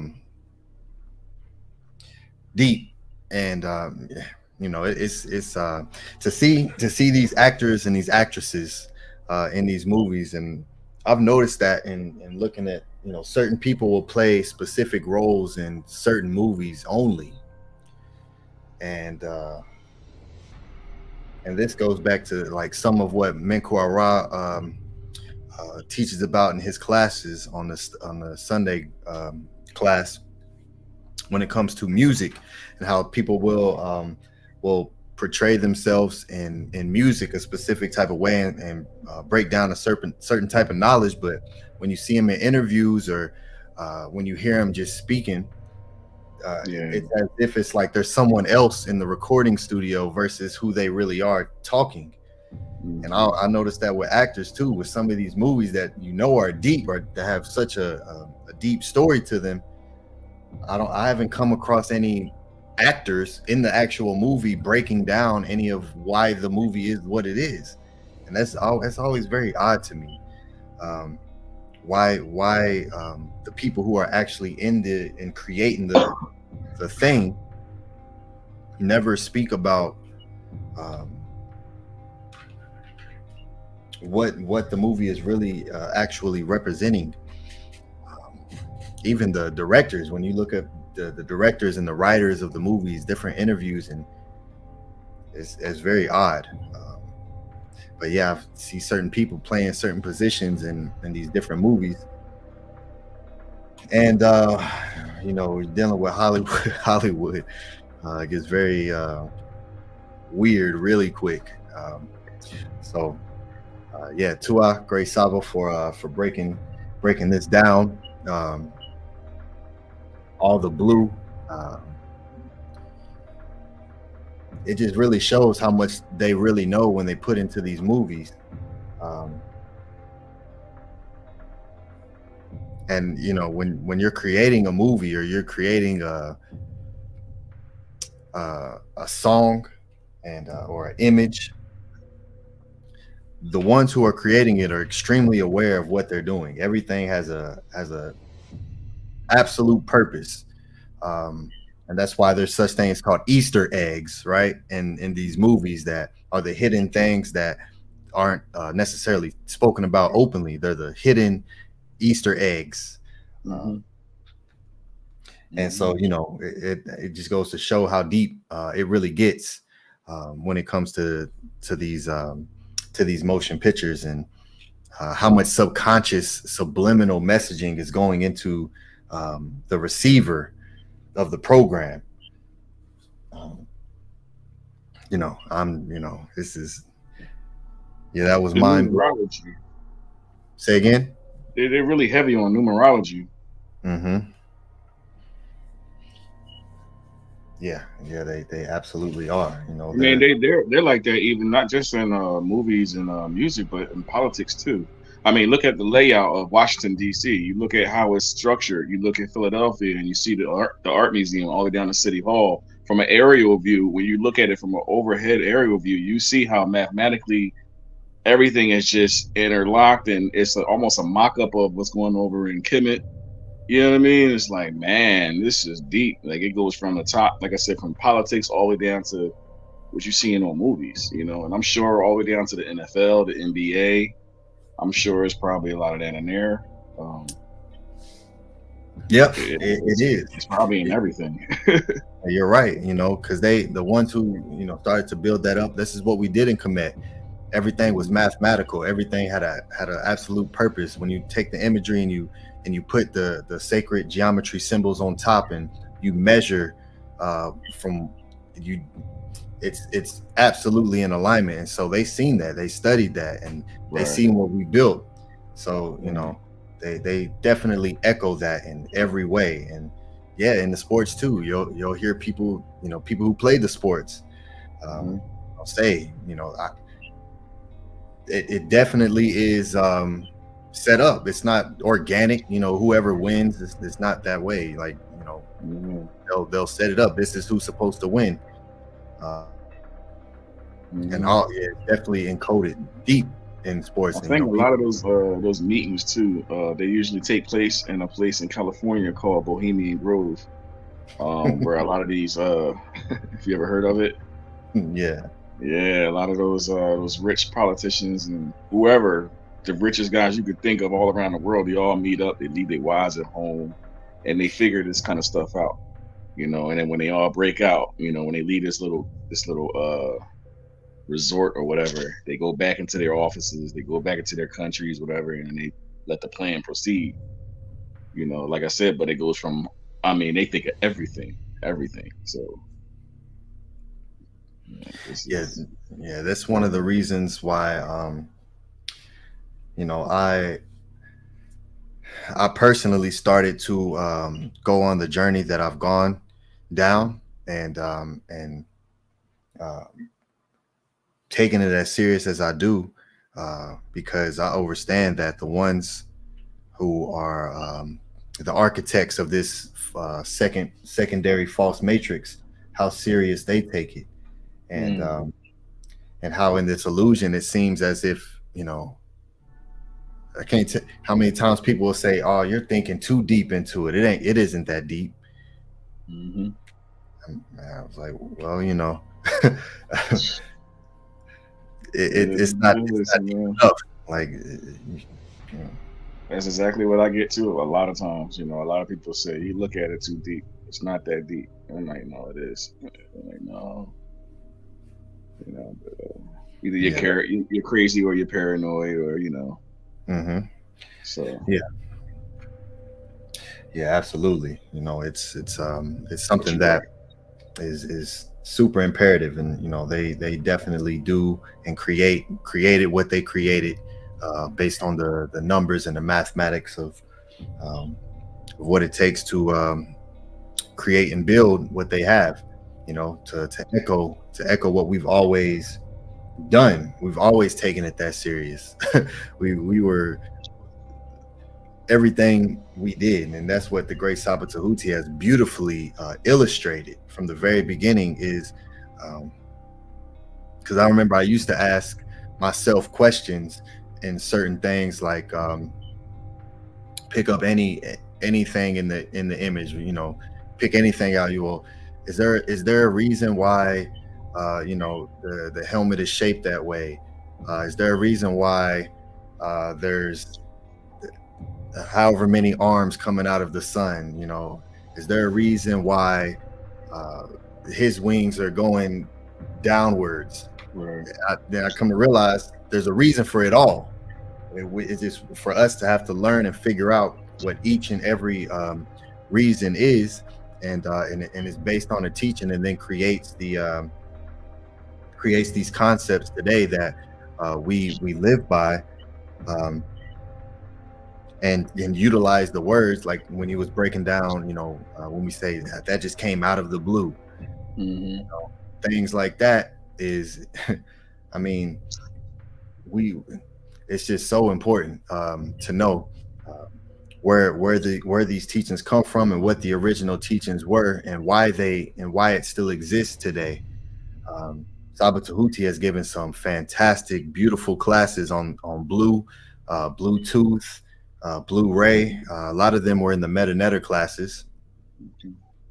So if you all haven't add up them, everyone should have the Meta classes. So those are a whole nother pod class in itself, that are amazing.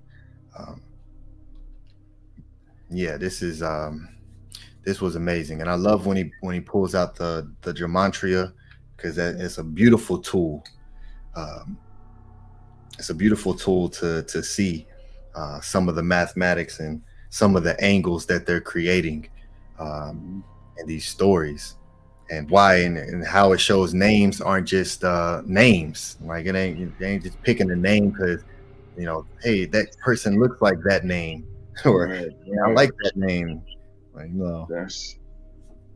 That in itself is a deep thing. I mean, because then that means that when you're out here auditioning for, I'm gonna tell you right now, I do auditions for movies, commercials, and voiceovers right now. And there's certain things that are sent to me by my agent who works in the industry that make me question, I mean, I can see certain things that they send me right off the bat. I know, I ain't messing with that. I can see where that's going. They trying to put me in a dress, or they trying to get me to look like, a problem to society. I can see where they're trying to put me in a certain bracket, like they do all the rest of the other celebrities, and I'm like, nah. But damn, I lost my train of thought. What I was gonna say. Don't let them put you in a dress, brother. Oh, bro, it ain't happening. That ain't never happening. I'm just saying, but I can see. Oh, so that's what I was saying. Like, I'm wondering, how do they pick certain people out? Like, say you're auditioning for a movie, but it don't really necessarily go that way. It's not about how good you are. It's about your numbers, like what day you was born, your name.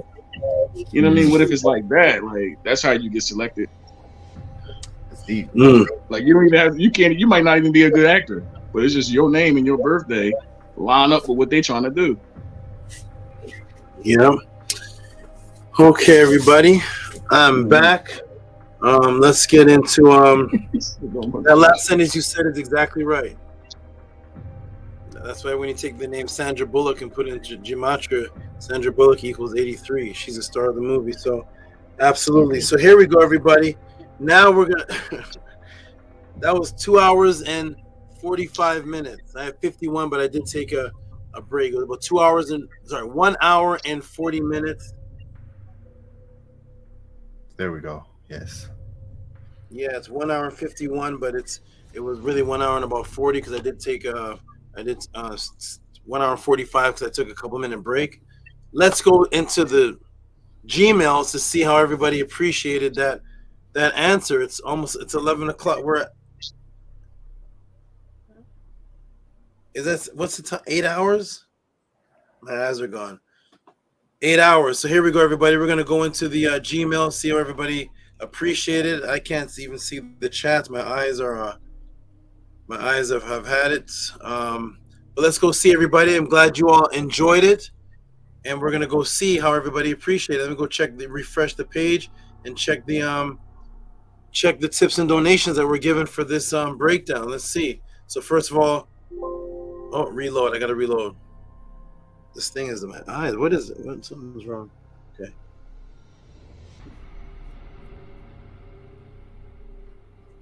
Okay. All right. So we have okay. So I see oh,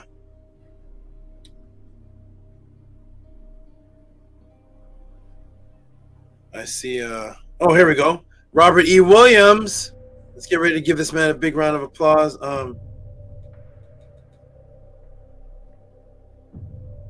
Support for Tehuti, not the Talk to Me movie. That's right.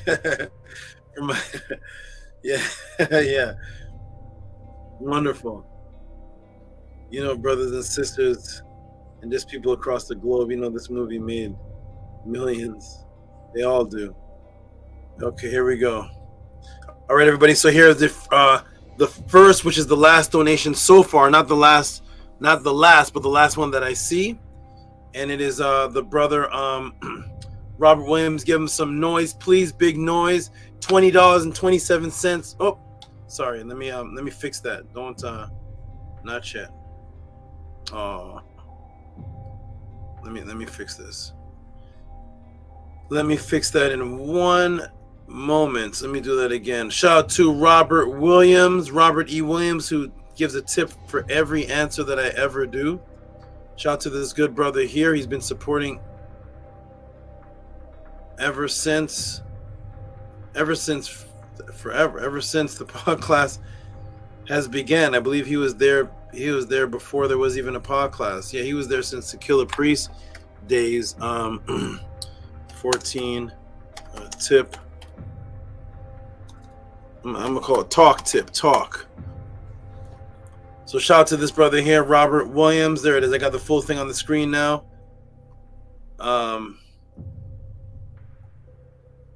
Give him some big noise. $20.27 for support Tehuti, not the Talk to Me movie. Great build. Give him some noise. There we go.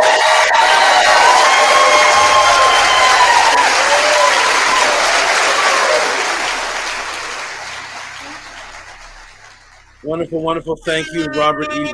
Williams. Robert E. Williams. For those who don't know, this is stuck there. It always gets stuck behind the weights. Okay, I can't get it right now. Robert E. Williams, the brother, gave me the Kopesh sword, which is now somehow barricaded in between my bed and the dumbbells. I'm not sure how that happened, but shout out to Robert E. Williams. I keep the weapons close, but I can't keep that one on my bed. I keep things close to me, but that one there, I don't want it on the bed with me because I can accidentally, that one can kill us accidentally. Shout out to Robert E. Williams. Appreciate you for the support. What does Robert say right here? Go ahead and read that. I don't know what's going on in my eyes today, but go ahead and read that, Primordial. It says, what's deep is nobody sees these every day. Hypnosis. That's right. And nobody asks about it. The brother Primordial Thought saw the movie. I haven't even seen it yet. When he's watched the movie, these things don't even point out because they when something is familiar to you, it meshes in with you. It doesn't stand out. It meshes in with you. So if you come home, Primordial Thought, and your lady is, say, dressed a little sexy or nice and she is looking nice for you, is something that you'd be attracted to, but it wouldn't quite stand out because that's what your lady does. She looks pretty for you. But if you came home and she looked like Ronald McDonald, it would shock you, so it wouldn't stand out. So when things are familiar with you, they blend into your psyche because you're familiar with it. When thing is shocking you, you're gonna ask about it. Why are you in a Ronald? I don't want to go to bed with you in a Ronald McDonald's outfit. What the heck? Take those red shoes off. So you're gonna. So that's how the Matrix works. It gives you things you're familiar with. So as you're watching the movie, you don't notice. Hey, look at all this blue. Why is all this water? You know, every time she got possessed, and when you watch the movie again, just look to the points where she got possessed or saw her mother. Every time you watch those points, every time you watch those parts, you're going to hear water in the background or slushing, like a drowned person coming out of a swamp. So I did hear somebody say something about if they had a power, it would be to have the ability to shock people because people only remember things that they're shocked by.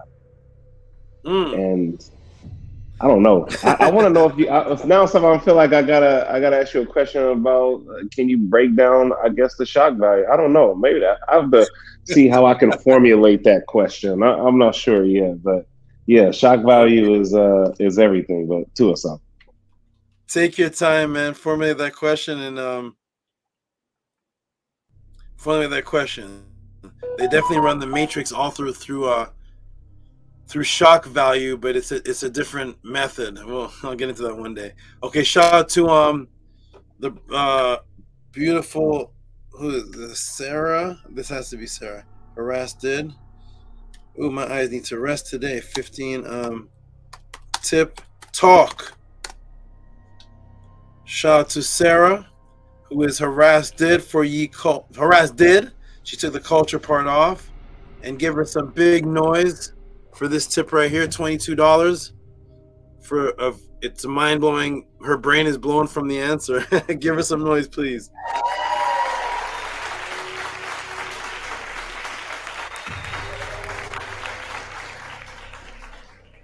I am training everybody to do what I did ever since I was around 17, or ever since I started taking on responsibility for this mission.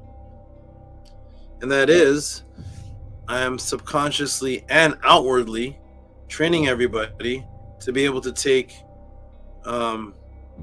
almost any topic you're surrounded by and turning it into a class. You could literally be sitting with your lady watching Talk to Me, and when it's done, I remember me and I don't know if it's Minor Turts, I don't know who, I just remember in one of in Minor Turts, yes, in Canada, it would take us 5 hours to watch a movie. To watch a movie with Tehuti takes 5 to 6 hours. Because I'm teaching and pausing and I'm showing you things as the movie is going on, and I'm watching it with you, and I'm pausing it, rewinding it. Look at that. It takes about 5 hours to watch a movie with me, and that's how you can do it. And once you get to that level, you can literally turn a family movie into a class that will spark the interest in your loved one and say, "Whoa, all this is going on around me." They took all this time to put in the movie. All that blue, and there's another color too. That's for part 2 if anybody ever asks me, but it's called the 30-60-10 ratio. It's a 30-60-10 ratio programming. Anyway, let me get on to the donation. I don't want to get into another class. You said the setup is real, so see, there you go, putting the part 2. 30-60-10 color ratio. Let me leave it alone. I'll go watch the movie one day. Man, I remember those days when I used to have to watch movies. Wow, that took a lot of time. That took a lot of time. Oh my goodness, that took so much time to watch. That takes so much time out of your life to watch a movie. Whoa. Oh my goodness. All right, shout out to to custom made tees. But shout out to all you people that are taking the time to watch these movies so you can send the questions to me. We'll keep watching the movies and just watch them and send them to me, and then I'll make that movie teachable class for you that you can use to convert some out of the Matrix. Shout out to Custom Made Tees. This is a tip for the Matrix. Blue Door was mind blowing, right? At the end, she's in another movie called Blue Door. Somebody has a question. What's her name? Oh, Sophia. Scribe comes on and says, "This knowledge is wild." That Sophia literally is the word that means knowledge. So they gave her in the movie. They didn't even change her name. They just kept the name. Yeah. So she's actually now she's playing the role of her own self. Imagine being in the movie and your name is your birth name. You'd be more attached to that role, because sometimes it takes 2 years to make a movie. Okay, shout out to Custom Made Tees, $6. Give him a hand clap, please. Woo! Custom Made Tees. Let me see if I have you saved. Yes, I do. Okay, let's go, everybody. Let me keep going. Let's step it up, everyone. I only have Nightmares back. Yep. Okay, shout out to Custom Made Tees. What was that? Somebody said something?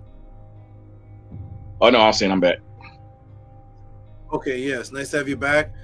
Okay, wonderful. Let's go to the next support. Appreciate everybody in their support. TT Amun, stay safe. Tua for your compliment, Tua for your support. And Primordial Thought, of course, and the man who asked the question.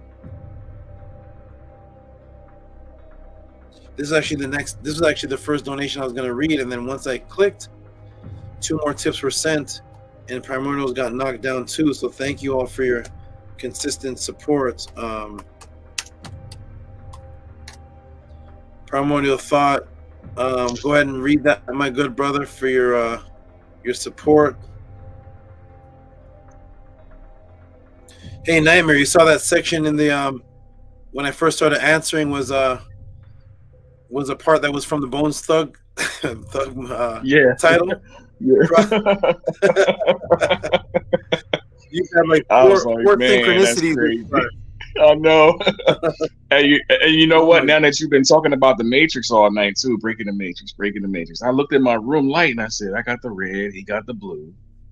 Shit, there's another one. Like, man, it's just one of those nights, man. It's one of those nights. One of those nights. Okay, give a shout. Give big noise to Primordial, the one who asked the question. He likes the question so much. You're not crying, are you, brother? You okay, Primordial? My man's breaking down. It was too deep. It was too deep for him. That's definitely the tip for the Talk to Me breakdown for sure. I appreciate you. Your knowledge is definitely appreciated. And what does it say there? Read that for me, my brother. It's too small for my eyes right now. What does it say? It says tip for the Talk to Me breakdown. Okay, thank you. And there's a heart and is it a hand or a sun? Yeah. Henu was the original Black Fist. Also the Black Heart in the House of ATTON, the sun. SABA, the great rock. Oh, beautiful, beautiful, beautiful. Wonderful. There's a section in the movie that has that symbol when she goes through the blue door, by the way. But that's another class. All right, so the blood is actually draining down that in the movie, but okay. So Tehuti made it up. All right, so here we go. Next support donation is coming from, who is it coming from? Who's the next beautiful supporter? Edward. Oh, that's Big Vapes. Big Vapes, man, it's really consistent every week. I know somewhere in here is going to ask for a Medinator class every week. $5. Let me see what it said. It's a Talk to Me breakdown. Tip Talk. Ooh, my eyes. Yes. Tip Talk. Here we go. Shout out to Primordial Thought. I can't even see these comments here, but I'm gonna put them up. I'll read that later. Giving claps.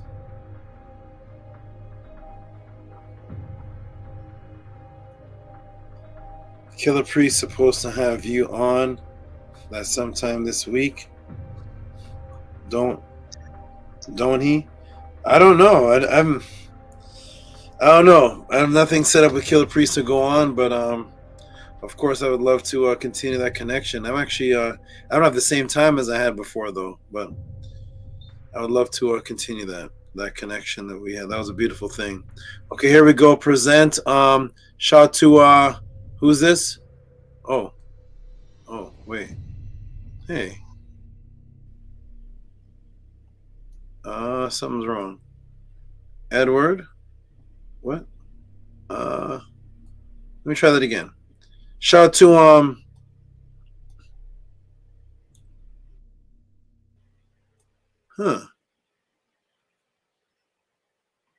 That's strange. Let me redo this. Something is not right. Okay, let me redo that, and I'm gonna go like this. There. Okay, boom. And now it should that's tip for talk to me. It's already saved. So it should pop up on the screen. Let me see if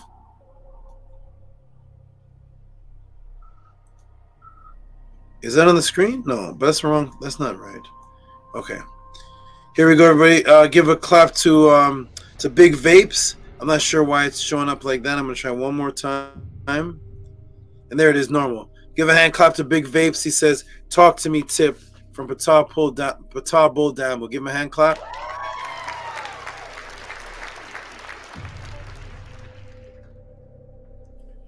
Okay, shout to you.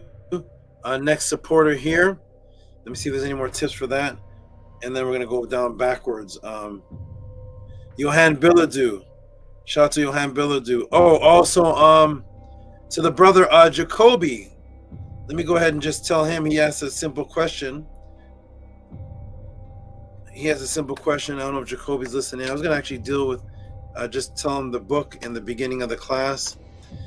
I'll go ahead and put this tip up on the screen. Then I'll deal with the brother Jacoby if you're listening. So shout out to you, Jacoby, for asking that question about the book, the financial book that I actually trust, that I read. I don't read books, but there is one that I support. Johan Billadou, $15 shout out to you. Appreciate you, Johan Billadou. And let me go ahead and do this for Jacoby if he's.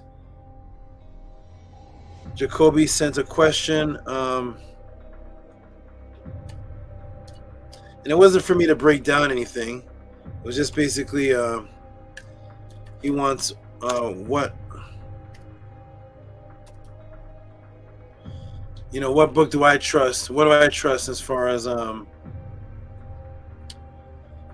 finances? So I'm just gonna go put on the screen. It's actually a very popular book, been around for years and years and years. Most people know it, but I would definitely this is somebody that I met in person, and it's a really simple answer. And if there's a book that's going to help you financially, this is the book right here. That's the book right there that I trust. Rich Dad, Poor Dad. Get that book, and then when you read that book, then there's a part 2, another one that came out, Jacoby. So Rich Dad, Poor Dad is the book. I saw that. I trust. I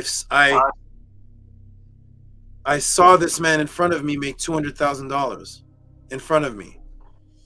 He was standing in front of me. I saw $100,000. I saw him make $100,000 5 feet from me by just walking up. He walked up, and I saw him with my eyes make $100,000 standing in the same spot that I was in. So Rich Dad Poor Dad, go ahead and get that, and just absorb the concept of that. It's like a storybook, but it's full of jewels. Just go ahead and get that. Jacoby, read that. You familiar with that? Nightmare, you've heard of that, of course. Oh yeah, right? Yeah. I actually I'm a friend of somebody that he knows. Another guy named Steven.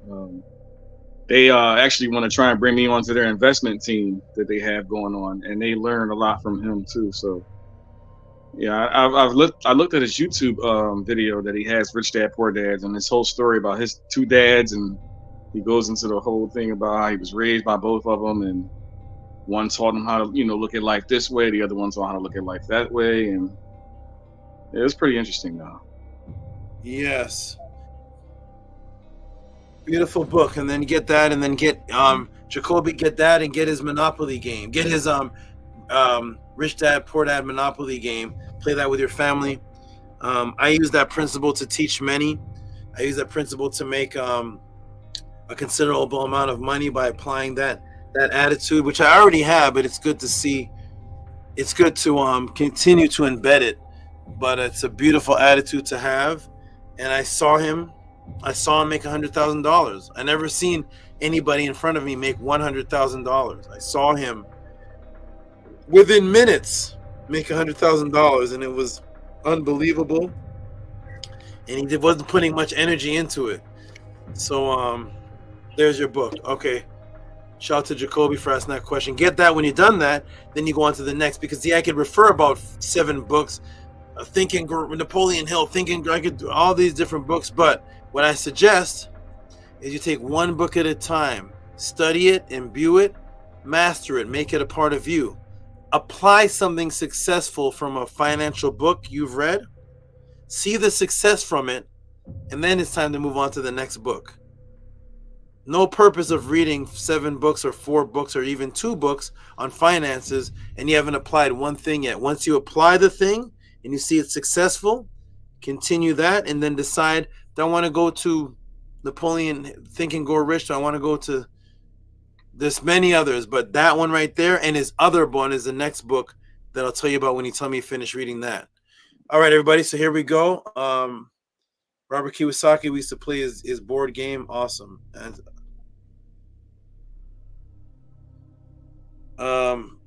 shout out to Nook Panook Panook. I was waiting for where's Nook Panook Panook's donations. I was like, where's Nook Panook Panook? He usually has about 4 per class. Maybe I didn't scroll down far enough. But here he is. I knew he was going to be here somewhere. And here he is. This is tip from Makaru. A 10, a 10. I'm going to put tip because I don't know what tip this is for, but because Nook Panook Panook speaks in it. Him and Beged Leisure have their own language. So I'm going to go ahead and just this is a tip for one of the answers, so I'm going to go ahead and give him a round of applause. Nook Panook Panook.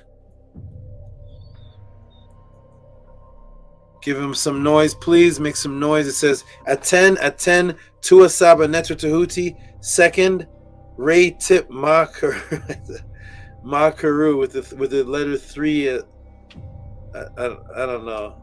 Shout out to Nook Panook. Give him some clap. That's the Nook Panook language right there. Get to know it. Get to know it. All right, shout out to you. Next one right here. Heru Hancock, Owen Hythe.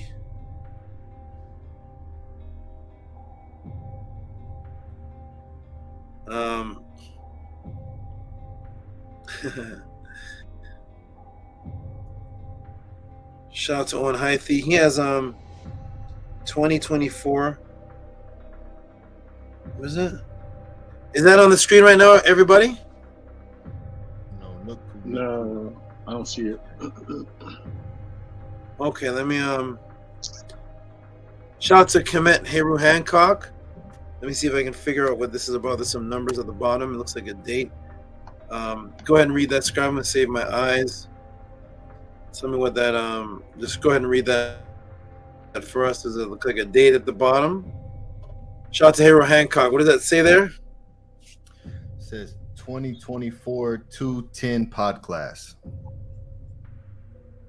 That's today. Thank you, Harry Hancock. Appreciate you very much. You're very, very consistent. Thank you, thank you, thank you. Let's go on to the next.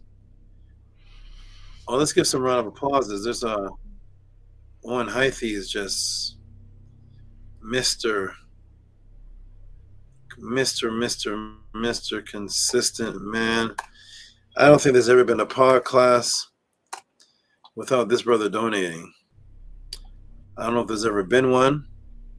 I don't know if there ever will be one. If there's a pod class where I don't see his donation, I'd actually be worried about what happened to him. That's his brother right here, Owen Hythe, 2772. I have it on big screen so I can read this one. Facts over feeling and truth over lies. Absolutely.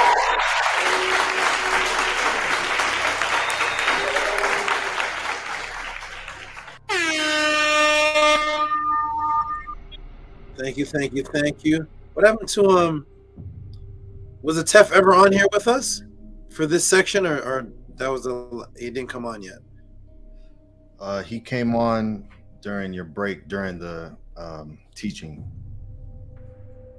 Your last break. Yeah, the last break, not this one though, right? No, not this one. Okay, thank you. Shout out to Tef. I know you're good out there. I know you're okay. You're probably doing all type of family stuff. He's a family man. Okay, shout out to this person right here.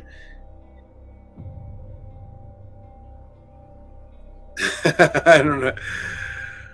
The person asks, I don't even know if this, I don't know what's going on with these. Well, I don't know if this is okay. I'm gonna go ahead and put this. This person sent a lot of different donations, but this one's small. And it's about Smooth Criminal again. Is there a Smooth Criminal Annie Papyrus connection? I don't know. Hold on, what? I don't know what's happening, man. I'm kind of tired. Let me see. I don't know, man. Shout out to this person here who sent this question in about the Smooth Criminal. And it's $2 for. Is there a Smooth Criminal Annie Papyrus connection? What? Shout out to you. I can't even say the name. I can. Shout out to you for these multiple donations. Oh, that's the guy from last week when you couldn't pronounce his name. Yeah. That person is obsessed with Annie, though. That person likes Annie. Annie, you doing okay? It's this Smooth Criminal Annie. What do you say, Knight? What do you say?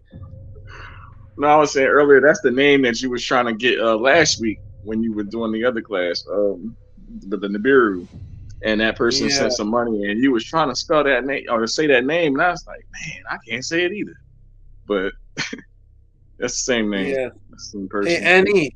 Yes, Annie. Did you send me a? Oh my god! Did you send me a question, Annie? I have this. I don't know what I'm looking at. I sent you a question. You send me a cash app for this, or what is this? It looks like a bunch of notes. Yes, some of my notes I was gathering for the question, but the question is at the very bottom. I just sent you the little notes that I got, but yes, I did send a cash app for it. I want you all to see some. What's that?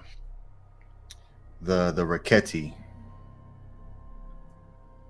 I want you all to see something right now. This is I haven't gotten to the cash app part yet, but I just wanted to show you all something. Here's what an Annie question looks like. Here's an Annie question. You know, you all send cash apps with one sentence. What is this? What's that? Here's an Annie question. That's what Annie's question. Oh, okay. Like a pizza slice. I'm tripping, huh? Pizza slices. That's an Annie question. We'll get to that when I can. We'll get to that. I don't know what's happening there, but I'm gonna save that Annie. I'll save that. Oh, I see it now that it's big. What is a double land? 2 banks of Reciprocity. Okay, I'm gonna save that. Oh god. Okay.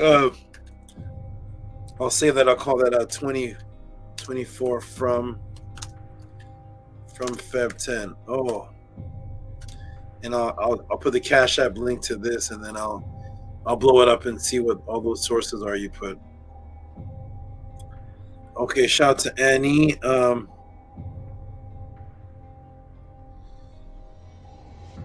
Okay, Annie, I got one here from you. Says Tua Ishin.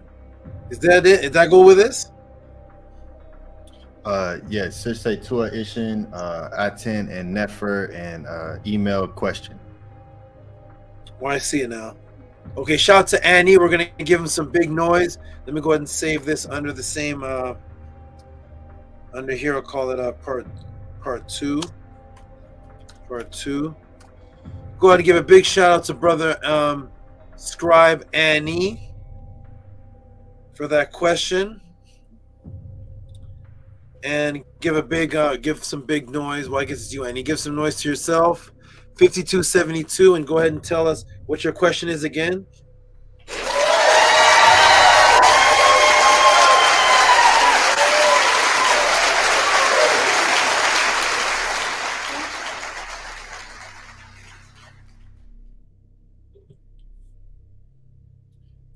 Okay, yes. My question is, so I'm working on some things, and because I have all those notes on there, is because in certain glyphs and certain words, I'm breaking it down to its finest molecule to understand what it is. And the Raketi, the two lands of the Raketi that's in the Perm Haru, and Butch just has, just Raketi. It isn't translated. And other Perm Harus, they translate it as the two land of the washermen. And I know it's not just the washermen. The washermen, huh? Right. Yeah. So, and I spoke about it when you broke down the 12 judges and the Cha-Cha chiefs, and how you broke that down so beautifully. So yes, it's what is the two lands of the Raketi, and at the very bottom, I asked for you to put a complete translated sentence for me, so I can utilize that. Please. Okay. Wonderful. Look who popped up. I shall. Look who popped up when you said 12 judges on the screen. Sherika Akira. Read that for me, Scribe. What does that say? It says, Hinu to everyone, still going strong on the panel and chat. Yes, Sherika. Feel free to come up anytime. Anytime.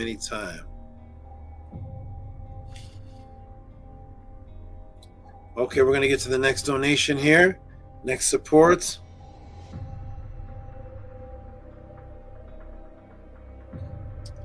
And that is from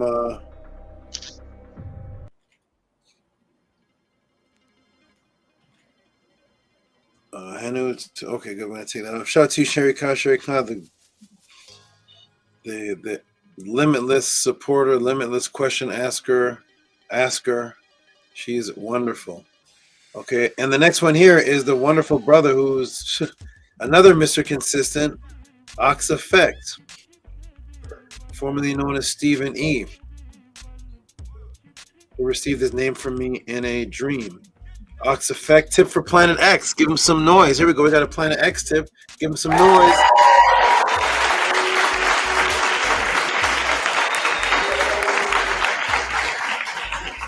Shout out to Ox Effect. Ox Effect, appreciate you.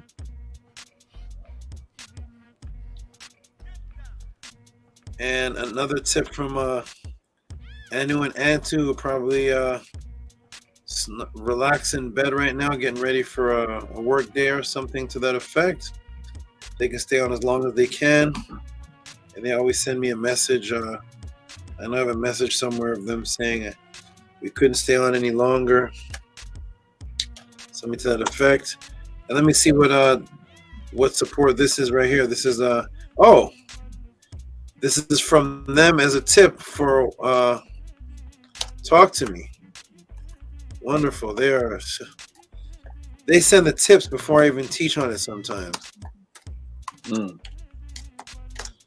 Yeah, they just know it's gonna be it's gonna be and they send the tip. Fire. Imagine Cash App gonna be fire. Yeah. Imagine Cash Apping the waiter a tip before you get to the restaurant. Yeah. Here you go, bro. I know you're gonna be great to me. Here you go. Right. So shout out to them right here. Here they are right here. Tehuti, quick give us question. a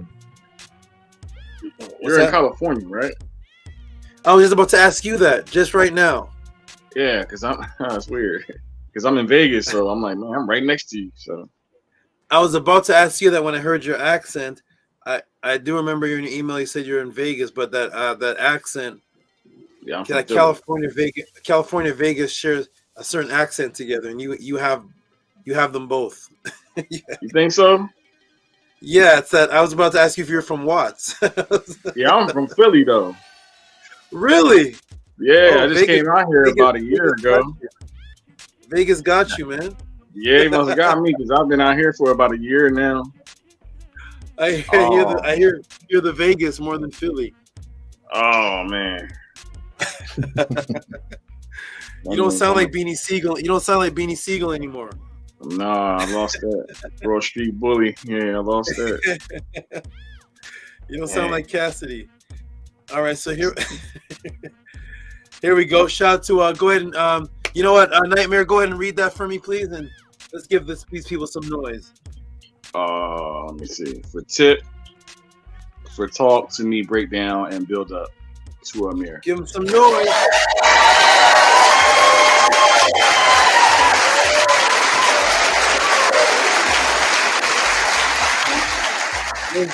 Was there something else? Was there something else, Nightmare? Did you read it all? No, I didn't see. No, I didn't see anything else there. It's just tip for yeah. Oh, the two Amir. Yeah, for talk to me, break down and build up to Amir. Okay, there it is. To Amir. Okay. Yeah. Okay, wonderful, wonderful, wonderful. Peace to everyone in the chat. Peace to VRI. Peace to everybody. And let's go to the next one. I'm glad you switched the music.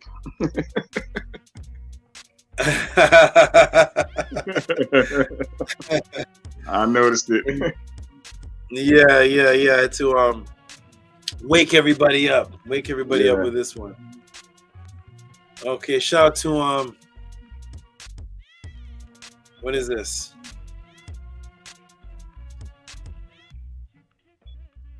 Men in a Class live and recording 212. What's that? Oh wow.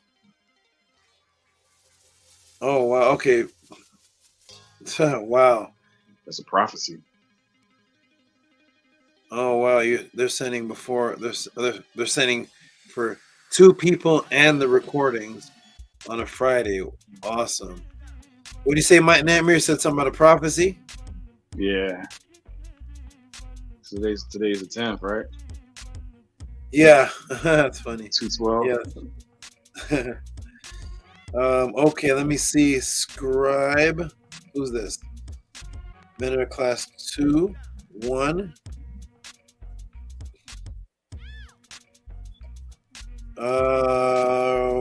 Let me see if I have it on deck. I might not. I don't know what happens to these men in the class. It's so amazing. Oh, there it is. Wait, nope. Let me check one thing, everybody. Family, one moment. Let me see what this is.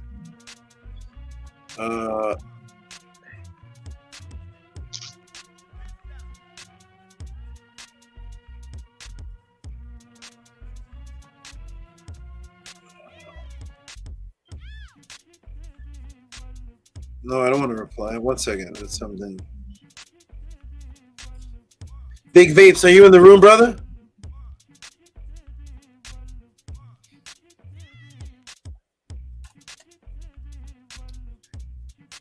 Is Big Vapes in the room? You all see Big Vapes in the room? Big Vapes, what Mednetter class are you sending for? I can't get to that screen right now if you're in the room. Is it 38?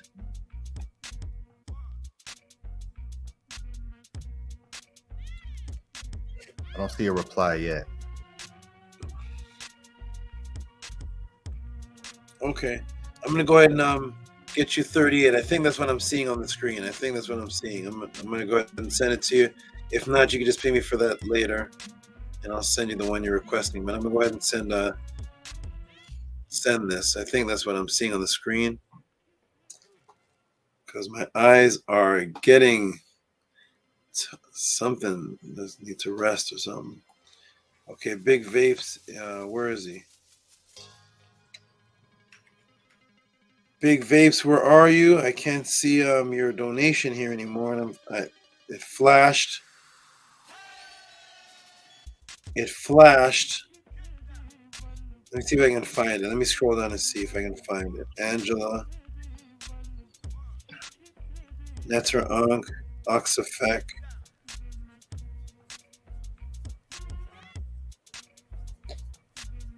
I lost Big Vapes.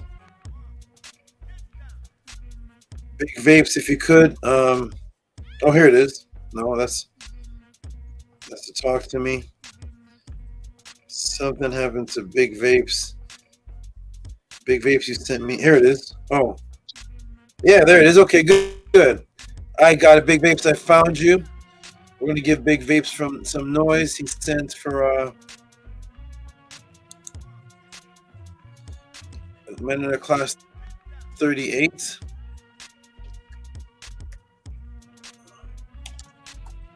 Medu sent. You should have it now. You should have it, Big Vapes. So shout out to Big Vapes. We're gonna give him some noise. He sent for the Men in the Class 38. Let's give him some noise, please. Make some noise. 38 Men in the Class.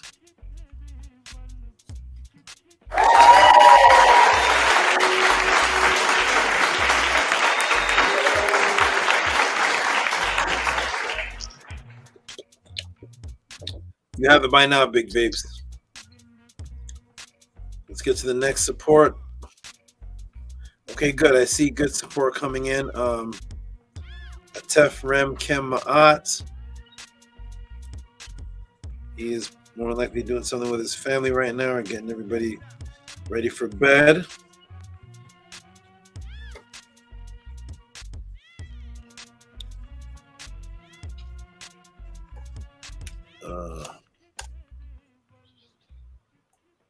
Give Atefrem Kem Ma'at some noise right about.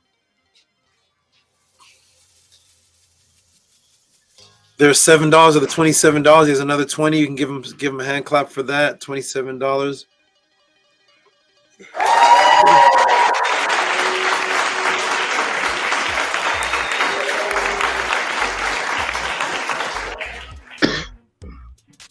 And here's the other 20 to that, which actually makes $28 actually. So shout out to Atefrem Kim Ma'at. Add this to that donation, and it actually will make over $28. So here we go, right there, boom.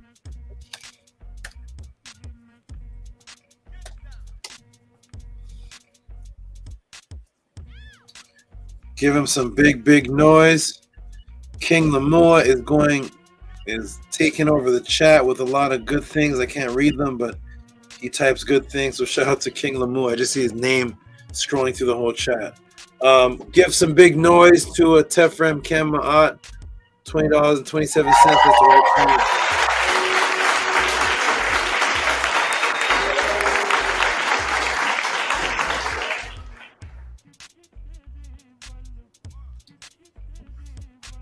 And who's this?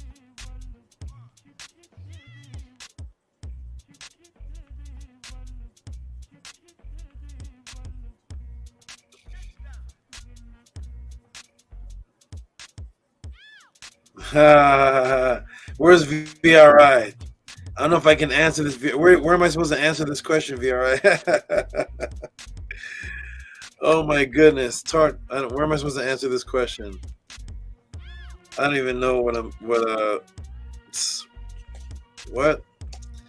gonna put from.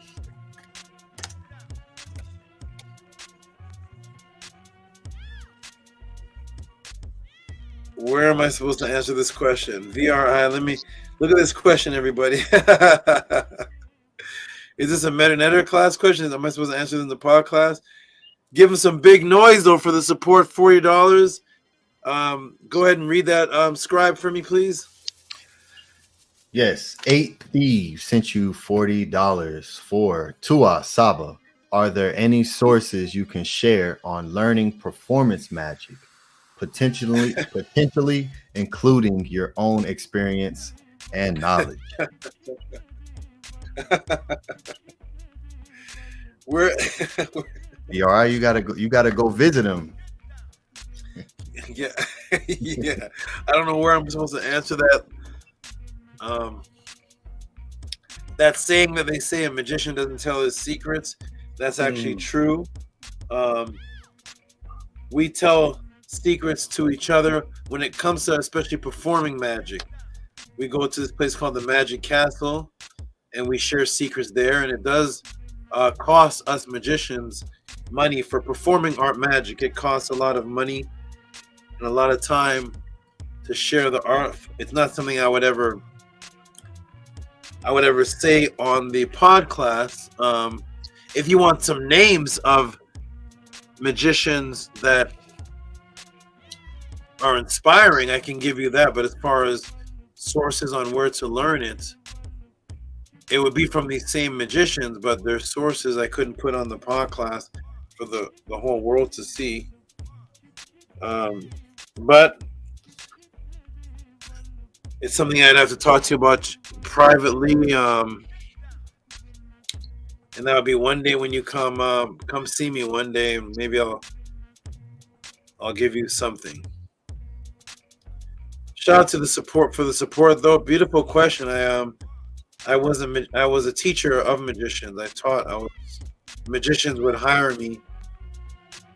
Magicians hire me to teach them performing magic. So raw minerals.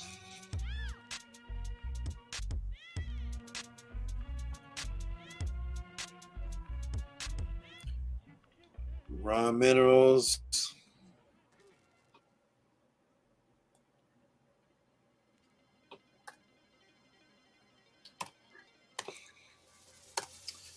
Shout out to Raw Minerals, another great supporter, consistent supporter to the Tehuti pod class. And give them some big noise.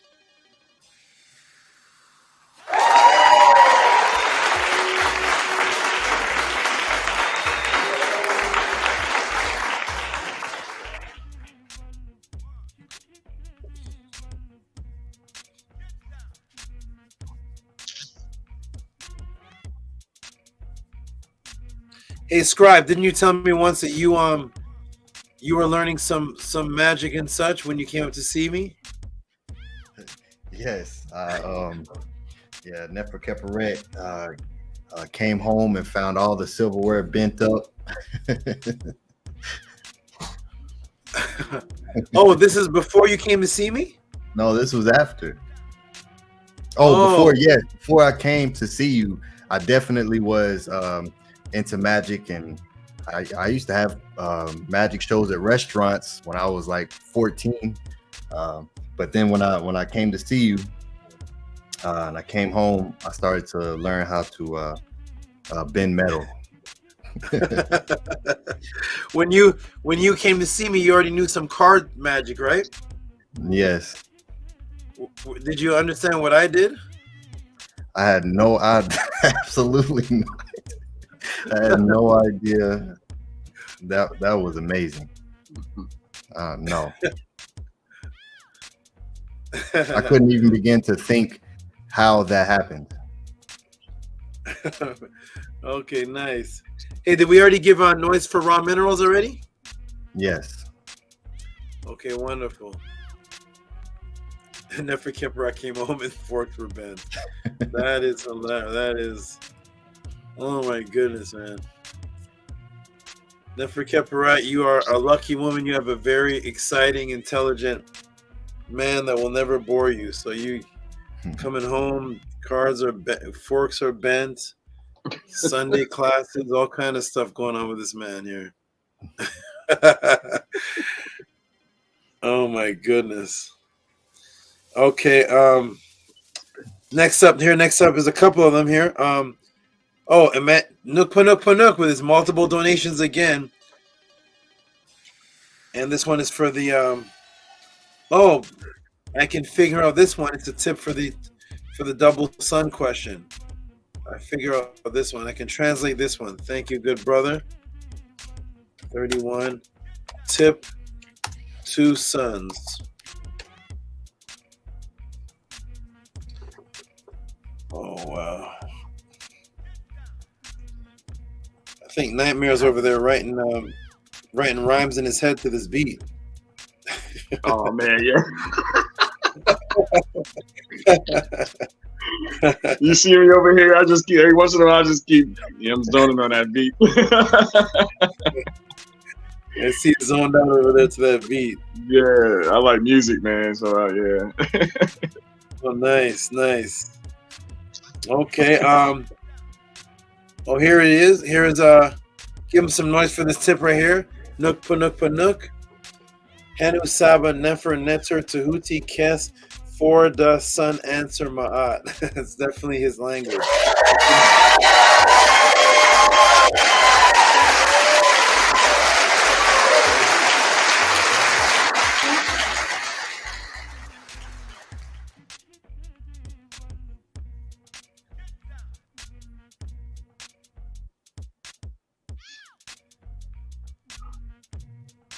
Okay.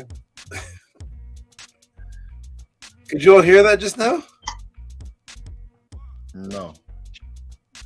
Oh, that's interesting. Okay.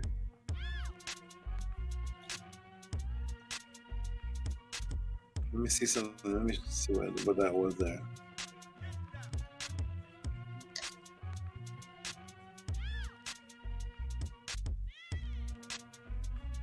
What in the world? Hold on, everybody. What is going on here?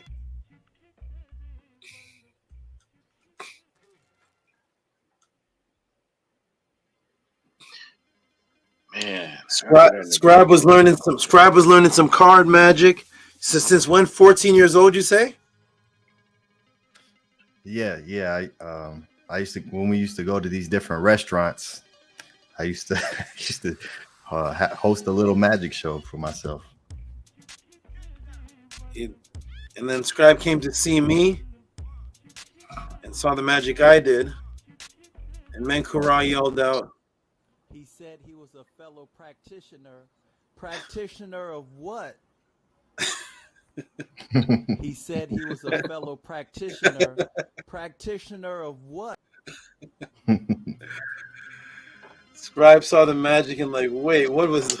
I remember the look on your face, Scribe. You told me you were doing magic, and when I looked at you and you looked like something left you. I don't know what that look was. It looked like your cock hitting your shoulder.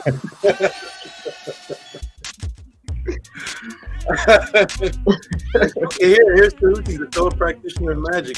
Let's see what he can do with these deck of cards. I never seen you do magic before. You never see me? I never seen you do it. I never seen any of this stuff that you talking about. This is the first time I'm hearing this. Oh man, type in Pharaoh versus Harry Potter. That'll start you off. That's when I open up for the Harry Potter book. I was a magician for the Harry Potter book. Okay. Okay, here we go, everybody. What's that? You said Pharaoh versus Harry Potter? Yeah, Pharaoh vs Harry Potter, and then you'll see you'll see me open up for the Harry Potter book. Okay. But, yeah, I remember, Scribe, when you saw that, you looked. It almost looked like you were going to try to figure it out, and then you like had it was the second. It was a look of inquiry, trying to figure out, and then just I don't know what that look was, Scribe. You look different. Yeah, I run through possibilities in my head, but I know that because it's quick. Shortly, he had me run through these numbers, pick some numbers, I had a card, and then he told me to pick a book and then name a page in the book. And I went to the book and opened up that page, and my card was in the book, in the page that I picked. You know, it's like go pick a random book in your room, and there's gonna be a card in there that I signed. So I don't, you know. Yeah, that's crazy. Wow. Okay. Wow. And okay, here we go, everybody. Here we go. Somehow he used the blue door. It's all the teleporter did.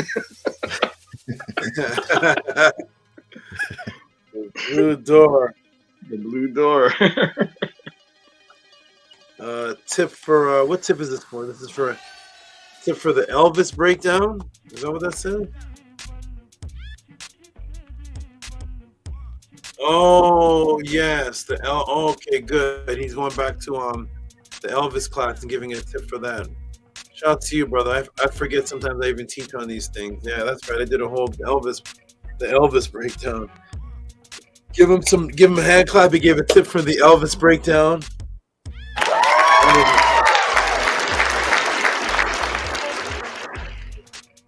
The Elvis the Odin breakdown. That's right, Odin and the Killing. Oh my goodness. Caleb, another consistent man. Class for sharing knowledge of class number 65 with my partner. What's on the screen right now, everybody? Elvis Matrix Code. Did that change? Did that change to anything? Is it still Elvis Matrix Code? Yeah. No, it's still Elvis. Okay. How about now? Is it still Elvis Matrix Code? Yes. Okay. Okay. Let me fix that. 33. So this is from. Okay. Let me stop that then. Oh boy.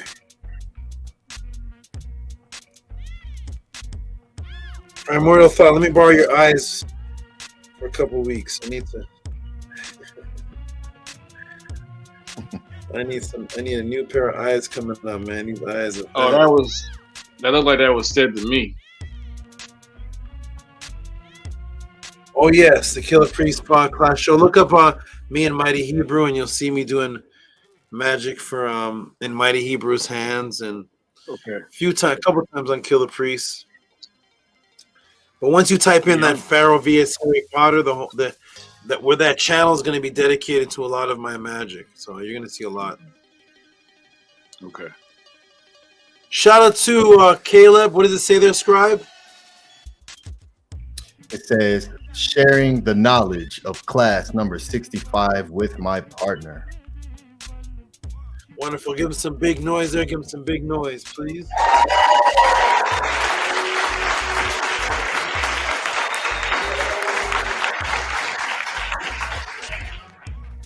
Shout out to you. Much respect. And that's good. You all are sending a lot of donations tonight. This is really good. Menti Hotep, I see something about why you weren't on the pod class. I'll go ahead and read that. I'll read that. Class recording that I wasn't intended for. What class is that? VRI? I'm going to let the room see this. It says, for men at a class that I wasn't intended for. Is that do you remember do you remember which class that was? Was that the last class? What number that was? Give me a date and I'll give the class right over to you. So shout out to give him some noise for a man in a class that he wasn't there for. I don't know what class that was.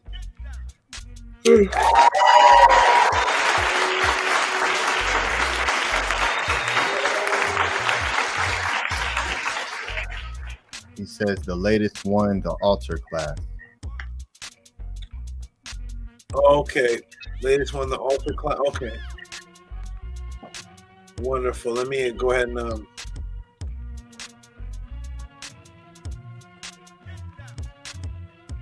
let me mark that as unread, and then I'm going to what number was that? 65, Scribe? That's 65, right? I think it's 64. It might be 65. Let me see.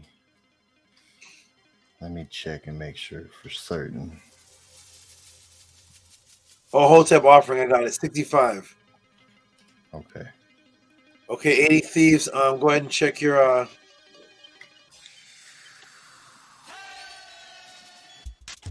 oh wait, something's wrong. Hold on. 80 Thieves. Wait. Let me is it VRI? Yeah. VRI management. Okay.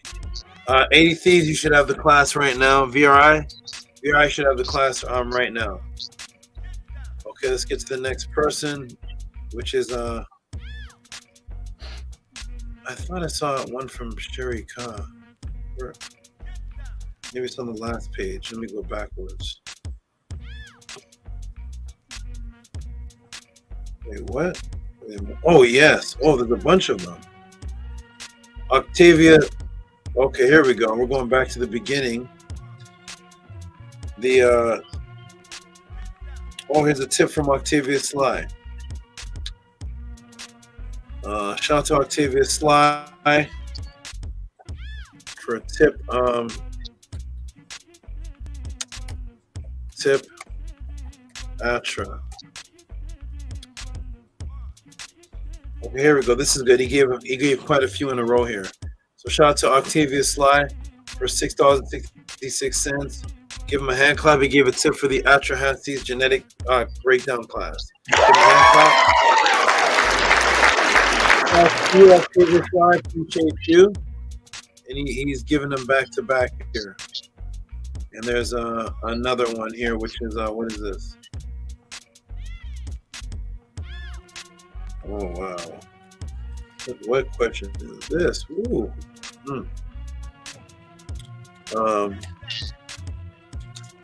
From Feb 10. Okay, he asked a question here, which is about dreaming in cartoons. Oh. Okay, give him what does it says what does it mean when you dream in cartoons? Give him a hand clap for this. He's shout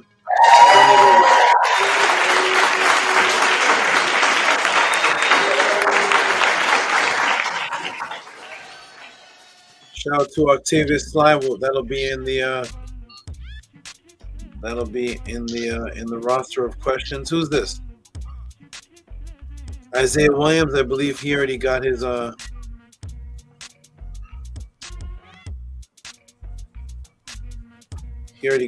book. Octavia Sly again. Oh, another tip. Octavia Sly is going back to back with 3 donations. Appreciate you, good brother. Octavia Sly has also been around from the early beginning until now. He's been around for a long, long time. Tip for what did I say that tip was just for? Tip for the last thing you showed was the dreaming in cartoon. Yeah, dreaming in cartoon. Okay. Let me go back and see. Octavia Sly. NIBIRU breakdown. Okay, here we go. He's giving multiple tips. NIBIRU tip NIBIRU. Awesome.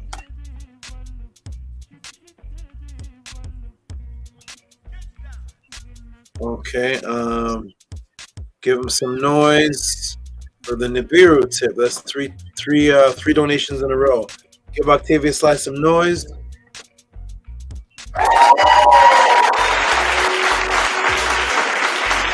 NIBIRU breakdown. Tip for the NIBIRU breakdown. Shout out to you, good brother. I wonder what. Let me see.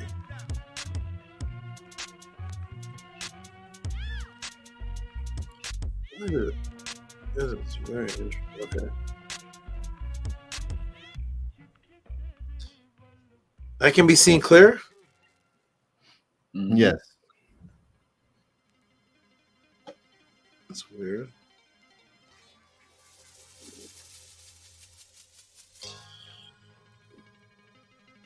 It seems like I'm okay. That's good for my eyes. I'll just stay off. This is fine. Okay, here we go. Shout out to that's so odd. Shout out to Octavia Sly. Okay, wonderful. Next up is who's the next up? I know I saw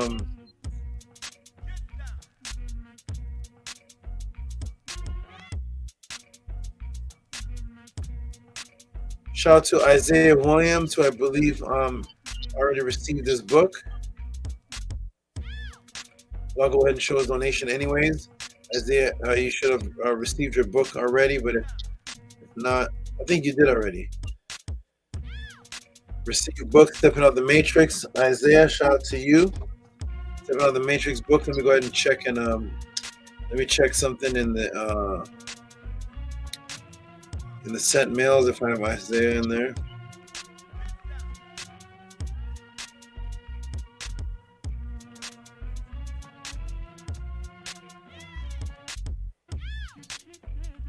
I'll go ahead and send this to you again, Isaiah. He might have purchased that through the website since it went to the PayPal like that. Yeah, it does look like that, right? Yes. Okay. Yeah, it does look like that. Isaiah, if you're listening, if you don't receive the book, let me know.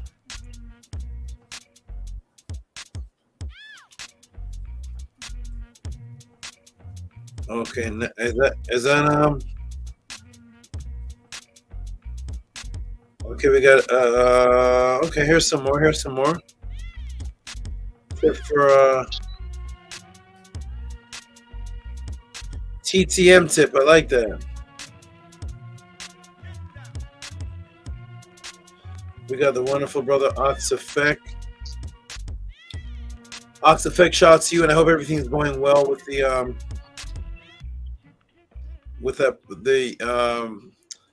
person I met with you at the Pathways of the Awakening. I hope things are going well with that. I hope that's advancing. Okay, 37. Tip Talk. Shout out to Ox Effect for the Talk to Me tip.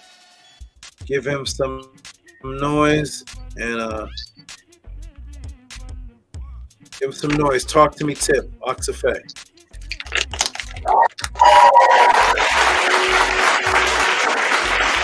Man.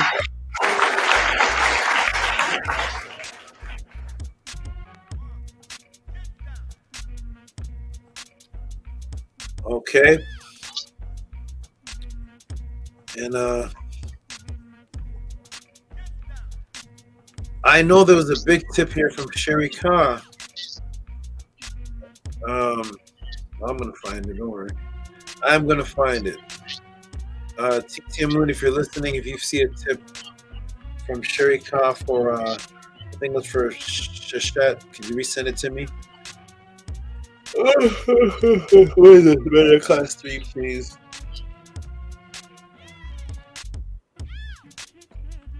I'm gonna get Primordial Thought to go ahead and read this. This is a lot here, and my eyes need to rest. So,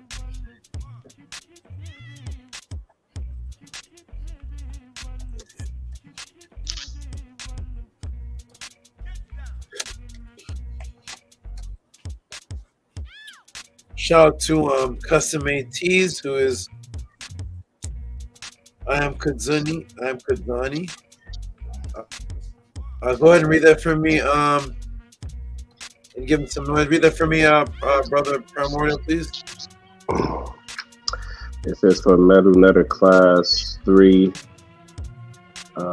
Please, I visited the British Museum today and saw a lot of the artifacts you present on the show.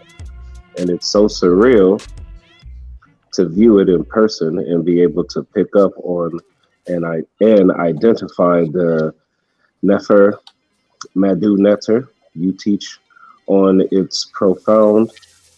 Thank you for your teachings. I appreciate it. Absolutely. I am Kazani. And Kazani, could you type your email in the chat? I don't have everybody's email memorized, so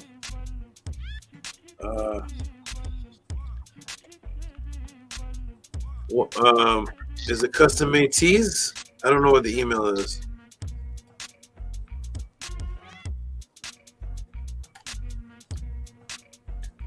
I am Kazani. I need send me that email, good brother, and I'll get this out to you. Scribe, tell me if you see him in the room. His name is I am Kazani.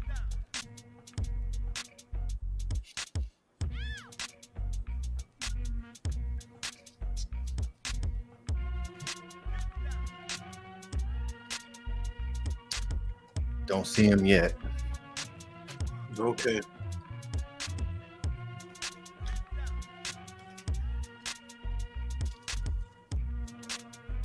Okay, I am Kazani. When you come to the, let us know what your email address is, because I don't have that memorized and I don't see it here in the, I don't see it there. So,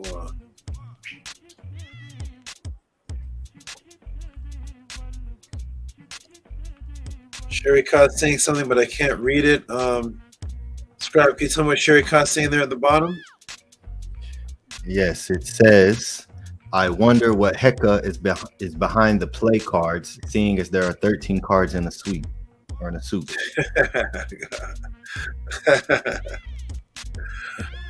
Oh my goodness. Okay. Speaking of Sherry Khan, I'm looking for her. She has a big donation support. We will find it. I know I saw something big in here. Shout out to Ellen Johnson, Empress EJ. Empress EJ for $10 tip for the Anunnaki. Shout out to Ellen Johnson. I have all these beautiful new names, and it is lovely from all over the world. Names I don't even recognize, and they're being affected, and it's a beautiful thing. So tip for Anunnaki tip, $10. Let's give EJ the Empress some noise. Okay, give some big noise, please, to give a hand clap for a $10 tip from the Anunnaki breakdown. Whoa.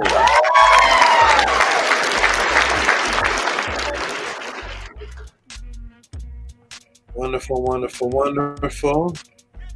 And let me scroll through. Where is Miss Sherry Koth? I know for a fact that she, what is all this? Whoa, wait a minute, hold on. Oh my goodness, what is all this? Oh, Aguerosaurus. Now I'm seeing all these. Okay, I'm seeing Primordial Thought for now I'm seeing all the I'm seeing the donations now. I'm seeing the ones from earlier. Now they're popping up. Now I'm seeing Aguero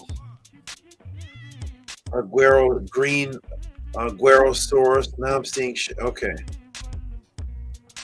I see everybody now. That was interesting. Okay, here we go. So we're gonna scroll back down, and I see Primordial Thought for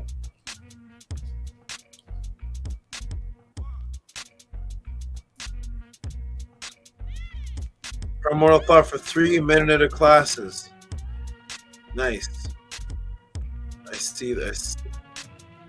These were all invisible on my email. So strange. So odd, but we found them. That's what matters. Beautiful. 40 Medu.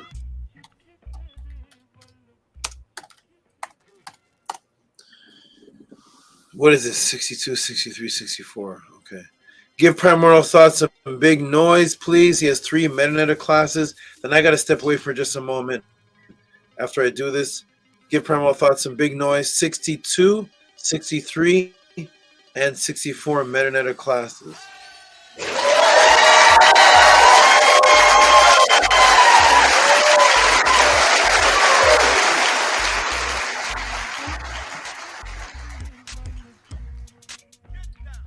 Let's go. 62, 63, and 64.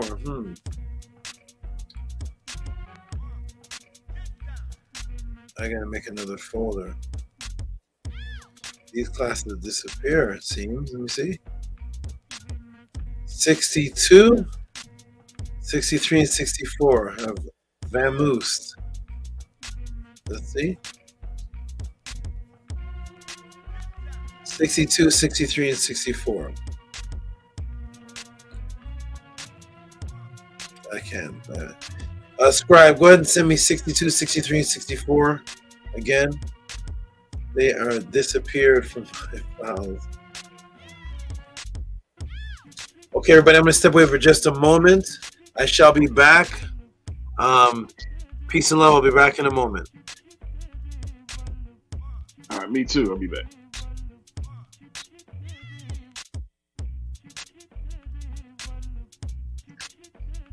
Peace. I guess it's just primordial.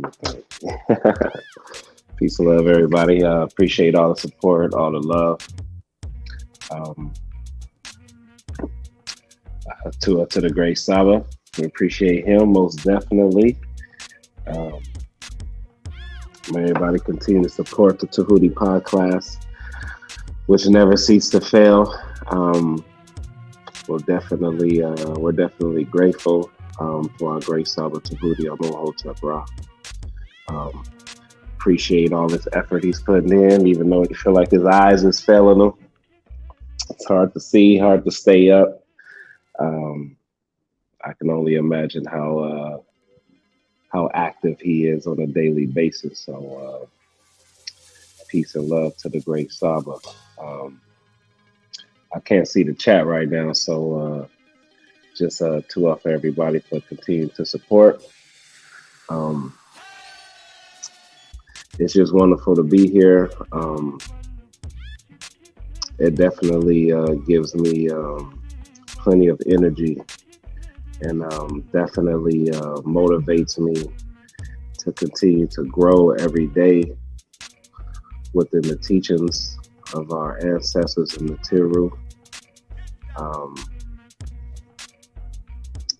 Definitely,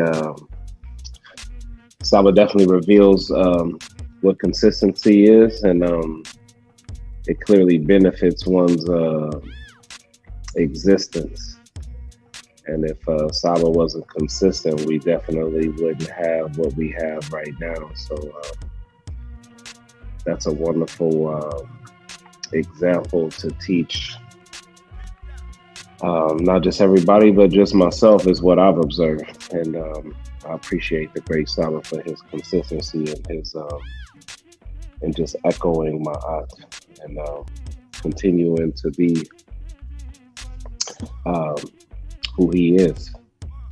And it's just inspiring, as well as the great brother Ani, who is echoing that consistency as well. So I'm definitely seeing the growth within him. And that just gives even more proof of Ma'at in general, just being consistent, is that you just see the growth, you see the strength, you see the creativity, you see the love, you see the wonderful Eve that the great SABA is expressing. Because once again, we know that he doesn't have to do any of these things, and we can clearly be abandoned to just go search for yourself.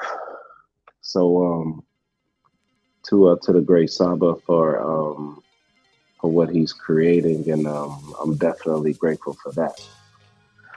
Peace, great Ani. Peace, Hotep, great brother. To a great job holding us down.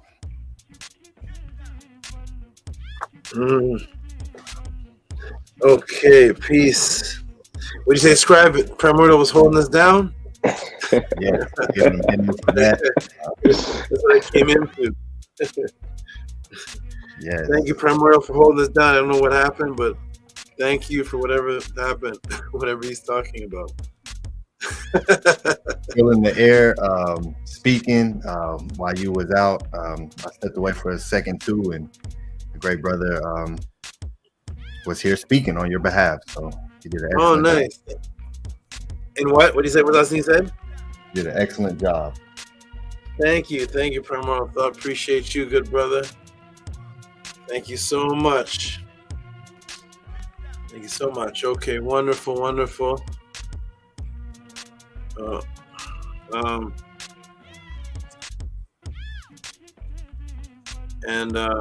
Okay. What was that? 62. Did you send me that, Scribe? Yes, I did. Okay, let me check here. There's a lot of emails. Shout out to Raquel Bailey.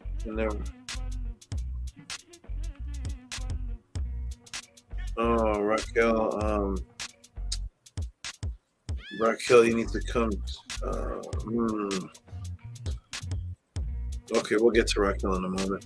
Okay, Primordial. Forward.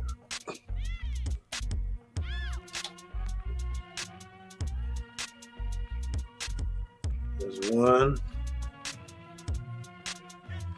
Primordial, you have 64. Or 63.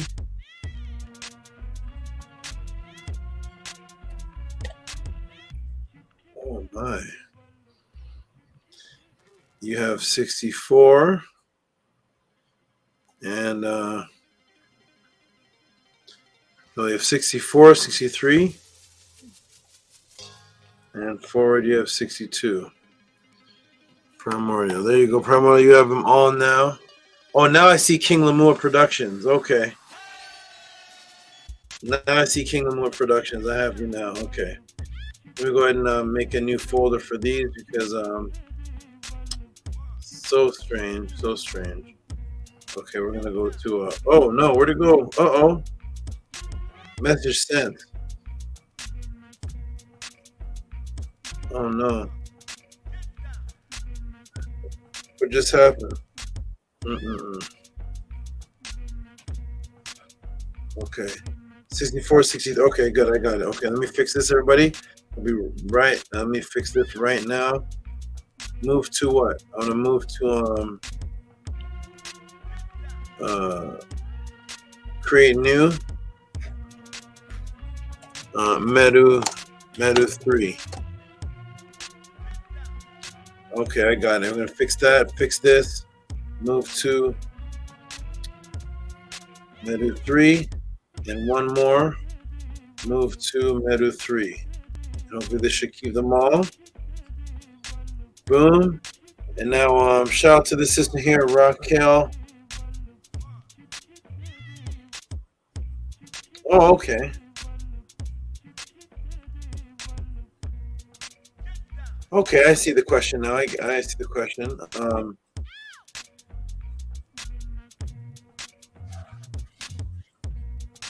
Okay.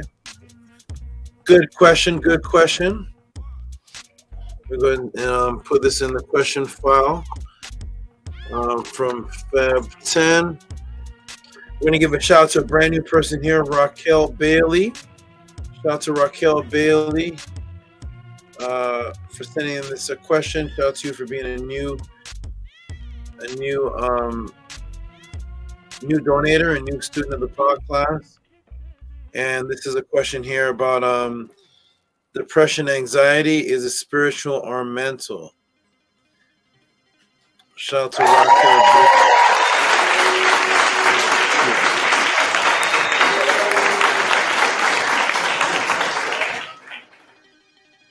Raquel Bailey. And we're going to go to Black Alucard. Black Alucard, please, brother, if you're listening. It should be another week until I'm back in where I'm supposed to be, and then after that, we can arrange you coming up here, getting your name and such because I'm in a transitional type situation that I'd rather go back to when this construction and all this repair is all done. I can get back to my more comfortable environment, and then you can come up and actually have a place to sit. Okay, so shout out to Black Alucard.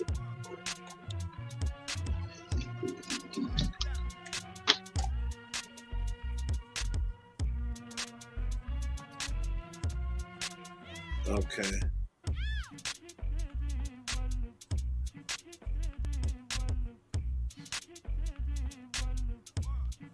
What happened to Nightmare? Nightmare turned to a Tamu? What happened? Who's on the screen? What's that? Nightmare turned to it.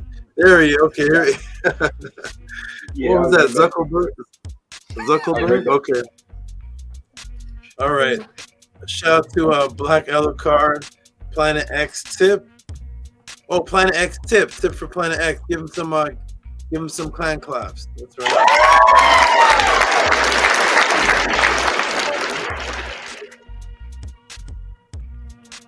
Thanks for the knowledge. Yep.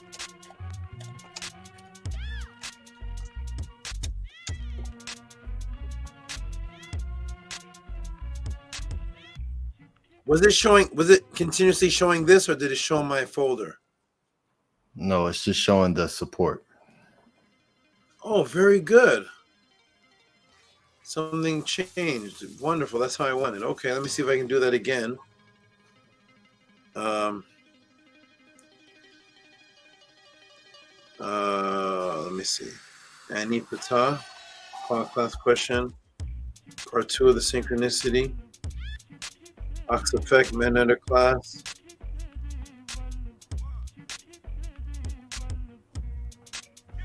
Shout out to Network First. I just see your Tehuti. Hope you have recovered from the snake bite. Thank you.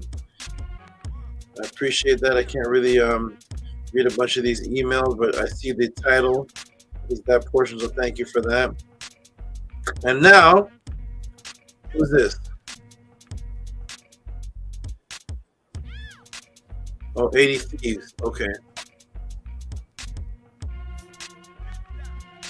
80 Thieves. I'm trying to. Where's Sherry Cog again? Disappeared again. Here we go. We got them back. Who's this? Oh, Carrie Ann. Oh, here we go. Carrie Ann. I've been practicing. Okay, Carrie Ann Tane Soul. What's it showing on the screen right now, everybody? Black Alucard for Planet X. Okay, what's it showing now? Is it still showing Black Alucard? Yeah. Yes. Oh, perfect. Perfect. Let me see. My settings have changed from Feb 10. Okay, so if I stop that, shout out to this brand new person here.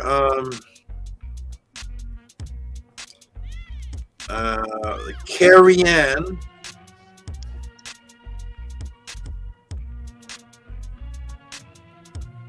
Go ahead and read that for me, Primordial Thought, please. Yes, it says, I have been practicing a fire practice called Angi Hotra, which involves burning female horned cow dung in a copper pyramid and offering rice while singing a mantra. I can see comedic ideas in it. My question would be, what are ancient comedic fire practices and how were they used? To Tane. Shout out to Tane, appreciate you. So Tane, if you're watching this, that's a question for the Medunetter class. Okay. I actually don't give practices here in the pod class, but I do give them in the Medunetter class.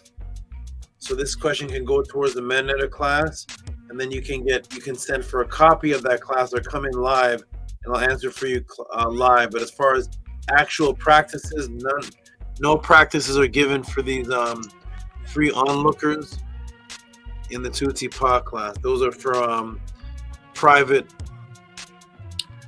paid members, of which you can become a part of. And Scribe, go ahead and put the MetaNetter Monday logo on the screen, please.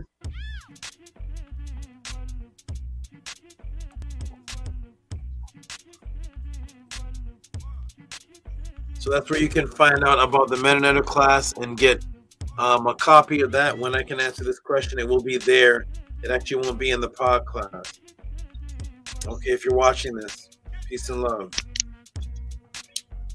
Okay. Up to you, Carrie Ann. Let me say the name right. Carrie Ann Tain Soul. Shout out to you, peace and love and respect to you. Okay, is that saved? Let me see. I think it is. Yeah, that's definitely a MetaNetter Monday class. I may even maybe Medu Magic Monday, but we'll see. Shout out to Nito Campbell. Sherry Ka's in here somewhere. I know she's in here somewhere. Here we go. Shout out to Nito Campbell.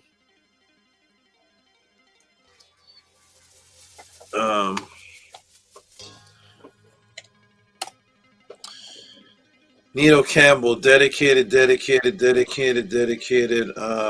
a matter of fact, he's so dedicated and loyal and so responsible that when he gives a donation, if he misses a pod class, he actually gives a donation with the date that he missed. So this one is for the last pod class that he missed, February 3rd, 2024. Classic, he said. Give him some noise for this. Give him some noise.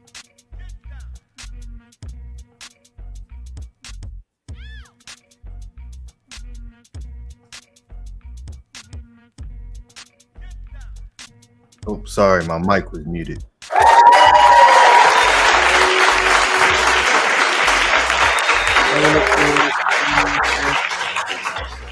Thank you, Scribe, too, for the apology. And when your mic is muted, does it also mute your My playing sound too? Yes. Oh, interesting. Okay. Okay. Two for telling me that. All right, so here we go. Let's who's next. Carrie Ann. Oh, here we go. Carrie Ann for for the first MetaNetter. Oh, good, Carrie Ann. Okay. Here you go, Carrie Ann.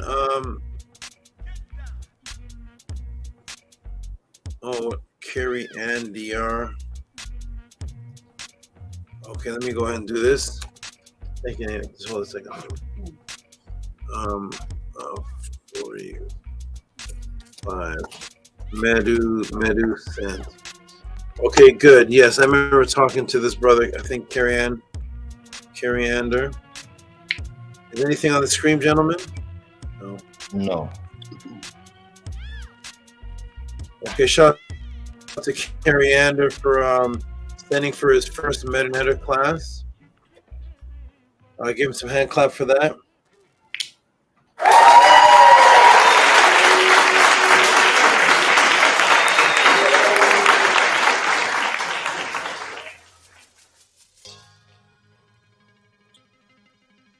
Oh, I see what's going on here. I see. Let me see something.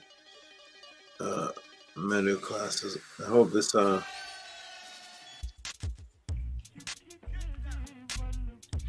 Okay, Carrie Ander or Carrie Ann, if you're watching, let me fix something on your email here. It seems like there's a space between the .com. Oh, there we go. Oh, you're Agua Green. There we go. Okay, Carrie. All these names I have to remember. Remember, Carrie Ander is Green Agua Source. Shout out to Carrie Ander, Green Agua Source. There you go, brother. You actually have MetaNetter class. Number 1 is in your email right now. Shout out to Green Agua Source if you're in here. Okay, family, I'm going to take another 1 minute break. I'll be a 2 minute break or so. I'll be right back. You guys hold down for just a minute. I got to do something really quick. I'll be right back.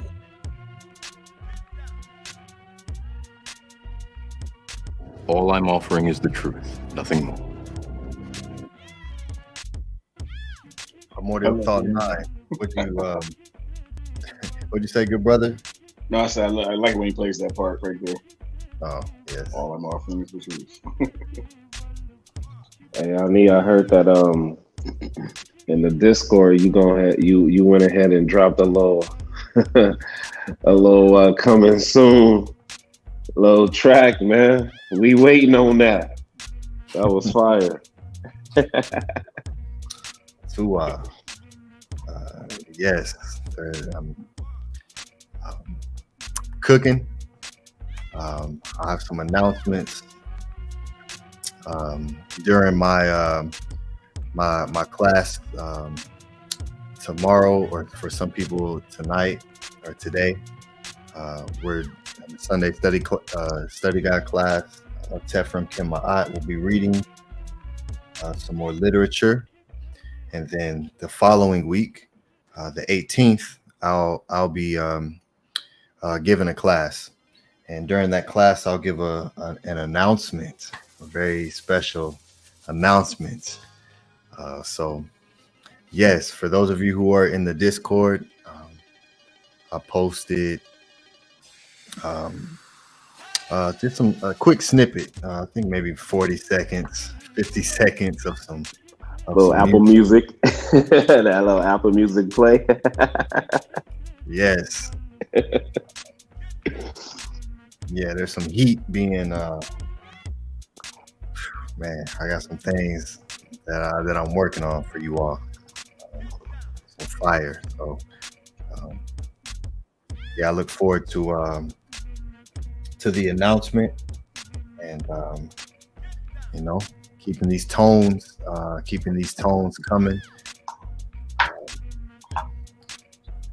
Yeah, I'm enjoying it. It's fun. I received a download from the NIBIRU this past few days ago concerning some things, and so yeah, the time is approaching. So everyone, make sure that you are subscribed to the House of ATTON YouTube channel. We're almost at 1,000 subscribers, so very proud of that. Just straight knowledge, teaching. And so yes, the 18th, there'll be a lot of announcements, and there's some beautiful things we're working on. So everyone, make sure you're subscribed there. Become a part of the Karu, part of the family of the House of ATTON. Do membership. Just reach out to me, houseofatton.org. Message me there, or you can email me at anipata@houseofatton.org, and come in, join in. You see many of the brothers and sisters as well getting the Meta Netter Monday classes. This last one was so very powerful for those of you who do any type of altar work. You need that class. You need that class. Yeah, he showed some things that I know I've never seen. I've been doing altar work for years, and successfully seeing results, and I've never seen the way that SABA Tehuti taught it, and going into the Meta Netter and what it means. You know, because it's probably one of the most popular words that we have, that we hear, is Hotep. So, you know, to actually go into that and, you know, break it down even more, is very powerful. So everyone, make sure you get those Meta Netter Monday classes. For all of the members, the Wisdom Wednesday classes are just phenomenal. You know, it's one of the reasons why I started it, is to be able to consistently stay in the consciousness of the Sebai, of the writings, of the guidance that leads our walk daily and allows you to see the isfet that happens around you and to stay consistent with how to react in certain things and how to stay in ma'at. So the Seba'id is so powerful, it's so important to continuously stay in those readings, which is why I started to create audiobooks as well. So now you can listen to them and imbue yourself in those ancient tones of greatness of Akur, the Seba'id. You know, so so yes, we'll have a new audio book coming forth, the Maxims of Ptah Hotep, and there's some more audio books we're going to be bringing forth, and you know, it's just amazing. So continue to support SABA Tehuti, continue to support the pod class, and because you know this is how the House of ATTON was built from, of course, from the great SABA Tehuti and doing what he's doing and teaching us how to, not only teaching us how to teach, but how to be great students as well, and what it means to be consistent and disciplined at a specific thing that's beneficial to your ka, your ba, your e, doing all the things necessary to make sure that we're following ma'at, because those are the laws of ma'at. You know, so we see so many of the heka'u, the ancient tones, in the Perm Haru, speaking about doing what pleases the Ebe, to do what pleases the Ka. And we're in this false matrix that completely, if you allow it, removes you the ability to be able to do the things that pleases your heart, your essence. So, you know, to be able to be in this and to read the literature that led the people that built the greatest civilization, the longest lasting, the deepest. We have access to some of that information today. So to be echoes of that greatness, we have the writings that also led them. So there's a lot of work that needs to be done, and you know, there's a lot against us. So you know, Henu and Hotep, all the great supporters who's continuously supporting the great SABA Tehuti and allowing that reciprocity to also benefit you, because that's what it does. So welcome back, great SABA. Hey, well, peace. Okay, wonderful. We are back, and let's do these last couple of ones. Shout out to everybody in the chat. I can't really see what people are typing because gotta save my eyes and read the least amount as possible. Let me see. What do you mean inbox? Okay.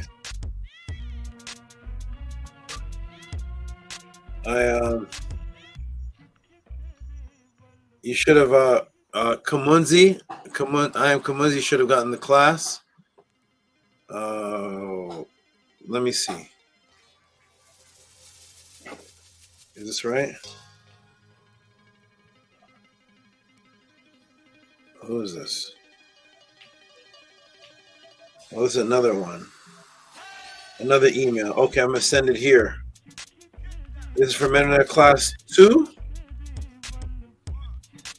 Let me I sent something to the I am Kamunzi one. I'll send it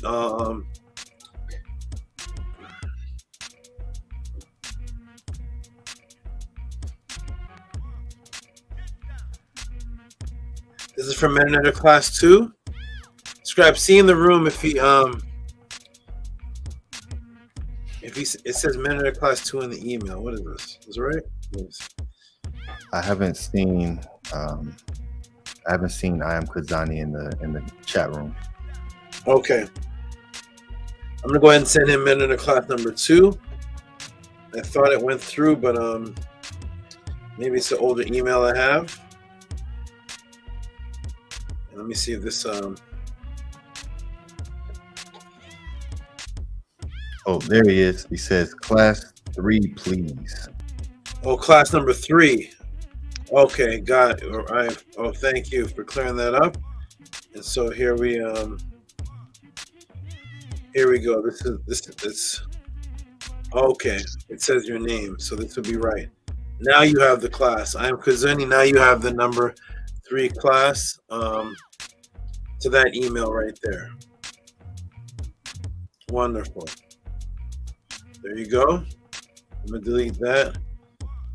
Okay. And who's left here? Who's left? I know Anu and Antu had a big one. And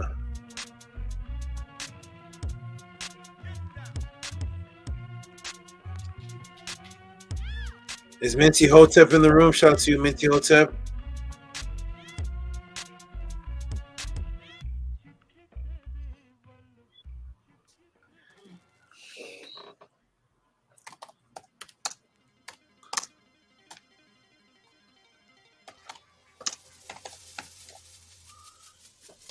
Okay. I got your message, Minty. Okay, to it for the update of that. Let me know what happened to you. And we are on the search.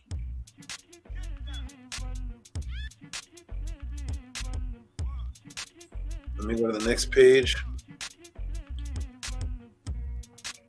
This must be Sherry Cobb, please. Here we go. Everybody get ready to get, we got it. We have it now. Give some big noise. It's one of those ones that can't fit on the screen. Uh-oh. Oh my goodness. Please make plain and clarify. Oh, these are one of these long messages that can't fit on the entire screen. Let me see how I can do this. No.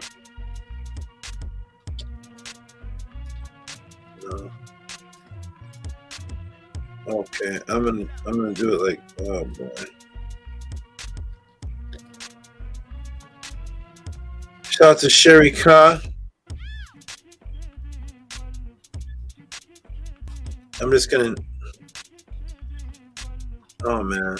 Okay, I'll just do it in sections. Here we go. So here's the first section. Get ready to give this young lady some big noise. One of the biggest donators, consistent ever in the Tehuti pod class. And from Feb 10.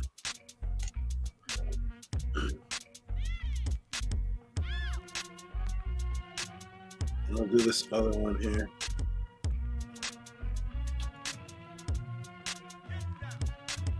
I'll call this one, okay. Sherry Com, splitting up your donation message into 2 parts because it's too big to go fully on the screen. So I'll call this 10 part 2. And then what I'll do is I'll just screen share the entire Gmail. So here we go.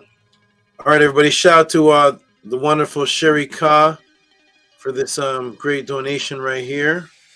Windows. Is this it?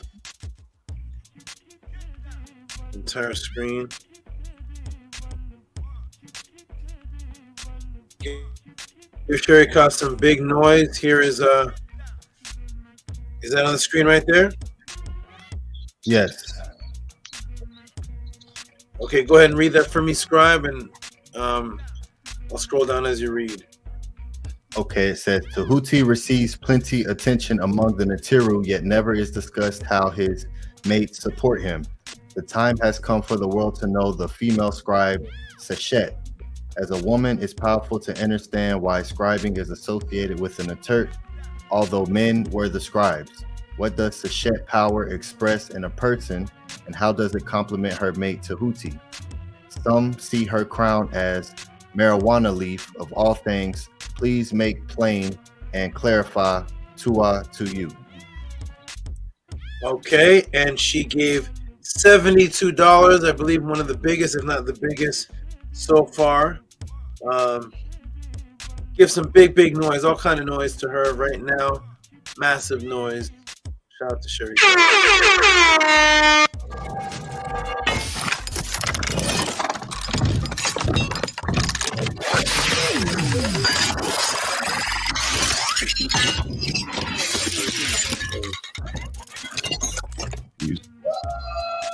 Yo, let's go.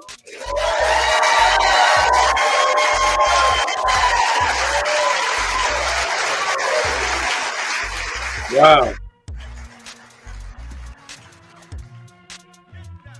Was that hand claps at the end? Yeah. Oh man. Shout out to Cherry Cobb. Appreciate your great, beautiful support, consistency. Okay, a Shashek class. All right. And what is that? What is that on her head? Is it a marijuana leaf? Well, we will find out here at the Tutti Pod class. They want the Cometians to smoke marijuana so bad. The conscious community? Oh, they pray for the man. Everything's a marijuana leaf. No, Cometians never smoked. But we're gonna break it all down. Here we go, everybody. So the next donation here, I think this may be the last. Is it the last?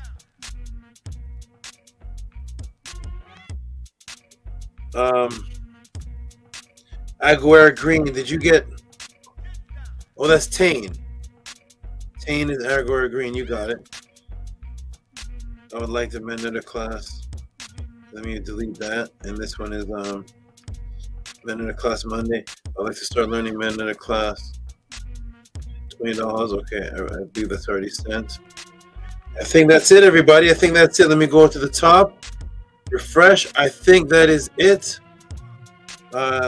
Tua TT, you're safe at work. Tua, love you. Awesome. You're safe where you are. Oh, I see. Okay, Tua TT, thank you for the update. And wonderful. I'm gonna keep this refresh mark as unread.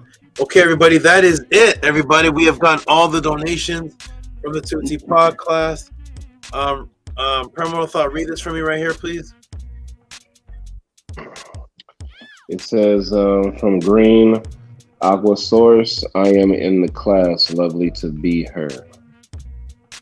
Probably here. Okay. Wonderful, wonderful, wonderful. And read Harassed Free Cultures one, please. It says Tua Sharika for another beautiful question. And Minty Hotep. I just stepped in. Okay. Wonderful. Okay, everybody, thank you again. Another beautiful Tutti Pod class. It is all of you who are sending these questions in to spark these classes. Without the questions, there is no Tutti Pod class. The class would be me, choosing what to teach on, but what makes it so dynamic and interactive is that the class is literally based on all of you asking questions. So we're going to do a closeout here now that all the donations are in. I'm going to refresh the page. Is that it for the donations? I think that is it. Okay, good.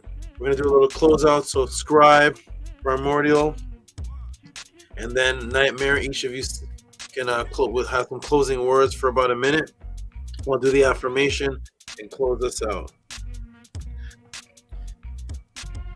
All right. Off mute. Yes. All right. Hotep Great Saba, Tua for another excellent pod class. Yeah, this was another one of those gut twisting, mind bending classes.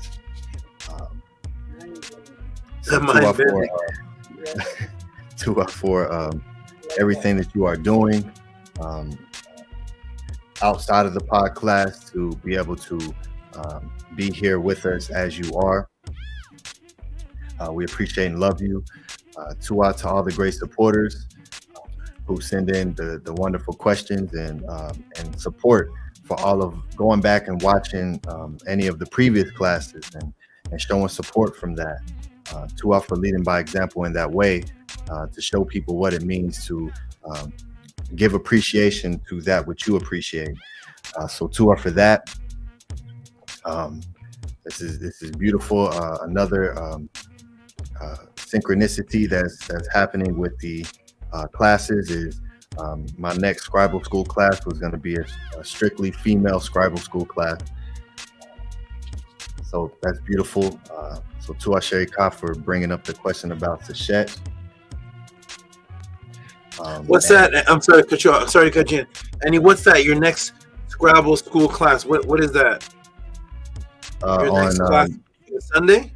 Yes, my next class that I do on Sunday. My class that I'll teach will be on the 18th, and that Scribal School session is going to be on female scribes.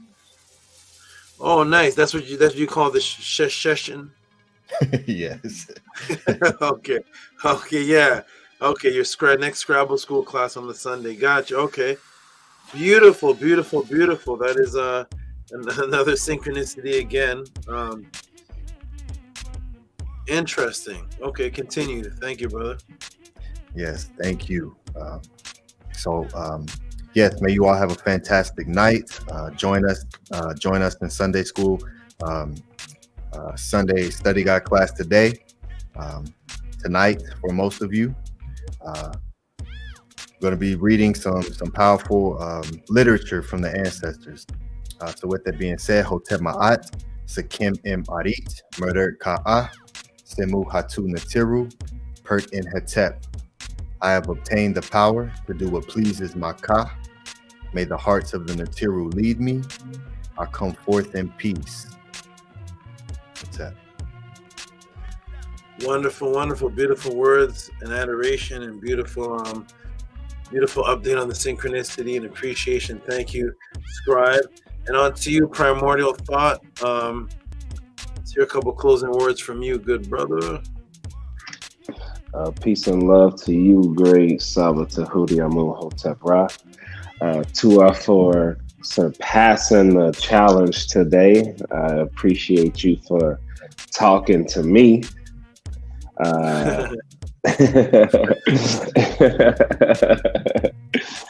Tua just for your wonderful wisdom and your discipline and your consistency that you give us, pouring out your Eve and continue to create. Henu and Tua to the great Anipata Tehuti. I appreciate you, brother, for who you are. Henu to you. Henu to you, Great Nightmare. Appreciate you, brother, for staying on the panel with us, holding it down with us, man. We appreciate you, great brother. Yes, sir. Peace and love to everybody in the chat, everybody who supported. Henu and Tua to the wonderful Naterts of the great SABA Tehuti Amun Hotep Ra for just supporting his Djed and supporting his Eve. We definitely appreciate that. May Ra grant you all health and prosperity. May your monument be established on the foundations of Ma'at. And may you all rise and come forth as conscious light like the divine Ra who rise and shine forevermore. Ma'at. Hotep. Wonderful words, my good brother. You man, that affirmation that you say is so powerful. I love it. It's directly from the heart of the scribes. Beautiful. And Tua for the good words, and Tua for sending good energy to my Naterts. They definitely support my Djed. And definitely they're a large part of me being taking care of things in the background so that this podcast can flow smoothly. Thank you, good brother. Appreciate you. All right, and on to Mr. Synchronicity, Mr. Magic, bending time and space, changing reality in front of everybody. I don't know what man came in here and shifted the earth. Go ahead and give us a good close up, my brother Nightmare. All right. Well, to the community of the kinetic people out there, I'm glad that y'all here to join us tonight, and it was grateful for me to be here. I love the teachings, and I'm glad that you acknowledged my question and actually brought it into a class. and able to teach people from my question that I had, I mean, I really appreciate that.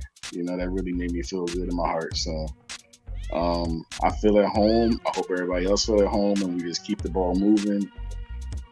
And I wish y'all the best every day of your life, and let's keep showing up here, gathering together and learning. Thank you, good brother. Appreciate you, bro. your Really good. And I will be reaching out to you, email. We'll talk.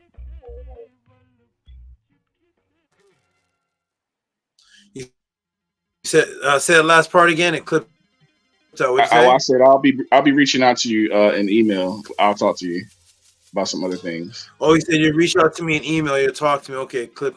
I hear you Yes. now. Yeah. Okay, wonderful, wonderful. Thank you for those. Thank you for the appreciation. And yes, I know you weren't expecting all of that from the question, and I like that topic very much, and that's why it turned into that, because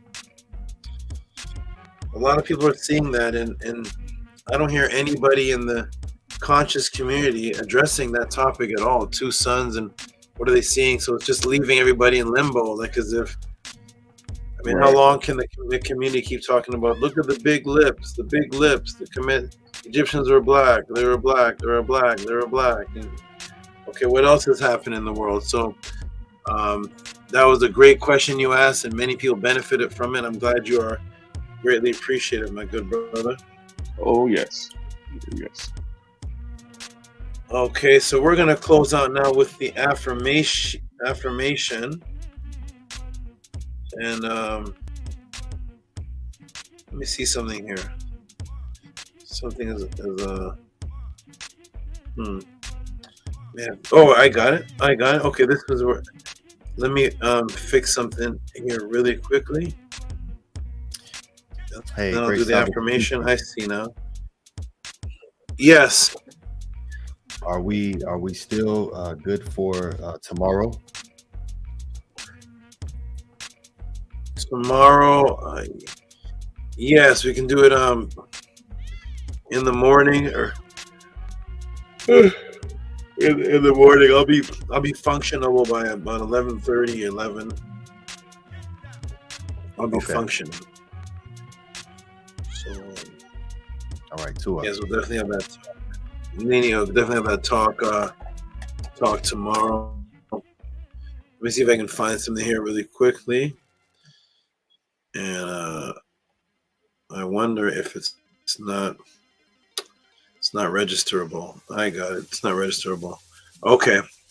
All right, everybody. Peace and love to all the beautiful people that attended the Tehuti pod class and made this pod class work. Without you all, there would be no questions.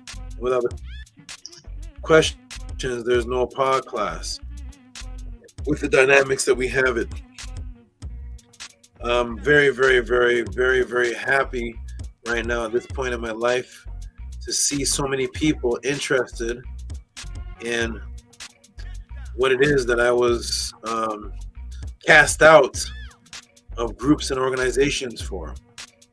So it's a wonderful thing, and I'm glad you all appreciate this. Peace and love from ATTON. This ATTON. And for those that don't know why. Oh, what did you say it again? I was going to ask you the name of the snake. You said ATTON? Yeah, the name of the snake is ATTON, and you know what the symbol of ATTON looks like, right, brother? Or do you? No. You know the. Okay, so the symbol of ATTON.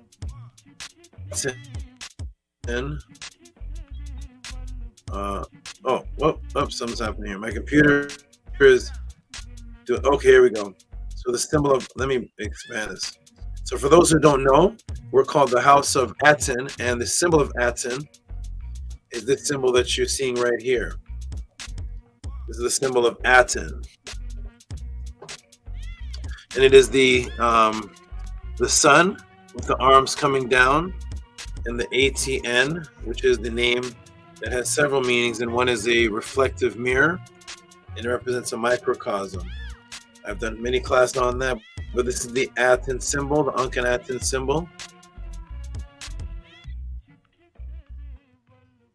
Oh. And so that's the ATTON symbol. So if you look closely, Sky, could you put me on big screen if it's possible, or do I have to do it? So this is ATTON. This is the snake of the house of ATTON. And as you can see, if you look closely at his face, you will see the ATTON symbol is actually ingrained in his eyes. This is the Wow. Yeah, so there's the ATTON right there, and he is my special snake, my special serpent that I got. Someone had to go into the ER for me to get this particular snake. It's a long magical story. I'll maybe tell it next podcast. But what kind of snake is it? This is a Drimorcon. He looks like an Indian cobra, but he's called the king of the forest snake. Yeah, they look exactly like Indian cobras before they flare out, and he's one of the only golden type snakes in the world. And I got him very magically, and they're called the Lord of the Forest snakes because they have so many. They're so diverse. They can swim, catch fish, climb trees, do all types of different things, and they're called the Lord of the Forest snakes. So, are you familiar with Sagaru? No, I don't know what that. No. There's an old man from India named Sagaru, and he usually has I think it's a king cobra, and he holds it just like the way you're holding it, but it's like really big. It's big and venomous. So. it's big. Okay. Yeah. Nice. Shout out to Sagaru. All right, everybody. So that is the ATTON symbol. This is the ATTON snake. Okay. And we're gonna close out with the affirmation, so I can see if I can rest in time to speak with Scribe tomorrow. See if I can if I'm conscious. Okay, here we go. We're gonna start on the count of 3. 1. Oh. They move the banner. Oh, Scribe's doing it. Go ahead and remove that, Scribe. Thank you. 1, 2, 3. Anke Ma'at on NS Nin Tet Aset and Ma'at Min Habapet and Ma'at Her and Hukiui Per Ikut. I live for Ma'at. I exist within her. I do not speak in the place of Ma'at. Every day I advance towards Ma'at. My being is surrounded in darkness. I come forth as conscious light. What a beautiful beautiful affirmation. Those who are watching, you already know, look at the bottom of the screen, support Cash App TT and Moon. All right, Brother Scribe, love you very much. Brother Primordial Thought, peace and love to you, peace and love to Nightmare, and we'll be seeing you quite often, especially on the 1st of the month. So,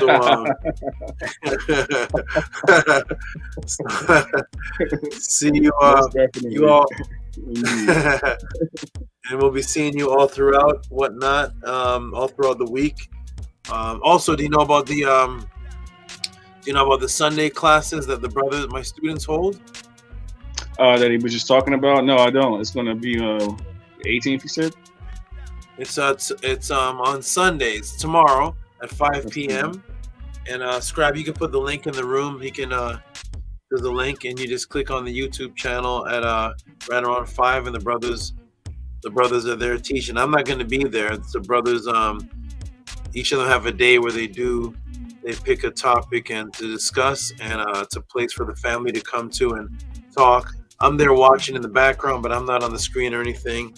Okay. But I definitely promote that and want my students to build themselves up as teachers and gain confidence and be able to continue even as I rest. It's not a pod class, but it is it's a beautiful original thing on its own. So okay, everybody, I'm gonna go big screen and close this out. Peace and love, brothers.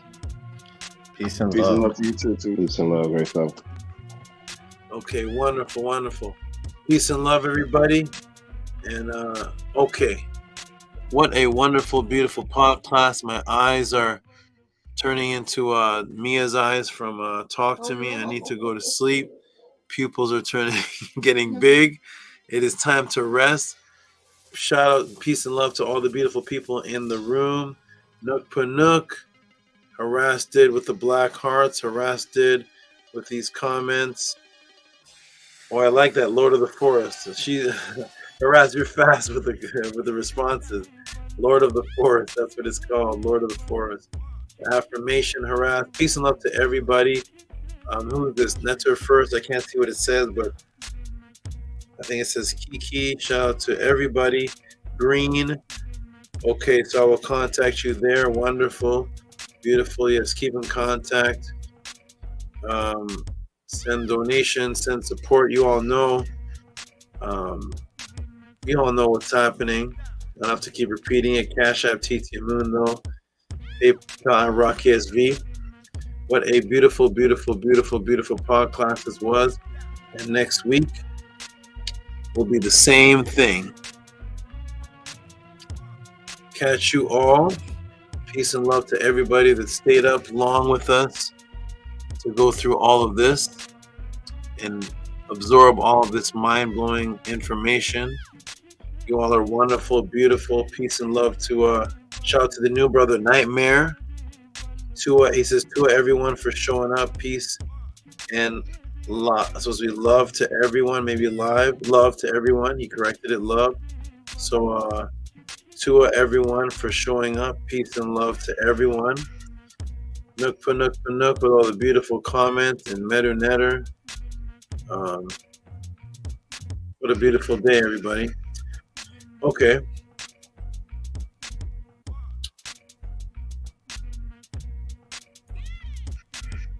If you all see any answers, even if you're watching this in the future and you see answers that you appreciate, if you like this class right here and the topics were discussed, definitely send your tip to Cash App TT Moon or PayPal at Rocky SB. We are the House of ATTON, the ancient Tehutian teachings of Neteru. That is the website at the bottom. Everything is beautiful here. All good vibrations, no negativity, only positive energies and information here. Say peace to the wonderful ATTON. Peace and love.